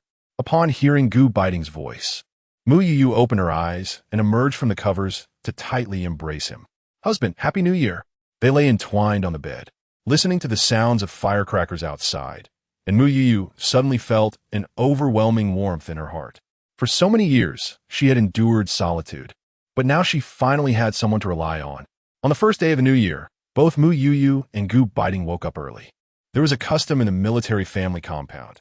Every year on the first day of the new year after breakfast, they would visit friends and relatives. Each household would prepare small snacks, no gifts required, just a handful of sunflower seeds from one house and a few candies from another, sitting down to enjoy a cup of hot tea before departing. This custom is inspired by the way the Spring Festival is celebrated in Rizhao, Shandong. As the military district in the story is akin to present-day Qingdao, Shandong, please forgive any discrepancies. After breakfast, Mu Youyou and Gu Beiting placed some roasted sunflower seeds and fruit candies on the table in the living room. Mu Youyou also took out some roasted peanuts from their storage, which they had forgotten to buy at the market. Outside, it continued to snow, making the roads difficult to navigate, so they decided not to go out today. "How about you visit Uncle Zhao and Aunt Li later?" Mu Youyou suggested, recognizing that these two families were elder relatives, and it wouldn't be proper not to pay a visit. "All right, I'll be quick," Gu Beiting replied as he filled a thermos with hot water. "Sounds good," Mu Youyou nodded. Gu Beiting had recently been promoted to a regiment leader, and many visitors were expected today, most of whom Mu Youyou did not know. "All right, I'll head out now. You stay home and rest." "They probably want he arrived so early," Gu Beiting said, donning his military coat. The courtyard gate would remain open all day. Closing it would signify that they were not receiving guests. "Take care," Mu Youyou said, sitting in the living room and cracking sunflower seeds. Gu Beiting first visited Aunt Li's home, where he merely had a cup of hot tea before leaving. At General Zhao's house, only the elderly couple was home. Their son and daughter had perished in recent years, and General Zhao's wife had been deeply affected by their loss, causing her health to decline and her reluctance to venture outside. "Uncle Zhao, Aunt, Happy New Year," Gu Beiting greeted as he entered. Beiting has come. General Zhao welcomed him inside. "Come in and sit," Zhao's wife said with a smile, dropping a generous handful of White Rabbit creamy candies into Gu Beiting's pocket. And feeling it wasn't enough, she added another handful. "Aunt, that's enough." "Really?" Gu Beiting protested, knowing that such candies were quite a luxury in these times. "Take them back for your wife to enjoy," Aunt Zhao insisted, continuing to add more. "Aunt, you see, we haven't come to visit you either." Gu Beiting felt a twinge of embarrassment. They had refrained from visiting General Zhao's home to avoid any semblance of impropriety. His family's background was no secret within the Eastern Military District, and many were aware of the close relationship between his father and General Zhao. "Aunt, how is Yo-Yo? Is the child well?" The original owner had met Aunt Zhao during her childhood. "Aunt, she's quite well. All is good," Gu Beiting replied with a smile. "That is wonderful to hear. The child has always been so delicate." It seemed that Aunt Zhao suddenly recalled something, retreating into the room to fetch a cloth bag. "These are a few garments I made for the child. Please take them back. It would be inconvenient for me to visit," she whispered, aware that not only Gu Beiting was trying to avoid suspicion for General Zhao, but they were all mindful of it. There had been a period when the higher-ups in the military were affected, resulting in several senior officials being demoted. Aunt Zhao harbored some concerns. During the time when her children had recently passed, many speculated that her fate was too resilient. As a woman from a rural background with little education, she feared bringing misfortune upon them. "Aunt, I believe Yo-Yo would cherish receiving this gift from you personally. She was supposed to come today, But given the snowfall and her carrying twins, I advised against her venturing out. Gu Beiting explained to Aunt Zhao. Well, Aunt Zhao hesitated. Dear, let us accompany Beiting back for a brief visit. You've expressed a desire to see Yoyo's child, haven't you? General Zhao addressed his wife. Hearing her husband's words, Aunt Zhao wavered. Rest assured, there will be no gossip today during the New Year celebrations. Besides, our families have always shared a close bond. Excessive caution may only incite speculation, Gu Beiting stated earnestly. Indeed, Beiting is correct. My bond with old Gu and old Mu is one of life and death. A fact well known, General Zhao reassured his wife, recognizing that she had been stifled for too long. Then let us go, Aunt Zhao resolved. General Zhao and Aunt Zhao followed Gu Beiting to the Gu residence. Wife, look who has arrived. Gu Beiting called out as they approached the entrance. Mu Youyou opened the door to the main room, greeting Uncle Zhao. Annie, it has been so many years. I can hardly believe Youyou still remembers me. Aunt Zhao smiled kindly. Of course, I remember. You once bought me a lovely dress, Mu Youyou replied, her smile brightening as she welcomed General Zhao and Aunt Zhao into the room, drawing from the original owner's memories. I recall you were only 7 or 8 at that time. Now you have blossomed into a young lady, soon to be a mother, Aunt Zhao remarked, holding Mu Youyou's hand and gazing at her belly. Mu Youyou had heard about the Zhao family's circumstances from Gu Beiting. He served the elderly couple warm water and snacks. But Aunt Zhao had little appetite, instead engrossed in conversation with Mu Youyou while handing her the clothes she had made. Dear, we really should be heading back, General Zhao gently reminded, noting the impending arrival of visitors. Ah, yes, Aunt Zhao nodded, rising while holding Mu Youyou's hand. Youyou, take good care of yourself. Aunt Zhao felt a tinge of reluctance as she gazed upon Mu Youyou, as if seeing her own daughter once more. Her daughter had perished at a similar age to Mu Youyou. Observing Aunt Zhao's reddened eyes, Mu Youyou felt a pang of sorrow within her heart. Aunt, I shall visit you another day, Mu Youyou said gently. Very well, Aunt Zhao replied, her face lighting up with joy. I will prepare delicious food for you then. Shortly after bidding farewell to General Zhao and his wife, visitors began to arrive in succession, with the neighbors from the adjacent houses being the first to come. Chapter 58. Visiting the Zhao family on the second day of the new year to the surprise of Mu Youyou and Gu Beiting.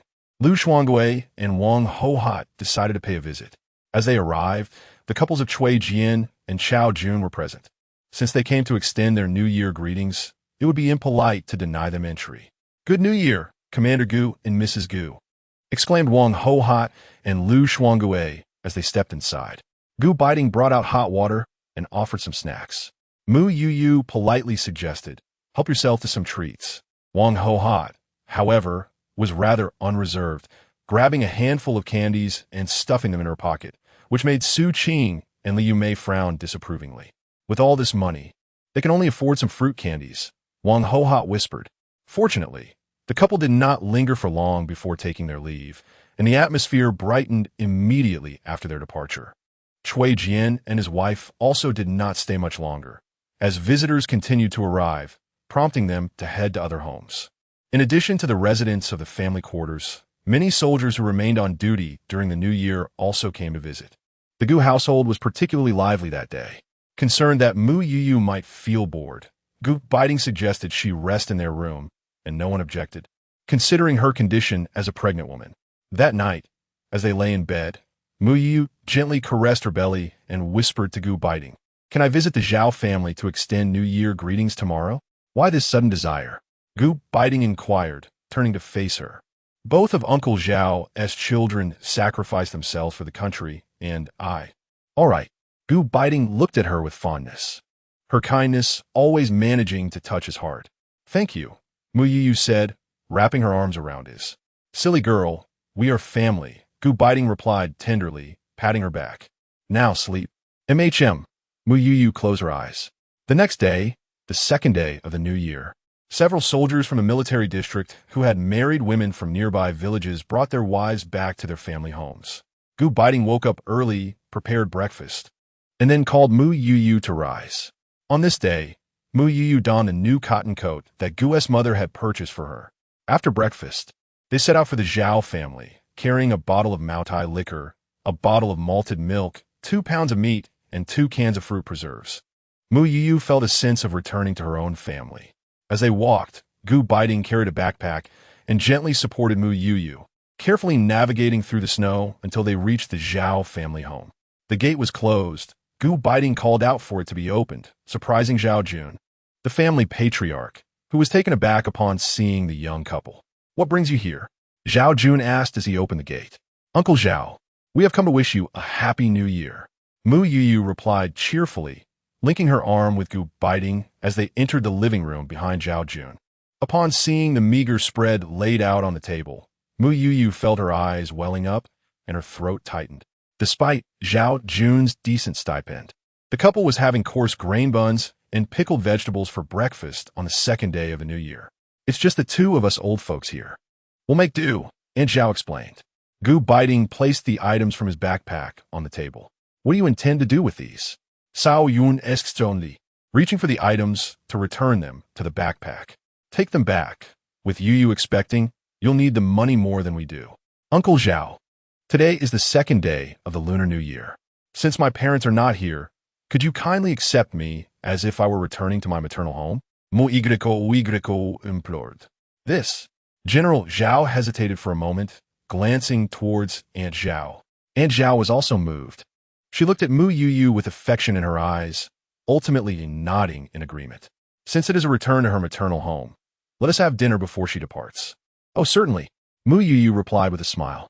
In the living room hung photographs of General Zhao's children, both appearing in their early 20s, clad in military uniforms, exuding vigor and grace, yet having sacrificed their lives for the nation and its people during their prime.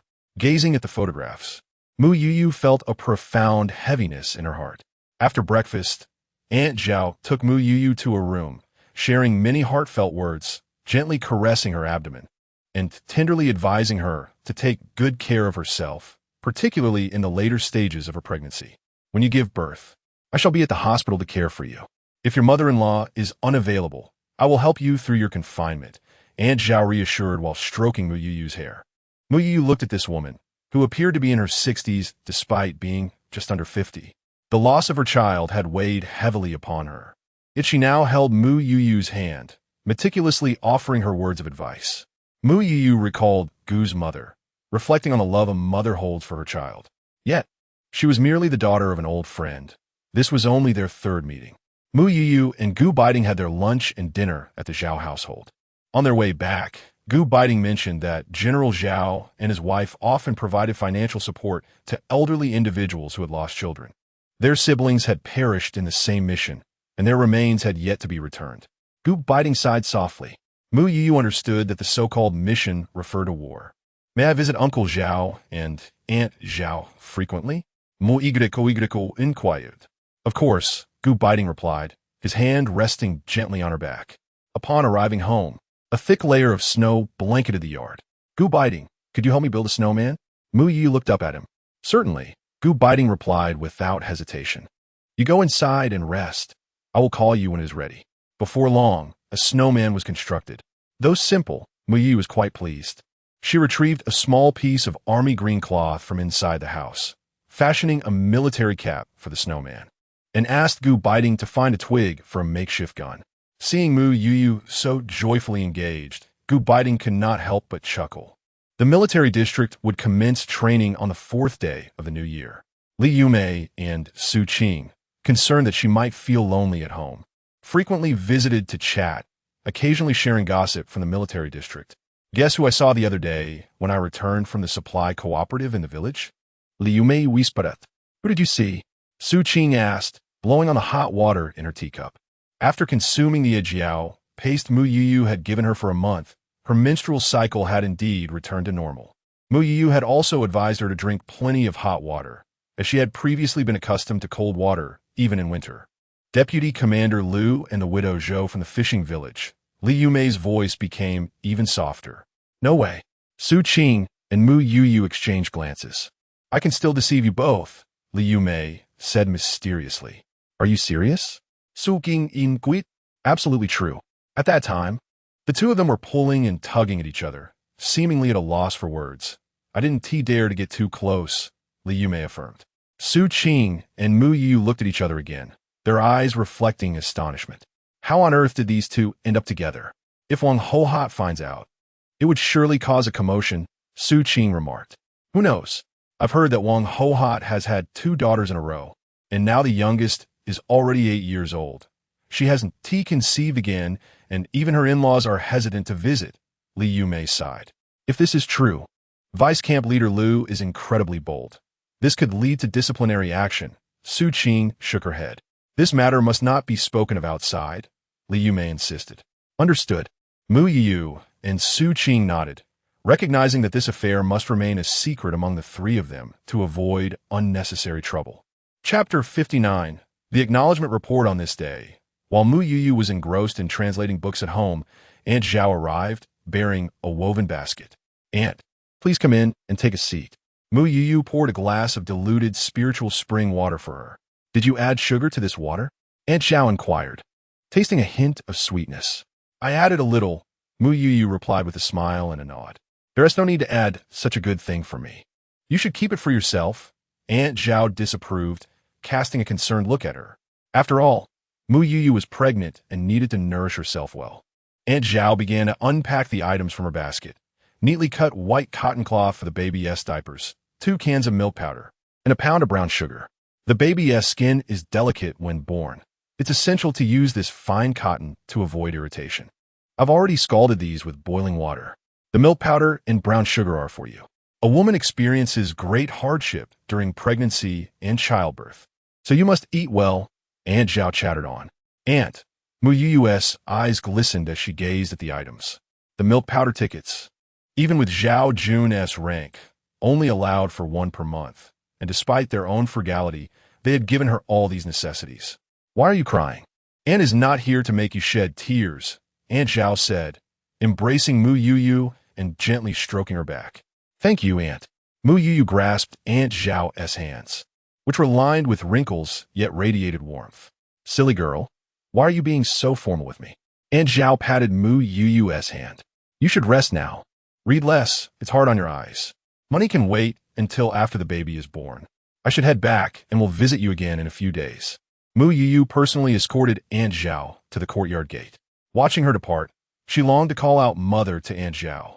Just as Aunt Zhao turned the corner, she glanced back and waved, prompting Mu Youyou to return her gaze before she continued on her way. At noon, when Zhao Jun returned home for lunch, he found his wife sitting on the bed, lost in thought. What is the matter?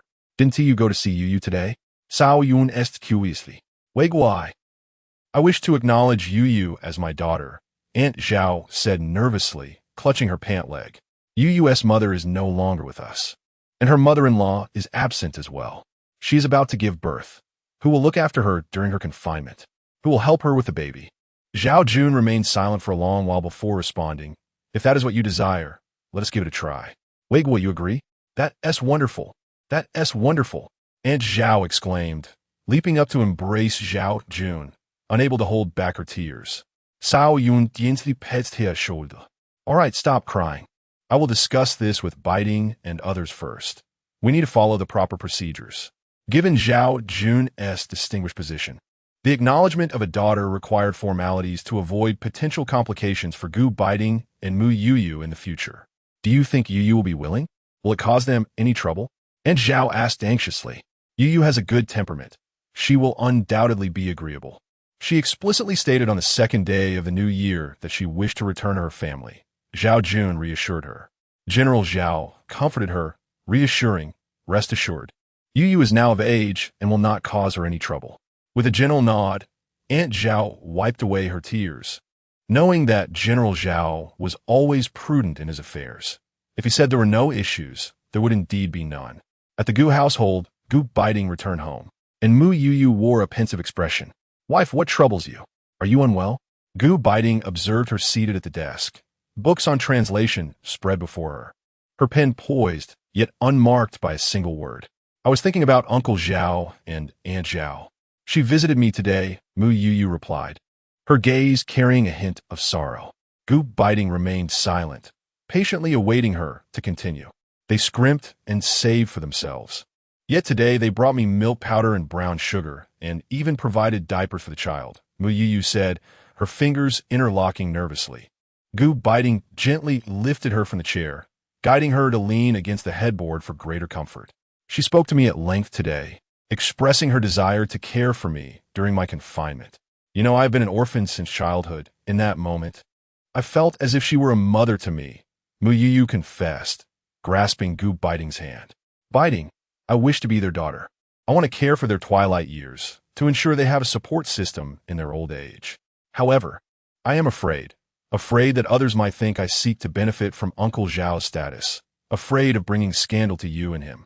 Gu Beiting tenderly stroked Mu Youyou's hair, admiring her kindness. Whatever you wish to pursue, I shall support you. With me by your side, there is no need for you to worry about such matters. He embraced her warmly. In the afternoon, rather than heading to the training grounds, Gu Beiting made his way to the general's office. Uncle Zhao. He addressed him for the first time in this manner. Beiting, just in time. I have matters to discuss with you as well, General Zhao replied with a smile. Please, go ahead. I wish to adopt Youyou as my daughter, but I am uncertain of your and Youyou's sentiments regarding this. General Zhao's expression shifted to one of slight apprehension, a rarity for him after all these years. Hearing this, Gu Beiting smiled broadly. That is precisely the reason I sought you out.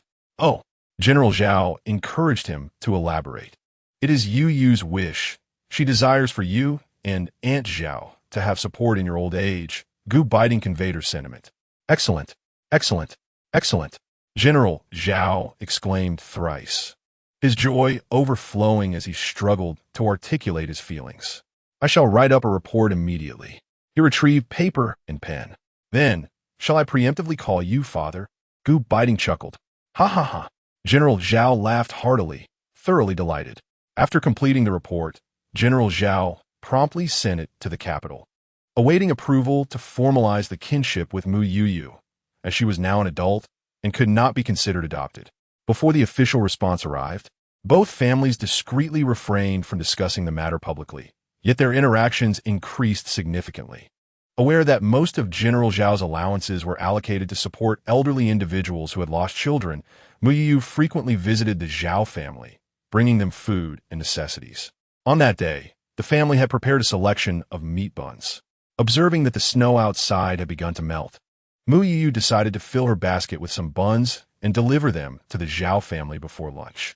Unexpectedly, she encountered Wang Ho-Hot along the way. Mu Youyou had no intention of acknowledging her and continued walking forward with her basket. Oh, are you once again carrying something to curry favor with General Zhao? Wang Ho-Hot remarked, but Mu Youyou remained resolute in her silence, while Wang Ho-Hot seemed determined not to let her pass. Chapter 60. General Zhao protects his daughter. What do you call such behavior? Oh, it's bribery. Both your leader, Commander Gu, and General Zhao will be held accountable for this. Wang Ho-Hot proclaimed to herself, her voice rising increasingly, drawing a crowd of onlookers. How dare you slander me? Mu Youyou glared at Wang Ho-Hot in indignation. What? Afraid of being criticized for your actions? If this isn't bribery, then why do you constantly bring gifts to their family when you have no personal ties? Wang Ho-Hot retorted, hands on her hips. The crowd began to murmur. Many soldiers, preparing to return home for dinner, found Wang Ho-Hot's enthusiasm infectious. If they could substantiate the claim of bribery against Mu Youyou today, it would surely put Commander Gu in his place. What's in that basket? Let everyone see, Wang Ho-Hot exclaimed, reaching to snatch Mu Youyou's basket. However, due to her pregnancy, Mu Youyou hesitated to resist forcefully. With a swift motion, Wang Ho-Hot uncovered the cloth covering the basket. Oh, these are meat buns. How generous of you. Tell me, is this not bribery? In these times, who gives away meat buns to others? Indeed, who would share meat buns so casually? That can't be true. Commander Gu isn't that kind of person. Wang Ho-Hot, encouraged by the audience's reactions, was about to continue when a commanding voice interrupted. She is my daughter, Zhao Weigui's daughter.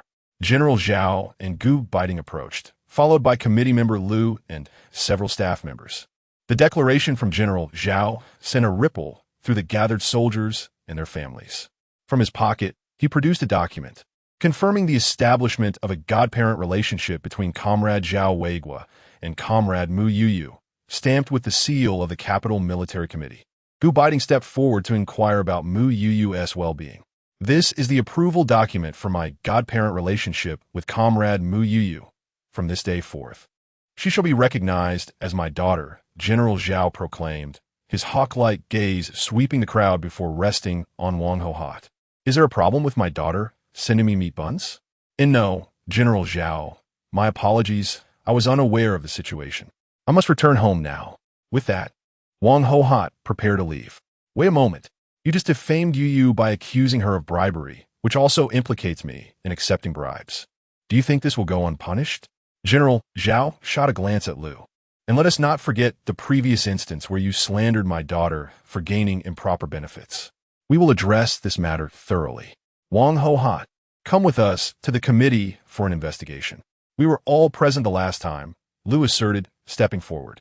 I only said a few words. Surely it can't be that serious? Wang Hohat, now aware of her predicament, realized that if she went to the committee, she might not return. Take her away. Liu offered no further opportunity for her to speak, as several staff members seized Wang Hohat and escorted her out. Despite her struggles, she was powerless to resist. In a corner, Liu Shuangge watched as Wang Hohat was led away, too fearful to intervene, and turned to return home. General Zhao, congratulations. Nearby soldiers and their families extended their heartfelt congratulations to General Zhao. He simply smiled, fully aware of the sincerity, or lack thereof, behind their words. Once the crowd dispersed, General Zhao approached Mu Youyou, gazing at her with paternal affection. Youyou, shall we go home for dinner? Mu Youyou looked at him, her eyes glistening with emotion, and nodded gently. This was the essence of being cherished by a father. My good girl, with your father around, no one will dare to bully you. General Zhao said kindly. Father, Mu Youyou called softly. Come, let's go home for dinner, he replied joyfully, leading Mu Youyou and Gu Beiting back home. Upon their return, Aunt Zhao, having learned of the day's events, waited eagerly at the door.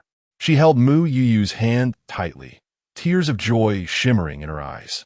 Mother, Mu Youyou sweetly called out. My dear girl, Aunt Zhao exclaimed, embracing her warmly. Dear, tell the children to come in for dinner, General Zhao reminded her. Yes. Aunt Zhao nodded. The family made their way into the courtyard. Let us have a casual lunch today, and in the evening, we shall prepare something special to celebrate as a family, General Zhao announced. After they finished lunch, Aunt Zhao led Mu Youyou into a room she had meticulously prepared for her, a space she had organized since the day General Zhao began filing reports.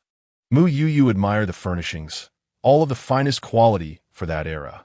Aunt Zhao opened the wardrobe, saying, These are clothes your mother bought for you from the department store, all suitable for you after giving birth. Do you like them? Mu Youyou approached the wardrobe, which was filled with garments favored by city girls of that time, along with a few pairs of little leather shoes. Your mother wasn't too sure of your favorite colors, so she bought one of each, Aunt Zhao added, somewhat apprehensive about Mu Youyou's response. I love them, mother. I like them all, Mu Youyou replied, her eyes misty. How much did all this cost? They lived so frugally, yet they were so generous with me. As long as you like them, Aunt Zhao said, presenting a red cloth bag to Mu Youyou. Youyou, this is a token from your father and me, a gesture of our affection and a part of your dowry. When Mu Youyou opened it, she found a bank book inside. Mother, I cannot accept this, she said, pushing the bank book back towards Aunt Zhao. Youyou, this is a small token from your mother and me. Now that you are our daughter, you must accept it. At that moment, General Zhao entered the room. Mu Youyou gazed at her parents, their hair flecked with gray, and her heart ached with overwhelming emotion, tears cascading down her cheeks as she fell into Aunt Zhao's embrace. My dear child, from now on, we are a family. No one will bully you. Aunt Zhao comforted her, gently patting her back. Indeed, should anyone dare to harm you, your father will take care of them, General Zhao added from the side. In the afternoon, Gu Beiting and General Zhao returned to the military district, while Mu Youyou nestled into Aunt Zhao's arms and fell asleep. Aunt Zhao tenderly caressed her cheek, her eyes glistening with tears. Having lost her own children, fate had been kind to her, granting her a new daughter. Mu Youyou seemed to sense the warmth and nestled closer into Aunt Zhao's embrace, murmuring, Mom. Aunt Zhao held her tightly, gently patting her back and soothingly reassured, "You, my dear, do not be afraid. Mother will always be by your side." Mu Youyou drifted into a peaceful slumber, her dreams imbued with the essence of happiness. When Gu Beiting and General Zhao returned, the mother and daughter had already prepared dinner. Observing the beaming countenance of his wife, General Zhao felt an even greater sense of joy. It had been several years since she had radiated such happiness. "Please, sit down and enjoy the meal." Aunt Zhao beckoned them to take their seats. "All right, thank you, Mom," Gu Beiting replied with a smile as he settled in. Today was indeed a day worthy of celebration, and Gu Beiting shared a toast with General Zhao. At the dining table, General Zhao and Aunt Zhao continuously served dishes to Mu Youyou, who gazed at the elderly couple, her heart swelling with warmth. Chapter 61. Liu Shuanggui's downfall. Wang Hohot ultimately received a 7-year sentence for defamation. Following her conviction, many military families observed that widow Zhou frequently visited Liu Shuanggui's residence. They remarked on his audacity, questioning how he could be so bold, especially considering that he had not divorced Wang Hohot. Liu Shuzhen had returned from her visit home and was presently engaged in conversation with Li Yumei and Su Qing at Mu Youyou's house. The four of them were savoring the fried fruits she had brought from her hometown while sipping tea. It was mentioned that since Wang Hohot's incarceration, her household had relied on Dia and Arya for labor. Li Yumei shook her head, expressing sympathy for the unfortunate children burdened with such parents. Su Qing, having gained weight and improved in complexion since consuming donkey hide gelatin, appeared quite radiant. Mu Youyou gently caressed her belly, now 6 months pregnant and round as a ball. Liu Shuzhen remarked that with twins, her belly seemed as if she were about to give birth. Li Yumei added, "According to the elderly, a round belly signifies a boy, while a pointed one indicates a girl. However, with twins, that may not hold true." Mu Youyou smiled, stating that she would be content with either a boy or a girl, having grown up in an orphanage and wishing to have several children. "My husband, Commander Gu, eagerly anticipates a daughter, while my family member, Chui Jian, has developed calluses from his eagerness." Li Yumei chuckled. At that moment, Aunt Zhao appeared at the gate. "Mother, I'm in the hall," Mu Youyou called out. Aunt Zhao entered carrying a basket, and the others promptly stood to greet her. "Aunt Zhao is here. I have brought some red dates for Youyou," Aunt Zhao announced, placing a full basket of dried red dates on the table. "Mother, where did all these red dates come from? They are quite large, and such size is rare in this era," Mu Youyou exclaimed. "These were sent by relatives from my hometown, specifically for your nourishment," Aunt Zhao explained. As Aunt Zhao arrived, the others took their leave, allowing the mother and daughter some privacy. Once they were alone, Mu Youyou poured Aunt Zhao a glass of diluted spring water. "Mother, drink some water." After taking a sip, Aunt Zhao remarked, "You child, why have you added sugar again? Such precious resources should be saved for yourself. When you drink this sweet water, it brings sweetness to my heart," Mu Youyou replied with a smile. During this period, Aunt Zhao had improved significantly in spirit and complexion thanks to Mu Youyou's spring water. Mu Youyou planned to find an opportunity to have Commander Zhao also indulge in some, as he had sustained multiple hidden injuries during his time on the battlefield. She also thought to ensure that the Gu family received some when they returned to Beijing. Aunt Zhao frequently came to accompany Mu Youyou during her afternoon naps, watching over her while she slept, sometimes sewing clothes for the baby, or simply sitting quietly by her side until it was time to prepare dinner. As spring approaches, Mother intends to raise a few chicks. If you find it too messy and are unwilling to tend to them, you may leave your share with me, and you and the children can enjoy 2 eggs daily. Mu Youyou lay comfortably on Aunt Zhao's lap, as Aunt Zhao gently stroked her hair and said, "Thank you, Mom." Youyou closed her eyes in contentment. "I heard from your father that you and Beiting plan to return to Beijing for your careers," Aunt Zhao inquired softly. "Yes, that is our intention," Youyou replied, "aspiring to attend university, with the finest institutions undoubtedly located in Beijing. Your father and I plan that when you return to Beijing, he will retire, and we can accompany you, helping to care for your children." Aunt Zhao tenderly shared her and her husband's intentions. "Mom," Youyou sat up astonished, gazing at her. General Zhao had been rooted in the Eastern Military District since the founding of the nation. She had never anticipated that they would relocate to Beijing for her sake. Furthermore, given General Zhao's age, retirement was not pressing. My child, at our age, fame and fortune have become trifles. Your well-being is what truly matters. Aunt Zhao caressed Yu's face, imparting a comfort that no worldly success could replace. You are expecting twins now, and you and Beiting are still young. Who knows, there may be more children in the future. Relying solely on your in-laws, who have yet to retire, may not suffice. Indeed, Yu leaned against Aunt Zhao, overwhelmed by emotions that words could scarcely convey. Was this unexpected journey through time a divine recompense for the absence of familial affection in her past life? Under Aunt Zhao's soothing touch, Yu soon drifted into a peaceful slumber. Observing Yu's tranquil visage, Aunt Zhao noticed how it resembled her own daughter's face, eliciting a gentle smile. Her gaze shifted to Yu's rounded belly, placing her hand upon it as the baby within kicked twice, as if greeting its grandmother. Upon Yu's awakening, Aunt Zhao prepared to leave, despite Yu's insistence that she stay for dinner with General Zhao. Aunt Zhao was reluctant, concerned about imposing on them. After dinner, Yu had Gu Beiting deliver 2 smoked chickens and 2 pieces of cured meat to the Zhao family, knowing that they would refuse if it came from her, but would accept from their son-in-law.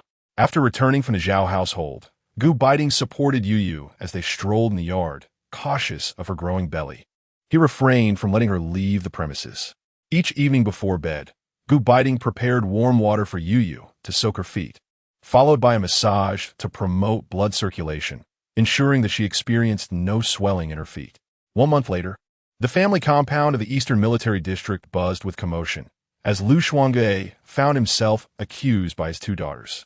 It turned out that widow Zhou was pregnant with Lu Shuangge's child, and when school began, she was reluctant to send her daughters to class.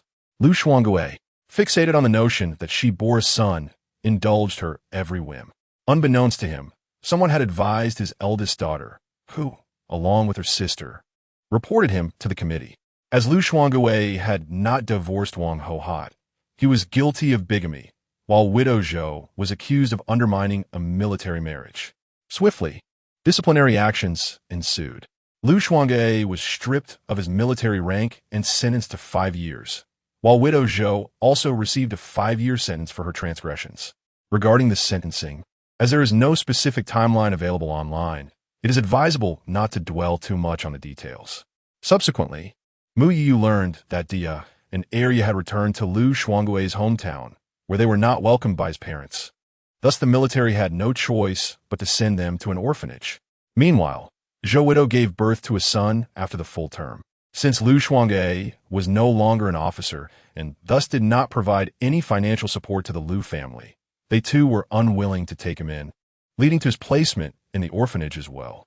These events are part of what transpired later. Chapter 62. The dream of Gu's daughter shattered from the 7th month of Mu Youyou's pregnancy.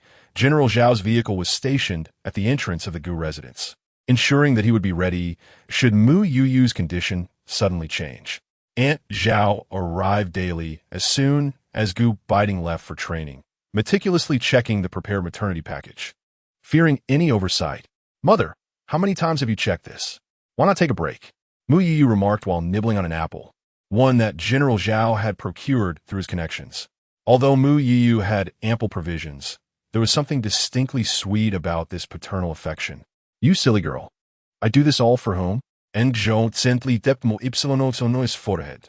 Over the course of their interactions, the bond between mother and daughter had grown increasingly intimate. For me, Mu Youyou cooed, wrapping her arms around Aunt Zhao's.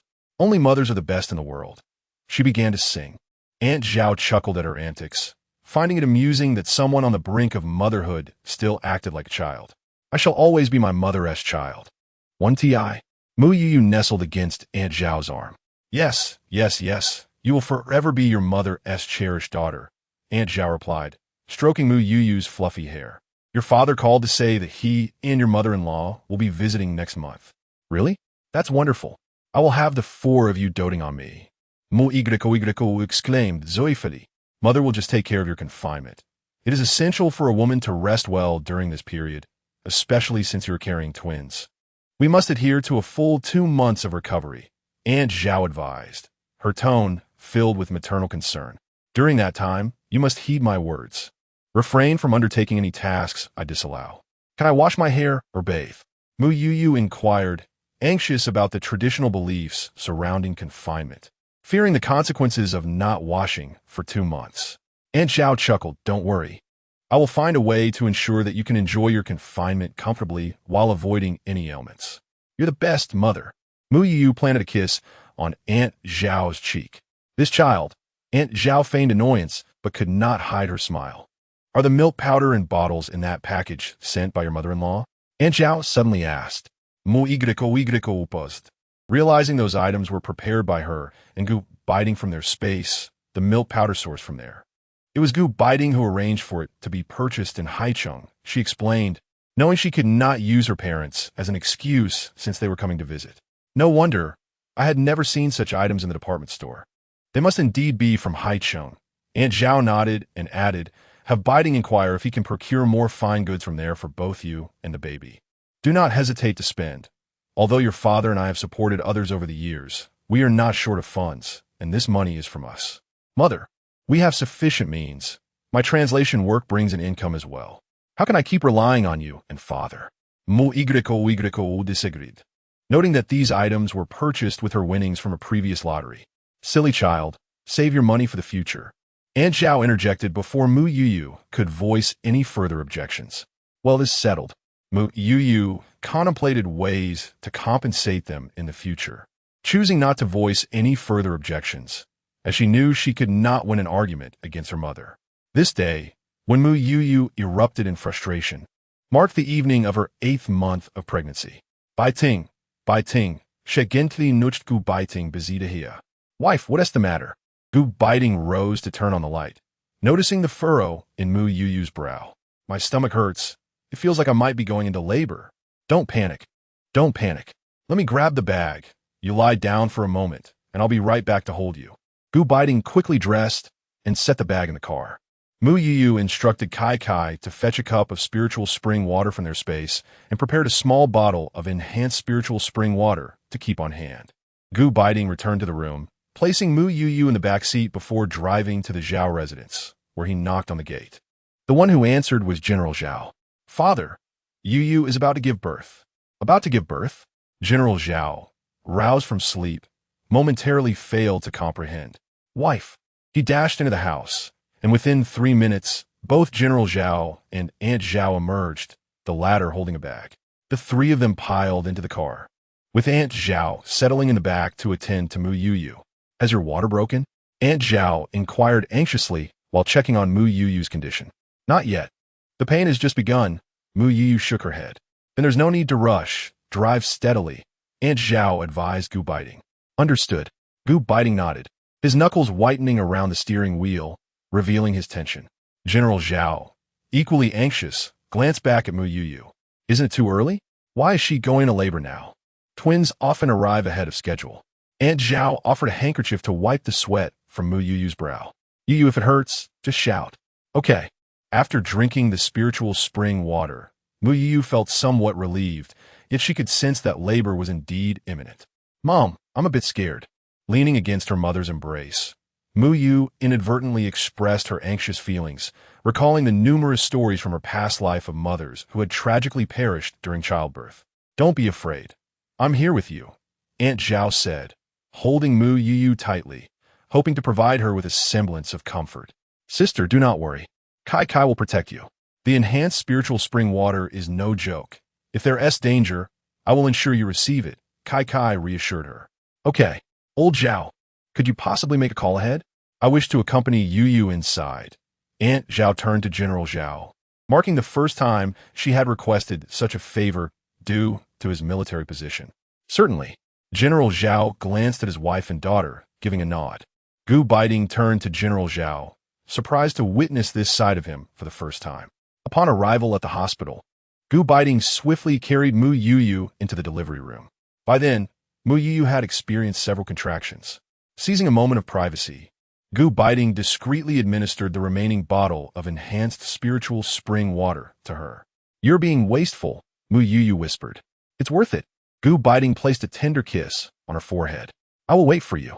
Aunt Zhao accompanied Mu Youyou into the delivery room, holding her hand tightly. You need not fear, my dear. I shall remain by your side, she reassured. Under the influence of the enhanced spiritual spring water, Mu Youyou felt no pain and swiftly brought her child into the world. Congratulations. Congratulations. Two robust little boys. Outside the door, Gu Beiting and Colonel Zhao were taken aback by the rapidity of events, yet their focus lay not on the nurse's words. How is my wife? How is my daughter? They simultaneously inquired. The nurse, observing their anxious expressions, promptly placed the children into their arms. The mother is doing splendidly, and the delivery was exceptionally smooth. The one swaddled in yellow is the elder brother, and the one in blue is the younger brother. Please proceed to the ward. The mother will be brought over shortly. She informed the two men, who were still in shock. Oh, very well. Colonel Zhao responded absently. Father, what did she just say? Gu Beiting asked, uncertainty creeping into his voice. Two boys, came the reply. At this revelation, Gu Beiting's heart sank. His dreams of a daughter had shattered. Chapter 63, both Father Gu and Mother Gu, as well as Aunt Zhao, were astonished by the speed at which Mu Youyou gave birth. She recalled that when she had her first child, it took her a full day and night. It was only when Mu Youyou was returned to the ward that she regained her senses. Youyou, are you hungry? I will go make you some congee, said Aunt Zhao. The cafeteria had already closed for the evening, but Commander Zhao had arranged for a place where they could cook. Mom, at this hour, where can we find rice to make congee? Mu Youyou inquired. Your mother brought rice with her. That bag is all prepared for you, filled with essentials. Commander Zhao teased while playing with his grandson. Mom, I'm not hungry, Mu Youyou replied. After drinking the enhanced spiritual water that Gu Beiting had fed her, she genuinely felt no pain and was still quite energetic. Father, Mother, you should go rest.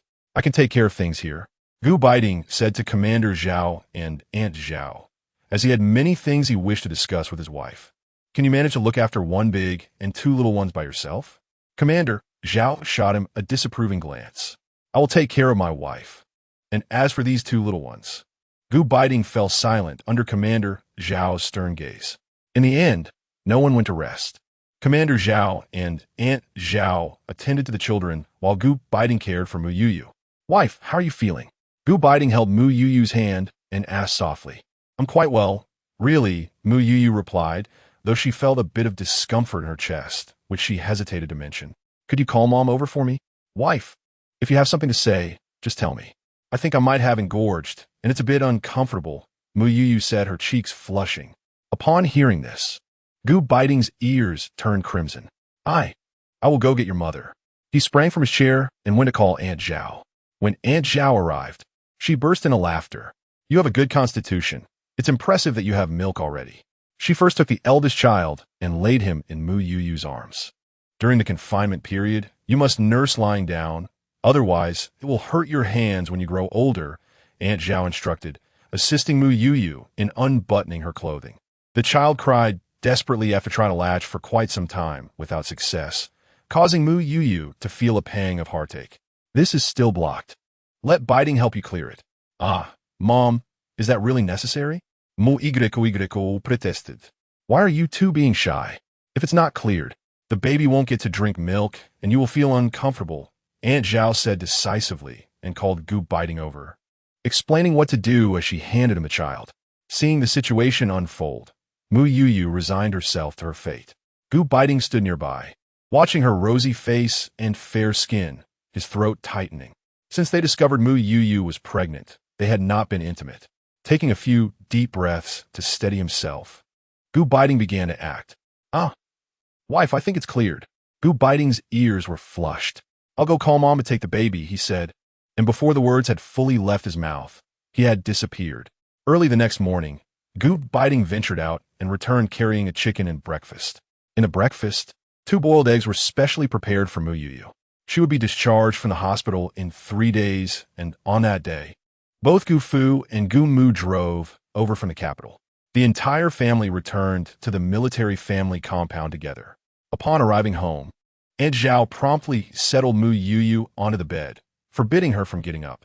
In the room, there was a wooden crib purchased previously, and Gu Mu placed the children in it. I think we should move the crib to my room so that Youyou can rest well, Gu Mu suggested. Shall we give them formula tonight? Aunt Zhao was pleasantly surprised by Gu Mu's understanding, knowing that this would help Youyou during her confinement. How about this?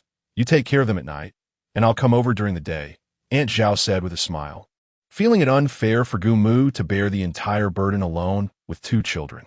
All right, Gu Mu nodded, looking at Aunt Zhao and remarking, I never expected that back when I called you sister-in-law. Now I would be calling you family. Indeed, it is all fate, Aunt Zhao said affectionately, gazing at Mu Youyou. Mu Youyou reached out and held both mothers' hands, feeling warmth in her heart. However, the atmosphere in the main room was not as harmonious. Have the children been named? Gu Fu asked Gu Beiting.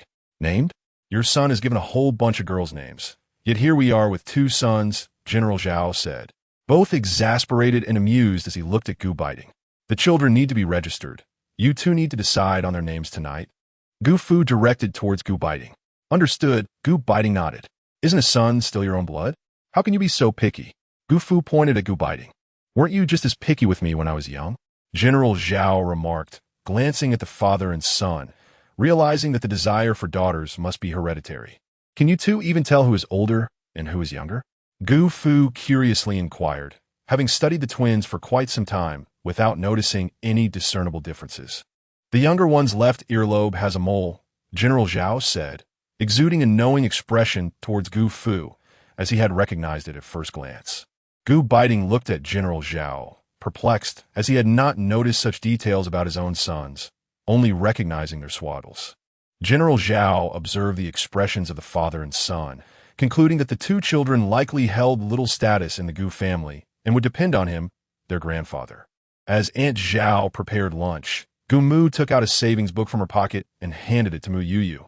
Youyou, this is for you and the children from your grandfather and me. Mom, you've already given us so much. During the pregnancy, you sent us quite a bit of money and supplies, Mu Youyou replied. You must accept this. It is customary, Gu Mu gently insisted, placing the savings book into Mu Youyou's hands. Mom, thank you. Although both your father-in-law and Beiting prefer daughters, they will certainly cherish these 2 boys, Gu Mu said with a hint of embarrassment. When she had given birth to Gu Beiting, Gu Fu had also hoped for a daughter. Yet it seemed that Gu Beiting followed suit. Despite Gu Fu's criticisms of Gu Beiting, his affection for him had never wavered. Mom, I understand.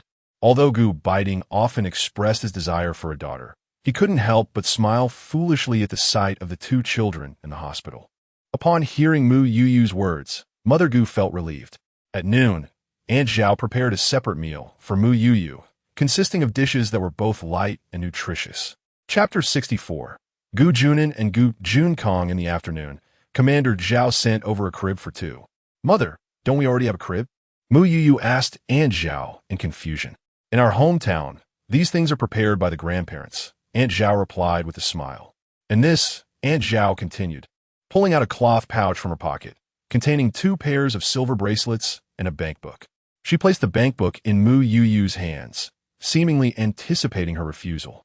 This is for your grandparents to give to the children, not for you, Aunt Zhao said. Using your grandparents' money means their treasures must grow up healthy and safe. She tucked the silver bracelets into the quilt, reminding Mu Youyou to put them away, as such items were not suitable to be worn openly in this era. Mother. Mu Youyou's voice quivered with emotion. Aunt Zhao gently stroked Mu Youyou's hair, reminding her that during the confinement period, tears must not fall. She embraced Mu Youyou tenderly, reminiscent of when she cradled her during pregnancy, softly patting her back. While the baby sleeps, you should rest as well. The child is still small and will need to be fed frequently. Since your mother-in-law suggested formula feeding at night, you should agree. It merely requires spending a little more money, and we are not lacking in that department. With 2 children, they will eat a lot. Breast milk is the essence of a mother. Aunt Zhao spoke softly, and Mu Youyou gradually closed her eyes. Watching Mu Youyou's gentle breathing, Aunt Zhao knew she had drifted off to sleep. She glanced at Mu Youyou and then at the 2 sleeping infants, reminiscing about the first time she met the little girl, now a mother herself. The crib, gifted by Commander Zhao and Aunt Zhao, was placed directly in the room of Gu's parents. while the one purchased from a space mall remained in their own room. That evening, Gu's mother brought the children into their room after Aunt Zhao had finished tending to Mu Youyou. Leaning against the headboard, Mu Youyou and Gu Beiting discussed names for their children. Let us name them Gu Junin and Gu Junkong. May they live a life of peace and health. Gu Beiting pondered aloud. Mu Youyou chuckled softly. I thought you might truly dislike them. How could I? They are my own sons, Gu Beiting replied, embracing Mu Youyou. Though I wished for a daughter, since we have sons, I must cherish them. What about their nicknames? She asked. Let us call them the Bao and Air Bao. Gu Beiting suggested. Mu Youyou turned to him, questioning, isn't that a bit thoughtless for nicknames? It's practical, Gu Beiting explained. Mu Youyou realized that in this era, most children had such straightforward nicknames. She didn't mind much, as long as they weren't anything like Do Dan or Mao Dan. The day after Mu Youyou was discharged, Li Yumei and her companions came to visit, along with Aunt Li and her daughter-in-law, Chun Shui. Soldiers from a military district who had a good relationship with Gu Beiting also came to see the children. These two little ones are truly delightful, Li Yumei remarked, her eyes crinkling with joy as she watched the infants sleep. Indeed, I have never encountered such exquisite newborns. Lu Shujin concurred. Mu Youyou was aware that their observations were indeed accurate. Perhaps it was the result of her consuming the divine spring water during her pregnancy, but the two children emerged with skin as smooth as silk, devoid of any creases. How adorable! Su Qing gazed at the two infants, feeling a twinge of envy towards Mu Youyou. How have you been? Have things normalized recently? Mu Youyou inquired. It was fine before, but this month I've been delayed for over 10 days, Su Qing replied in a hushed tone. Could it be that you are expecting? Have you not considered visiting the hospital for an examination? Li Yumei Kariya. I fear it may be a false alarm, Su Qing said, nervously fiddling with her clothing. How can you know without a checkup? You should take this matter seriously, Lu Shujin advised. If it proves beneficial, do share the recipe for that donkey hide gelatin with me. I too wish to try for another child, regardless of whether it is a boy or a girl. Very well. I shall ask Chao Jun to accompany me to the city for a checkup tomorrow. Su Qing acknowledged their concern. Take good care of yourself during your confinement. We shall not disturb your rest. With that, the three departed, having primarily come to deliver gifts. The following day, Chao Jun accompanied Su Qing for her examination, and indeed, she was pregnant. Upon receiving the news of her pregnancy, Su Qing ventured to the department store to purchase an array of gifts for the Gu family. In gratitude to Mu Youyou, due to military obligations, Gu's father could not remain away for long and prepared to return after a few days. Old Zhao, we were brothers before, and now we are in-laws. I shall not stand on ceremony. Gu's father produced 300 yuan from his pocket. Here, take this money. When the time comes for the full moon celebration, I would appreciate your assistance in organizing it. Please keep the money for my daughter. As the grandfather, I shall cover the expenses for the celebration. Zhao Jun shook his head, refusing to accept the funds. Accept it. It is rightfully my family's responsibility. Gu's father insisted, pressing the money into Zhao Jun's hands. I'm also aware of the charitable deeds you and your spouse have performed over the past few years. What is the purpose of such talk? Seeing Gu's father's insistence, Zhao Jun accepted the money, reasoning that it would ultimately benefit Mu Youyou and her husband. Youyou is a wonderful child. Thank you, Gu's father remarked, patting Zhao Jun on the shoulder. This is also fate. Who would have thought that I, Zhao Weigua, would have such familial bonds in my lifetime? Sao Yun left haughtily. Indeed, I must return to the capital now. I entrust the children to you. Rest assured, I shall take good care of them, Zhao Jun promised, subsequently sharing his future plans with Gu's father. Gu's father was filled with astonishment. He truly did not expect Zhao Jun and his wife to be so devoted to Mu Youyou. He patted Zhao Jun on the shoulder, saying, I will be waiting for you in the capital. The elder and younger treasures were quite easy to care for. They rarely cried, only making soft sounds when hungry or needing a change. At other times, they either slept or curiously observed their surroundings. Aunt Zhao had initially planned to visit Gu's mother to offer assistance after Gu's father returned to the capital. The children are quite easy to care for. They awaken only once during the night for a bottle, and after a diaper change, they peacefully drift back to sleep. Gu's mother smiled and remarked that in the future, They will rely on Aunt Zhao for assistance with the children, and for now, she will do as much as she can. During the day, it is Gu's mother who looks after the little ones, while Aunt Zhao is tasked solely with preparing meals. The less desirable chores, such as changing diapers, are handled by Gu Beiting. Occasionally, when Gu Beiting returns early from training, he eagerly takes on the cooking responsibilities as well. Aunt Zhao is quite pleased with his son-in-law. He readily helps with diaper changes at home, exhibiting none of the unpleasant habits often seen in some men.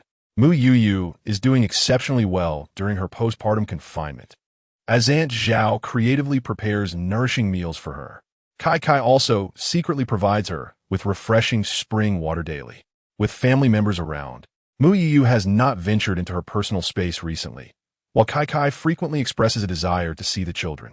Chapter 65. The Full Moon Celebration. The Full Moon Celebration was held at the military canteen, personally organized by General Zhao.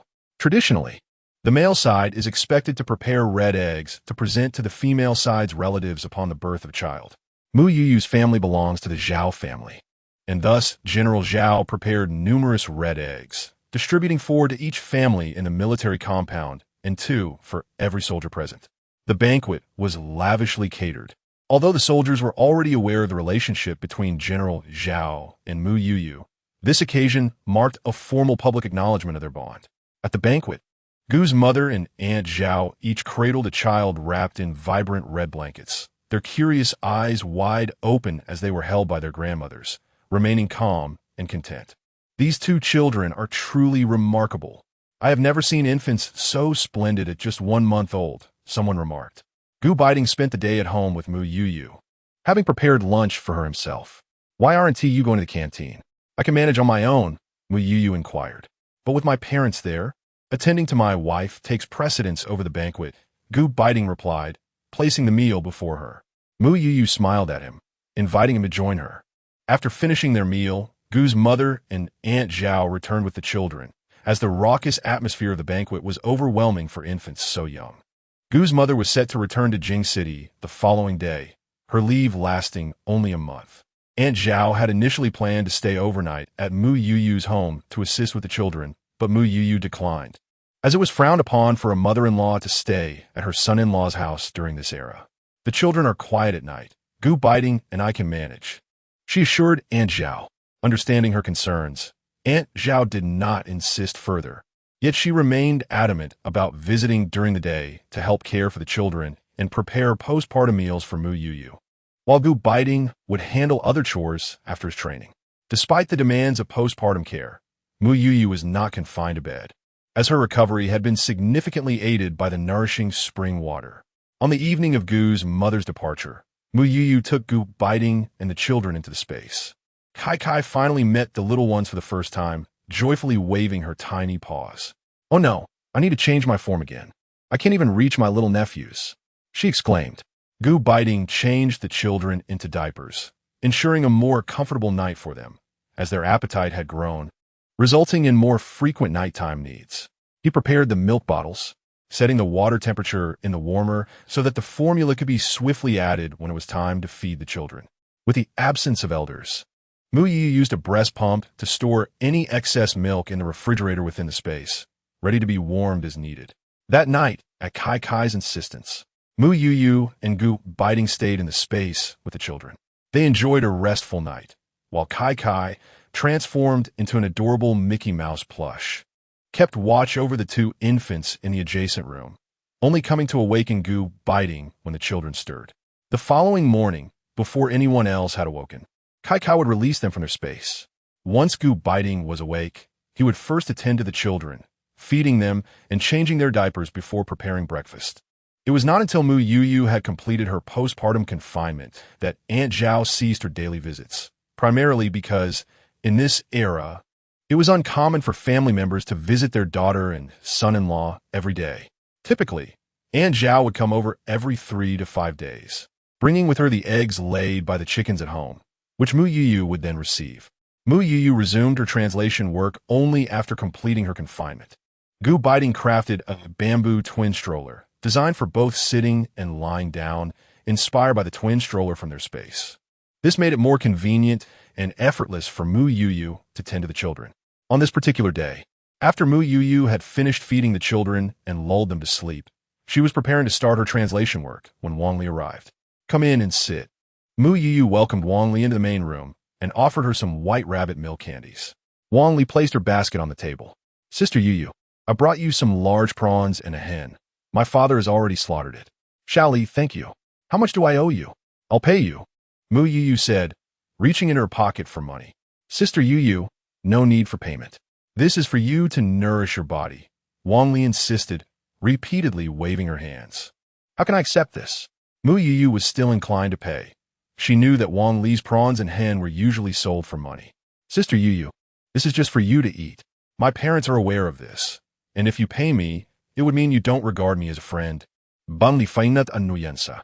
Mu Youyou laughed at the sight of Wang Li's pouting expression. All right then, I'll thank you, Uncle Village Head and Aunt. Sister Youyou, I'd like to inquire about someone, Wang Li said, her face flushed and a bit shy. Who is it? Mu Youyou's curiosity was piqued by Wang Li's demeanor. It's a platoon leader who helped with the village's fishing nets last month. The one who follows Captain Gu, Wang Li said, nervously fiddling with the hem of her shirt. Platoon leader? Mu Youyou pondered for a moment. Is his surname Xiao? Yes.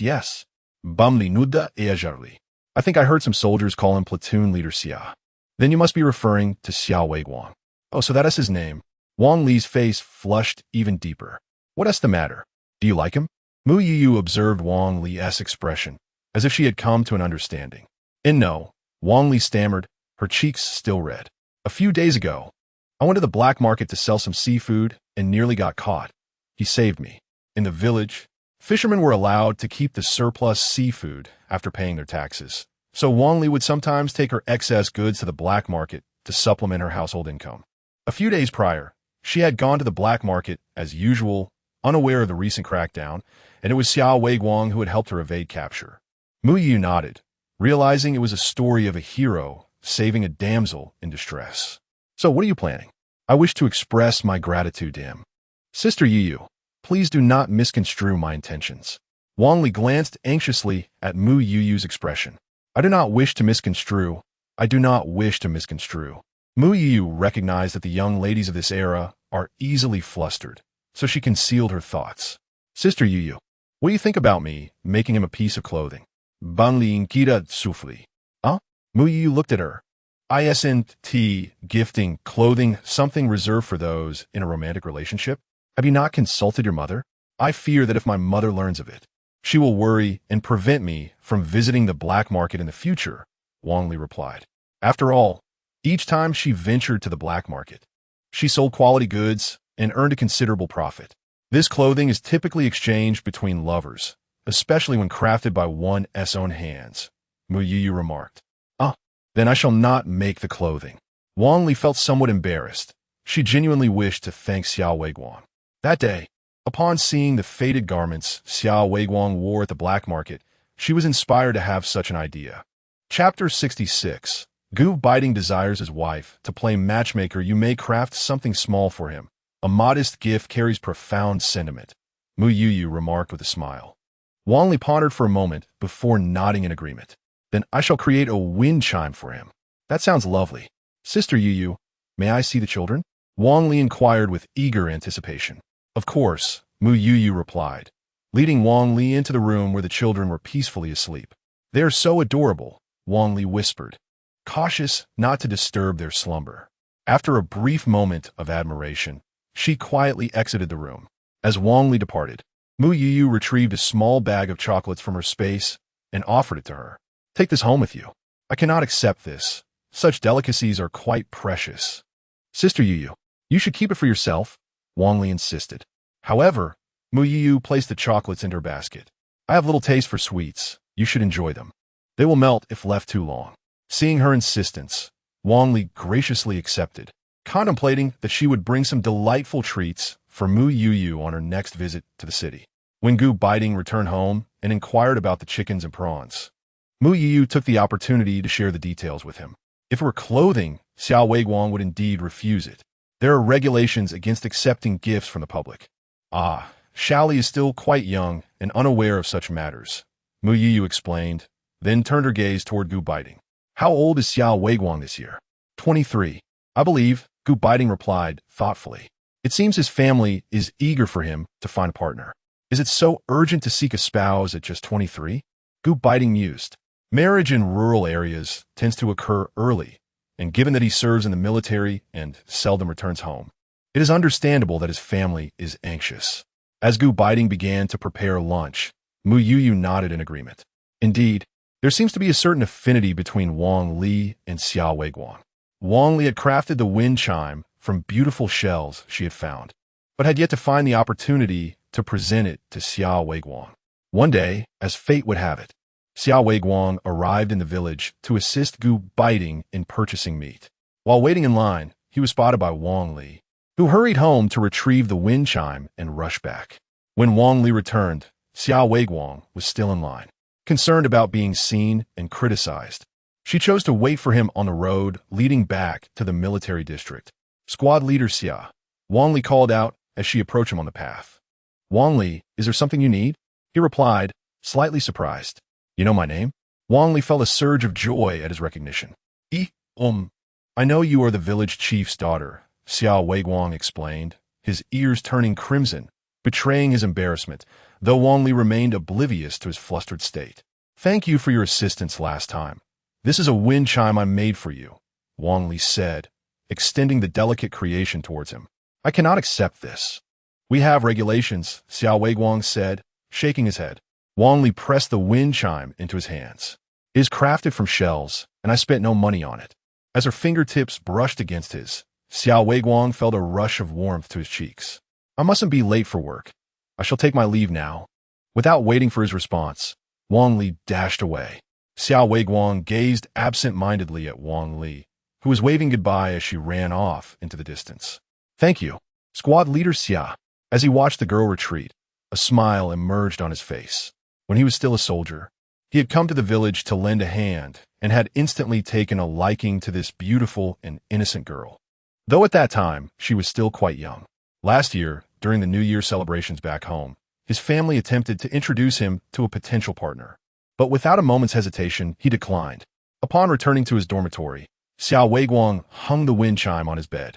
The last time he encountered Wang Li in the black market, he was actually in the city to send money back home, and they happened to ride the same bus.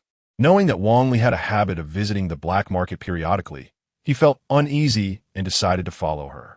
To his surprise, she indeed encountered officials inspecting the market. Without a second thought, he pulled her aside just as she was about to be apprehended. What are you thinking? At that moment, Gu Beiting entered Xiao Weiguang's dormitory, holding a bowl. Due to Xiao Weiguang's exceptional abilities, Gu Beiting often took him on confidential missions, which is why he presently resided in a single dormitory. Commander, Xiao Weiguang stood up and saluted. Gu Beiting waved his hand dismissively. My family made dumplings. Your sister-in-law asked me to bring you a bowl. He placed the dumplings on the table. Thank you to your sister-in-law, Xiao Weiguang said with a smile, picking up his chopsticks to eat, only to notice that Gu Beiting, who usually left after placing things down, had pulled up a chair to sit and watch him. Commander, is there something on your mind? Is the wind chime a gift from comrade Wang Li? Gu Beiting inquired. Ah, yes, Xiao Weiguang nodded, quickly adding an explanation to prevent any misunderstanding that he had taken something from the public. Commander, she made it herself. Do you have feelings for the girl? Gu Beiting interrupted him. Commander, Xiao Weiguang was taken aback by Gu Beiting's directness. She seems to be just 2 years younger than your sister-in-law. I assume your family is already discussing potential suitors for her? Gu Beiting remarked nonchalantly. Upon hearing this, Xiao Weiguang's expression darkened. Commander, he stood up abruptly, only to slump back down despondently. I am merely a junior squad leader, without even the qualifications to serve alongside the troops. Our military district has regulations allowing those who marry local villagers to reside in the village as long as it does not interfere with training, Gu Beiting explained. In our line of work, we could lose our lives on the battlefield at any moment. Wouldn't that endanger the girl's future? Xiao Weiguang hesitated. If everyone thought like you, why would any of us married individuals even tie the knot? Gu Beiting countered, then added, besides, who knows if the girl is even interested in you? Commander, is this how you motivate people? Xiao Weiguang replied, looking at him incredulously. Since there aren't many tasks at hand lately, if you genuinely like the girl, then make an effort to get to know her better. Gu Beiting encouraged, wishing for Xiao Weiguang, who had followed him since his enlistment, to find a beloved companion and settle down. Think it over. Your sister-in-law is still at home waiting for me. I must return now. Gu Beiting rose from his seat, prepared to exit, and glanced back to say, she shares a good rapport with your sister-in-law. Having uttered those words, he opened the door and departed. Xiao Weiguang, cradling a basket of dumplings, found himself preoccupied with Gu Beiting's remarks. In the ensuing days, whenever he was in tea training, Xiao Weiguang would lend a hand at the village chief's residence. Not only that, but he also spent increasing amounts of time at Gu Beiting's home, where he took on the responsibility of gathering firewood. What on earth is happening with Xia? After the 7th day of chopping wood for Gu Beiting, Mu Youyou gazed at the woodpile in the yard and could not help but inquire of Gu Beiting. Seems he has taken a liking to your sister. Perhaps he wishes for you to play matchmaker, Gu Beiting replied. Xia has eyes for Shaoli? Mu Youyou expressed her astonishment. My dear, if you can assist in any way, please do, Gu Beiting said, wrapping his arm around Mu Youyou's shoulders. When did you begin to concern yourself with such matters? This is hardly characteristic of Gu Beiting, she remarked. After all, he was someone I had witnessed grow step by step to reach this point. Gu Beiting's gaze shifted to Xiao Weiguang. When he first joined the army, he was quite naive and knew little. Many soldiers like him chose to leave the service. It was no small feat for Xiao Weiguang to persevere to this day and to accompany him on missions. Chapter 67. Mu Youyou visits the village chief's home as summer approached. Aunt Zhao arrived at Mu Youyou's home early in the morning with a basket on her back. When Aunt Zhao arrived, Mu Youyou was preparing to take her child out. Mother, I was just about to push the child to find you, Mu Youyou said as she led Aunt Zhao inside. The weather is about to get warm. I still have plenty of red fabric left from making blankets for the children, so I made a few small belly bands for them, Aunt Zhao remarked with a smile, extending her hand to assist Mu Youyou with the stroller. Your eyesight isn't very good, so you shouldn't be doing these needlework tasks. I can manage them myself, Mu Youyou replied. Believe it or not, I feel like my eyesight has improved recently, and I'm feeling much more comfortable in my body. Aunt Zhao chuckled as she showed Mu Youyou the belly band from her basket. Mu Youyou knew that the nourishing effects of the spiritual spring water were taking effect, and the vibrant belly bands were adorned with beautiful embroidery. Mother, these belly bands are truly lovely. Your craftsmanship is remarkable, Mu Youyou exclaimed, unable to part with the exquisite items. You flatter me. Aunt Zhao teased the children in the stroller. By the way, did you come to see me about something? Aunt Zhao inquired. The bean sprouts have sprouted, so I brought some for you and my father. I need to head to the village for a bit, and I'll leave the children with you, Mu Youyou explained, preparing to find Wang Li. Well then, let us go right away. I'll take the children back home while you go to the village, Aunt Zhao said with a smile. Mu Youyou felt pleased that she could leave her children in Aunt Zhao's care, indicating her trust in her. Did you bring the diapers? Aunt Zhao reminded her. Yes, I did, Mu Youyou reassured her. After ensuring the children were settled with Aunt Zhao, Mu Youyou set off for the village. Along the way, they encountered several military families who were preparing to go out for groceries, all greeting Aunt Zhao warmly. Zhao's sister-in-law and daughter are heading out. My daughter is going to the village. I'll be taking the children with me, Aunt Zhao responded with a smile to each greeting. Seeing Aunt Zhao's cheerful demeanor made Mu Youyou smile as well. Upon arriving at Zhao's home, Mu Youyou escorted Aunt Zhao and the children inside, placing the basket on the table in the main room. Aunt Zhao urged her, hurry along now. The sun will be up soon, and it will get hot. Mother, we need to take everything out of the basket first, Mu Youyou said as she walked toward the courtyard.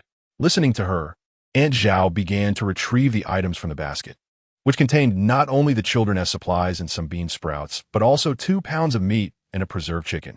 This child, Aunt Zhao murmured with a smile. When Mu Youyou arrived at the village, Wang Li was already at work, and no one was there yet to weigh the goods. Wang Li was searching for seafood that had been washed ashore by the tide. Shaoli, Mu Youyou called out, spotting the young girl in a pink shirt and black pants amidst the crowd. Yeah, Wang Li exclaimed, running toward her with a smile. What brings you here? Where are the children? I came to see you about something. Let us talk over there, Mu Youyou suggested, surveying the area before pointing to a less crowded spot. All right, Wang Li said, linking her arm with Mu Youyou's as they walked away together. It wasn't until they reached a secluded area that Mu Youyou finally spoke. Xiaoli, I came this time on someone else's behalf. Mu Youyou smiled shyly, as it was her first experience with such matters, feeling a bit embarrassed. Sister Youyou, what do you think? Banglin Kidat. Mu Youyou cleared her throat and organized her thoughts. What is your impression of Captain Xia? Upon hearing Mu Youyou mention Xiao Weiguang, Wang Li's face instantly flushed. Mu Youyou, noticing her expression, realized there was potential in this matter. He's quite good, Wang Li replied, her gaze lowered, her hands clasped together nervously. Huh? Mu Youyou chuckled at her demeanor. It was Captain Xia who asked me to inquire. Sister Youyou, would you mind asking my mother for her thoughts? I will heed my family's wishes, Wang Li said, blushing, observing her shyness. Mu Youyou surmised that Wang Li likely had no objections, but it was indeed necessary to consult her elders, as marriages in this era were often arranged by parents. Where's your mother? I can go meet her. She is at home, Sister Youyou. I will take you to see her. They arrived at the village chief's house, where Aunt Wang had a favorable impression of Mu Youyou. Upon entering, she warmly welcomed her and insisted on preparing sweet red sugar eggs, which Mu Youyou graciously declined. Without beating around the bush, Mu Youyou stated her purpose directly. You know, Youyou, since you and Xiaoli are close, Auntie will refrain from calling you Comrade Mu. Aunt Wang smiled. Auntie, it is appropriate to address me as such. Actually, Captain Xia has been frequently coming to help our family, and your uncle and I have surmised his intentions. Aunt Wang chuckled. She and the village chief held a favorable view of Xiao Weiguang. Otherwise, they would not have allowed him to assist at their home, especially considering Wang Li's age, as it could potentially harm her reputation if a young man visited too often. However, Captain Xiao's position does not permit him to accompany the troops, and you may not be aware of the village gossip. If a daughter marries yet continues to reside at her parental home, your uncle and I would bear the brunt of the criticism. Aunt Wang sighed. Understanding Aunt Wang's concerns. It is not that your uncle and I are unwilling. It is simply that he is the village chief. Auntie, we have considered this matter. If you're agreeable, Xiao Xia can build a house in the village for the young couple to reside in, Mu Youyou said with a smile, recalling what Gu Beiting had suggested. Auntie, Xiaoli is like my own sister. Gu Beiting and I plan to return to Beijing in the future, and he will certainly take Xiao Xia with him. This way, Xiaoli will not need to go to Xiao Xia's hometown. I will be here to look after her. Mu Youyou added, glancing at Wang Li. Wang Li's eyes sparkled upon hearing Mu Youyou's words. Mother, she tugged at Aunt Wang's sleeve. Aunt Wang, observing Wang Li's enthusiasm, chuckled. If I didn't know better, I would think you were about to marry Sister Youyou. Upon hearing Aunt Wang's remark, Mu Youyou understood that she had given her approval. Youyou, since you have said so, I shall not say more. Xiaoli, go fetch your father. Aunt Wang instructed Wang Li. All right. Wang Li beamed at Mu Youyou before dashing out to find the village chief. This girl. Aunt Wang gazed at her daughter's retreating figure, chuckling softly as she shook her head. Turning her attention to Mu Youyou, she remarked, Youyou, this child, Xiaoli, possesses a simple and innocent nature. I shall have to rely on you in the future. Given the village's proximity to the military district, the families residing in the compound frequently visited the village to purchase vegetables and other necessities. Aunt Wang was naturally aware of various matters concerning the compound. Although Wang Li would continue to live in the village, there would inevitably be interactions. Rest assured, Auntie, I will treat Xiaoli as my own sister and ensure she faces no hardships, Youyou assured her. Aunt Wang nodded in agreement.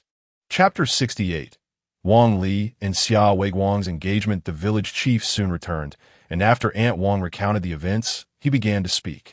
You see, we only have our little Li as a daughter, and her brother and sister-in-law have already moved out, since they will not be staying here in the future. We don't require a large or extravagant house. A modest one will suffice. The village chief took a puff from his pipe. As for the bride price, we shall adhere to the customs of our village. Our family does not seek anything in return, merely a formality to be presented to Li during the wedding. Very well. Mu Youyou nodded, smiling as she glanced at Wang Li. In these times, it is truly commendable for a family to show such care for their daughter. The specific arrangements, however, must be discussed by the village chief with Xiao Weiguang. Village chief, if you have time, could you visit my home this afternoon? I will ask Xiao Xia to come as well. Generally, such matters are not discussed at the bride's family until they are settled. Understood. I will head over once their training concludes. The village chief replied with a nod. I must take my leave now. I have children to attend to at home. Mu Youyou stood to bid farewell. You have been a great help, Youyou, Aunt Wang said, grasping her hand. Please, Aunt, you flatter me, Mu Youyou responded with a smile. Wang Li, who had been lingering outside the door, spotted Mu Youyou's exit and hurried over. Sister Youyou, I must be going now, little Li. Do come visit me when you have the chance, Mu Youyou said, pulling a handful of fruit candies from her pocket and placing them into Wang Li's. Take care. Sister Youyou, Wang Li beamed, bidding her farewell. As Mu Youyou left the courtyard, Aunt Wang shook her head at Wang Li and remarked to the village chief. Your daughter seems to hold Youyou in even higher regard than us. Both team leader Gu and his wife are truly good people, the village chief noted. Initially, he had some reservations regarding the engagement, but the characters of Gu Beiting and Mu Youyou swayed his decision. You see, Youyou mentioned that she would be going to the capital in the future, Aunt Wang observed as they entered the house. Let's not speak of this outside. Youyou genuinely cares for our Li, which is why she confided in us, the village chief admonished. I understand, I am not one of those gossips. You need not worry about me. Aunt Wang chided him with a playful glance. Meanwhile, Mu Youyou returned to the family compound and made her way directly to the Zhao household. Mother, she called out as she entered, just as Aunt Zhao had successfully lulled the children to sleep. Have you completed everything? Aunt Zhao inquired. Yes, all is well, Mu Youyou replied, pouring herself a glass of water and gulping it down in one go. Slow down, Aunt Zhao cautioned, noticing the beads of sweat on her forehead as she waved a fan to cool her. Mother, I would like to have some dumpling soup for lunch, Mu Youyou said, affectionately clinging to Aunt Zhao's arm, as it was her favorite dish. Very well, I will add some prawns since we have some at home, Aunt Zhao replied, smiling as she pinched her cheek. You are the best, Mother, Mu Youyou said, nuzzling against Aunt Zhao's arm. As my daughter, it is only right that I treat you well. Mother, I plan to visit the city in a few days, Mu Youyou mentioned, intending to search for high school textbooks from this era to prepare for the college entrance examination. That is fine. Just bring the children over when you do, Aunt Zhao replied, not probing further into her plans. At lunch, Aunt Zhao prepared gnocchi soup and, fearing that Gu Beiting might not have enough to eat, she also made some meat patties using the meat brought by Mu Youyou in the morning. Why do I feel that Youyou has lost weight? When Zhao Junzhong returned, he cast several glances at Mu Youyou, though his words were directed at Gu Beiting. Dad, where have I lost weight? I weighed myself in the village today, and I've actually gained 3 pounds, Mu Youyou replied, linking her arm with Zhao Junzhong as they entered the hall. Gu Beiting followed behind, awkwardly scratching his nose. That lad isn't shortchanging you on food, is he? Zhao Junzhong asked in a low voice. Not at all. I eat meat every day, just worried others might catch a whiff, Mu Youyou teased with a playful smile. Eating meat every day, and look at you all spruced up, Zhao Junzhong said, poking her forehead lightly. In her heart, Mu Youyou silently thought, I truly do eat meat every day, but you wouldn't believe me. Why are you poking me? You'll make it red, she protested. Just then, Aunt Zhao, carrying the meat patties into the hall, witnessed the scene and set the patties down to examine Mu Youyou's forehead. A slight blush had appeared on her fair skin. I told you not to poke, Aunt Zhao scolded, twisting Zhao Junzhong's arm. Mom, it's nothing, really, Mu Youyou quickly interjected, pulling Aunt Zhao away. Observing the scene, Gu Beiting stifled a laugh. What is so funny? Go wash your hands and help out, Zhao Junzhong barked at Gu Beiting. Left speechless, Gu Beiting complied, turning to wash his hands before assisting in the kitchen with the gnocchi soup. After lunch, Gu Beiting and Mu Youyou took the children home. As the weather warmed, they now locked the yard gate during nap time and took the children to the space for a rest. Mu Youyou informed Gu Beiting about her visit to the village chief's home and suggested he invite Xiao Weiguang over to meet the chief that evening. How many brothers does Xiao Weiguang have? Mu Youyou inquired.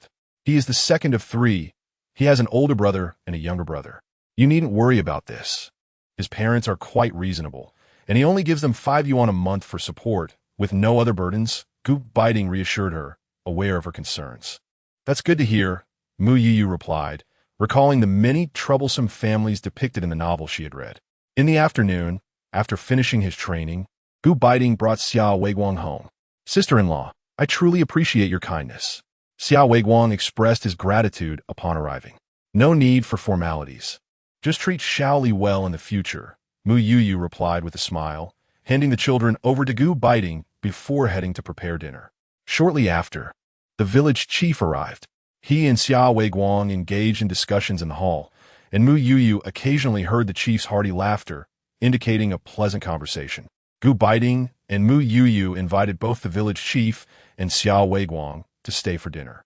As the village chief departed, he expressed his gratitude to Mu Youyou. Although Xiao Weiguang was merely a platoon leader and had only been in the army for 3 years, his youth and capability held great promise for the future. Ultimately, at Mu Youyou's suggestion, Xiao Weiguang arranged for Aunt Zhao to accompany him to the village chief's home to formalize the engagement, with the wedding set for February of the following year. After the engagement, Xiao Weiguang planned to build a house in the village. The house is not intended to be large. It will comprise merely 2 main rooms along with a kitchen, a restroom, and a storage room. With the village chief's assistance, the construction can commence promptly. On the day Mu Youyou traveled to the city, she sent her children to the Zhao family's residence early in the morning. During her journey, she exchanged greetings with military families and soldiers aboard the vehicle. While on the bus, Mu Youyou encountered Aunt Li and her daughter-in-law, Chun Suea. Aunt Li, sister-in-law, are you also heading to the city? Mu Youyou greeted them. Yes, isn't it summer already? My spendthrift son insists on taking me to buy fabric for new clothes. Aunt Li replied with a smile. Mu Youyou understood this dynamic between them as a mother-in-law and daughter-in-law. Sister-in-law, he cares for you, she remarked playfully. Indeed, indeed, Aunt Li responded, her face beaming with joy. Where are the children? Chun Suea, who had a fondness for twins and often held them when they crossed paths in the family quarters, inquired. They are at my mother's home. It's inconvenient to bring them out, Mu Youyou explained. How wonderful, Beiting. You have such a considerate daughter and 2 adorable grandsons, Aunt Li expressed with heartfelt admiration, referring to Zhao Ani as Tian Beiting. Chapter 69. The father-in-law's growing discontent with his son-in-law upon hearing Aunt Li's words. Mu Youyou smiled. It could be considered a mutual redemption. General Zhao and his wife had mitigated the sorrow of losing their children, while Mu Youyou felt the warmth of parental love. After arriving in the city, Mu Youyou and Aunt Li bid farewell to Chinsuea and first visited a recycling station. With the cancellation of the college entrance examination, many high school textbooks were being sold to recycling stations, and Mu Youyou hoped to try her luck. Fortune smiled upon her. Not only did she find a complete set of high school books, but she also unearthed several treasures. Upon exiting the recycling station, Mu Youyou headed to the department store to purchase some clothes for Aunt Zhao and General Zhao before entering her own space. On her way back, she retrieved some meat and provisions from her space and placed them into her backpack. By the time they reached the Zhao household, the children were already asleep, and Aunt Zhao was watering the vegetables in the backyard. Mom, I'm back. Mu Youyou called out to the backyard and began unloading her belongings from the backpack. Back already? You must be tired, Aunt Zhao replied as she emerged from the backyard, her eyes landing on the substantial amount of meat on the table, which appeared to weigh at least 5 pounds. You little girl, have you been to the black market? Aunt Zhao's expression soured instantly as she prepared to grab a broom from the corner. Ultimately, she hesitated, reluctant to act harshly. Mom, don't be upset. I didn't go to the black market, Mu Youyou exclaimed, startled and instinctively stepping back. Then tell me, where did all this meat come from? I'm well aware of the meager ration tickets your Beiting has. Even if your in-laws sent you all their meat tickets this month, it wouldn't suffice. Although Aunt Zhao seldom voiced it, she was quite aware of the situation. This month, Mu Youyou had already brought 2 pounds of meat to Aunt Zhao's home, and now she had brought another 5 pounds. Where else could this meat have originated, if not from the black market? This is from a person Beiting knows who sells meat on the black market. He took me to meet him once, and I bought it directly from his home. Not from the black market, Mu Youyou whispered. Really? You didn't go to the black market? Aunt Zhao looked at her seriously, her demeanor grave. I truly didn't go, Mom. I don't even know where the black market is, Mu Youyou reassured her, linking her arm with Aunt Zhao's. Youyou, it's not that I'm being harsh with you, but you must avoid the black market. You lack the skills to handle such a situation. What would happen if you were caught? Not to mention the impact on Beiting. What about the children? Aunt Zhao held Mu Youyou's hand firmly. If you wish to buy something from the black market, let Beiting and your father go instead. Mom, I understand. I'll want to go. I promise, Mu Youyou assured Aunt Zhao. Is that meat seller reliable? Aunt Zhao still harbored some concern. Yes, he is trustworthy. Previously, when Beiting transported grain to the northeast, he facilitated the connection. You can rest assured. Aunt Zhao finally nodded in agreement.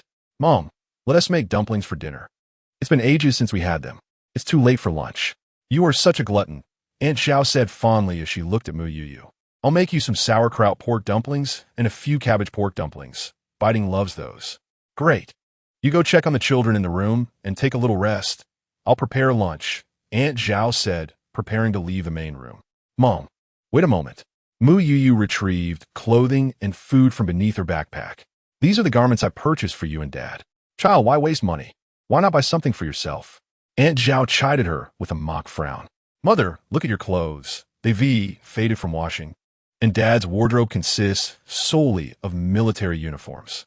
Mu Youyou displayed the garments for her to see. I bought 2 pieces. The deep blue one is for you, while the pink one is mine. We shall wear matching outfits when we go out together. Mu Youyou smiled. I've never worn matching outfits with you before. How about it, Mom? Observing the longing in her daughter's expression, Aunt Zhao nodded. All right. As Mu's mother was one of the few female combat soldiers in the military district, often dispatched on missions, the original owner spent little time with her. Though Aunt Zhao feigned disapproval of Mu Youyou's spending, she was nonetheless delighted that her daughter had bought her clothes. When General Zhao and Gu Beiting returned in the afternoon, their faces bore grave expressions. What troubles you two? Aunt Zhao inquired, setting the table in the living room. Sigh. General Zhao exhaled heavily, pouring himself a glass of water and drinking silently while seated. Beiting? Aunt Zhao turned to her son-in-law. Mom, in 2 days, representatives from South Korea will visit the military district to observe training. There are not many in Jing City who understand the Korean language, let alone in our military district. Gu Beiting also poured himself a glass of water. I can. At that moment, Mu Youyou emerged from her room. You can really? General Zhao exclaimed, rising abruptly from his chair. Dad, when have I ever let you down? Mu Youyou replied with a grin. Gu Beiting glanced at Mu Youyou, recalling that she was a graduate student specializing in foreign languages. Dad, Youyou truly can. Gu Beiting sighed in relief. You should have mentioned that earlier. I've been fretting all morning, and I've even lost a few strands of hair. General Zhao glared at him.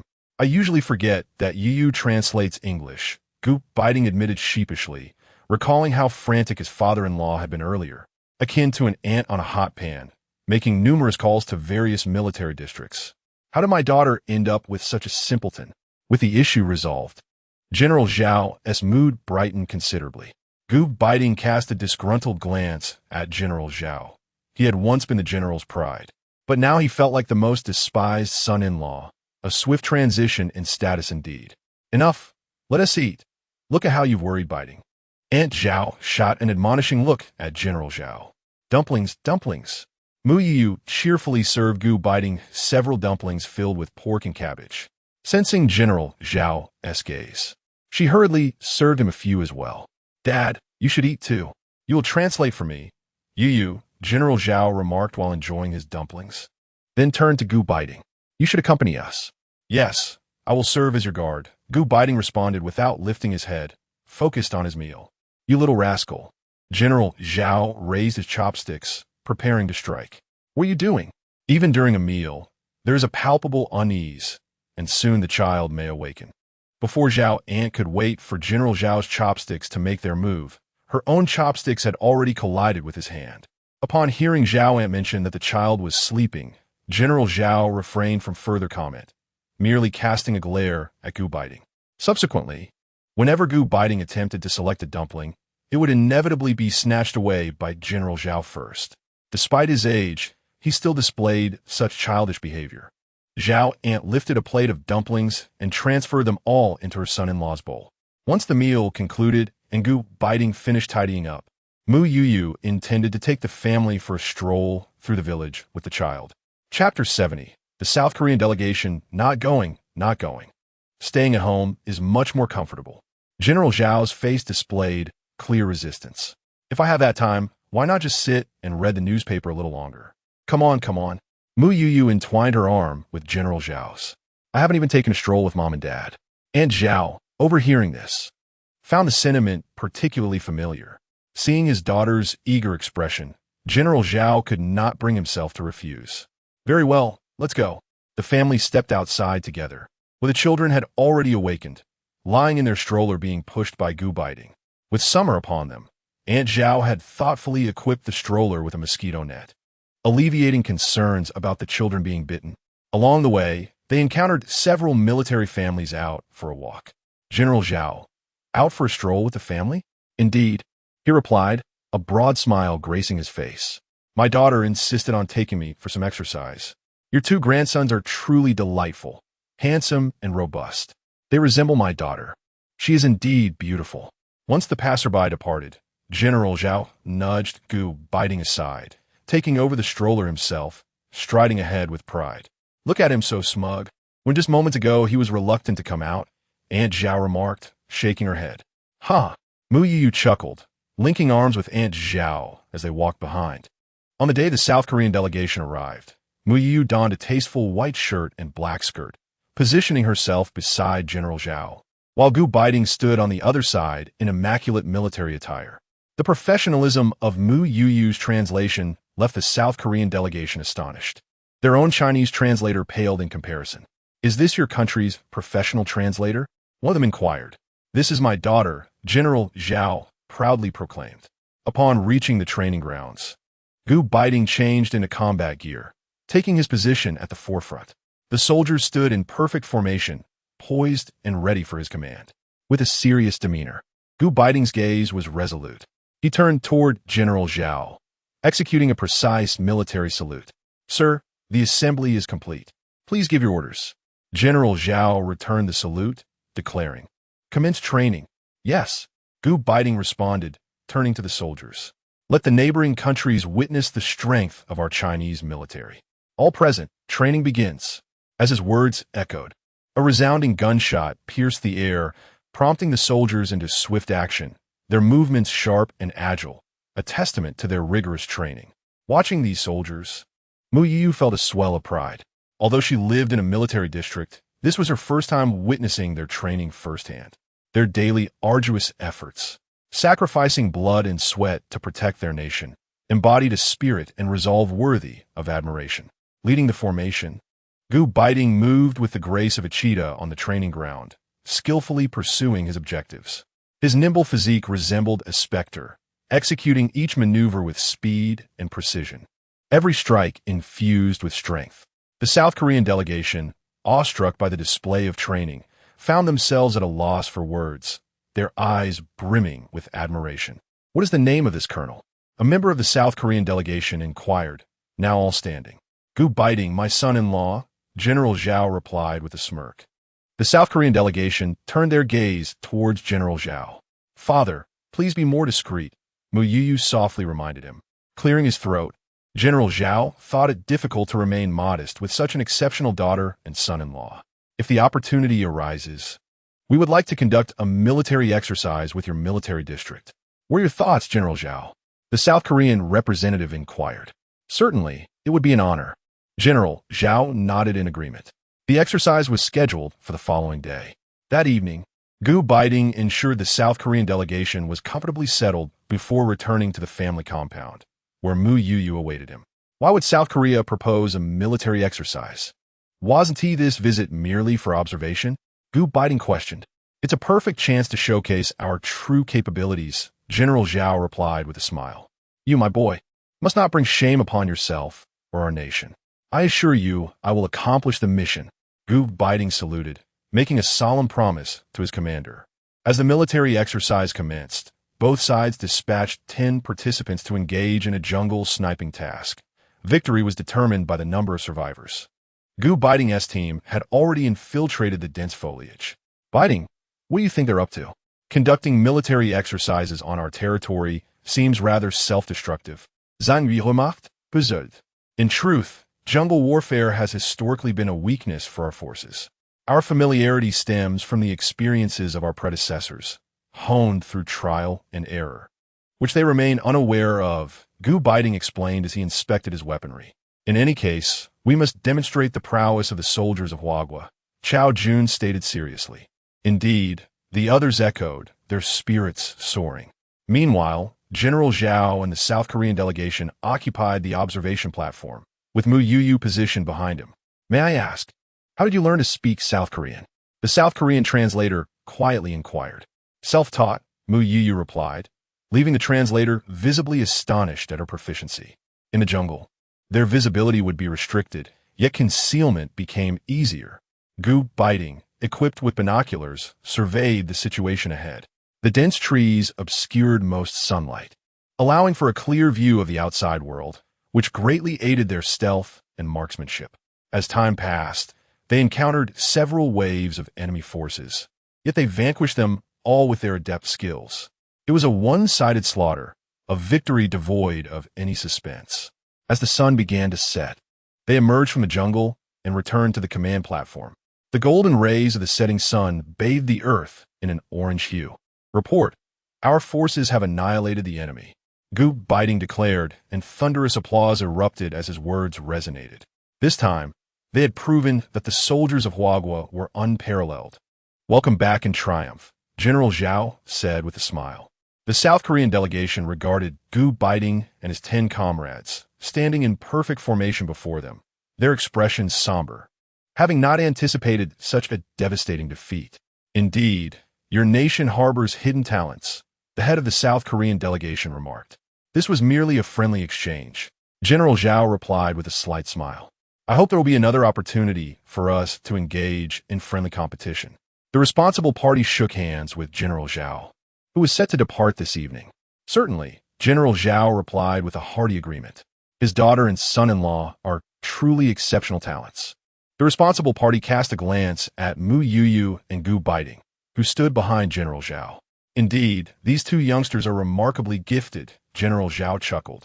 The dinner was quite lavish, and after the South Korean delegation finished their meal, they took their leave. Upon returning home, General Zhao gazed at Mu Youyou and Beiting, who were seated nearby, and a proud smile graced his face. My dear, tomorrow is the 15th. Please buy some meat for the two children. Look at how pleased you are, he remarked. Although Aunt Zhao spoke in such a manner, her face radiated with pride. Chapter 71. Southern Floods on this day. The Eastern Military District convened as a response to the catastrophic flooding in the south, necessitating the dispatch of troops for disaster relief. The family compound buzzed with fervent discussions, each voice speculating on who would be deployed. Mu Youyou and her friends gathered at Su Qing's home, where Su Qing was now 3 months pregnant. It was rumored that Captain Gu, from your family, would lead the mission.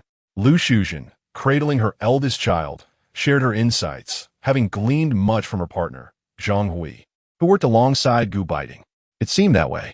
Mu Youyou recalled Beiting mentioning it in passing, only in the context of potential floods. This was the first year that Captain Gu had not been on active duty since Su Qing's pregnancy began. Li Yumei, gently soothing her second child, expressed her sentiments, wishing her husband were a farmer, free from the daily anxieties of military life. She admired Mu Youyou's composed demeanor. From the moment I married him, I knew he was a soldier, and I support him, Mu Youyou replied with a smile. Indeed, as military spouses, we must stand by them. I, too, must send my husband, Chao Jun, Su Qing exclaimed, nearly spilling her kimchi in her indignation. As for your Chao Jun, perhaps it is best to refrain. You're with child. After all, and the first pregnancy is no small feat, Lu Shuzhen advised Su Qing, who had only recently conceived, although the mission was to provide disaster relief. Everyone was acutely aware of the insignificance of humanity in the face of calamity, leading to a somber silence as they returned home. Upon arriving, Mu Youyou immediately began preparing supplies for Beiting, knowing that disaster relief operations required swift action. In her storage space, she routinely set aside 2 small bottles of enhanced spring water for emergencies. I wish we had those storage rings from novels, relief efforts will undoubtedly require supplies. And having more might save a life or restore a family, Mu Youyou mused. Sister, while we may lack such rings, when we reach level 5, we can bind our space to share with brother-in-law, Kai Kai chimed in. Mu Youyou glanced at Kai Kai's Mickey Mouse doll, sighing. We haven't even reached level 2 yet. Sister, level 2 is coming soon, very soon, Kai Kai assured, albeit a bit awkwardly. Ingoding Kai Kai. Mu Youyou purchased a considerable amount of jerky from her space to take to Gu Beiting, as the military would provide compressed biscuits, making those unnecessary. Shortly after she emerged from her space with the child, Gu Beiting returned home. Wife, he said, his expression filled with regret. I understand. Here are the supplies I prepared for you. Let me know if you need anything else. Mu Youyou handed him the bag, making sure to set aside the small bottles separately. Thank you, my dear wife, Gu Beiting said, pulling her into an embrace. Stay safe, was all Mu Youyou could manage to say, as her heart longed for his safe return. Wife, I have something to tell you, Gu Beiting said, retrieving a set of keys and a piece of paper from his pocket. This is the address of a property in the city. Please deliver a batch of grain every 3 days for a total of 3 trips. It is destined for the south. After delivering the grain, remain in the space. They will leave the payment before they depart. Understood, Mu Youyou nodded slightly. My dear wife, you have worked hard. Please take care. Gu Beiting was aware that this matter should not involve Mu Youyou, yet it was imperative for the salvation of many. Do not worry, I have my own resources. With merely an hour to prepare, they were set to depart. Aunt Zhao hurried over, cradling a bowl of dumplings. Beiting, we still have dumplings at home. Your mother prepared some for you. Dumplings in the car, noodles upon arrival, do have some. Her eyes glistened with unshed tears. As it is said, a son-in-law is akin to one's own child. And how could an elder bear depart? All right, mother, I shall eat now. Gu Beiting took the bowl and devoured the dumplings heartily, then embraced a bow and air bow, gently caressing Mu Youyou's cheek. Mother, I entrust Youyou and the children to you and father. Gu Beiting said to Aunt Zhao, rest assured, your father and I will take good care of them. You must look after yourself. Aunt Zhao discreetly wiped away her tears. Wife, I'm off. Gu Beiting saluted Mu Youyou before stepping outside. At the assembly point, several soldiers participating in the disaster relief had already arrived, including General Zhao, who stood with his hands clasped behind his back. General, Gu Beiting approached and saluted. General Zhao patted Gu Beiting's shoulder, not yet assembled. Father, Gu Beiting called out. Return safely and bring them back with you. Yes. Gu Beiting nodded solemnly. The vehicle departed directly from the military district, and at the entrance, Gu Beiting caught sight of Mu Youyou pushing a stroller. This was the first time she was sending him off on a mission since they had children. Compared to before, he now had a wife and children. Gu Beiting suddenly recalled his childhood when he and his mother saw his father off. His wife must have felt a similar sentiment, perhaps even more intense. With renewed determination, Gu Beiting resolved not only to protect Mu Youyou and his family, but also to ensure the happiness of countless families across Huagua. As the vehicle slowly exited the military district, many military families shed tears, yet Mu Youyou remained smiling, wanting to reassure Gu Beiting. Gu Beiting, you guard the lights of countless homes. I will guard you. Once the convoy departed, the military families began to disperse. Among the crowd, Mu Youyou spotted Su Qing, indicating that Chao Jun had also gone. Just as she was about to call out to Su Qing, General Zhao summoned her. Youyou, would you like to come home with me for a few days? General Zhao was concerned about Mu Youyou managing 2 infants alone. Mu Youyou smiled at General Zhao. Father, there is no need. The children are easy to handle. I will seek your and Mother S help only if I find myself in trouble. General Zhao, recognizing her sincerity, nodded. Moreover, Sister Su Qing is expecting, and she is alone at home. I can keep an eye on her. Mu Youyou added. Very well. General Zhao was aware that Chao Jun had also gone south.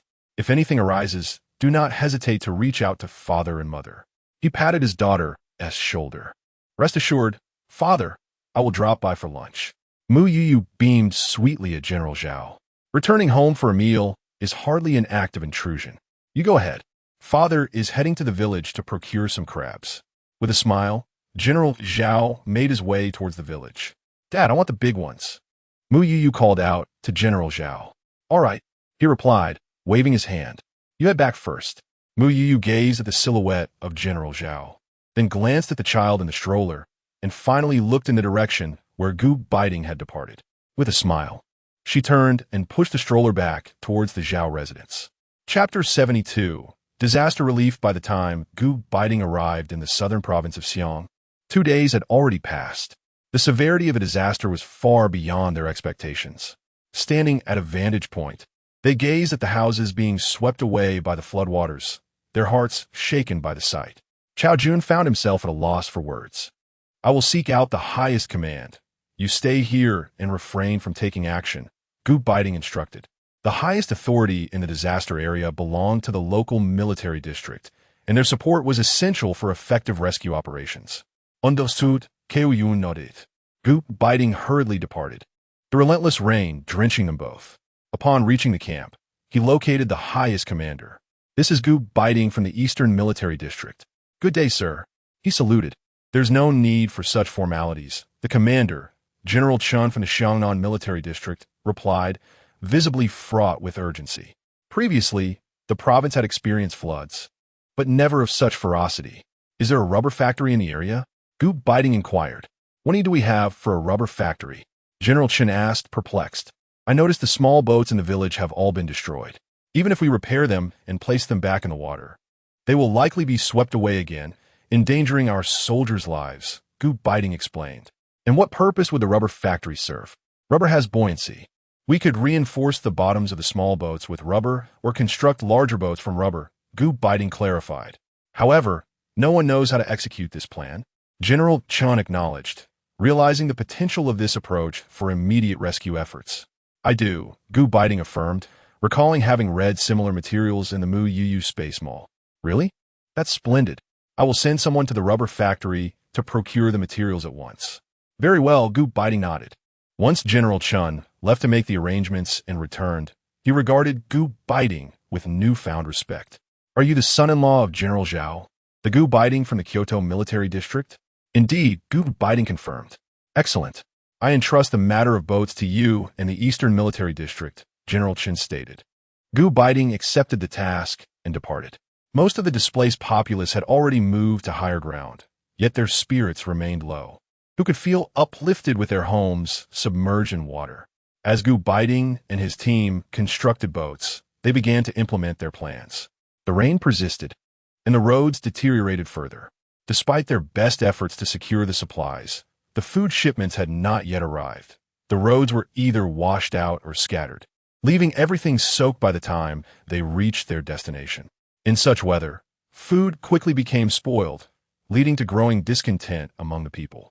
Having completed the last boat, they prepared to commence rescue operations. Chao Jun, you remain on the shore to direct operations. I will go down, Beiting declared as he prepared to leap onto the boat, with Xiao Weiguang following closely behind. Beiting, I will go, Chao Jun interjected, blocking his path. Beiting was the highest authority in this eastern theater of operations. My swimming skills surpass yours. You stay here. Our first batch of supplies should be arriving today. Beiting insisted as he jumped onto the boat. Beiting silently mused, my beloved wife, I sincerely hope our hearts resonate with one another. Please ensure that you use waterproof sacks for the grain. The food supplies from the Eastern Military District have arrived, and soldiers called out to Chao Jun. Kuyun hastily reported. A total of 15,000 jin, all of it dry, reported the soldier. We have temporarily transported 3,000 jin. The remainder has been dispatched to other disaster-stricken areas. Very well. Ensure that all of it reaches the hands of the people, Chao Jun commanded. All of it for the masses? Shall we not keep a morsel for ourselves? A soldier inquired. Chao Jun turned to him. What is your purpose for providing aid? What kind of soldier are you? We shall all consume the damp grain. With that, Chao Jun began assisting in moving the supplies. He felt the sacks containing the grain. Were they indeed waterproof? Yet he dismissed the thought. As long as the grain remained dry, it sufficed. Meanwhile, Beiting was tirelessly endeavoring to safeguard the possessions of the populace, perched upon a boat as the rain intensified. Wei Guang, do you know what lies downstream? Is it within the scope of this disaster relief? There's a large lake in Xiang province that spans the entire region. It seems the flood has yet to reach there, so it should not be, Xiao Weiguang replied. Alas, we must return immediately. We must urge the downstream residents to evacuate, Gu Beiting declared sternly. Xiao Weiguang and the others swiftly disembarked, while Gu Beiting braved the torrential rain to seek out Commander Chun, as there were no phones available, necessitating the dispatch of a messenger to make the call. Thanks to Gu Beiting's warning, the downstream areas managed to evacuate within a day, prior to the inundation. Gu Beiting and his team hastened to other locations for rescue efforts. This time, the primary focus was on saving lives, as many individuals were reluctant to abandon their homes, adamantly refusing to leave, resulting in numerous individuals becoming trapped in the rising waters. Why are these people so foolish? Chao Jun wiped the rain from his face. Home, a place for a lifetime, Gu Beiting sighed. Would you care for something to eat? He retrieved a few small pieces of jerky from his pocket to share with several others, though they had become quite soggy. Did your sister-in-law send this? Kei Yun asked. Yes, Gu Beiting nodded. Gu Beiting glanced toward the Eastern Military District, pondering how his wife and children were faring. In the family compound of the Eastern Military District, Mu Youyou had just returned from her third trip to deliver grain. Why do you go to the city every 3 days? Aunt Zhao inquired curiously, as Mu Youyou usually ventured to the city only once a month. Mu Youyou looked at Aunt Zhao, preparing to concoct an excuse. I sent her on an errand. A few families of martyrs have been affected by the disaster, and I asked Youyou to help send some supplies. At that moment, Commander Zhao entered the courtyard.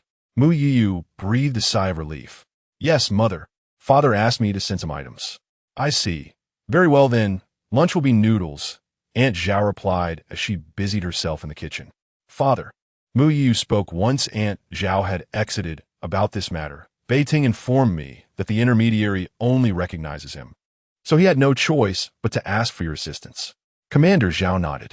Indeed, that is correct, Mu Youyou quickly affirmed. Commander Zhao said no more, merely advising Mu Youyou to remain safe. Mu Youyou returned to her room to play with the children.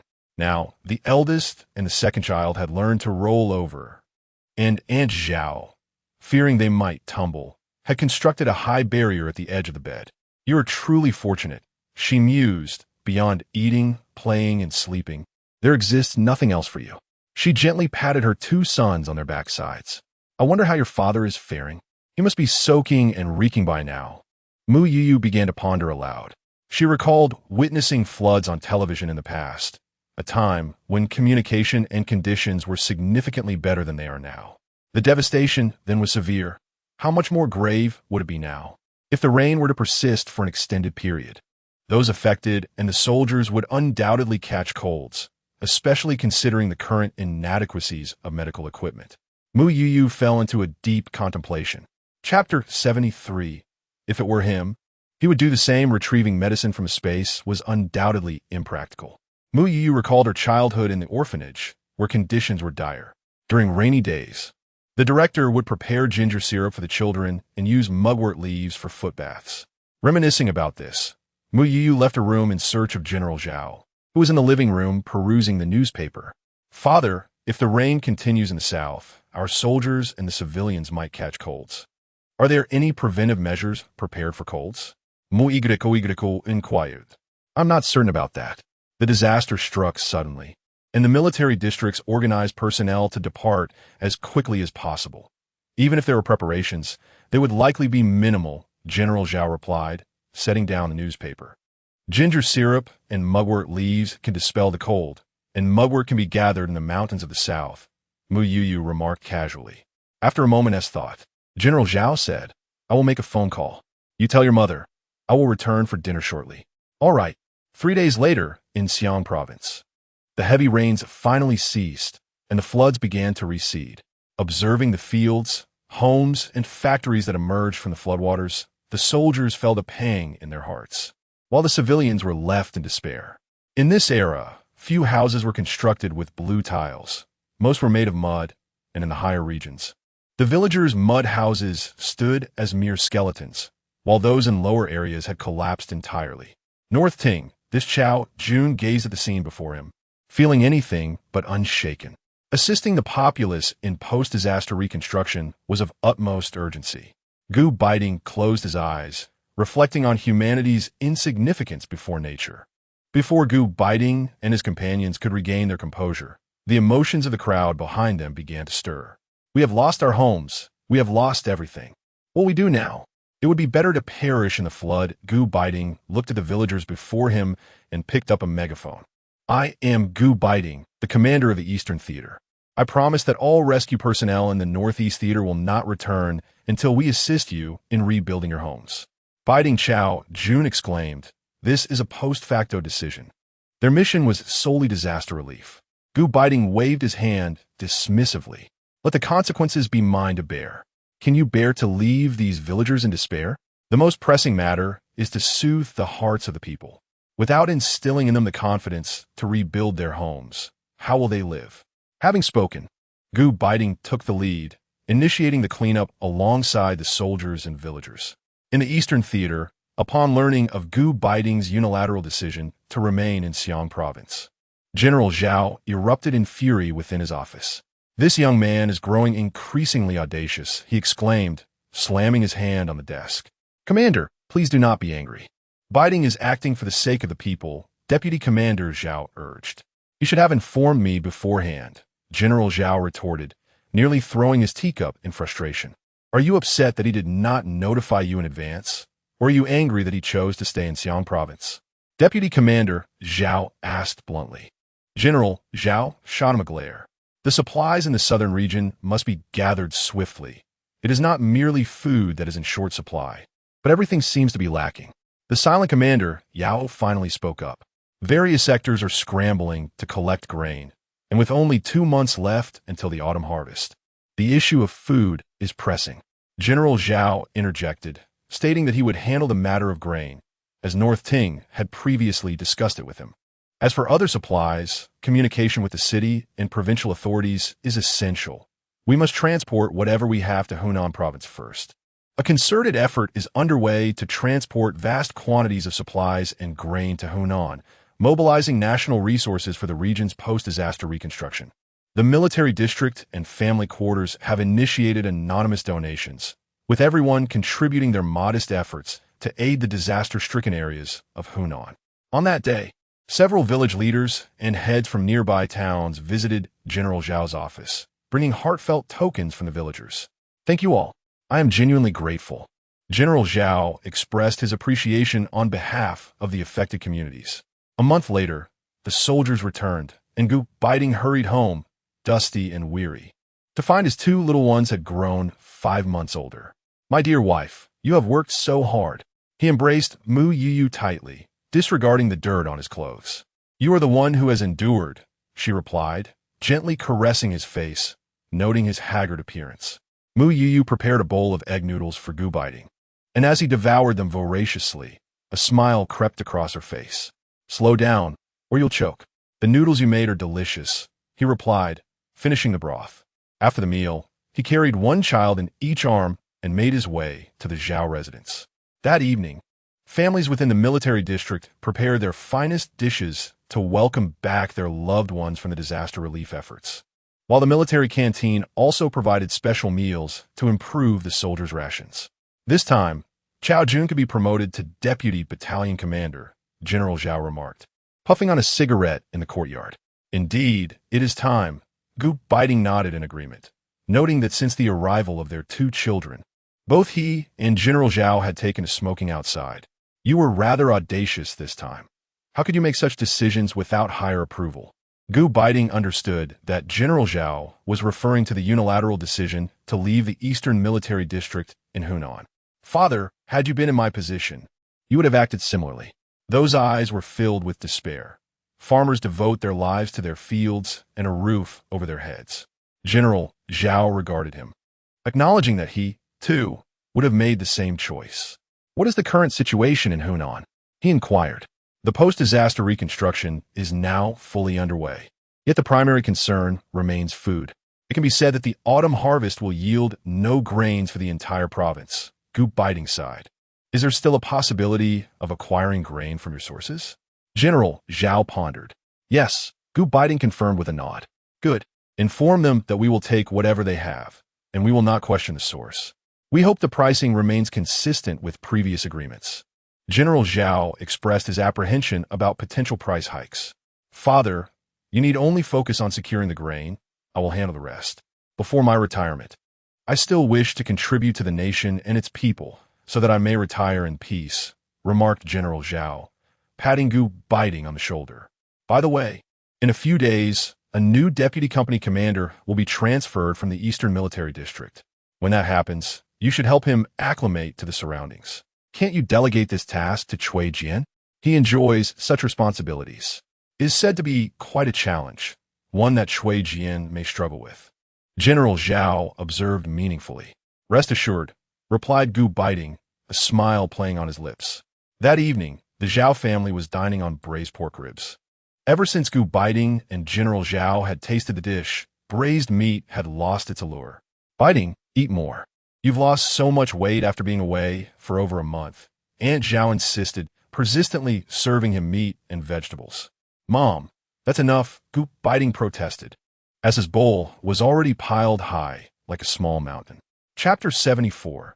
The new deputy commander he doesn't eat, yet he expects me to, General Zhao remarked as he extended his bowl towards Aunt Zhao. Over the past month, I've barely had a few bites of meat, all of which have gone into your stomach. What are you consuming? Aunt Zhao ignored him. Dad, here, have some ribs, Mu Youyou said, placing a piece of rib into General Zhao's bowl. It seems my daughter truly cares for me. He chuckled, picking up the rib with a smile. That evening, Mu Youyou lay beside Gu Beiting on a spacious bed. Dad thinks I've sent food a few times, believing it was ordered from the black market through acquaintances of yours. Yes, I told him that to avoid any concerns about your safety, Gu Beiting replied, wrapping his arm around Mu Youyou's shoulders. You will need to endure a bit longer. Why are you being so polite? Ever since you went to Xiang province, the space has been cultivating food. We have quite a stockpile in the warehouse. Tomorrow, we can send a batch weighing approximately 75,000 pounds. During this time, the planting system has been focused on crops, thus preventing any upgrades to the space. Although we haven't upgraded, we've managed to earn quite a bit. Isn't it good to have income? Gu Beiting smiled. It feels like having resources that you cannot access. Previously, when a military district organized a donation drive, I only contributed 100. We clearly have wealth and supplies, yet we cannot assist them. It weighs heavily on my heart. Mu Youyou nestled into Gu Beiting's embrace. Only by growing stronger can we help more people and better protect ourselves. Gu Beiting gently caressed her hair. You are right. We must all strive for that. That day, Mu Youyou and Li Yumei ventured to the village to purchase seafood, leaving the children at the Zhao residence. Upon arriving at the entrance of the family quarters, they spotted a military vehicle driving in. That must be the new deputy commander Wang and his family, Li Yumei commented. How do you know their surname? Mu Youyou asked, smiling at Li Yumei. Unlike you, who translates books at home for income, I have to look after the children. I often chat with the military families to pass the time, Li Yumei replied, linking her arm with Mu Youyou's. However, some things can be heard, and some cannot. Some can be spoken, and some should not, she added sagely. Mu Youyou nodded in agreement. The children will be starting school soon, won't they? Yes, soon. We need to head to the supply store shortly to buy them some stationery, Li Yumei said, contemplating the items they needed. Raising children is truly not easy. Mu Youyou sighed. Though her child was still small, this very fact made them reliant on her. If it weren't for Aunt Zhao's assistance and the watchful eye of Kai at night, she would truly struggle. Are you afraid, considering not having more? Li Yumei loga. Not at all. I quite like children. In this regard, I believe in going with the flow. If I want more, I shall have them. With your family connected to the military, you have support. What is there to fear? Upon hearing these words, Mu Youyou smiled, fully aware that her mother was willing to assist her and had intended to do so. However, she harbored a deeper desire for her parents to enjoy more personal time in their later years. In her future life, she had observed numerous retired elders in the park, practicing Tai Chi, taking leisurely strolls, dancing in public squares, or engaging in chess matches. She believed that after a lifetime of hard work, the elderly deserved to relish the joys of life. As they conversed, the two arrived at the village and first visited the supply and marketing cooperative. Li Yumei was there to purchase school supplies for the children, while Mu Youyou also had several personal care vouchers nearing expiration. Hello. Could you please fetch me 2 bars of soap and 2 bars of scented soap? Both her own clothing and that of the children were washed using a space-age washing machine. Yet Gu Beiting preferred to wash his military uniform by hand. She also picked up 2 boxes of snowflake cream. She was not particularly fond of the toothpaste and toothbrush available in this era, so her personal care vouchers were primarily spent on soap and snowflake cream, along with any other necessities. Upon exiting the cooperative, they noticed vendors had begun selling seafood on the beach. Whenever Mu Youyou sought seafood, she would invariably turn to Wang Li, and this occasion was no exception. She purchased a considerable quantity of large shrimp, intending to sun-dry them. She also acquired several fish, planning to cook a braised fish dish for dinner. As they returned to the residential quarters, they were met with a cacophony emanating from the vicinity. What is happening? They caught sight of Lu Shuzhen, who remarked, "The new Deputy Captain Wang's wife is complaining about the poor conditions of our military family quarters." Lu Shuzhen shook her head as she spoke, her voice ringing out. "Is this courtyard not sufficient? What nonsense!" Liu Mei's voice rose in response. "I hear she's the daughter of a deputy division commander from the Northeast Military District."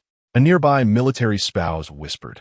Lu Shuzhen tugged at Mu Youyou's sleeve, speaking in a tone audible only to the two of them. "Why didn't you act like this when you first arrived?" Mu Youyou was momentarily at a loss for words. After all, she had once endured sleeping in a large shared dormitory with a dozen others. Gradually, the noise subsided, and the onlookers dispersed. "This is likely not an easy situation. Liu Mei kumanta. If we can't confront her, it's best to avoid her." Mu Youyou chuckled. "What a Wang Ho hot. Did you provoke her? She still comes to bother you." Lu Shuzhen pointed out bluntly. Mu Youyou found herself speechless. Indeed, Wu Jiaojiao was the daughter of Deputy Division Commander Wu from the Northeast Military District, much like Mu Youyou, an only child cherished by her family. While Mu Youyou had been doted upon, her parents' frequent assignments had prevented her from being overly pampered. In stark contrast, Wu Jiaojiao had been indulged to the point of recklessness. Previously, within the Northeast Military District, many had respected her father, but who in the Eastern Military District would indulge her? In the afternoon, Deputy Captain Wang reported to the military district. In truth, he was reluctant about this transfer to the Eastern Theater, as his father-in-law held a position as a deputy division commander in the Northeast Military District. However, the order had come from the capital, and no one could alter it. Moreover, Gu Beiting's reputation resonated across various military districts. Regarding Gu Beiting, Deputy Commander Wang harbored a sense of discontent, believing that such a person owed his current position to the shadows cast by his forebears. Thus, upon reporting for duty, Deputy Commander Wang boldly issued a challenge to Gu Beiting in front of all the soldiers on the training field. "You wish to challenge Beiting?" Zhang Yui, standing beside Gu Beiting, could hardly fathom the words uttered by Deputy Commander Wang. Naturally, all the soldiers present wore expressions of astonishment. "Impressive, challenging the king of soldiers," Cui Jian remarked to his companion. "Chao Jun, are you certain it's impressive and not courting death?" Chao Jun shook his head. "Very well," Gu Beiting acknowledged, removing his military jacket to reveal his robust physique. With a gesture of invitation, he engaged in combat with Deputy Commander Wang. Chapitre 75, Wu Jiaojiao provoque public engéa. "Do you have a toothache?" Keu Yun inquired, glancing at Kui Yin. "I feel his pain," Cui Jian replied, pointing to Deputy Camp Leader Wang, who was on the ground. It is said that after Deputy Camp Leader Wang reported to the military district, Wu Jiaojiao took her 5-year-old son and began to visit various households. Her motives were not particularly profound. She merely wished to ascertain whether others' homes were more spacious than hers and if their walls were painted a purer white. The families residing in the compound were left in a state of bemusement, particularly when Wu Jiaojiao arrived at Mu Youyou's home, where she was amidst a tranquil afternoon nap with her 2 children. Assuming it was her mother at the door, Mu Youyou shifted her children from the resting space to answer the door, only to be greeted by a woman accompanied by a child. "May I ask who you are looking for?" Mu Youyou quitted. "Nothing in particular, I just moved in nearby and thought I would drop by to see," Wu Jiaojiao remarked, entering without awaiting a response. Mu Youyou thought to herself, "Your presumptuous intrusion is quite inappropriate. Is this how one behaves when visiting another's home?" Do you know that this constitutes an unlawful entry? If something were to go missing, would you be liable for it? I merely wanted to see what was going on, Wu Jiaojiao retorted, having already visited several homes, with Mu Youyou being the first to confront her. Did I grant you permission to enter? Entering someone's home without their consent is deemed illegal intrusion, and I could report you to the authorities, Mu Youyou asserted, blocking the entrance to her yard. Youyou, Liu Mei, who had left the gate open when Wu Jiaojiao exited her home, interjected upon hearing Mu Youyou's words. Yu Mei, could you please fetch Director Wu from the committee? Mu Youyou called out towards the outside. Certainly, Liu Mei responded and departed. The office of the Military District Committee was situated within the administrative building of the Military District and would require passing through the training grounds, inevitably attracting the attention of Major General Zhao. When Liu Mei returned with committee member Liu and a group of officials, followed by Major General Zhao, Gu Beiting, Deputy Camp Leader Wang, and numerous curious military families, Mu Youyou was taken aback by the unexpected turnout. Comrade Mu, what is the situation here? Committee member Liu inquired. I do not know this woman.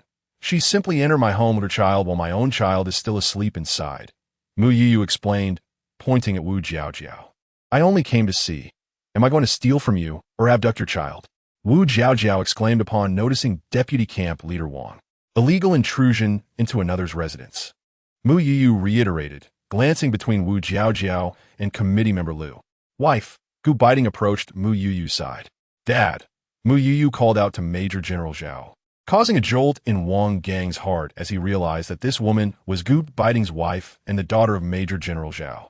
Why do you come to my daughter and son-in-law's home? Major General Zhao's tone was gravely serious. Dad, please do not speak, Mu Youyou urged. I do not want others to think you are abusing your authority. You and Beiting should go inside to check on the children. I can handle this by myself. There are certain matters that General Zhao and Gu Beiting should ideally refrain from meddling in. Mu Youyou is well aware of Wu Jiaojiao's identity, having witnessed the commotion earlier that morning. Exchanging glances, General Zhao and Gu Beiting entered the room. Comrade Liu, how do you propose we handle this? I cannot prevent her from entering, yet she insists on doing so. Mu Youyou gestured towards Wu Jiaojiao. Indeed, she has visited my home, roaming both inside and outside. When I barred her entry, she accused me of being petty. Absolutely, she has been to my residence as well, Liu Mei chimed in beside Mu Youyou. In an instant, Wu Jiaojiao incited public outrage. Comrade, what business do you have visiting others' homes? Comrade Liu inquired, directing his gaze at Wu Jiaojiao. I merely wish to take a look.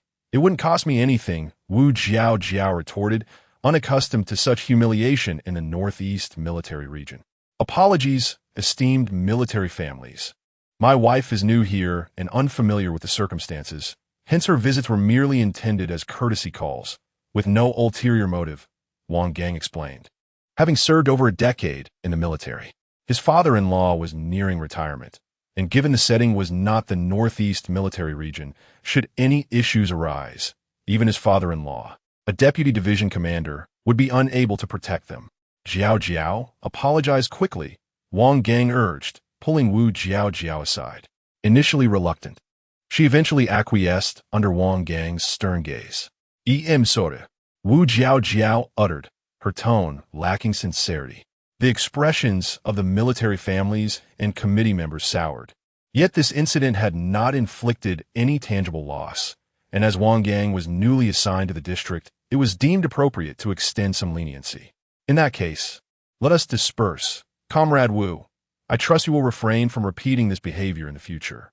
Certainly, rest assured, Comrade Liu, Wang Gang responded. As the crowd from the Gu family departed, Liu Mei exchanged brief pleasantries with Mu Youyou before leaving, prompting Mu Youyou to finally enter the house.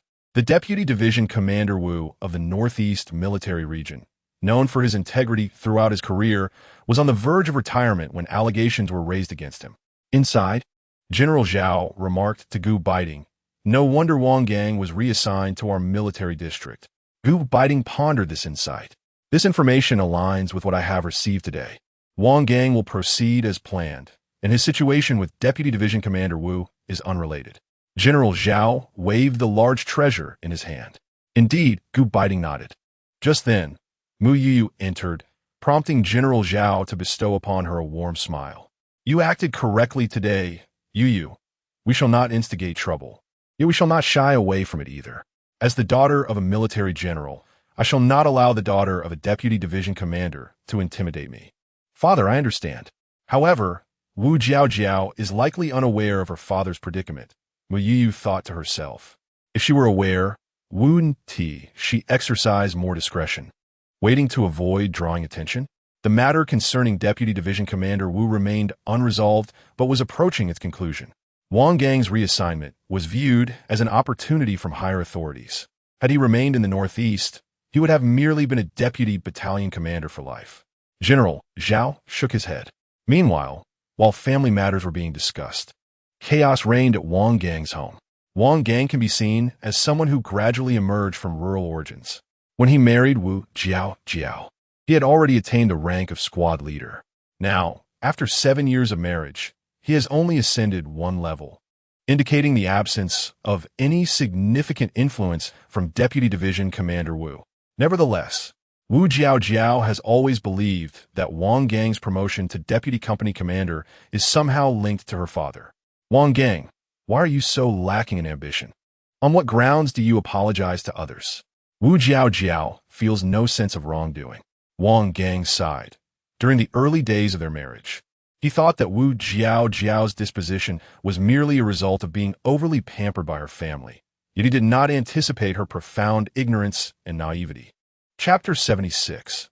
The Dimension System upgrades again. Do you think this is the Northeast War Zone?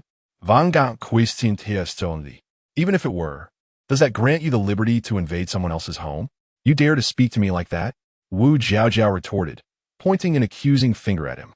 Wu Jiaojiao, awaken to reality. Your father will soon no longer be a commander. For years, you have assumed that my promotion to Deputy Battalion Commander was solely due to your father's influence. Let me enlighten you. I achieved this through my own merit. When I married you, I never intended to leverage your family's status for my gain.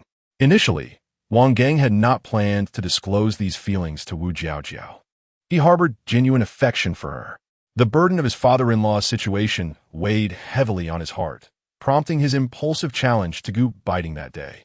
However, he had never anticipated that Wu Jiaojiao would confront him in such a manner. He mused on how he had foolishly judged Gu Beiting based on his family background, assuming he had climbed the ranks through connections. What is wrong with my father?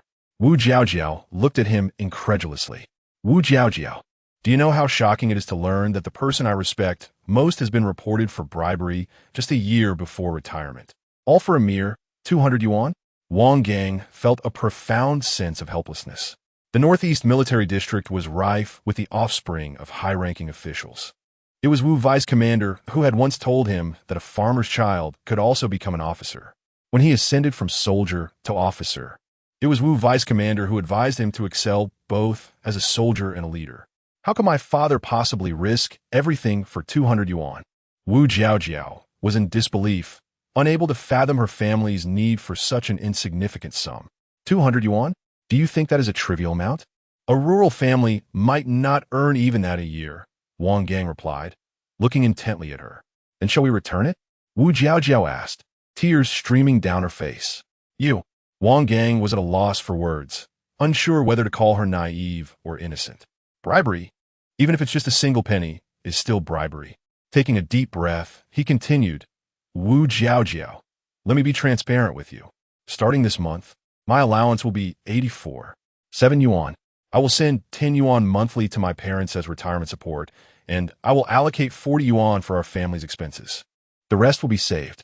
Previously, he had given all his allowance to Wu Jiaojiao, only to find it spent entirely each time, often needing to ask Wu Vice Commander for more. Now, he needed a plan for their future. 40 yuan is hardly sufficient. Wu Jiaojiao protested. If it suffices for others, why not for you? If it is inadequate, then perhaps we should consider divorce.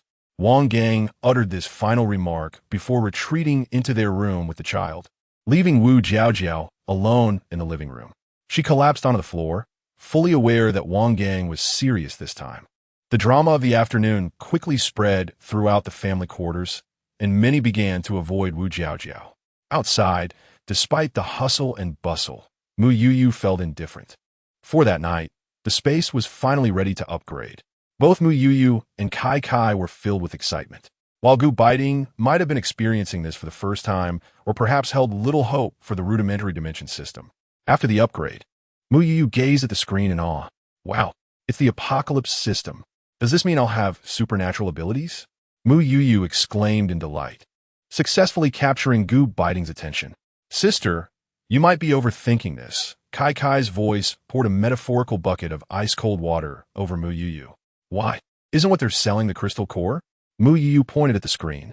Indeed, but that is intended for those who have traversed through the apocalypse.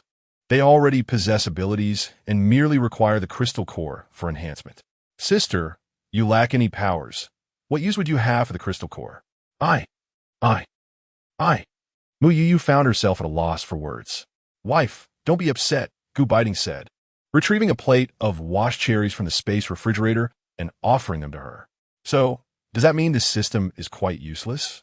Mu Youyou sighed.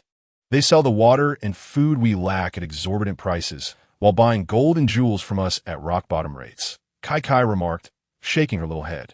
Taking a deep breath, Mu Youyou pondered, in this 1970s era, can I even purchase what I want to take with me? Now it's 1975. Even if it's after the year 2000, I would be 45 years old. Who would I show it to? Show it to me, wife. Let me see it every day in our space. Gu Beiting comforted her, embracing her shoulder. Kai Kai tried her best to shrink into the corner. Mu Youyou glanced at the upgrade gift pack, and indeed, Level 1 consisted of 1 drop of enhanced spirit spring water and 1 piece of land. Level 2 included 2 drops of enhanced spirit spring water and 1 piece of land. Oh well, since it's Kai Kai doing the work, and the dimension is a gift for her, I feel much better thinking about it that way. Kai Kai. Yes, sister, came Kai Kai's small voice. Feel free to improvise. Just inform me of the results directly during the upgrades in the future, and let me know when you reach level 5. Understood, sister. Wait a moment. If I purchase gold and jewels in the apocalyptic dimension and then sell them to the system, will the price change? Mu Youyou wondered if she had discovered a loophole. Sister, the system would consider that cheating and would deduct funds, Kai Kai replied. All right, I suppose I was overthinking it. Mu Youyou cleared her throat awkwardly and continued to eat her cherries. Does the apocalypse system have any biochemical weapons or something? Mu Youyou mused again. That cannot be traded. It disrupts the temporal order, Kai Kai reminded her. Wife, stop pondering that. You should eat more cherries, Gu Beiting said, concerned that Mu Youyou was fixating on that issue. Mu Youyou then gazed at the bowl containing 14 drops of enhanced spirit spring water. Gu Beiting had secretly added 1 drop from the 2 he had during the disaster relief into the drinking water for the villagers and soldiers to prevent colds, leaving just 1 drop. Now, there were 15 drops of the enhanced spirit spring water remaining. Noticing Mu Youyou's attention still on the screen, Gu Beiting took the cherries from her hands. Wife, look at me. He leaned closer to her. Seeing her brother-in-law's demeanor, Kai Kai immediately understood and took the 2 children to the nursery. Once Kai Kai had left, Gu Beiting cradled Mu Youyou's face and said, Wife, I miss you. Before Mu Youyou could respond, Gu Beiting's soft lips had already pressed against hers. His kiss was tender and passionate, akin to savoring the most exquisite fruit in the world, while also nurturing the most significant person in his life. It was not until both were breathless that they finally released each other.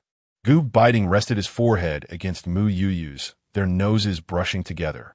My dear, let us not dwell on the things we cannot comprehend. In comparison to others, this space has granted us an abundance of convenience. Yet we cannot rely on it for everything, can we? Gu Beiting spoke softly. Mu Youyou gazed at him, realizing the truth in his words. She could not be overly greedy, for she had already received so much from this journey. She nodded. You are right, my love. Subsequently, Mu Youyou wrapped her arms around Gu Beiting's neck and kissed him again. The night deepened. Chapter 77. Return to Jing City on this particular day. Wu Jiao ventured into the village to purchase vegetables and spotted Mu Youyou, who was accompanied by Li Yumei ahead of her. As she observed numerous military families and villagers greeting Mu Youyou along the way, her curiosity was piqued. Such a scene was unprecedented even during her time in the Northeast Military District.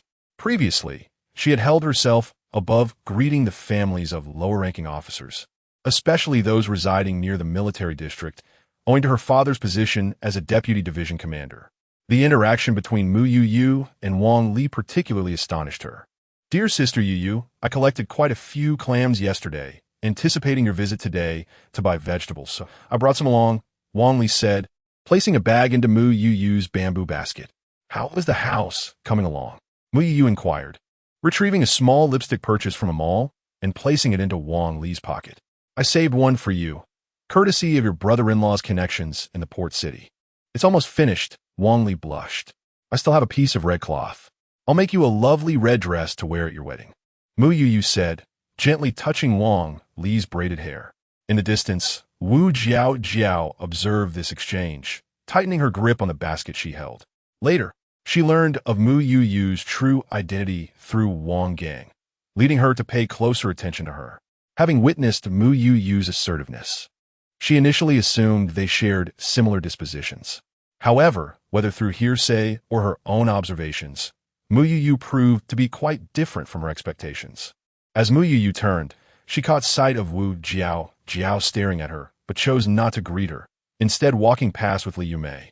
"Mu Youyou," Wu Jiao called out to her. "Is there something you need?" Mu Youyou turned back. "I am sorry," Wu Jiao replied, glancing at Li Yumei, as her words were meant for both of them. Mu Youyou nodded and continued on her way with Li Yumei. Mu Youyou had heard of Wang vice captain's situation from Beiting and expressed sympathy for Wu Jiao. Yet, she was no saint and disapproved of Wu Jiao's spoiled behavior. "I heard her family has encountered some troubles," Li Yumei whispered after they had walked some distance. "It seems so," Mu Youyou responded with a sigh. "Such a fine deputy division commander, is it really worth it?" Greed only exists in two forms, none and countless. Mu Youyou smiled as she glanced back at Wu Jiao, who remained standing in place. Wu Jiao was fortunate to have a righteous and good husband. According to Gu Beiting, Wang Gang was indeed a commendable soldier, training with utmost diligence. "Is your team leader, Gu, planning to take a leave?" Li Yumei inquired. "Yes, he has been granted a week's leave and intends to take the children back to Jing City. The old man at home has yet to meet his great-grandson," Mu Youyou said, retracting her thoughts. "It is certainly time to return for a visit. When you go back, could you help me find a lovely fabric for a dress for my daughter?" Li Yumei, along with Cui Jian, held great affection for their two children. "Of course. What sort of style do you envision?" Mu Youyou asked with a smile. "Your taste surpasses mine. I trust you to choose," Li Yumei replied, pulling out 20 yuan from her pocket and handing it to Mu Youyou. "If it's not enough, I'll make up the difference when you return." "No need. Just give it to me when I come back," Mu Youyou said, returning the money with a smile. "Very well then." Upon returning to the family compound, Mu Youyou bid farewell to Li Yumei at the entrance of a Zhao residence. "Youyou, please be cautious with the children on the journey. Human traffickers are increasingly prevalent these days," Aunt Zhao earnestly advised as soon as they arrived home. "Mom, I'll remember. I won't stray from the children," Mu Youyou replied with sincerity. They were traveling in a sleeper car this time, which should be more comfortable than a regular seat. "Just remember," Aunt Zhao said, glancing at her two grandchildren rolling around on the bed, playfully patting their little bottoms. "Grandma won't see you for a week. We'll return in a week." Mu Youyou smiled as she reassured them. "While at your in-laws, you must assist with the household chores. Although your mother-in-law is kind, all the residents of the compound will be observing." Aunt Zhao gently grasped Mu Youyou's hand. "All right, Mu Youyou nodded obediently. On the table are the gifts your father and I prepared for the elder. Remember to take them back. Ensure you have enough milk powder and diapers for the children. The station will be crowded, so don't let the kids get jostled. Stay close to Beiting. Don't lose sight of him." Aunt Zhao seemed to have endless advice, and Mu Youyou listened quietly, nodding in agreement. After returning to Beijing, make sure to visit the Martyrs Cemetery to inform your parents about your new addition, Aunt Zhao continued. "I understand, Mom. I will. Your mother will surely be delighted," Aunt Zhao said, patting Mu Youyou's hand. Yes. After lunch, once Gu Beiting and General Zhao returned, they headed back to their own home. In the afternoon, Mu Youyou crafted a baby carrier based on one she had seen in the marketplace, making it convenient for carrying the child during their travels. General Zhao and Aunt Zhao prepared 2 bottles of liquor, 2 packs of cigarettes, along with 2 cans of malted milk and fruit preserves for the elder, which Mu Youyou temporarily stored in her space. She also packed several items, mostly clothing and food. On the day they departed for Beijing, they were driven to the station by General Zhao. Early in the morning, Gu Beiting cooked some dumplings, and after their meal, they set off. Gu Beiting carried both children in the carrier, while Mu Youyou managed a basket. To accommodate the children, Gu Beiting had requested 2 lower berths when purchasing the tickets, but fortunately, the journey was not long. They would reach their destination by evening, making it manageable. Upon arriving at the station, Gu Beiting held tightly onto Mu Youyou's hand, wary of her getting lost in the crowd. Once on the train, Mu Youyou placed the child from Gu Beiting's arms onto the bed, granting both children their freedom, and they joyfully babbled on the bed. The 2 upper berths were occupied by a young man and woman in military uniform, who quickly saluted upon noticing Gu Beiting's attire. "Greetings, Commander." There's no need for formality. "We're all passengers here," Gu Beiting replied, then began to amuse the children. As the train commenced its journey, Gu Beiting went to fetch hot water to prepare the children's milk powder, as Mu Youyou felt hesitant to breastfeed in public. "Wife, you should lie down on the other bed. I'll take care of the children," Gu Beiting said upon returning with the hot water. "All right." Mu Youyou nodded gently. Once Gu Beiting prepared the milk powder, she retreated to another bed to rest her eyes. The second child, typically quite attached to Mu Youyou, played alone for a while after finishing his milk. Noticing that his mother had not approached, he began to babble toward her direction, only to be promptly admonished by Gu Beiting, who playfully swatted his bottom. "Let your mother rest for a moment." The second child, feeling the force of Gu Beiting's hand, was on the verge of pouting. "Close your mouth." Upon hearing the stern command, he instantly fell silent, grumbling softly at the elder sibling, who ignored him and continued to play independently. The female soldier on the upper bunk opposite observed Gu Beiting's authoritative demeanor, a chill running down her spine. This commander was quite formidable. Chapter 78. Paying respects to father and mother Mu as Mu Youyou and Gu Beiting disembarked. 2 young soldiers had already alighted at the previous stops. Before stepping off the train, Mu Youyou retrieved items she intended to take to the Gu family from her space. Upon their descent, they spotted Father Gu waiting for them on the platform. "Father," Mu Youyou called out, "I'm back." Father Gu nodded at Mu Youyou and lifted the child from Gu Beiting's arms, cradling the little one close. "Let us show Grandpa the eldest and the youngest," he said, holding one child in each arm as they walked together towards the station exit. Outside the station, a military vehicle awaited them, driven by the old patriarch's guard. Upon arriving at the family residence of the military district in Kyoto, the car drove directly into the Gu family's courtyard. Grandfather Gu and Mother Gu were already seated in the living room, and upon hearing the vehicle, they both rushed to the yard to greet their guests. "Welcome back. Welcome back," Mother Gu exclaimed with joy as Mu Youyou stepped out of the car. Grandfather, Mother, Mu Youyou and Gu Beiting called out in unison. "Good. It's wonderful to have you back," Grandfather Gu said as he took one of the children from Father Gu. Mother Gu grasped Mu Youyou's hand, ushering them inside. "I prepared noodles for you. Let me go make them first," she said, heading to the kitchen with Mu Youyou following closely behind. Mother Gu was making chicken noodle soup, having started the broth simmering in the afternoon. "You've been on the road all day. You should rest." "I can handle things here," Mother Gu said with a smile, observing Mu Youyou's rosy complexion, which indicated she had recuperated well after childbirth, bringing her peace of mind. "Mother, I'm not tired. I just want to be with you," Mu Youyou replied. In her heart, Mother Gu and Aunt Zhao were akin to one another. Mother Gu was the first person to shower her with maternal affection since arriving in this realm. "Daughters are wonderful. They are quite affectionate," Mother Gu smiled, affectionately ruffling Mu Youyou's hair. "Mother, your words make me yearn to have a daughter myself." Mu Youyou leaned against her shoulder. "Having a child is indeed possible, but perhaps wait a couple more years. It's not wise to have them all at once. The body can only endure so much, and aging brings its own trials," Mother Gu advised. "Additionally, it would be best to wait until you return to the capital. I can help with the little ones then. The eldest and youngest are still small. Another child would be too much for both of you to handle.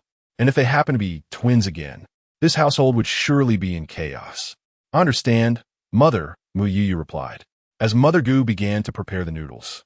Mu Youyou shadowed her in the kitchen like a conjoined twin, bringing great comfort to Mother Gu, who noted that Gu Beiting had never been this attached to her as a child.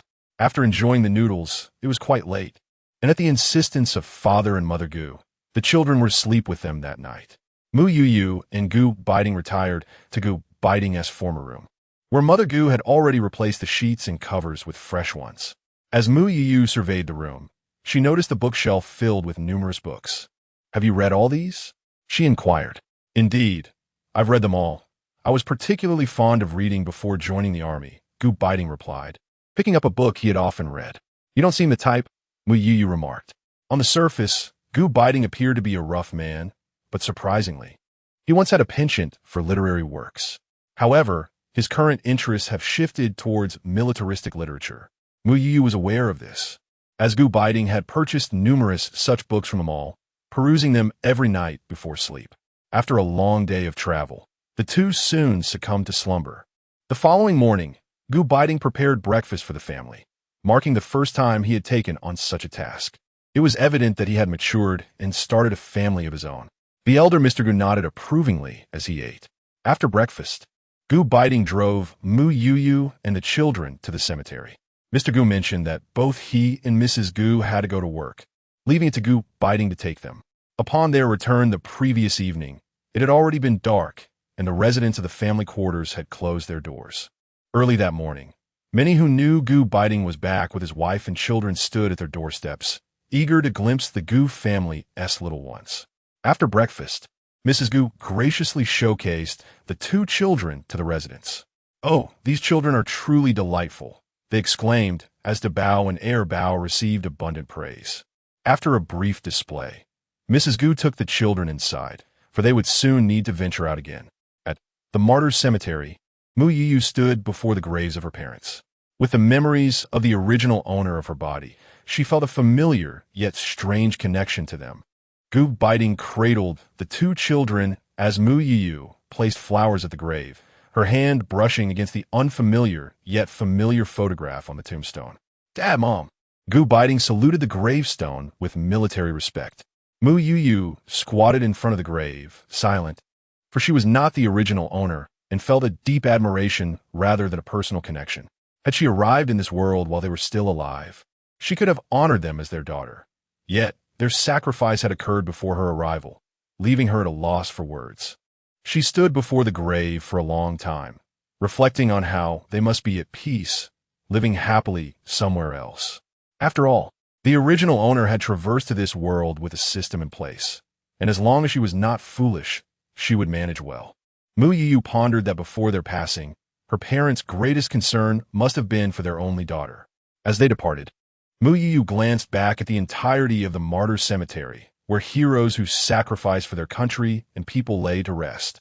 She bowed respectfully to the cemetery, and Gu Beiting saluted once more before they left with the children. After leaving the cemetery, they visited the home that Mu's parents had purchased in the capital, a traditional courtyard residence. Mu Youyou and Gu Beiting explored the entire compound, finding it furnished and ready for occupancy. "Gu Beiting, let us rent out the house," Mu Youyou suggested after some contemplation. Their return to the capital was still years away, and even when they did return, given Gu Beiting's military position, they would reside in a military compound. Leaving the house vacant seemed unwise. Renting it out would be more prudent. "Certainly, I will find someone to help inquire about it shortly," Gu Beiting replied, nodding in agreement. Mu Youyou entrusted her two children to Kai Kai for care and began to tidy up the courtyard with Gu Beiting. Given that the residence had been uninhabited for quite some time, there was an abundance of dust. The couple utilized modern cleaning tools purchased from the marketplace, which proved to be quite efficient. However, the task still consumed several hours. They enjoyed their lunch in the space they had prepared. Once the cleaning was completed, they returned to the family compound by car. Upon their arrival, they found Gu's mother had already returned from work and was preparing to cook. After dining, Gu's parents took the children for a leisurely stroll, leaving Mu Youyou and Gu Beiting to relish in a moment of respite. When Gu's parents returned, their faces radiated joy, embodying the pleasant spirit of a leisurely walk with the children, a sentiment that Mu Youyou and Gu Beiting also shared. Chapter 79. the first foray into the black market as night fell. Mu Youyou closed her eyes, preparing for slumber when Gu Beiting softly inquired, "My dear wife, would you care to visit the black market?" At the sound of his words, Mu Youyou's eyes flew open. "Really?" Gu Beiting playfully pinched her nose. "Did I not promise you? What shall we sell?" Mu Youyou gazed at him with bright, eager eyes.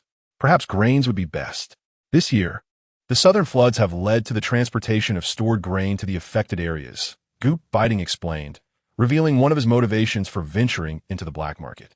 "We have 15,000 pounds of rice in the warehouse, a stockpile Mu Youyou had deliberately set aside for emergencies. We could also sell meat.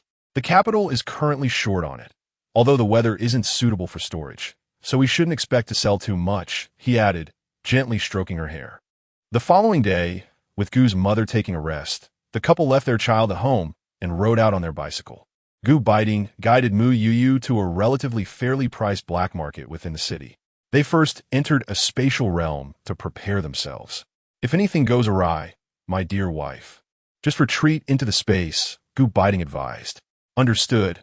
Mu Youyou nodded, aware that should any trouble arise, she would find refuge. "Everything will be fine.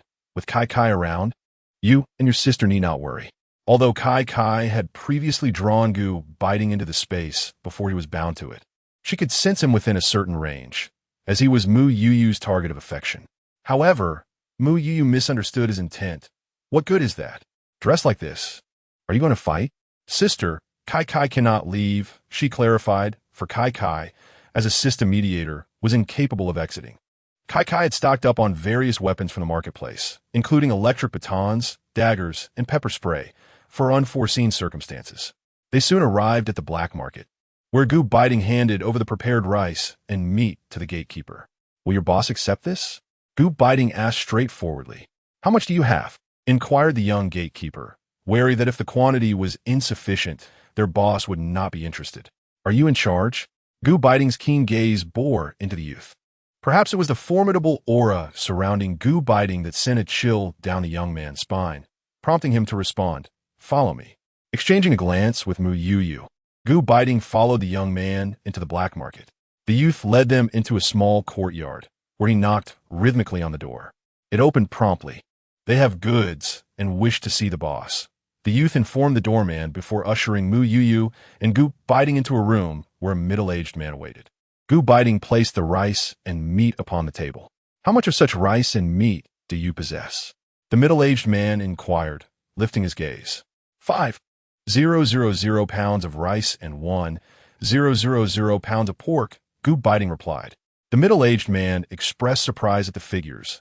"I cannot accept goods of dubious origin. I do not engage in unscrupulous dealings. We are aware of Lu Ji's rules." Gu Beiting smiled knowingly, understanding that this was precisely why he chose to sell the grain to him. "I can offer you 60 cents for the rice, and if it consists mostly of fatty cuts, 1.50 for the meat." Lu Gu contemplated before responding. Since the southern floods, the prices of food on the black market have begun to rise. However, he has consistently maintained the price at 0.8 yuan. Although he operates in the black market, he is unwilling to profit from the nation's hardships. "Fine."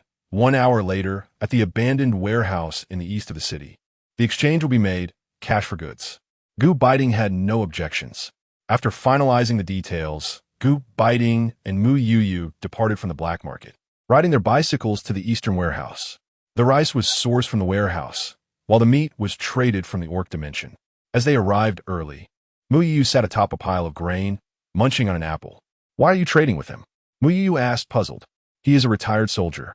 He charges us 0.6 yuan for the rice and sells it to the common folk for 0.8 yuan. However, if it were anyone else, at the current prices, it would be at least 1 yuan, Gu Beiting explained. 1 yuan? Mu Youyou's voice rose in pitch. An ordinary worker earns only about 30 yuan a month. Doesn't that mean buying 30 jin of food on the black market would wipe out their entire salary? Indeed, Gu Beiting sighed. Hunan province is known for its rice production, but this year's autumn harvest has yielded significantly less. The entire nation will likely face a grain shortage. "If only we could sell grain everywhere," Mu Youyou said, continuing to nibble on her apple. "Eventually, that would lead to us being investigated," Gu Beiting chuckled. finding her naivety endearing. Oh, Mu Youyou finally realized.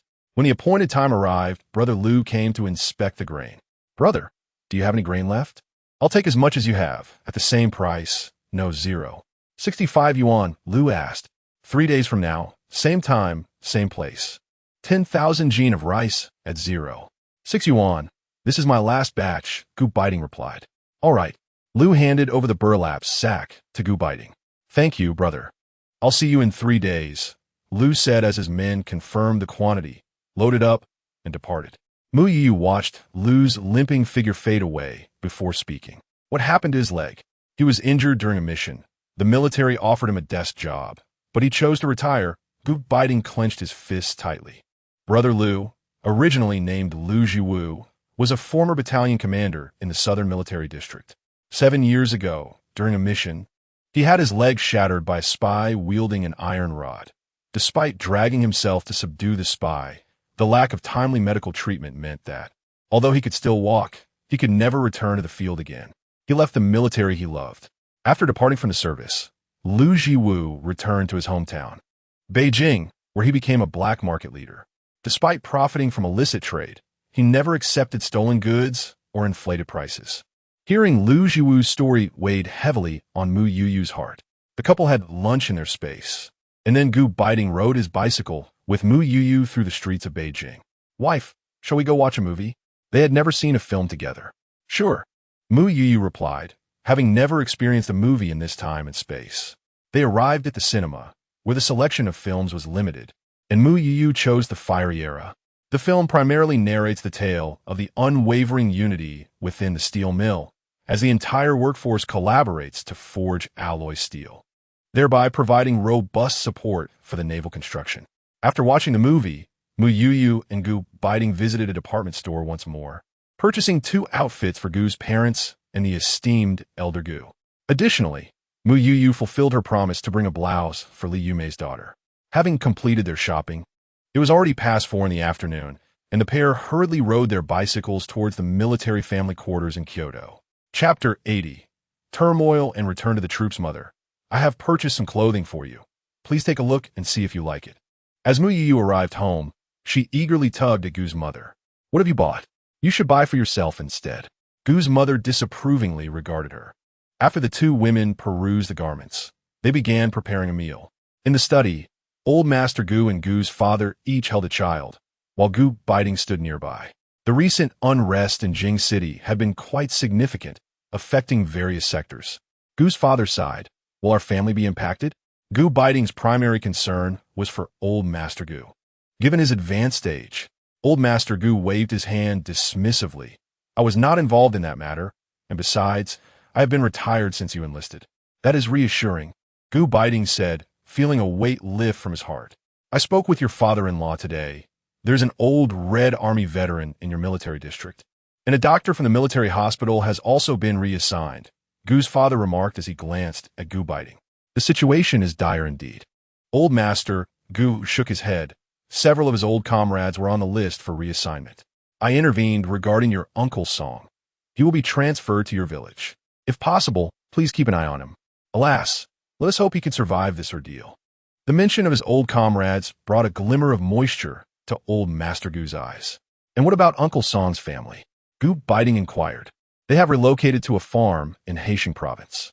Your Aunt Song and the family have severed ties with your Uncle Song publicly, Gu's father replied. What? Gu Beiting's voice rose in shock, startling the little one in Gu's father's arms, prompting the child to begin to whimper. Gu's father gently patted and soothed the baby. Could you not be a bit quieter? Gu Beiting awkwardly rubbed his nose. Your Uncle Song was reported by his own son-in-law. Old Master Gu interjected with a cold snort. Such a treacherous wolf. If it weren't for Uncle Song, how could he have risen to his current position? Gu's father scoffed, expressing his disdain for those who ascend through connections. Once this turmoil subsides, Beiting, you should apply for a transfer.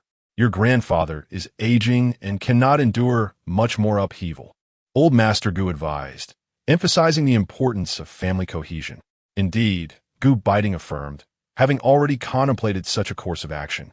At that time, I will discuss retirement with your father-in-law as well, Gu's father added, noting that this had already been agreed upon in discussions with Commander Zhao.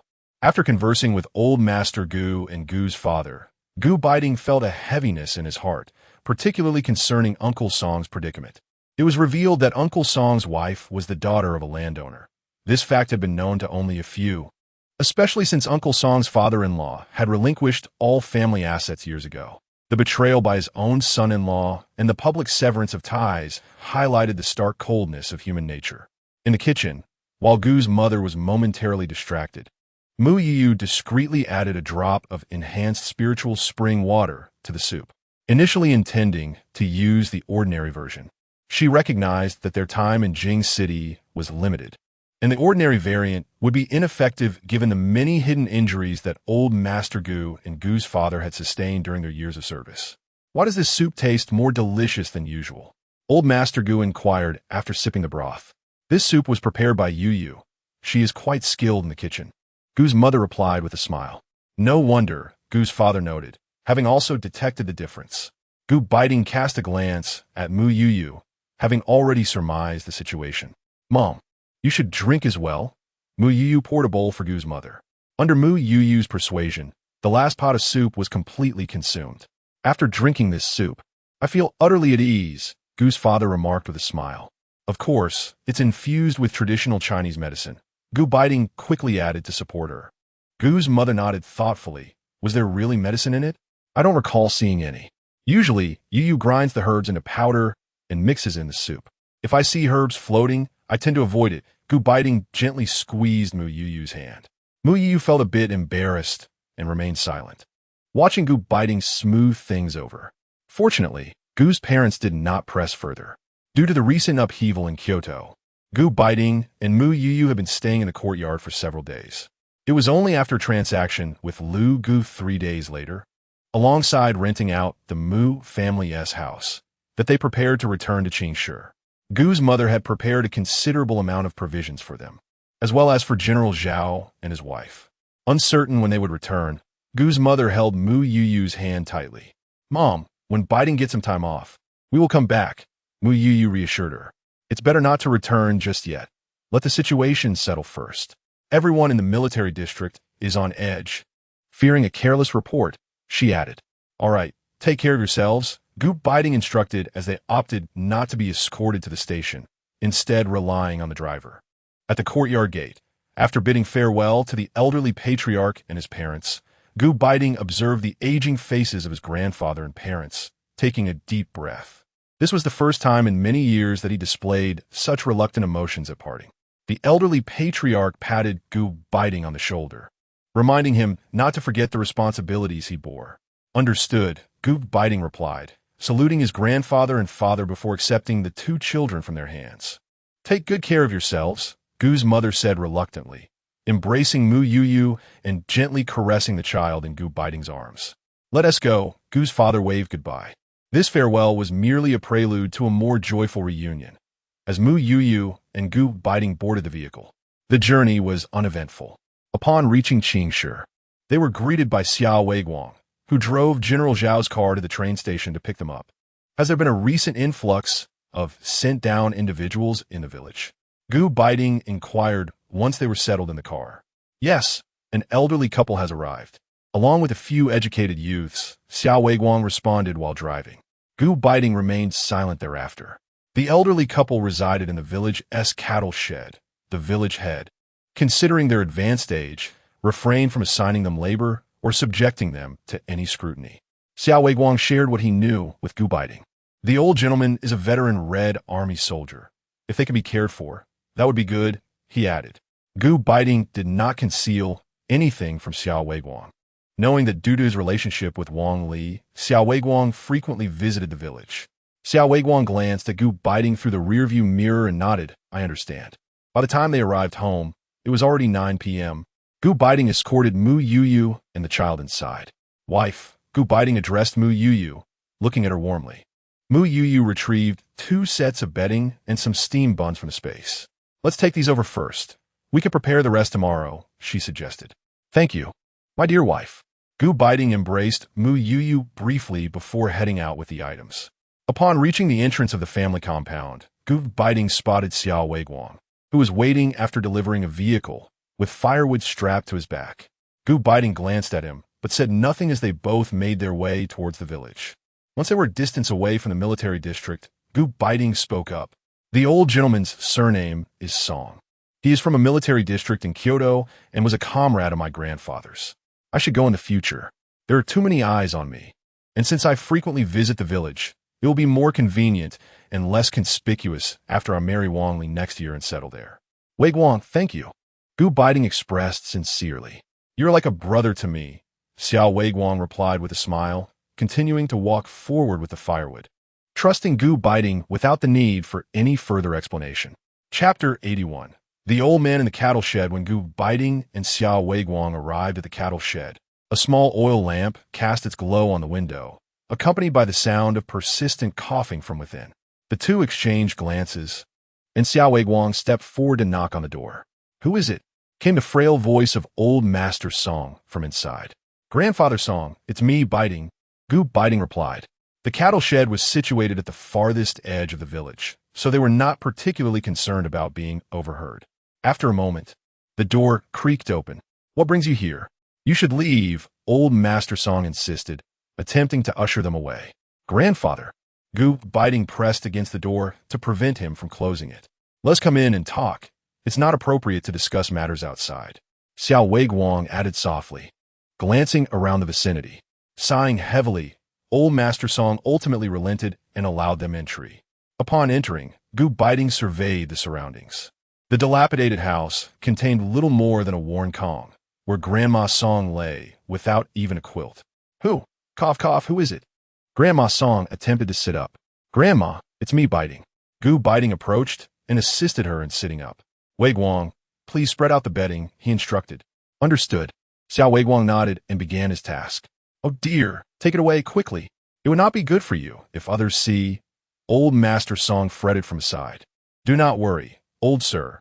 We are familiar with this village, and the villagers are quite simple-hearted, Xiao Wei Guang reassured him, continuing his work. Once the bedding was arranged, Gu Beiting helped Grandma Song to the bed and took out some steamed buns to share with the elderly couple. It's quite late. I just returned from the capital, and these buns are from my journey. Please make do with them. Xiao Wei Guang quickly went to boil some water. Fortunate that there were tools for heating water and tea bowls available. Coughing intermittently, Grandma Song ate the buns with Gu Beiting sitting behind her, gently patting her back. Old Master Song looked on, tears streaming down his face. Grandfather, this too shall pass. Gu Beiting consoled the elderly couple. Old Master Song waved his hand dismissively. I never expected that my own daughter and son-in-law would report me. After raising them for decades, I had no idea I had nurtured a heartless wretch. Gu Beiting was at a loss for words and decided to shift the topic. Is Grandma unwell? Just her old ailment. She relied on medication while in the capital. But now sigh. Old Master Song lamented as he gazed at his wife. Grandfather, what medication is she taking? Please tell me, and I will find a way to help. Gu Beiting offered. No, please don't. Grandma Song grasped Gu Beiting's hand. It would be too much trouble. Grandma, rest assured, it's no trouble at all. Our commander, Gu, has plenty of ways to assist. You need only focus on recuperating, Xiao Wei Guang interjected as he brought over the hot water. Old Master Song glanced at Gu Beiting, then at his wife, and finally revealed the name of the medication. There is no medicine now. It's fine for the moment. But what will happen when winter arrives? Will she truly perish in this cattle shed?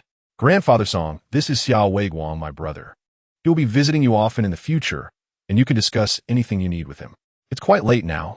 You should rest. We shall take our leave for the time being, and I will bring the other items tomorrow.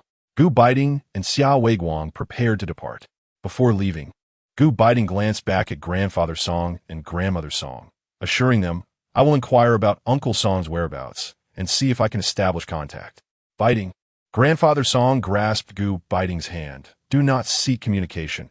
As long as they are safe and sound, that is sufficient.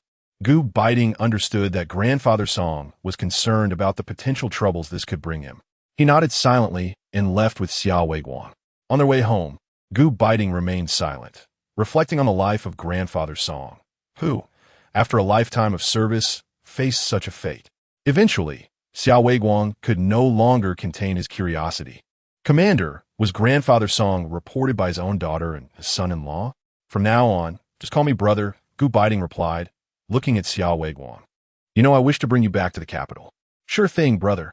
Wherever you go, I will follow, Xiao Weiguang beamed, having long desired to address him as such. Fool, Gu Beiting playfully patted Xiao Weiguang on the shoulder and continued. Yes, he was reported. His son-in-law, who was originally a deputy brigade commander, received a promotion to brigade commander due to his report. Isn't that selling out one's father-in-law for personal gain? Xiao Weiguang exclaimed, shocked by the depths to which some would sink for power. Regardless of where we go from here, let's not forget our original intentions. Gu Beiting gazed at the moonlit sky, pondering the importance of maintaining one's purpose and direction in life. Brother, rest assured, I understand that to remain true to our beginnings is to ensure a consistent journey, Xiao Weiguang replied with a genuine smile. His life goals were simple. Now that he had a wife, all that remained was to follow in Gu Beiting's footsteps. The two parted ways at the military district gate. Upon arriving home, Gu Beiting found Mu Youyou already asleep with the children. After taking a shower, he quietly slipped into bed. Back already? Mu Youyou feigned sleep with her eyes closed, though she was truly asleep. Why are you still awake? Gu Beiting wrapped his arms around her. I'm a bit worried. How are grandfather Song and the others? Mu Youyou inquired. The conditions are poor, and grandmother Song's health isn't great. She needs medication. Gu Beiting explained the situation in the cowshed. Tomorrow, I will check the market for that medication. I'll make some soup with spiritual spring water tomorrow night, and you can take it over. The coastal humidity is heavy. We must ensure the elders remain healthy. I'll also gather some clothes and food for you to bring. Mu Youyou yawned as she spoke. All right, we will discuss it tomorrow. You should sleep now. It's getting late. Gu Beiting gently stroked her back. Mu Youyou nestled into a comfortable position in his embrace and drifted off to sleep. The following day, Xiao Weiguang arrived early at the village chief's house. Uncle, I have a favor to ask of you, he said nervously to the chief, having wrestled with his thoughts all night before deciding to seek the chief's assistance. Child, what need is there to plead? The village chief smiled at his future son-in-law and remarked, I wish to repair the bed in the cattle shed.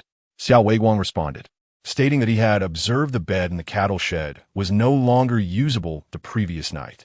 The village chief inquired, what is your connection with the cattle shed? He was aware that Xiao Weiguang was not one to meddle in others' affairs. The old gentleman was a veteran of the Red Army, and he had been reported by his own son-in-law.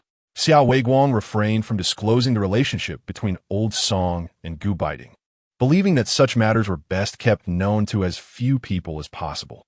After all, this could potentially lead to a rehabilitation of sorts.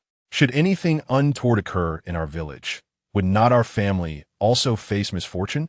Xiao Weiguang looked at the village chief, although he did not speak the whole truth. The principle he articulated was undeniably sound. Chapter 82. Returning home from meat pies, the village chief produced a pipe, prompting Xiao Weiguang to quickly assist in lighting it. If you agree, I can handle this task tonight without anyone noticing. Should it come to light, you can smooth things over, Xiao Weiguang suggested. I am indifferent, but I worry about the repercussions it may have on you, the village chief remarked, casting a concerned glance at Xiao Weiguang, apprehensive that this might hinder his future. Dad, that's not the case. This is a good deed, Xiao Weiguang chuckled innocently. Why call me Dad? You aren't even married yet, the village chief chided, shooting him a stern look. Isn't that just a matter of time? Xiao Weiguang replied with a sheepish grin. Very well, proceed with your plans. I will keep an eye on things over here. So rest assured, the village chief nodded, understanding Xiao Weiguang's character. He suspected that this affair was likely tied to Gu Beiting. Otherwise, Xiao Weiguang wouldn't be so invested. However, he refrained from inquiring further. Thank you, Dad. I'll come by to share a drink with you tonight. For now, I must return to training. With that, Xiao Weiguang dashed out of the village chief's home. At this hour, Wang Li had yet to rise, so he chose not to disturb her. That rascal. The village chief chuckled to himself as he watched Xiao Weiguang's retreating figure. In the morning, while Gu Beiting was off training, Mu Youyou and the children were still asleep. He first delivered the items intended for the Zhao family, ensuring that Mu Youyou could simply push the children over later. By the time Mu Youyou awoke, the children were already up, Having not been placed in the space yesterday, the two little ones were happily playing in their crib. After bringing the children into the space to be watched by Kai, Mu Youyou began her morning routine and prepare breakfast, simultaneously simmering a chicken soup with spiritual spring water to be sent to the cattle shed that evening. She fed the children formula and changed their diapers while Kai was busy searching for medicine for Grandma Song. Sister, this medicine exists, though from a different era. The efficacy remains the same. By the time Mu Youyou finished changing the diapers, Kai had already located the medicine. After carefully reviewing the medicine's instructions, Mu Youyou repackaged it to match contemporary standards. Please prepare some items to send to the cattle shed. Your brother-in-law will be delivering them tonight. Remember to change the packaging. Kai was now capable of handling such tasks efficiently. Understood. After giving her instructions, Mu Youyou took the children to the Zhao family home. Oh, my precious grandchildren are back. Come here for a hug. As soon as Mu Youyou arrived, Aunt Zhao gleefully scooped up both children, showering them with affection. Mother, do you not miss me? Mu Youyou feigned annoyance. Oh, your mother is feeling jealous. Aunt Zhao laughed heartily. You truly are something. If they weren't your children, I wouldn't be so fond of them, Aunt Zhao teased, shooting a playful glare at Mu Youyou. That cannot be. Mother, your utmost affection can only belong to me. Mu Youyou leaned against Aunt Zhao's shoulder. Of course, you're my favorite. Aunt Zhao beamed at her daughter, who seemed perpetually youthful. How is everything back home? Is grandfather in good health? Aunt Zhao inquired. Quite well. Grandfather is in good spirits, though the recent turmoil has affected his mood, Mu Youyou replied, sitting upright. Indeed, your father's spirits are low as well.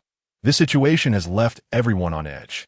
Thankfully, we live far enough away that while we are affected, it is not to a great extent. Mother, have you seen the clothes I bought for you? There is a beautiful blue coat that I instantly thought would look lovely on you. I have seen it, and I really like it, she replied. You should spend less money on me and your father. Earning it is not easy. Save more for the children, Aunt Zhao chided, her words so familiar that Mu Youyou felt she could recite them by heart. Mother, earning money is meant for spending. I will save for them, so do not worry. Your daughter knows what she is doing, Mu Youyou said with a smile, understanding Aunt Zhao's concern for them. We're having meat pies for lunch today, Aunt Zhao announced cheerfully. But today isn't the 1st or 15th. Where's the meat coming from? Mu Youyou questioned. Don't ask so much, just eat. Aunt Zhao replied with a glance, before heading off to prepare the meal. Ah, that old lady, Mu Youyou chuckled as she watched Aunt Zhao's retreating figure, guessing that she must have arranged for the meat to be brought from the black market in anticipation of their return. Knowing Mu Youyou did not favor fatty meat, Aunt Zhao had specially prepared 3 pies filled with lean meat just for her. Dear, you have no idea. During your absence, your mother didn't let me have a single bite of meat, General Zhao complained while enjoying his pie. Are you going to eat or not? If not, I'll give it to Beiting, Aunt Zhao quipped as she reached for General Zhao's meat pie. Can I not say a word? General Zhao moved a chair a bit away from her. Didn't I give you eggs? 3 eggs that day. Where did they end up? Aunt Zhao shot him a disapproving look. Eggs can't compare to meat. Besides, those are the egg yolks you didn't want, General Zhao continued his complaints, growing more animated. Puffed. Gu Beiting could not help but laugh, showing no regard for the moment. What are you laughing at? Just eat your pie. General Zhao glared at Gu Beiting. I can't deal with your mother-in-law, but I can certainly handle you. Gu Beiting turned his gaze toward Mu Youyou. Enjoy your pie, Mu Youyou said, offering a piece to Gu Beiting and another to General Zhao. Beiting, eat a couple more, Aunt Zhao added as she served Gu Beiting another piece. After their meal, Gu Beiting and Mu Youyou took the child back home. In the afternoon, Mu Youyou delivered the fabric gifts for Li Yumei's daughter and the local specialties to various families. Once she finished her deliveries, a few friends gathered at Su Qing's house to chat. These educated youths in the village are not simple folk. I've heard they can be quite rowdy. This morning, Lu Shuzhen witnessed it firsthand while buying groceries, each one more formidable than the last. Coming here to the countryside is just about harvesting the sea. There's no other farm work, which is far better than working the fields, Li Yumei remarked, sharing that her hometown also had educated youths who had to engage in field work. Isn't that the truth? Some complain about getting up early, while others find the sea water too cold, Lu Shuzhen shook her head. Anyway, if they don't work, they want to have food. They will come to their senses eventually, Su Qing said, gently caressing her belly. I'm just afraid someone might take an interest in our military lads, Li Yumei said, cradling her sleeping child. Such matters have arisen in previous years, but usually they don't look down on just anyone. The ones who can accompany the troops are typically those with families, Lu Shuzhen added. Why am I not following any of this? Mu Youyou looked at them, puzzled. Some young intellectuals sent to the countryside, unable to engage in agricultural labor, may choose to marry. Given that several nearby villages are close to our military district, what do you think is preferable, marrying a villager or a soldier? Su Qing turned to Mu Youyou. Is it better to wed a soldier or an officer who could be accompanied on military assignments? Li Yumei continued. However, violating military marriage regulations can lead to imprisonment. Mu Youyou was taken aback. After all, Widow Lu was a prime example. People, when pushed to such extremes, often resort to misguided thoughts. Lu Shuzhen sighed. Let us hope such occurrences remain mere speculation, Li Yumei replied with a smile. Chapter 83. The Educated Youth Su Choyang at Night. Mu Youyou retrieved the neatly organized items from the space. Kai had also prepared a small iron pot, which I presumed was absent from that location. Mu Youyou meticulously arranged everything once more. The soup was brewed with spring water. It was imperative that they consumed it all. Additionally, I had not prepared only fine grains, as the arrival of educated youth in the village might raise suspicions. I also brought a piece of cured meat. Mu Youyou continued her detailed instructions, while Gu Beiting listened attentively. Before long, Xiao Weiguang arrived. Have you eaten? Gu Beiting inquired as he opened the door. Yes, I dined at my father-in-law's house. Xiao Weiguang replied with a smile, having shared a small cup with his father-in-law. Gu Beiting understood that he had gone to greet the village chief and chose not to comment further. This shall not happen again. According to regulations, drinking alcohol is prohibited. Indeed, Xiao Weiguang nodded solemnly. Sister-in-law, Xiao Weiguang greeted Mu Youyou as he entered, promptly beginning to carry items. Be careful, Mu Youyou cautioned him. The two of them made their way in darkness to the cattle shed, where Gu Beiting waited until the elderly couple finished their chicken soup before returning. On their way back, they spotted a shadowy figure lurking. Exchanging a glance, they vanished like phantoms. At that moment, the figure darted out. Where is he? A young man's voice called out. With a thud, the youth collapsed in response. Gu Beiting shone his flashlight on the young man's face, finding him somewhat familiar yet unrecognizable. Su Ziqing, it was Xiao Weiguang who identified him. He is one of the educated youth. Gu Beiting pondered, perplexed, as he had not encountered any educated youth since his return, so he should not have felt familiar. His name is Su Chaoyang, an educated youth from the capital. The capital, Gu Beiting mused for a moment. Weiguang, he may be here either for me or for Grandpa Song. Brother, you should refrain from coming here for now. Let us get him out here first. Xiao Weiguang hoisted him over his shoulder and fetched a bamboo pole. Brother, they underestimate you. Gu Beiting cast him a glance, contemplating that perhaps it was merely surveillance, possibly directed at Grandpa Song. After all, if it were aimed at him, this individual was hardly a threat. But if it were indeed targeting Grandpa Song, who could it be? The elderly couple had already been sent down to the countryside. Why would anyone still send someone to monitor them? Gu Beiting found himself perplexed, instructing Xiao Weiguang, keep a close watch on him. If he attempts to contact anyone from the outside, intercept the news. Understood. The two men disposed of Su Choyang on the beach, ensuring that the incoming tide would not sweep him away. Once they had dealt with the situation, they returned to the military district. Gu Beiting went straight home and recounted the earlier encounter to Mu Youyou. Have you seen him?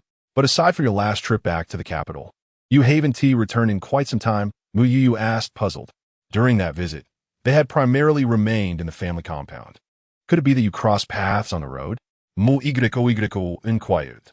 No, there must have been some prior conversation, or he was with someone familiar to me. Gu Beiting reflected, closing his eyes in contemplation. It should have been when I returned to Beijing to accompany you during your military service, but where exactly did we meet? He traveled to numerous places upon his return to the capital, and for a moment, he could not recall. If it eludes your memory, then let it be. Perhaps one day it will resurface unexpectedly, Mu Youyou reassured him. Dear, Does the marketplace offer anything that can surveil individuals? Gu Beiting inquired, aware that the marketplace possessed various advanced technologies from the future. There are indeed such items, but the high-end ones are private and unavailable in the marketplace. You may browse for what you need, she replied. After much deliberation, Gu Beiting rejected several options. A small drone would easily be exposed, and, if discovered, wouldn't it be misconstrued as an extraterrestrial object? How about a pinhole camera? Ultimately, it was Mu Youyou who found a solution. Aren't the educated youth in the fishing village assigned to individual rooms? You could install this in Su Chuyang's room, she suggested. What purpose would that serve? He can't possibly communicate with anyone from his own room, Gu Beiting mused as he examined the pinhole camera. It's better than nothing.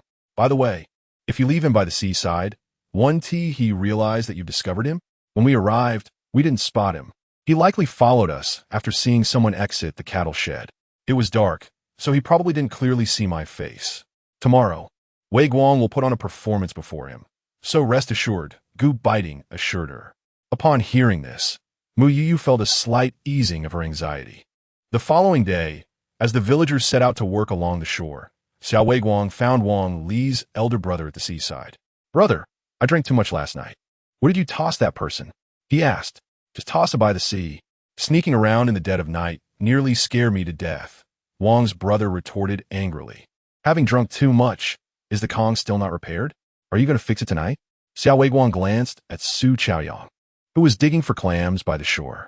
Of course, if I don't fix it, how will the elderly survive the winter? How will I account for it to my father? Wang's brother replied. Curious villagers looked on at the exchange. What's this? Are you really repairing the Kong in the cattle shed? One asked. If we don't repair it, what will they do? They've sent people here to work. Not to perish, Wang's brother snapped. Indeed, look at that elderly woman. Her health is frail. If we don't heat the Kong this winter, who knows if she will survive? The villagers, simple and kind-hearted, had no grudges. Why would they push anyone to their limits? Brother, I'll come by your home tonight to help you with the repairs, Xiao Weiguang offered. All right, you go on and attend to your tasks. Wang's brother nodded in agreement. In the small grove adjacent to the educated youth station, Xiao Weiguang found Gu Beiting, who had been waiting. Brother, Su Chuyang resides in the third room. I've checked. The educated youths are all by the seaside, he reported. Good, let us be swift, Gu Beiting replied. The two quickly set up the pinhole camera. What is this contraption? Xiao Weiguang asked, puzzled. Don't concern yourself with that. Gu Beiting shot him a sidelong glance. If you choose not to inquire, then I want to pry, Xiao Weiguang said, rubbing his nose. A smile tugged at Gu Beiting's lips. He brought Xiao Weiguang along for this task, knowing he wouldn't ask inappropriate questions. Before leaving the educated youth station, Xiao Weiguang also took a moment to scout Su Chuyang's room. There is nothing suspicious. However, it has come to light that Su Chaoyang's father is the workshop director of a steel factory in the capital. Upon returning home, Gu Beiting pondered for a while before recalling where he had encountered Su Chuyang. It was during that trip back to the capital to bring Mu Youyou along with the army, when he had seen Song's grandfather's son-in-law near the steel factory, with Su Chaoyang standing beside him. Gu Beiting furrowed his brow. What could Chen Weibing possibly mean by this, having already caused trouble for Song's grandfather and the others? What more could he desire? Gu Beiting felt compelled to visit the cattle shed to ascertain whether there were any grievances between Song's grandfather and the others. Chapter 84. The steel factory's assets belonged to the state that evening. Gu Beiting, Xiao Weiguang, and Brother Wang arrived at the cow shed with tools to repair the Kong. Before entering, Gu Beiting exchanged a glance with Xiao Weiguang, who shook his head, prompting Gu Beiting to knock on the door. Who's there? Grandpa Song's me, Beiting. Upon recognizing Gu Beiting's voice, Grandpa Song opened the door. What brings you here again? We have something to ask you, and thought we might also repair the Kong while we're at it, Gu Beiting replied. Xiao Weiguang began to work on the Kong for Grandpa Song, while Brother Wang assisted in sealing the drafty walls. The roof had already been repaired before Grandpa Song and the others arrived. Grandpa Song, may I inquire about something? Is there any underlying issue between you and your son-in-law? Chen Weigua? Why has he sent someone to watch over you? Gu Beiting asked, looking intently at Grandpa Song. With a weary sigh, Grandpa Song began to recount the tale. It turned out that many years ago, Grandma Song's father had surrendered their assets to the state, ostensibly to provide a financial cushion for future generations. Aware that life in Huagua would be challenging, Grandma Song's siblings had long ago taken their share of the money overseas. Only Grandma Song remained in Huagua due to her marriage to Grandpa Song, and under his persuasion, she had donated all their remaining funds. However, it seemed Chen Weibing had heard rumors, persistently demanding that Grandma Song's daughter retrieve that money. Despite Grandpa Song's explanations, neither his daughter nor son-in-law believed that all the funds had been donated. Frustrated by their refusal to relinquish any money, Chen Weibing reported them. He had anticipated that this action would yield the funds, yet the money remained elusive. Consequently, he transferred Su Chuyang, who was initially slated for rural work, to Qingshi, hoping to catch Grandpa Song in the act of secretly moving the money there. Do you know the connection between Su Chaoyang and Chen Weibing? Gu Beiting inquired. Su Chaoyang's father is a fellow townsman of Chen Weibing. He was the one who facilitated his rise to the position of workshop director at the steel factory. Grandpa Song explained. Why is Chen Weibing so certain that you did not donate that money? Gu Beiting asked, perplexed. Indeed, we did donate our funds.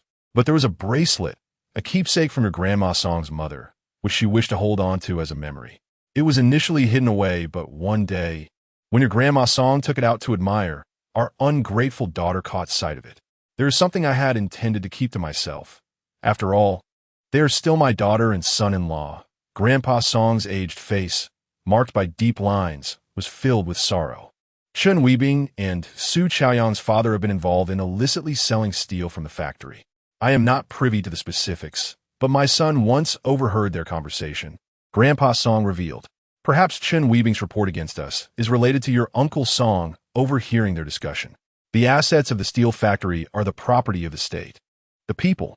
Grandpa Song, you seem to be mistaken, Gu Beiting exclaimed, astonished. Grandpa Song covered his eyes, while Grandma Song wept beside him, offering comfort. Gu Beiting sighed, ultimately choosing silence. However, he recognized the necessity to put an end to such self-serving actions that jeopardized national assets.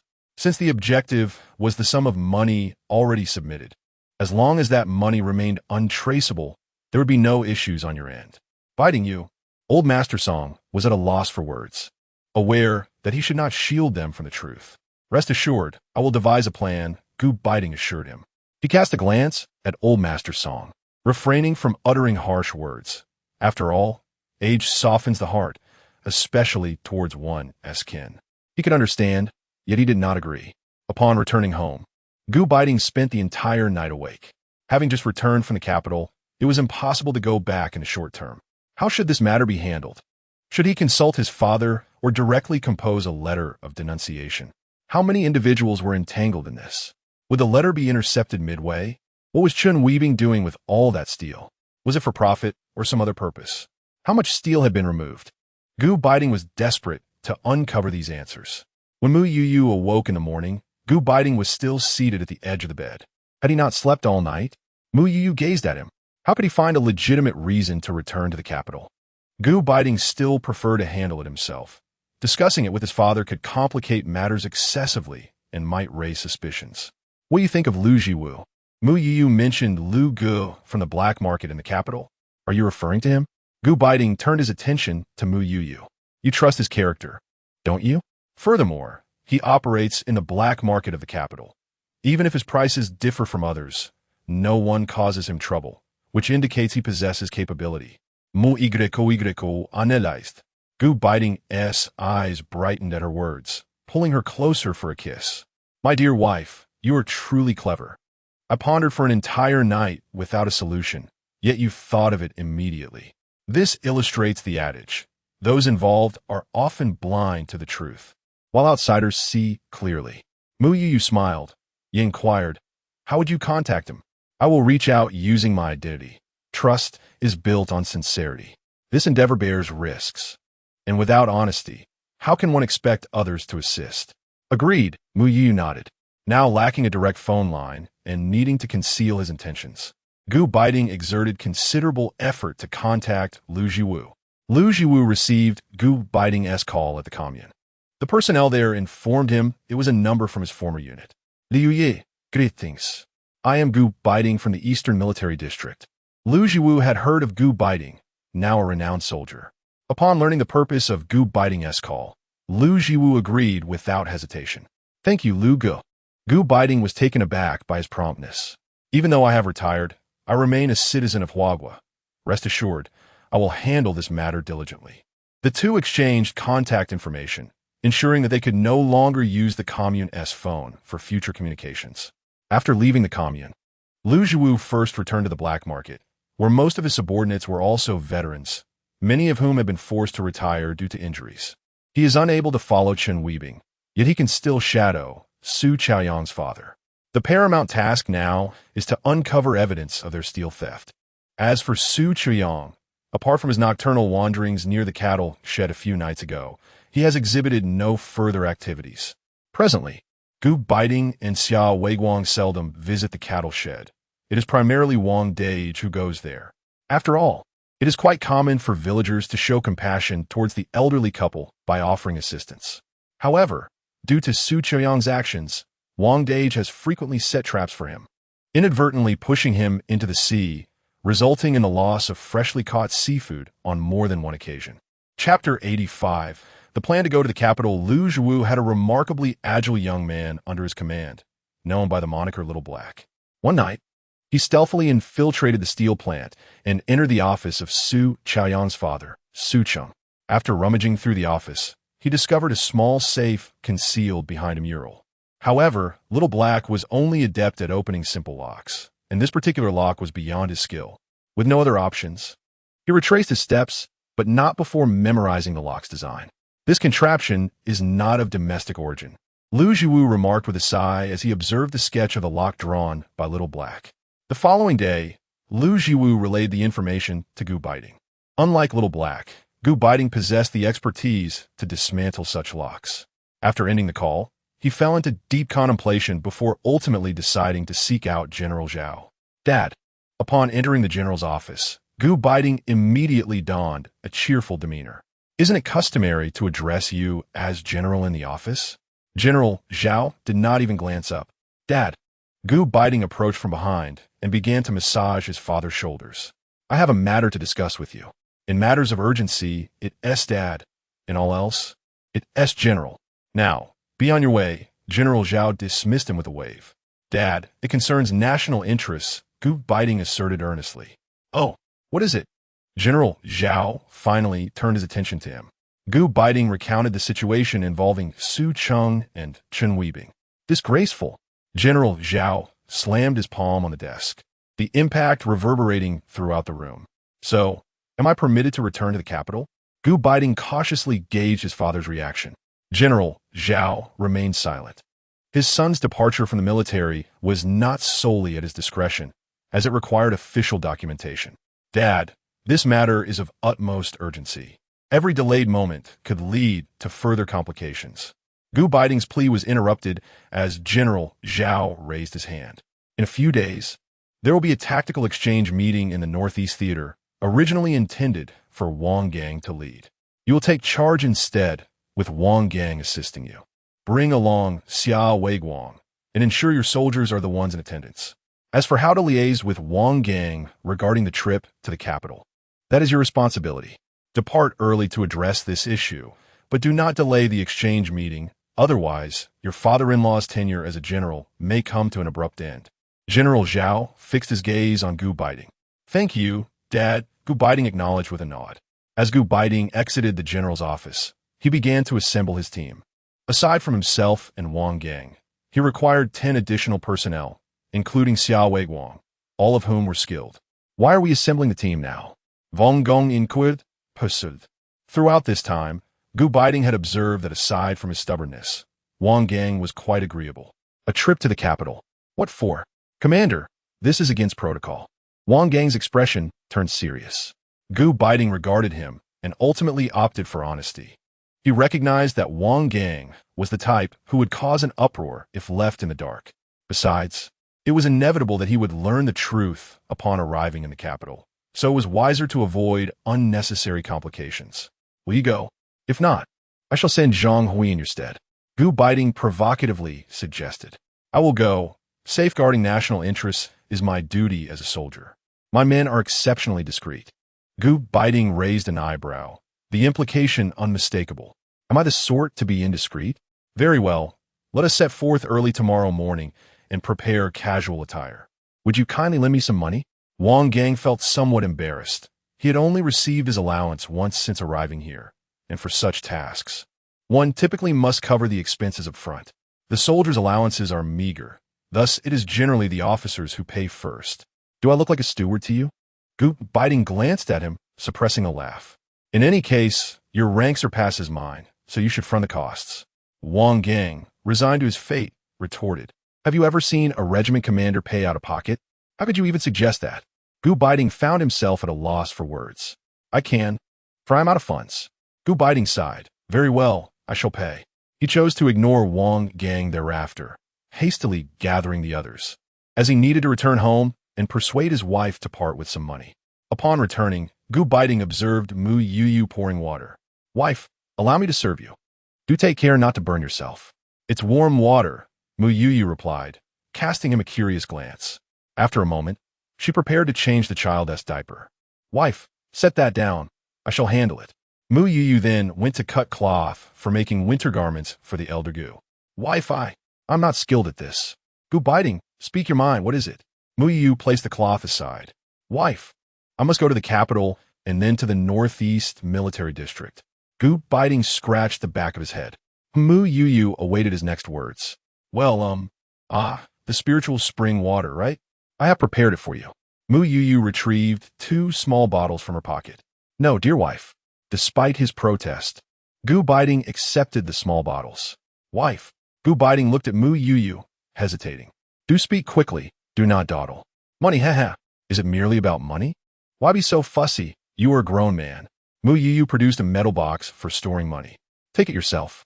Thank you, dear wife. You are the best. Gu Beiting counted out 100 yuan. Be sure to take that remittance slip. It arrived just yesterday, containing 230 yuan. If the funds are insufficient, you may withdraw more. Wife, you are truly wonderful. Gu Beiting embraced Mu Youyou and planted a kiss on her cheek. Get away. Mu Youyou pushed him aside. I am hungry. Go prepare a meal. As you command. With the money in hand, Gu Beiting cheerfully made his way to the kitchen. In the evening, Mu Youyou purchased a few compact recording devices for Gu Beiting from the space, ensuring they were fully charged. Take this. If possible, place it in Su Cheng's office, and it will record everything he says.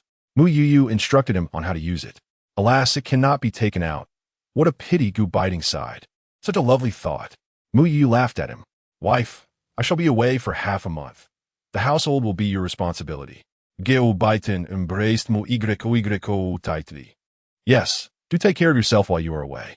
Mu Youyou nodded in his embrace. Marrying me must have caused you some distress. Gu Beiting kissed her forehead gently. You safeguard the nation, while I shall protect our little home. It is not a grievance. Marrying you is indeed an honor. Mu Youyou tilted her head upwards, gazing at him earnestly.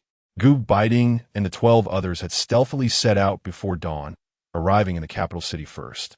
As a result, they discreetly walked to the Qing City train station in plain clothes. Breakfast consisted of steamed buns that Gu Beiting had purchased from the space marketplace. Old Gu, did your wife make these? They are truly delicious. Your wife must possess remarkable culinary skills, Wang Gang remarked. Having grown more familiar with Gu Beiting since he had borrowed money yesterday, Gu Beiting cast him a sidelong glance, wondering if this fellow was akin to Chui Jian's second version. My sister-in-law is an excellent cook whenever it comes to the return point. The flavors from my brother's household are the most enticing, Xiao Weiguang interjected, chewing on a bun. Chapter 86. Stay true to your original intentions. As he walked, eating a steamed bun and conversing, one would think they were indifferent to the impending discomfort of wind and cold. Gu Beiting ignored the two, striding ahead. Hey, not so fast, old Gu. How about letting your wife teach my wife a couple of dishes? Wang Gang called out from behind, lamenting that his son incessantly demanded pig feed at home. Gu Beiting chose to disregard them. It seemed peculiar that everyone was fixated on the meals prepared by his wife. The 12 individuals purchased tickets separately to board the train. Upon their arrival in the capital, Gu Beiting instructed a few to take the introduction letter from Xiao Weiguang to the village head and secure several rooms at a hostel. He, along with Xiao Weiguang and Wang Gang, headed directly to the black market to meet Lu Jiwu. During the transaction, Gu Beiting assumed a disguise, and Lu Jiwu failed to recognize him. "Are you planning to pick locks now?" Lu Jiwu inquired. "Yes, I will go alone. My people are unfamiliar with the capital and may need your assistance, Lu," Gu Beiting replied, intending for Wang Gang to accompany Chen Weibing and Xiao Weiguang to follow Su Cheng. "That's no problem," Lu Jiwu readily agreed. "Chen Weibing may not have seen you, but many behaviors among us soldiers are ingrained. You must be discreet," Gu Beiting cautioned. "Do not enter the military district with him. There are hidden talents in the Kyoto military district," Gu Beiting advised. "Just observe where he goes once he leaves." He was concerned that Wang Gang might get too close and encounter trouble. "Understood," Wang Gong nodded. "We have been shadowing Su Cheng for the past few days. They have yet to meet or take any action. I suspect it will be soon," Lu Jiwu analyzed. "Thank you, Lu," Gu Beiting said, shaking hands with him. "Once a soldier for a day, a soldier for life." Gu Beiting smiled sincerely. Such is the essence of a soldier in Huagua. After departing the black market, the three dispersed to carry out their tasks.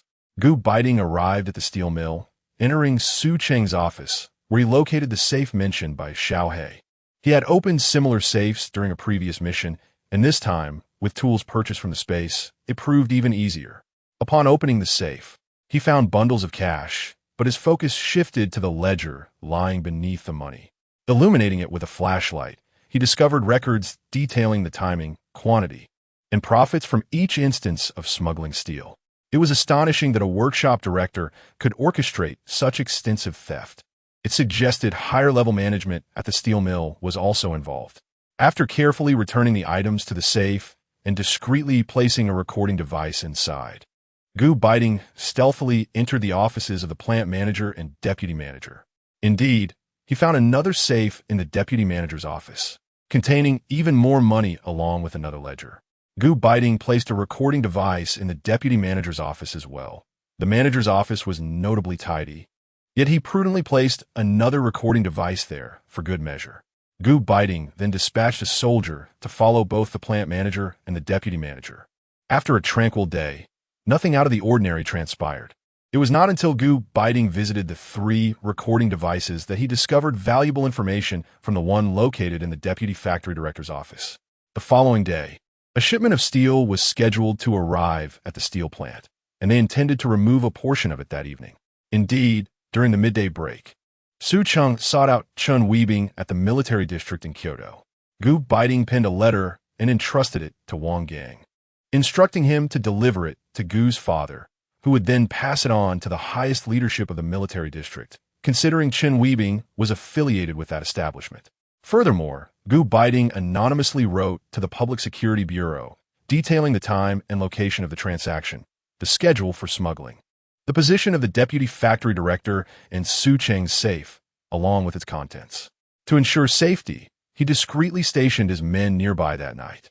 As anticipated, a vehicle was arranged by Chen Weibing to head to the steel plant, and before the three could even exchange pleasantries, they were encircled by personnel from the Public Security Bureau and the military. Gu Beiting gestured for his men to remain concealed. Once the authorities retrieved the items from his safe, they departed. In the dead of night, Gu Beiting returned to collect the three recording devices. The next day, as matters settled, they donned plain clothes and boarded a train. They first arrived in Qing City, from where they changed into military uniform for their journey to the northeast. On the train, Wang Gang looked at Gu Beiting and asked if he regretted forfeiting an opportunity to distinguish himself. Gu Beiting smiled but remained silent. "Do not forget your original intention," Xiao Weiguang interjected on Gu Beiting's behalf. Gu Beiting patted his shoulder. "Wang Gong geist of Gu Beiting," feeling perhaps he did not truly understand him. However, he suddenly recalled, "What about the cost if you do not report this?" "I will cover it," Gu Beiting replied with a smile. "What about your wife?" "My sister-in-law is wonderful," Xiao Weiguang proudly remarked at Wang Gang.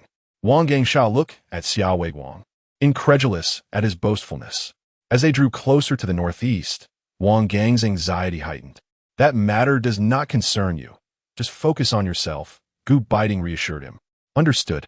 You now represent the Eastern Military District, Gu Beiting continued. This exchange will be arranged by you. I will merely accompany. Wang Gang was evidently taken aback that Gu Beiting would grant him this opportunity, especially since he had recently transferred to the Eastern Military District from the Northeast Military District. Xiao Weiguang possessed the best shooting skills among them, while Chun Shua excelled in reconnaissance. Gu Beiting meticulously analyzed each person's capabilities for him. The so-called exchange meeting was essentially a technical exchange.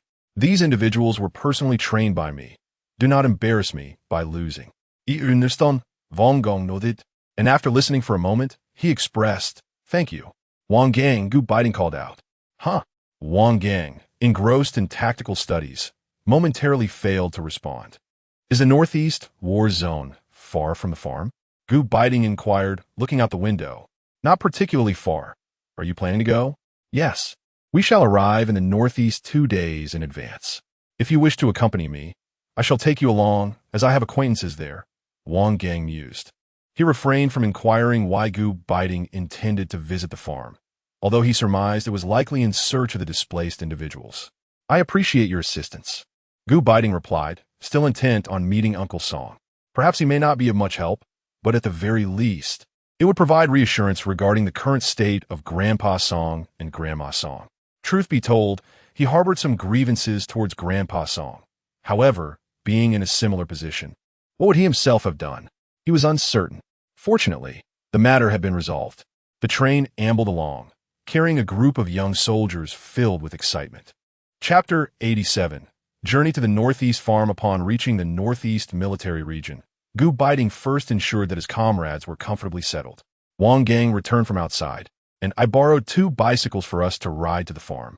All right, let us depart. Gu Beiting nodded, addressing Xiao Weiguang. Weiguang, keep a close watch on them and avoid any trouble. Brother, you need not worry, Xiao Weiguang assured him. With that reassurance, Gu Beiting and Wang Gang set off on their bikes. The conditions there were indeed harsh. They toiled at the most arduous tasks and were sustained by the coarsest of grains. Along the way, Wang Gang briefed Gu Beiting on the state of the Northeast Farm. The living conditions were poor, yet he had interacted with the farm's overseer a few times and found him to be amiable. I appreciate your assistance in this matter, Gu Beiting remarked. There's no need for such formalities. We can share a meal another day, Wang Gang replied with a smile. Agreed, Gu Beiting responded. When the two arrived at the farm, the workers were diligently engaged in their tasks.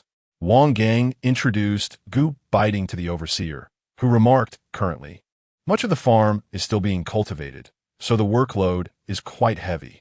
Gu Beiting offered 2 packs of cigarettes to the overseer, who declined. Wang Gang, chuckling, placed the cigarettes into the overseer's pocket. Li Gu, this is my brother. He has come to visit since his neighbor was assigned to your farm. On the way, Gu Beiting had already informed Wang Gang of whom they wished to see. Who do you wish to meet? The overseer inquired, glancing at the 2 men. The Song family, who were transferred here from the Beiting military district, Gu Beiting replied. I am familiar with them. The head of the family is quite upright and capable, though they have a 1-year-old child who is unfortunately suffering. Gu Beiting recalled what old Song had mentioned about his granddaughter. Yes, their entire family is over there. The overseer indicated ahead. You may proceed. Wang Gang turned to Gu Beiting and said, You go ahead. I'll light a cigarette for Li Gu. After Gu Beiting departed, Wang Gang asked, Li Gu, do you think we could help them procure some supplies?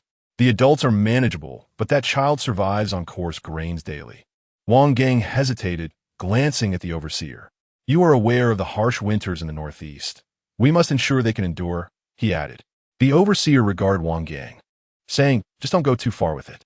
Thank you, Li Gu, Wang Gang expressed gratefully. Meanwhile, Gu Beiting observed the Song family's plight, feeling a surge of mixed emotions.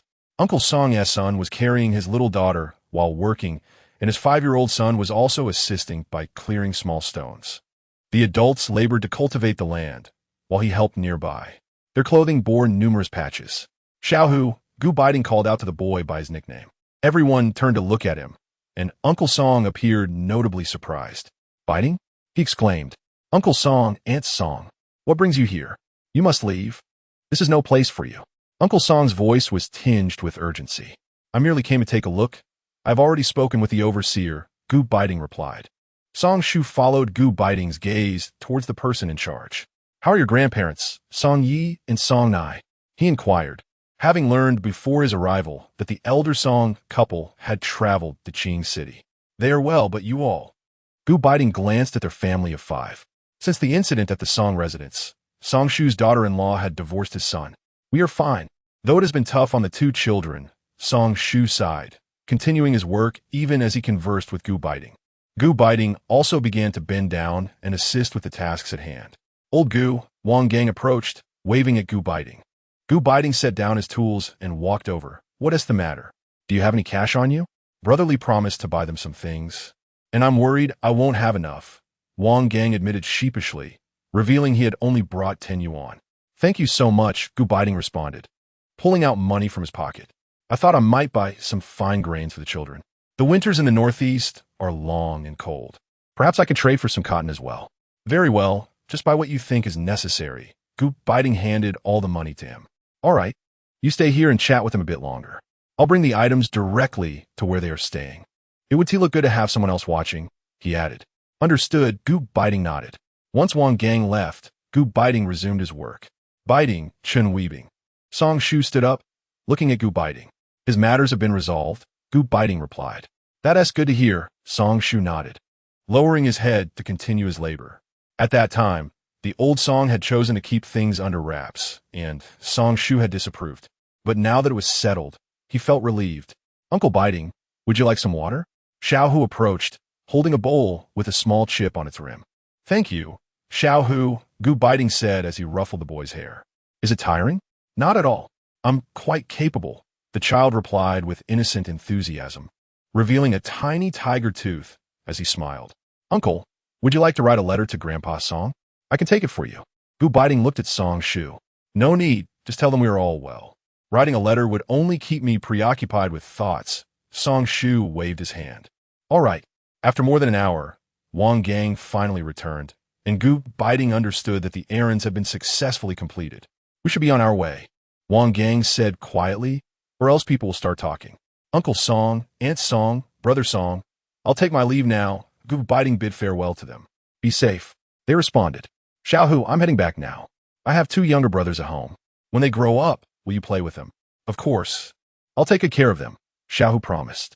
Gu Baiting chuckled, pinching his nose gently, and cast one last glance at the family before departing.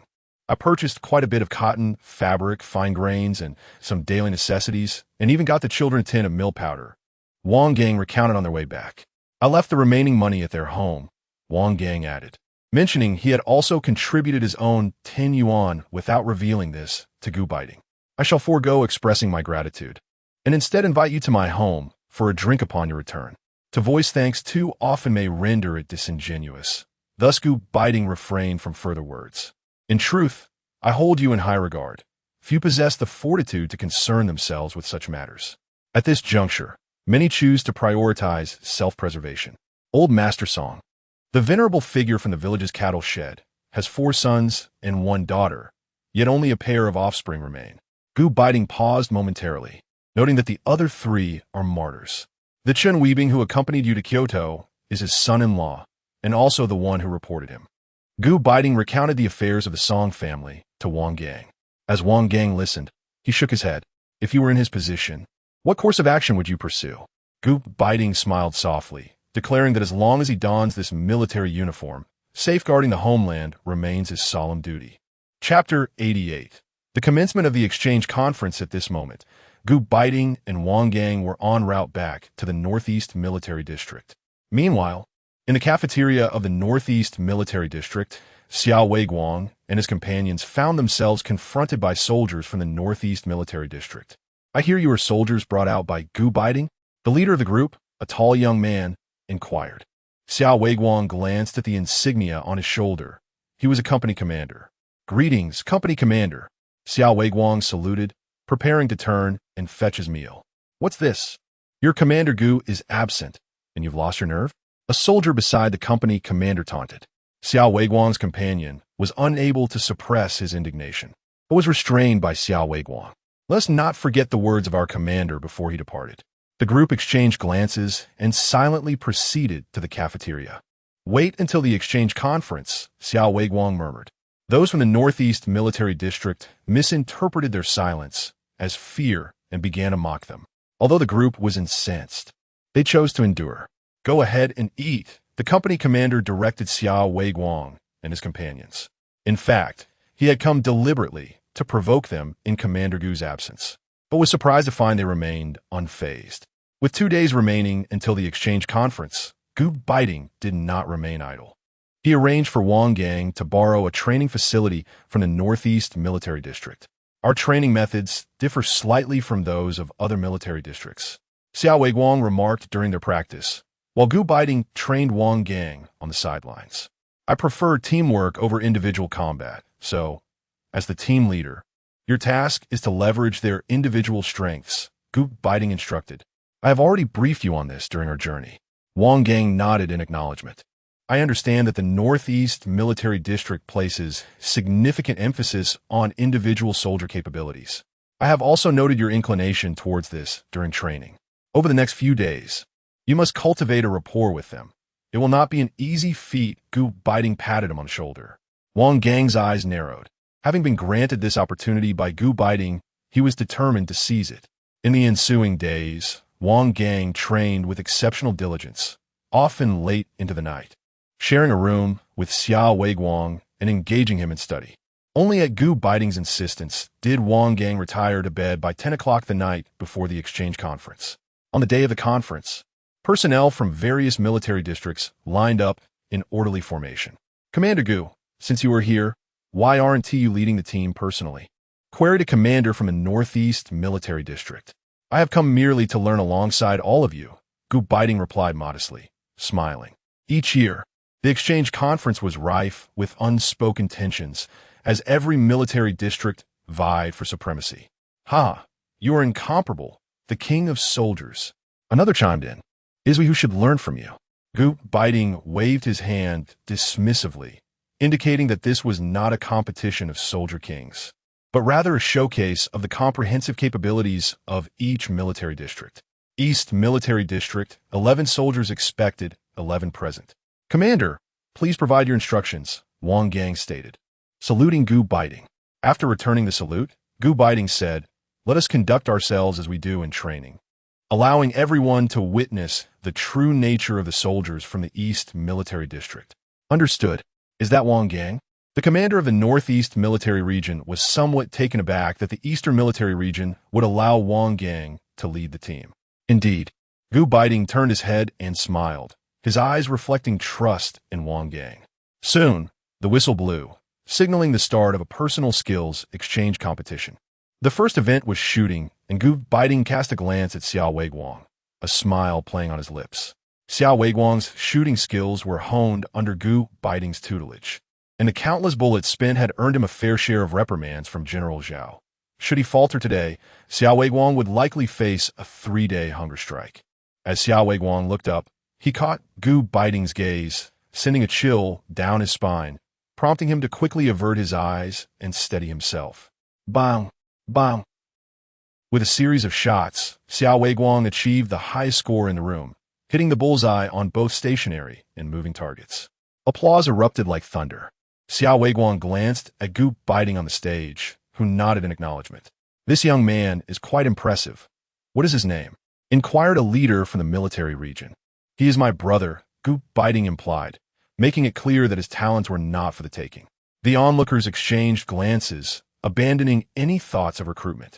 The competition continued with various skill challenges, and it became evident that they were merely supporting players for the Eastern Military Region.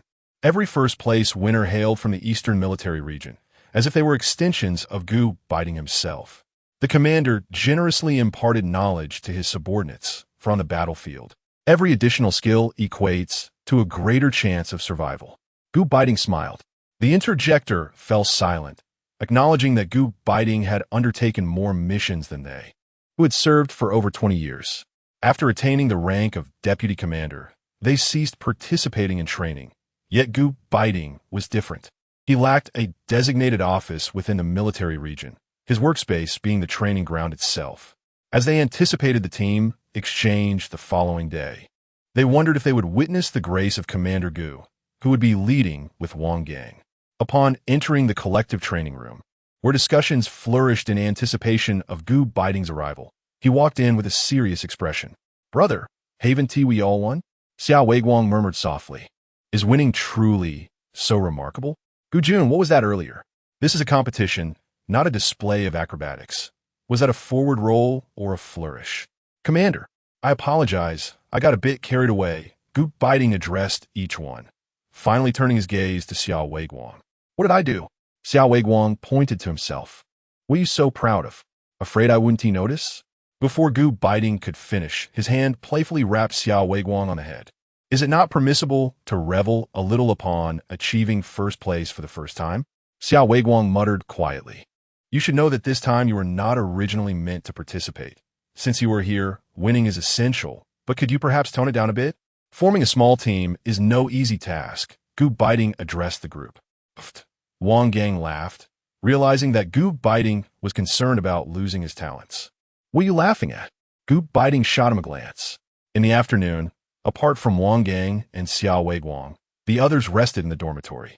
"Remember, rest and do not go out.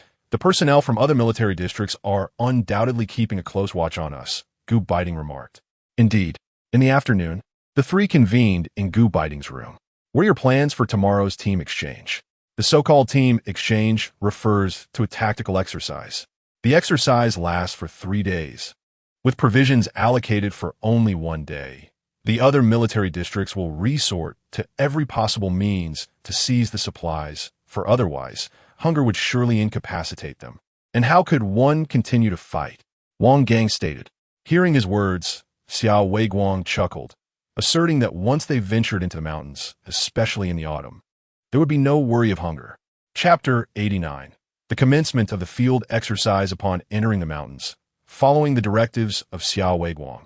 Gu Beiting remarked to Wang Gang that he would take command on the final day. "Allow me to showcase the survival capabilities of the Eastern Military District," Xiao Weiguang quipped, arching an eyebrow at Wang Gang.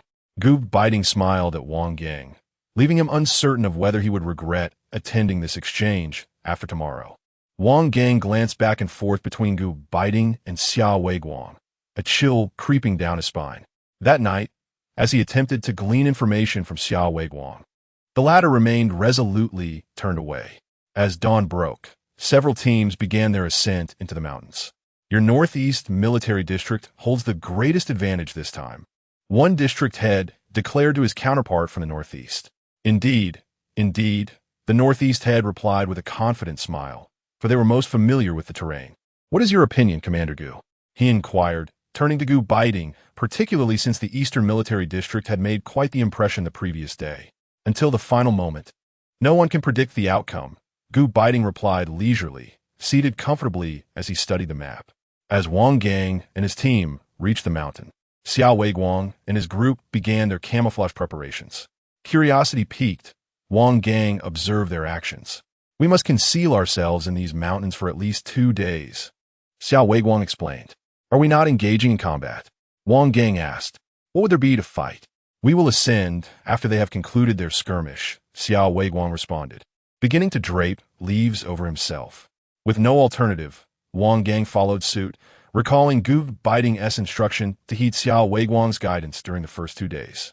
Once their disguises were complete, Xiao Weiguang led the group deeper into the mountains to locate a suitable hiding spot.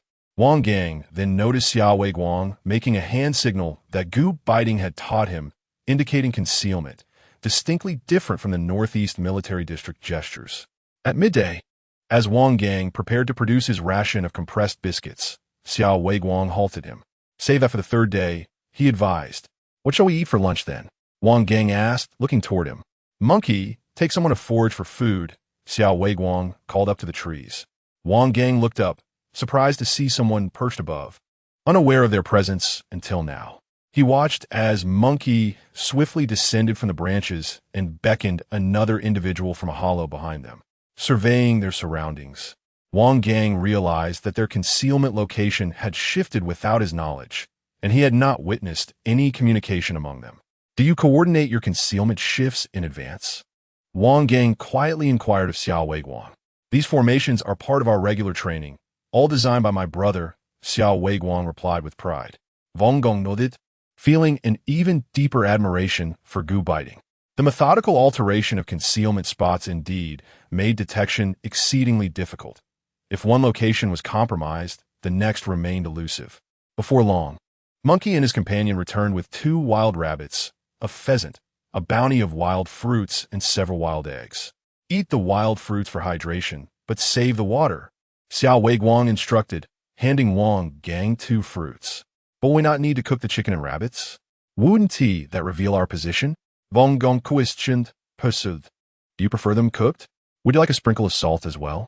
Xiao Weiguang cast a glance at him and exchanged a look with the monkey, which was busy plucking feathers and skinning its catch. Eating raw, are we? Wang Gong inquired. What else? Xiao Weiguang retorted, slightly annoyed. This isn't a real combat scenario. After all, training exercises are akin to actual warfare, he asserted. Having wild rabbits and pheasants to eat is already a stroke of luck. Once, my brother and I went on a mission to Tibet, and we even consumed insects, Xiao Weiguang recounted. Wang Gang regarded him and began to fathom why gu biting's ascent was so rapid and why many missions were exclusively assigned to the Eastern Military District. If you can't stomach raw meat, you can have eggs. Raw eggs are acceptable, aren't they? Xiao Weiguang suggested. It's fine. I can manage just like you, Wang Gang replied, uncertain of how he ultimately managed to swallow that piece of raw meat. He began to understand why gu biting mentioned that Xiao Weiguang had commanded them a few days prior.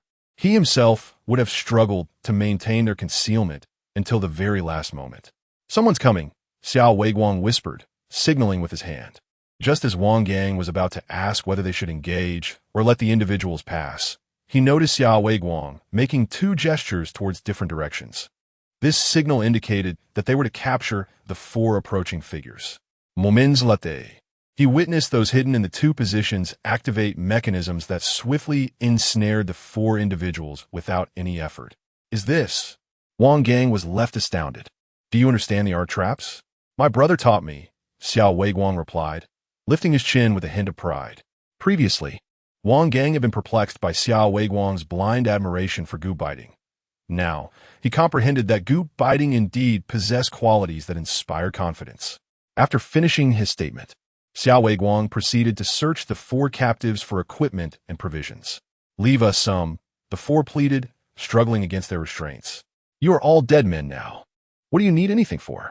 Xiao Weiguang dismissed them, seizing all their belongings, stuffing pieces of cloth into their mouths to silence them, and ordering others to take them away and conceal them.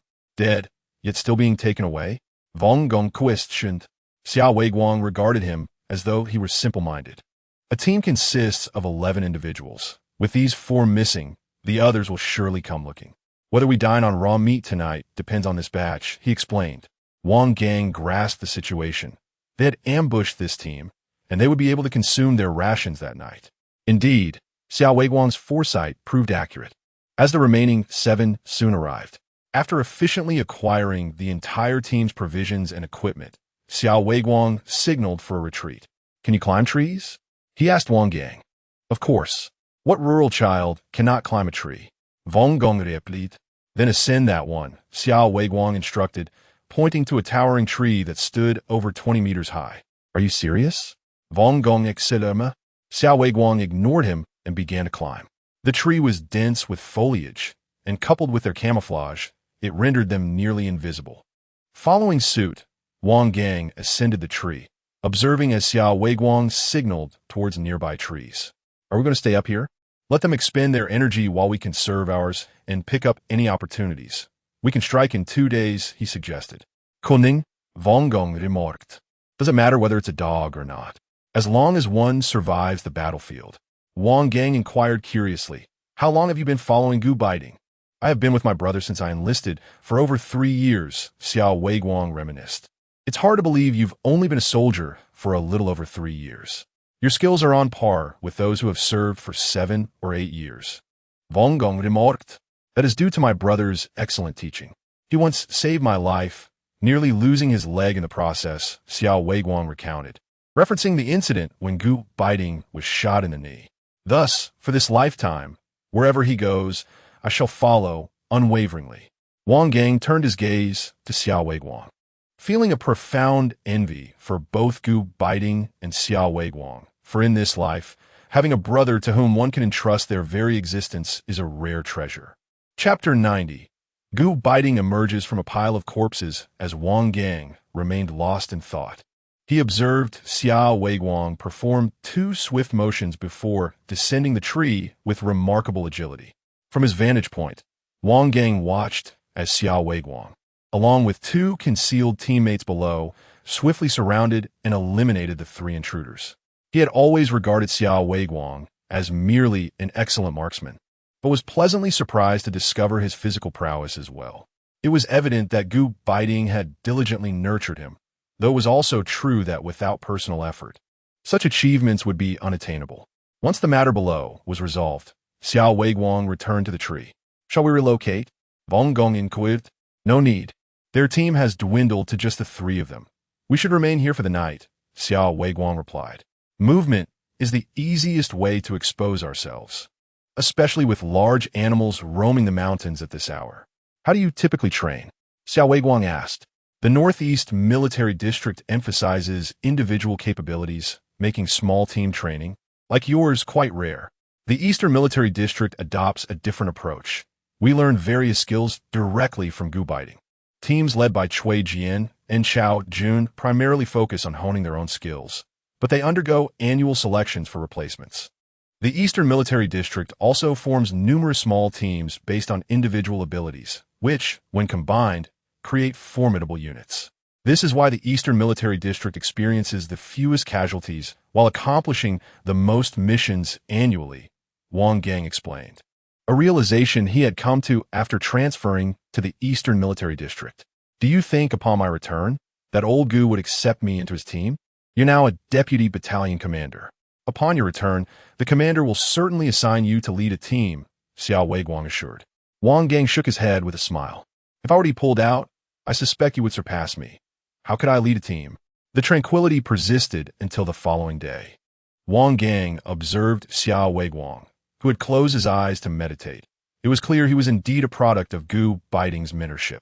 Although he often displayed a playful demeanor, in moments like these, he resembled Gu Beiting, calm and resolute. Suddenly, the distant sound of gunfire echoed. While their weapons were devoid of live ammunition, the noise still resonated. Let us move, Xiao Weiguang said, opening his eyes and swiftly descending the tree, signaling for them to disperse. Indeed, ahead lay 2 teams engaged in a fierce skirmish. They concealed themselves within the foliage until only 3 members from one side remained, at which point they advanced and swiftly neutralized them, collecting the equipment and rations from the fallen teams, which were now dwindling. You're truly despicable, one of the fallen remarked. Thank you for the compliment, Xiao Weiguang replied with a smile, unfazed, as he collected their gear and led his team away. The following day, aside from picking up a few overlooked items, they remained hidden until the morning of the 3rd day. This morning, we can eat freely. After breakfast, you will take command. Xiao Weiguang informed Wang Gong. Perhaps you should lead instead? Wang Gang pondered, feeling uncertain. He had observed Xiao Weiguang's command style over the past few days and doubted his own abilities to match it. You should understand the purpose behind my brother assigning you to command, Xiao Weiguang said, casting a knowing glance in his direction. Wang Gong nodded.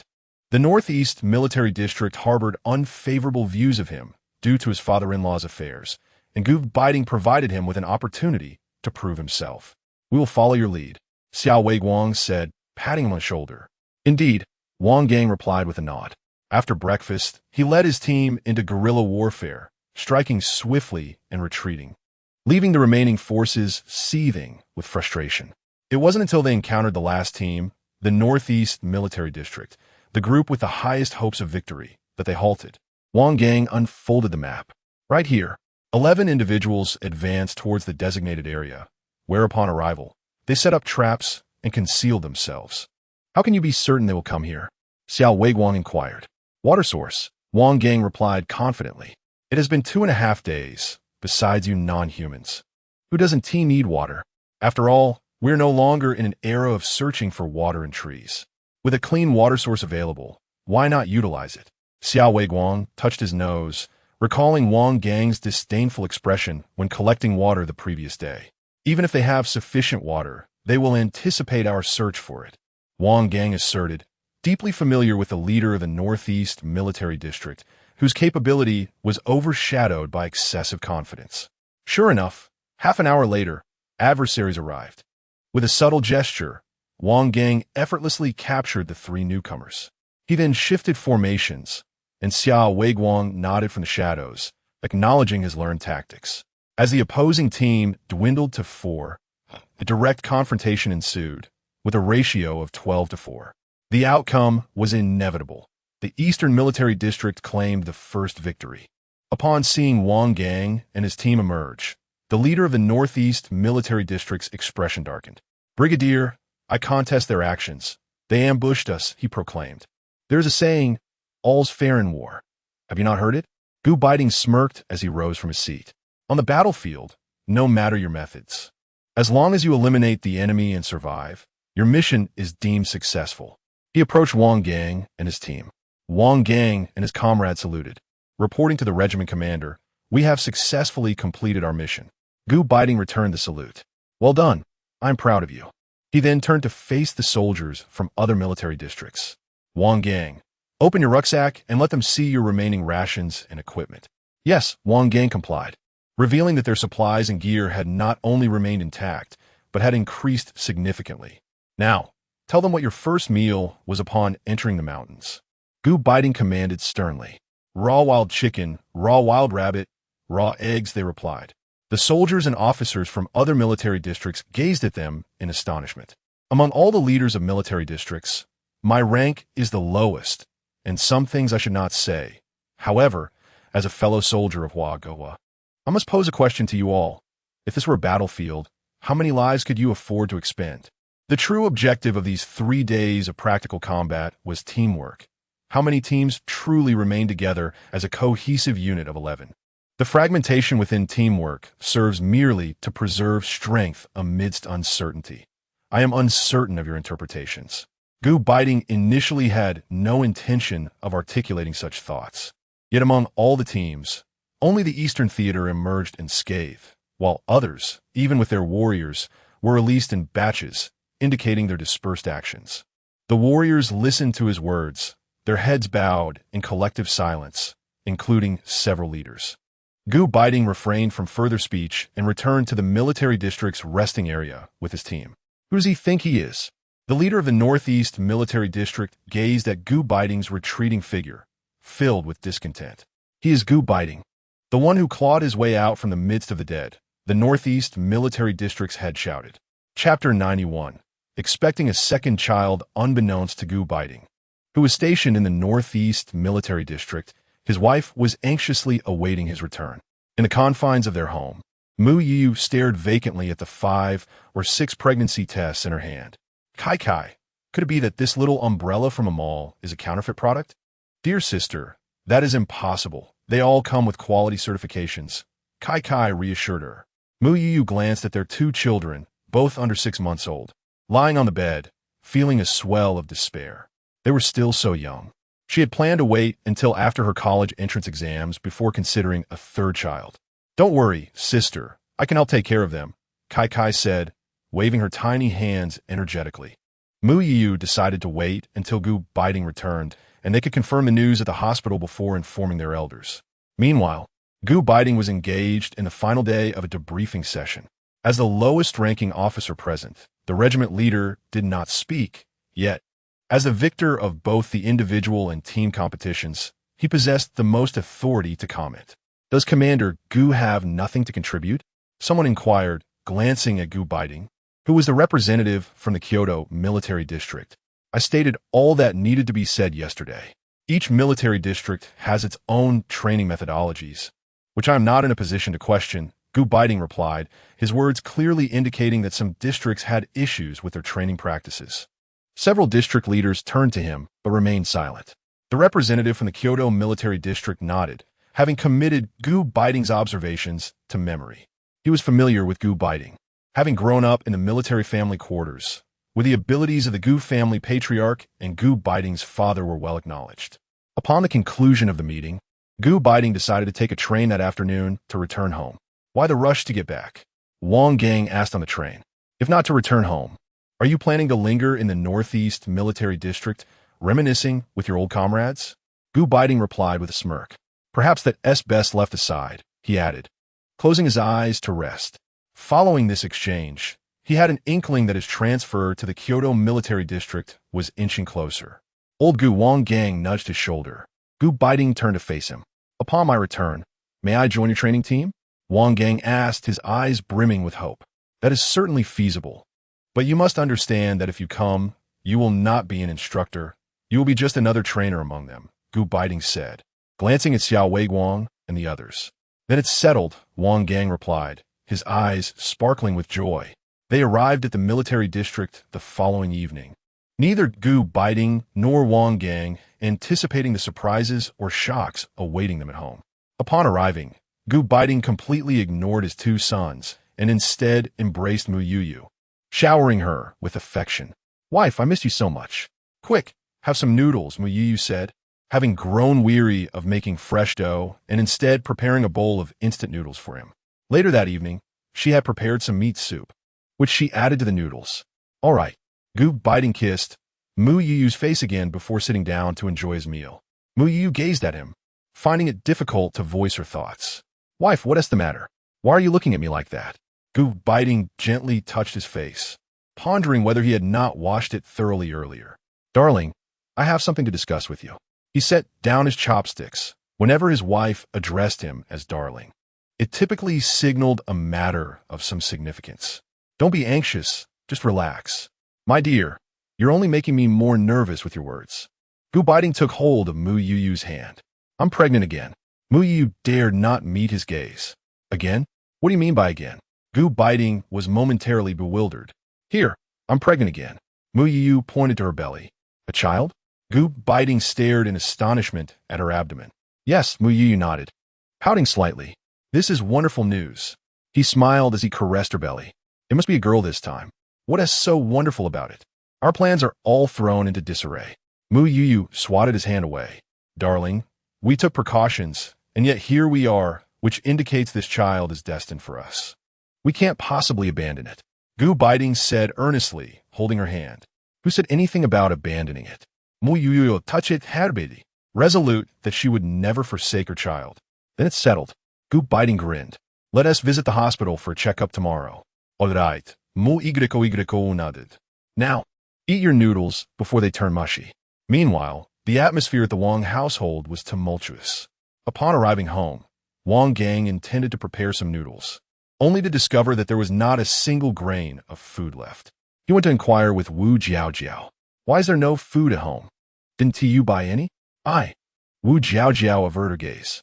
Dad, I'm hungry, piped up Wang Gang's 5-year-old son, Wang Xiaodong, tugging at his father's pant leg.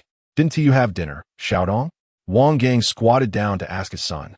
Wang Xiaodong shook his head. Mom went shopping in the city and came back with a pretty dress instead of cooking. Wang Gang looked at Wu Jiaojiao in disbelief. In the past month, I thought you had improved. When he received his salary, he had sent 10 yuan back home and given Wu Jiaojiao 40, keeping 10 for himself, which he had stored in the wardrobe. He hurried to check the wardrobe, only to find that the money was gone. Did you spend it all? Wu Jiaojiao couldn't meet his eyes. I originally intended to buy meat for Xiaodong, but I couldn't resist when I passed by the department store. Wang Gang closed his eyes briefly. Wu Jiaojiao, let us get a divorce. No, I don't want a divorce. She grasped his hand desperately. Wang Gang shook her off coldly. Your father has a nice house back home. Xiaodong will stay with me, and you won't have to bear any burden. When he grows up, if he wishes to find you, I won't stop him. I will file for divorce tomorrow. With that, Wang Gang took Wang Xiaodong and left the house. He could forego eating, but a child must not go hungry. Wang Gang led Xiaodong to Gu Beiting's home, uncertain of whom to seek, but feeling compelled to go there. He knocked on the gate, and it was Gu Beiting who answered. What brings you here at this late hour?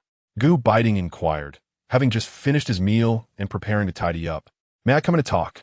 Wang Gang glanced at him with a hint of despondency. Gu Beiting nodded.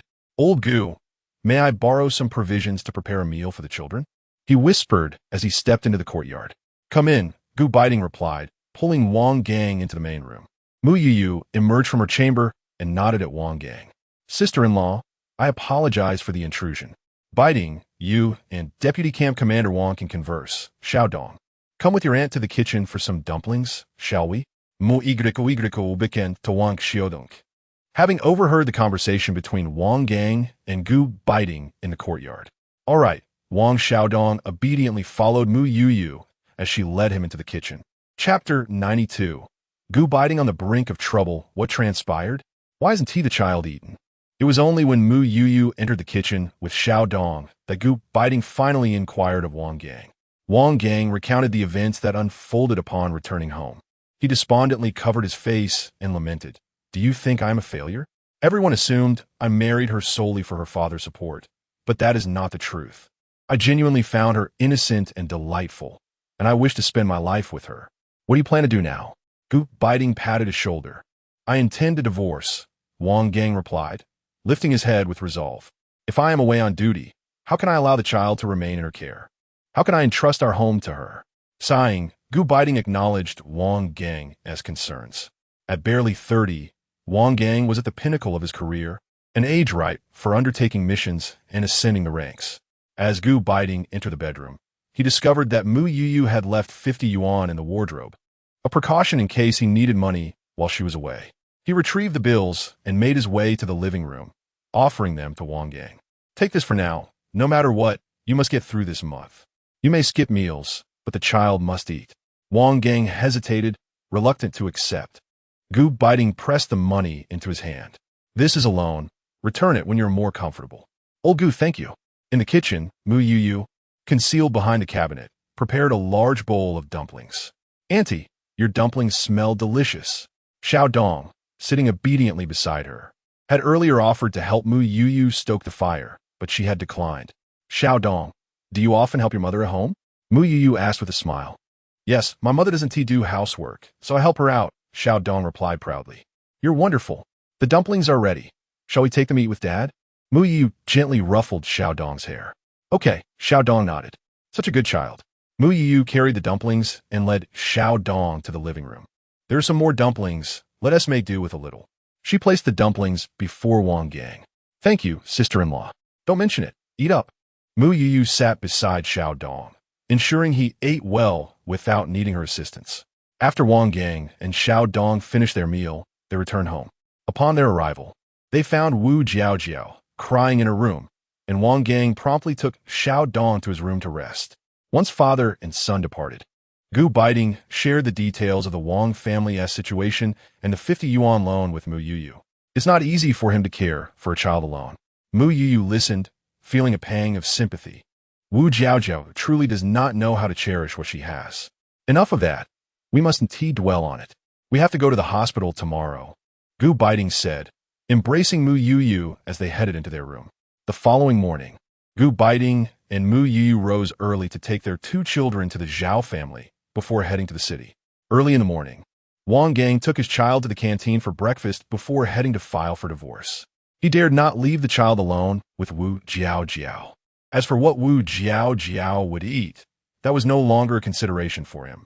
The child was in good health, already 2 months into gestation.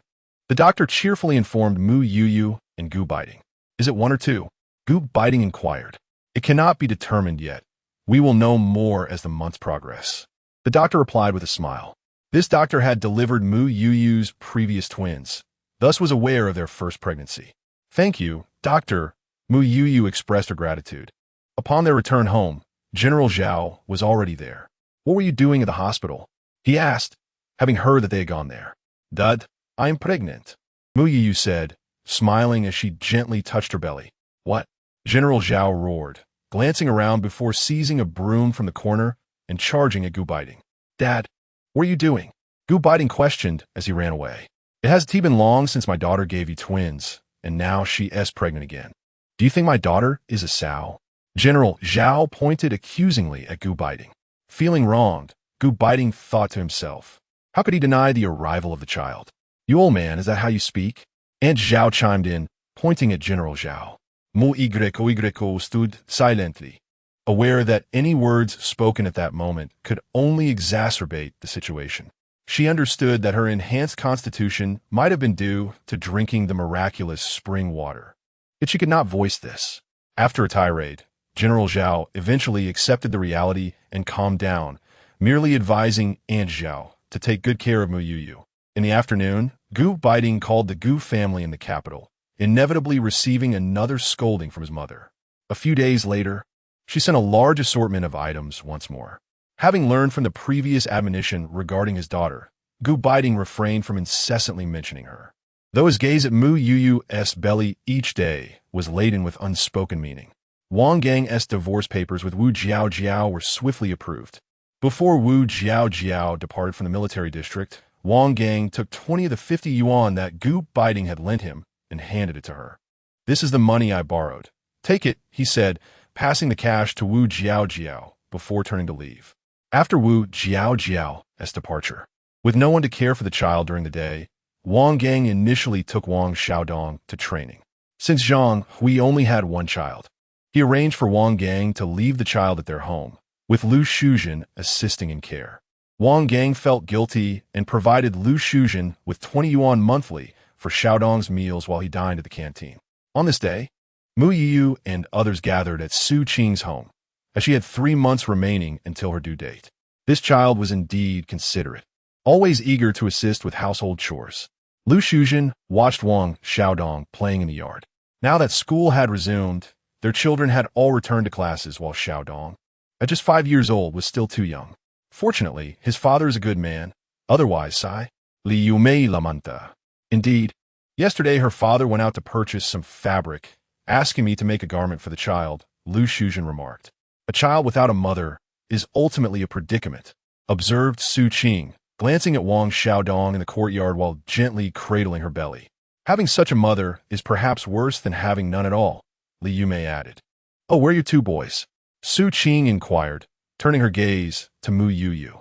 "They are at my mother's," Mu Youyou replied with a smile. "Are you expecting again?" Li Yumei scrutinized Mu Youyou, noting a slight change in her figure. "Can you really tell? Is it true?" Lu Shuzhen joined in the examination. "Yes." Mu Youyou nodded with a sense of resignation. "You?" Su Qing gasped in astonishment. "It seems so easy to conceive." "Well, congratulations then." The 3 of them expressed their well wishes in unison. "Congratulations for what? For the prospect of caring for 3 little ones?" Mu Ygo Chakeld. "You'll manage," Li Yumei reassured her. Chapter 93. To serve as a soldier of Huagua, I have no regrets in this lifetime this time. Mu Youyou's pregnancy was devoid of any adverse reactions, while her neighbor, Su Qing, began to experience swelling in her legs as she reached the 6th month. During the day, the elder and younger treasures were either placed in the space to be cared for by Kai Kai or looked after by Aunt Zhao, allowing her to assume the role of a carefree caretaker. Time flew by, and Mu Youyou was already 3 months in her 2nd pregnancy. Gu Beiting took her for a checkup, repeatedly confirming with the doctor that she was carrying a single fetus. The elder and younger treasures were now 8 months old. On this particular day, Mu Youyou placed 2 small toys bought from the space on the bed, enticing them to learn to crawl. "Elder treasure, younger treasure, do you want the toys in Mommy's hands? If you do, come crawl over to Mommy," Mu Youyou gently coaxed. Elder treasure glanced over and slowly began to move towards her. However, younger treasure merely babbled at Mu Youyou, yearning for her to hand the toy to him. "My little one, why are you so lazy? Come and take it from Mommy," Mu Youyou teased, holding up the toy on her right. Yet, younger treasure remained unmoved, seated on the bed, reaching out his hands and babbling. Just then, elder treasure crawled up to Mu Youyou and grabbed the toy on the left, playing with it briefly before eyeing the one on the right. "Are you planning to take it to your little brother?" Mu Youyou inquired, looking at elder treasure. Without a word, he reached for the toy on the right, and Mu Youyou allowed him to do so. To her surprise, instead of handing it to younger treasure, he placed the toy even further away and babbled at him, seemingly suggesting that he should retrieve it himself. Consequently, younger treasure burst into tears, reaching out for Mu Youyou, seeking her embrace. Seeing this, Mu Youyou couldn't help but laugh. Just then, Gu Beiting walked in. "Who is it that is crying so loudly that it can be heard outside the courtyard?" he asked. "Who else could it be but our little crybaby?" Mu Youyou replied, glancing at younger treasure and allowing him to cry without picking him up. She then recounted the earlier incident to Gu Beiting. If he wants a toy, he should go get it himself. Gu Beiting playfully patted younger treasure's bottom. The little one babbled at Gu Beiting, pointing accusingly at elder treasure, as if to complain. Your brother is far more capable. Having gotten in one go, Mu Youyou chuckled. Hearing this, younger treasure was incensed, wiggling his little bottom as he crawled towards the toy, ultimately looking back at Mu Youyou with a triumphant grin, which amused the couple. Gu Beiting then pulled 50 yuan from his pocket and handed it to Mu Youyou. This is the 50 yuan Wang Gang borrowed last time. If he finds it useful, he can keep it for now. Mu Youyou smiled. Responding, he said he has enough. You wouldn't believe that he is now too afraid to go to the fishing village. Gu Beiting laughed, adding now, Wang Gang sent Xiao Weiguang or Lu Shuzhen to buy anything he needs from the fishing village. What happened? Mu Youyou inquired curiously. There's a young, educated worker who insists on marrying him. Gu Beiting recalled Wang Gang's panicked escape, unable to suppress his laughter. Upon encountering a favorable opportunity, one might indeed seek assistance. However, his obligations to duty persist, and it is not advisable for the child to remain for prolonged periods at Shuzhen's residence, as children require the presence of adults for their emotional well-being. Mu Youyou sighed heavily. He has been bitten by a snake once, and now fears the ropes of the well for a decade. Nevertheless, he truly lacks the luxury to dwell on such matters.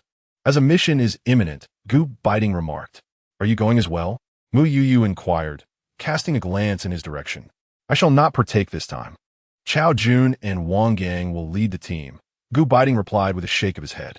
He had chosen not to apply this time, having already received rewards from the previous operation in the Northeast military region, and felt it was only fair to afford others the opportunity. Moreover, with Mu Youyou expecting, he was uneasy about her remaining alone at home. Weiguang will be joining this time. It is high time for him to earn some military merit, Gu Beiting added. Indeed. However, Sister Su Qing is about to give birth. We must keep a close watch over her, Mu Youyou responded. Agreed. Following Chao Jun's departure on his mission, Mu Youyou made it a point to visit Su Qing's home almost daily, fearing an early onset of labor. Yo-yo, I've been unable to sleep soundly these past few days. Do you think our Chao Jun might be in danger? Su Qing expressed her concerns, gripping Mu Youyou's hand. Sister Su Qing, you needn't worry. Your thoughts are merely manifesting in your dreams. Mu Youyou reassured her, gently patting her hand. Let us hope so, Su Qing sighed. Far away at the border, Chao Jun and Wang Gang lay in ambush, armed with submachine guns. Keo Yun signaled, and Wang Gang closed his eyes, aware that their team had sustained injuries. Could this indeed be the end for them here? Withdraw your men first, Wang Gang resolutely commanded, opening his eyes to look at Chao Jun. I am the team leader. You shall lead the retreat, Chao Jun insisted, preparing to advance. They had 2 civilians in their midst, necessitating a rescue effort. Your wife is expecting a child.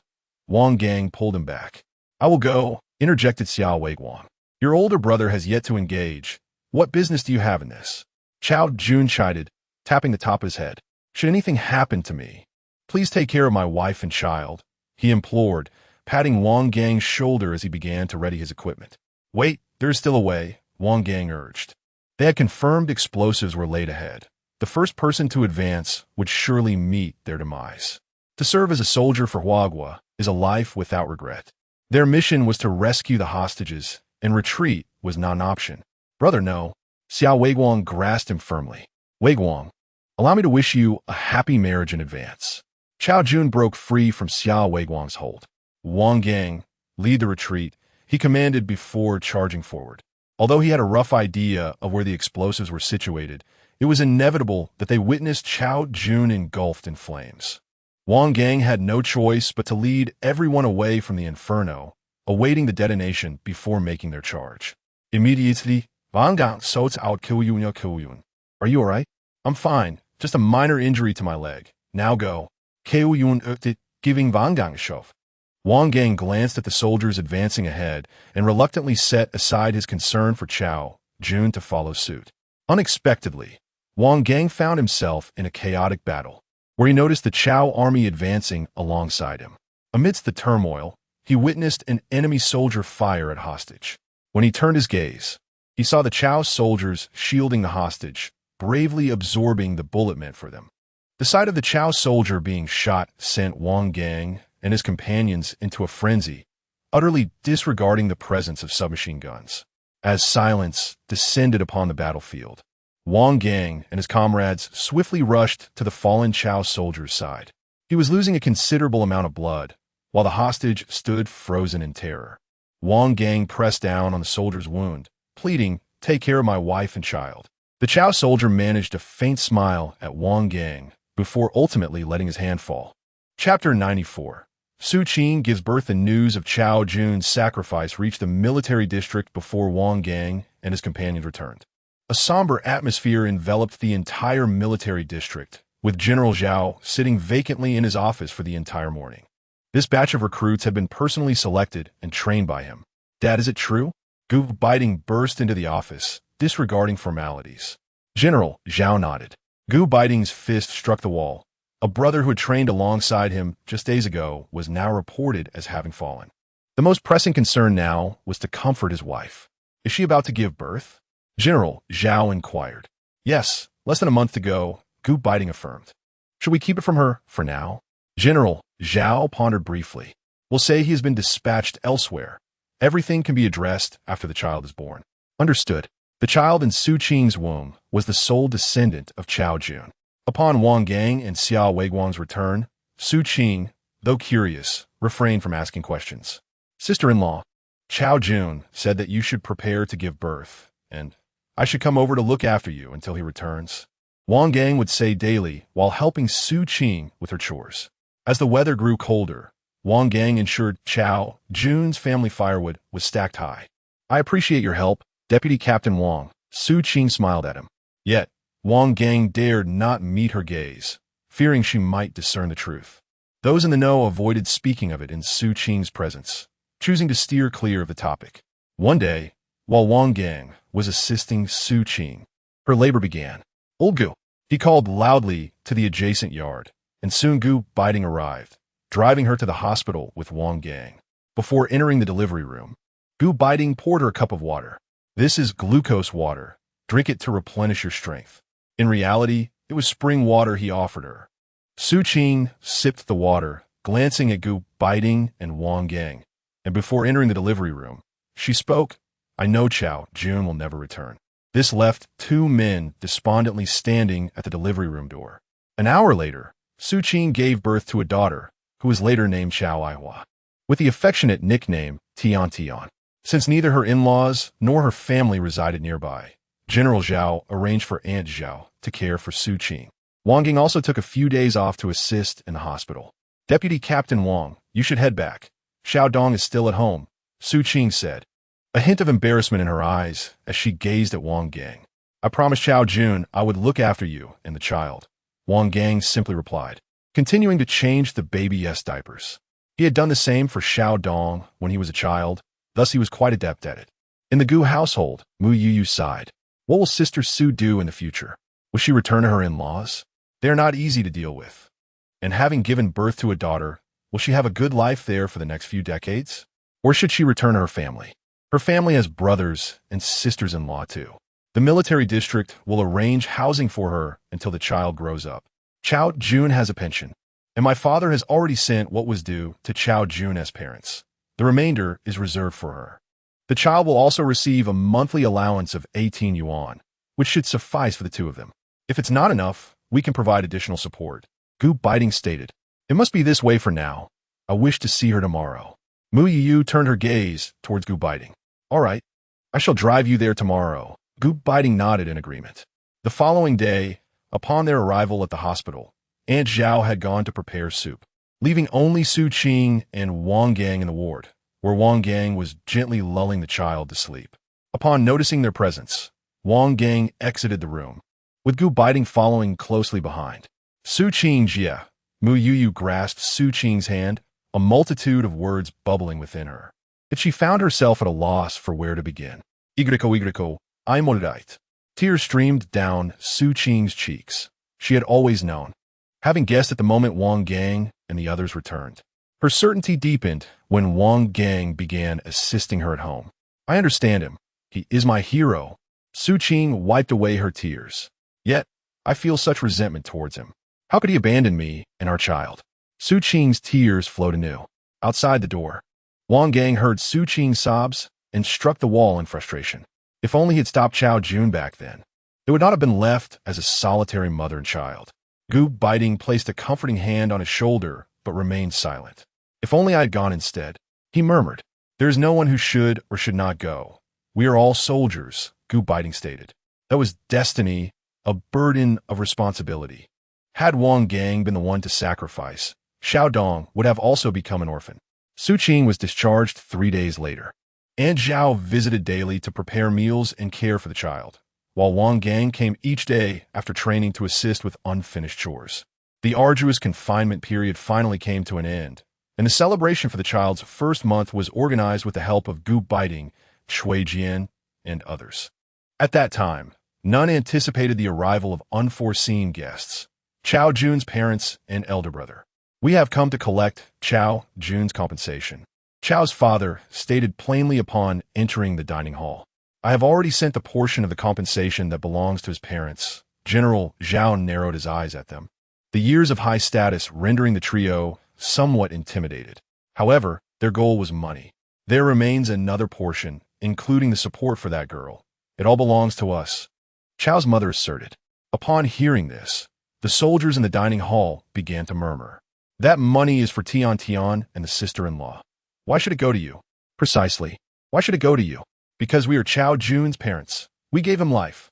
Chao's mother shouted defiantly. Xiao Weiguang, go fetch the police, General Zhao. Unaccustomed to their insolence, commanded directly. Yes, General. Xiao Weiguang saluted and departed. Upon hearing the mention of the police, Chao Jun's parents exchanged glances.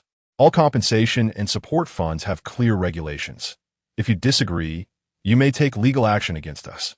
However, should you continue to create disturbances at the military district or trouble Su Qing and her daughter, we shall call the police each time, General Zhao declared. We merely wish to see our granddaughter. That should be permissible, Chao's father replied. At that moment, Su Qing emerged, cradling the child. Since it pertains to the care of the children, I certainly cannot intervene. However, as the grandparents and uncle, it seems rather inappropriate not to bring a gift for the celebration of our granddaughter and niece's full moon banquet. In the haste of departure, it was forgotten. Chao Jun's brother chuckled. Su Qing glanced at him, fully aware that if they were to demand this money, it would merely end up lining his pockets. If a gift was not brought, a red envelope would suffice. Lu Shuzhen, who harbored a strong disdain for such individuals, remarked from the side, Xiaoqing, do you hear? Come home with your mother. You know this military district is filled with men, and remaining here is detrimental to your reputation. After some time, your mother will find you a suitable match in a village.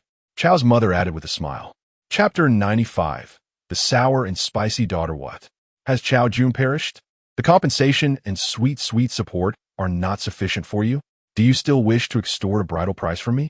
Su Qing's words undoubtedly struck a chord with Chao's mother, causing her face to fluctuate between shades of green and white, a spectacle to behold.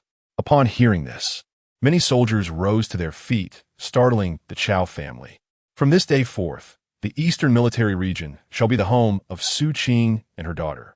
Anyone who dares to take them away must first seek my approval, as the elder. Commander Zhao stepped forward, for with Chao Jun's sacrifice, he could not allow Su Qing's heart to be further wounded. Indeed, that is correct. They must first seek our consent. Zhao's words resonated with the soldiers. Soon, Xiao Weiguang arrived with the Public Security Bureau, who, after understanding the situation, promptly escorted the Chao family away. Now that they have departed, let us continue to drink and celebrate little sweets, full moon. Wang Gong proclaimed loudly, glancing at Su Qing. You should take the child home. We will take care of things here. Very well. I appreciate your kindness. Su Qing nodded, cradling her child as she left. Lu Shuzhen had been observing Su Qing closely and, after a moment's contemplation, entrusted her daughter to Wang Xiaodong, approaching Wang Gang. Ganzi, sister-in-law, what is it? Wang Gong inquired. Sister-in-law, I wish to discuss something with you. Let us step outside. Lu Shuzhen gestured towards the exit. Wang Gang, somewhat puzzled, followed her out of the cafeteria. Gongzi, I was thinking perhaps you could let Xiaodong stay with Su Qing. Lu Shuzhen suggested after some thought. Sister-in-law, is it that Xiaodong is misbehaving? I shall discipline him later. Gongzi, what nonsense are you speaking? Xiaodong is quite well behaved.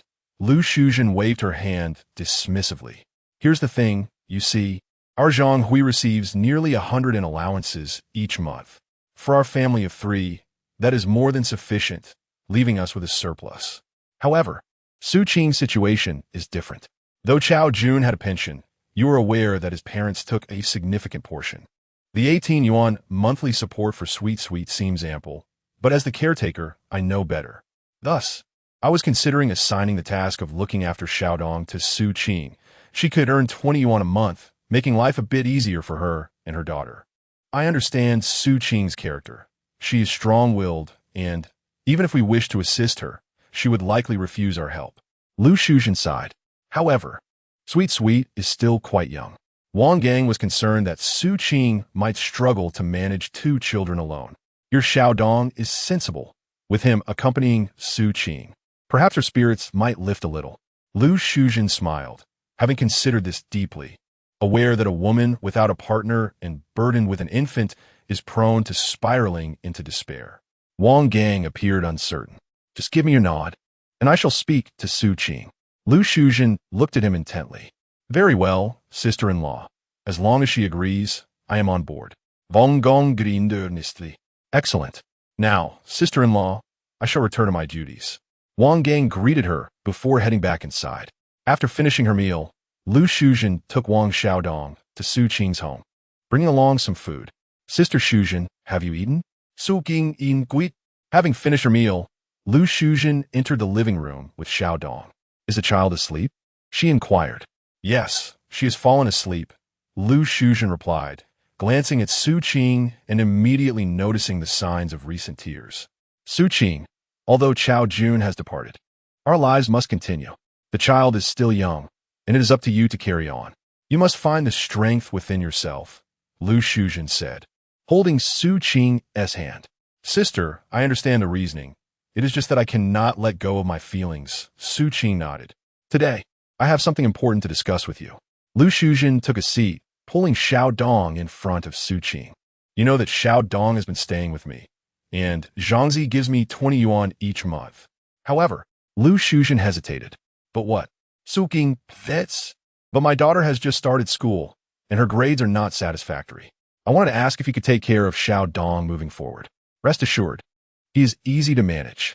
Hello, Andy, Xiaodong sweetly called, having been informed by Lu Shuzhen on their way that his aunt was working hard caring for his sister.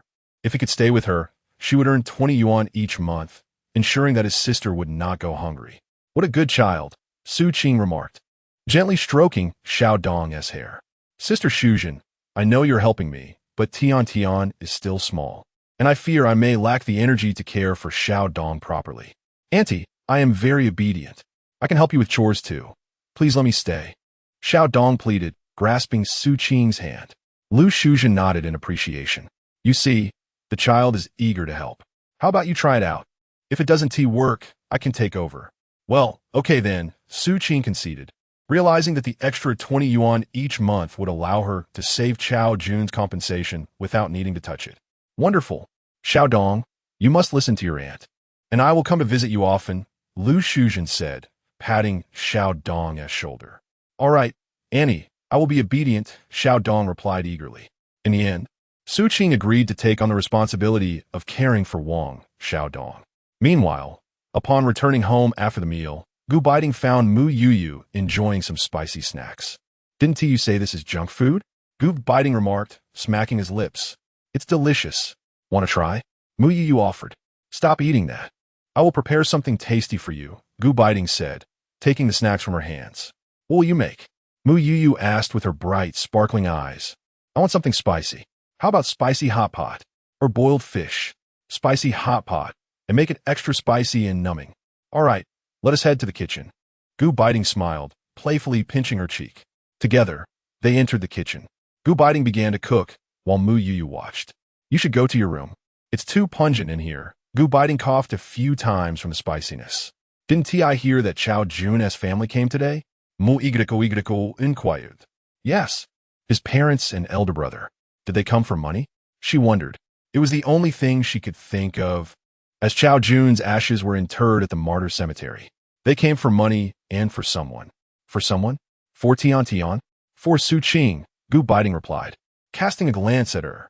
What does Sister Su Qing need to do? Mu Youyou inquired, perplexed. Sell it for a bride price, Gu Beiting replied bluntly. What kind of people are these? Mu Youyou exclaimed in indignation. This is a common practice in rural areas. It is quite distasteful, Gu Beiting sighed. Half an hour later, Mu Youyou savored the much-anticipated spicy hot pot. Observing her relish the meal with such enthusiasm, Gu Beiting couldn't help but shake his head. Are you certain indulging like this is wise? Don't you desire a daughter? They say that sour cravings indicate a girl. Perhaps this time it truly is a daughter. He remarked. With a smile, Mu Youyou replied, in comparison to a daughter, I am far more concerned about your well-being.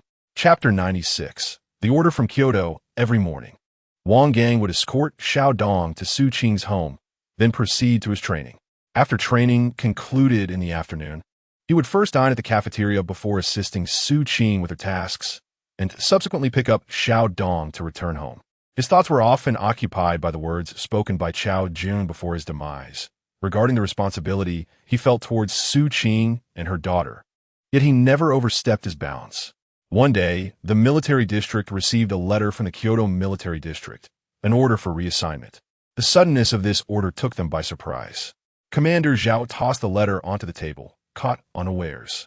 Commander, Gu Beiting glanced at him, waving his hand dismissively. Commander Zhao passed the letter to Gu Beiting. Fortunately, the order came after the new year, by which time Xiao Weiguang's wedding would have taken place. The letter stated that he could take a team with him. What were his thoughts on this? Would he be taking Xiao Weiguang's team directly? And who would lead that team? I wish to take Wang Gang. Based on our previous exchanges and the last mission, he is certainly qualified for a promotion to battalion commander, but I must discuss it with him first.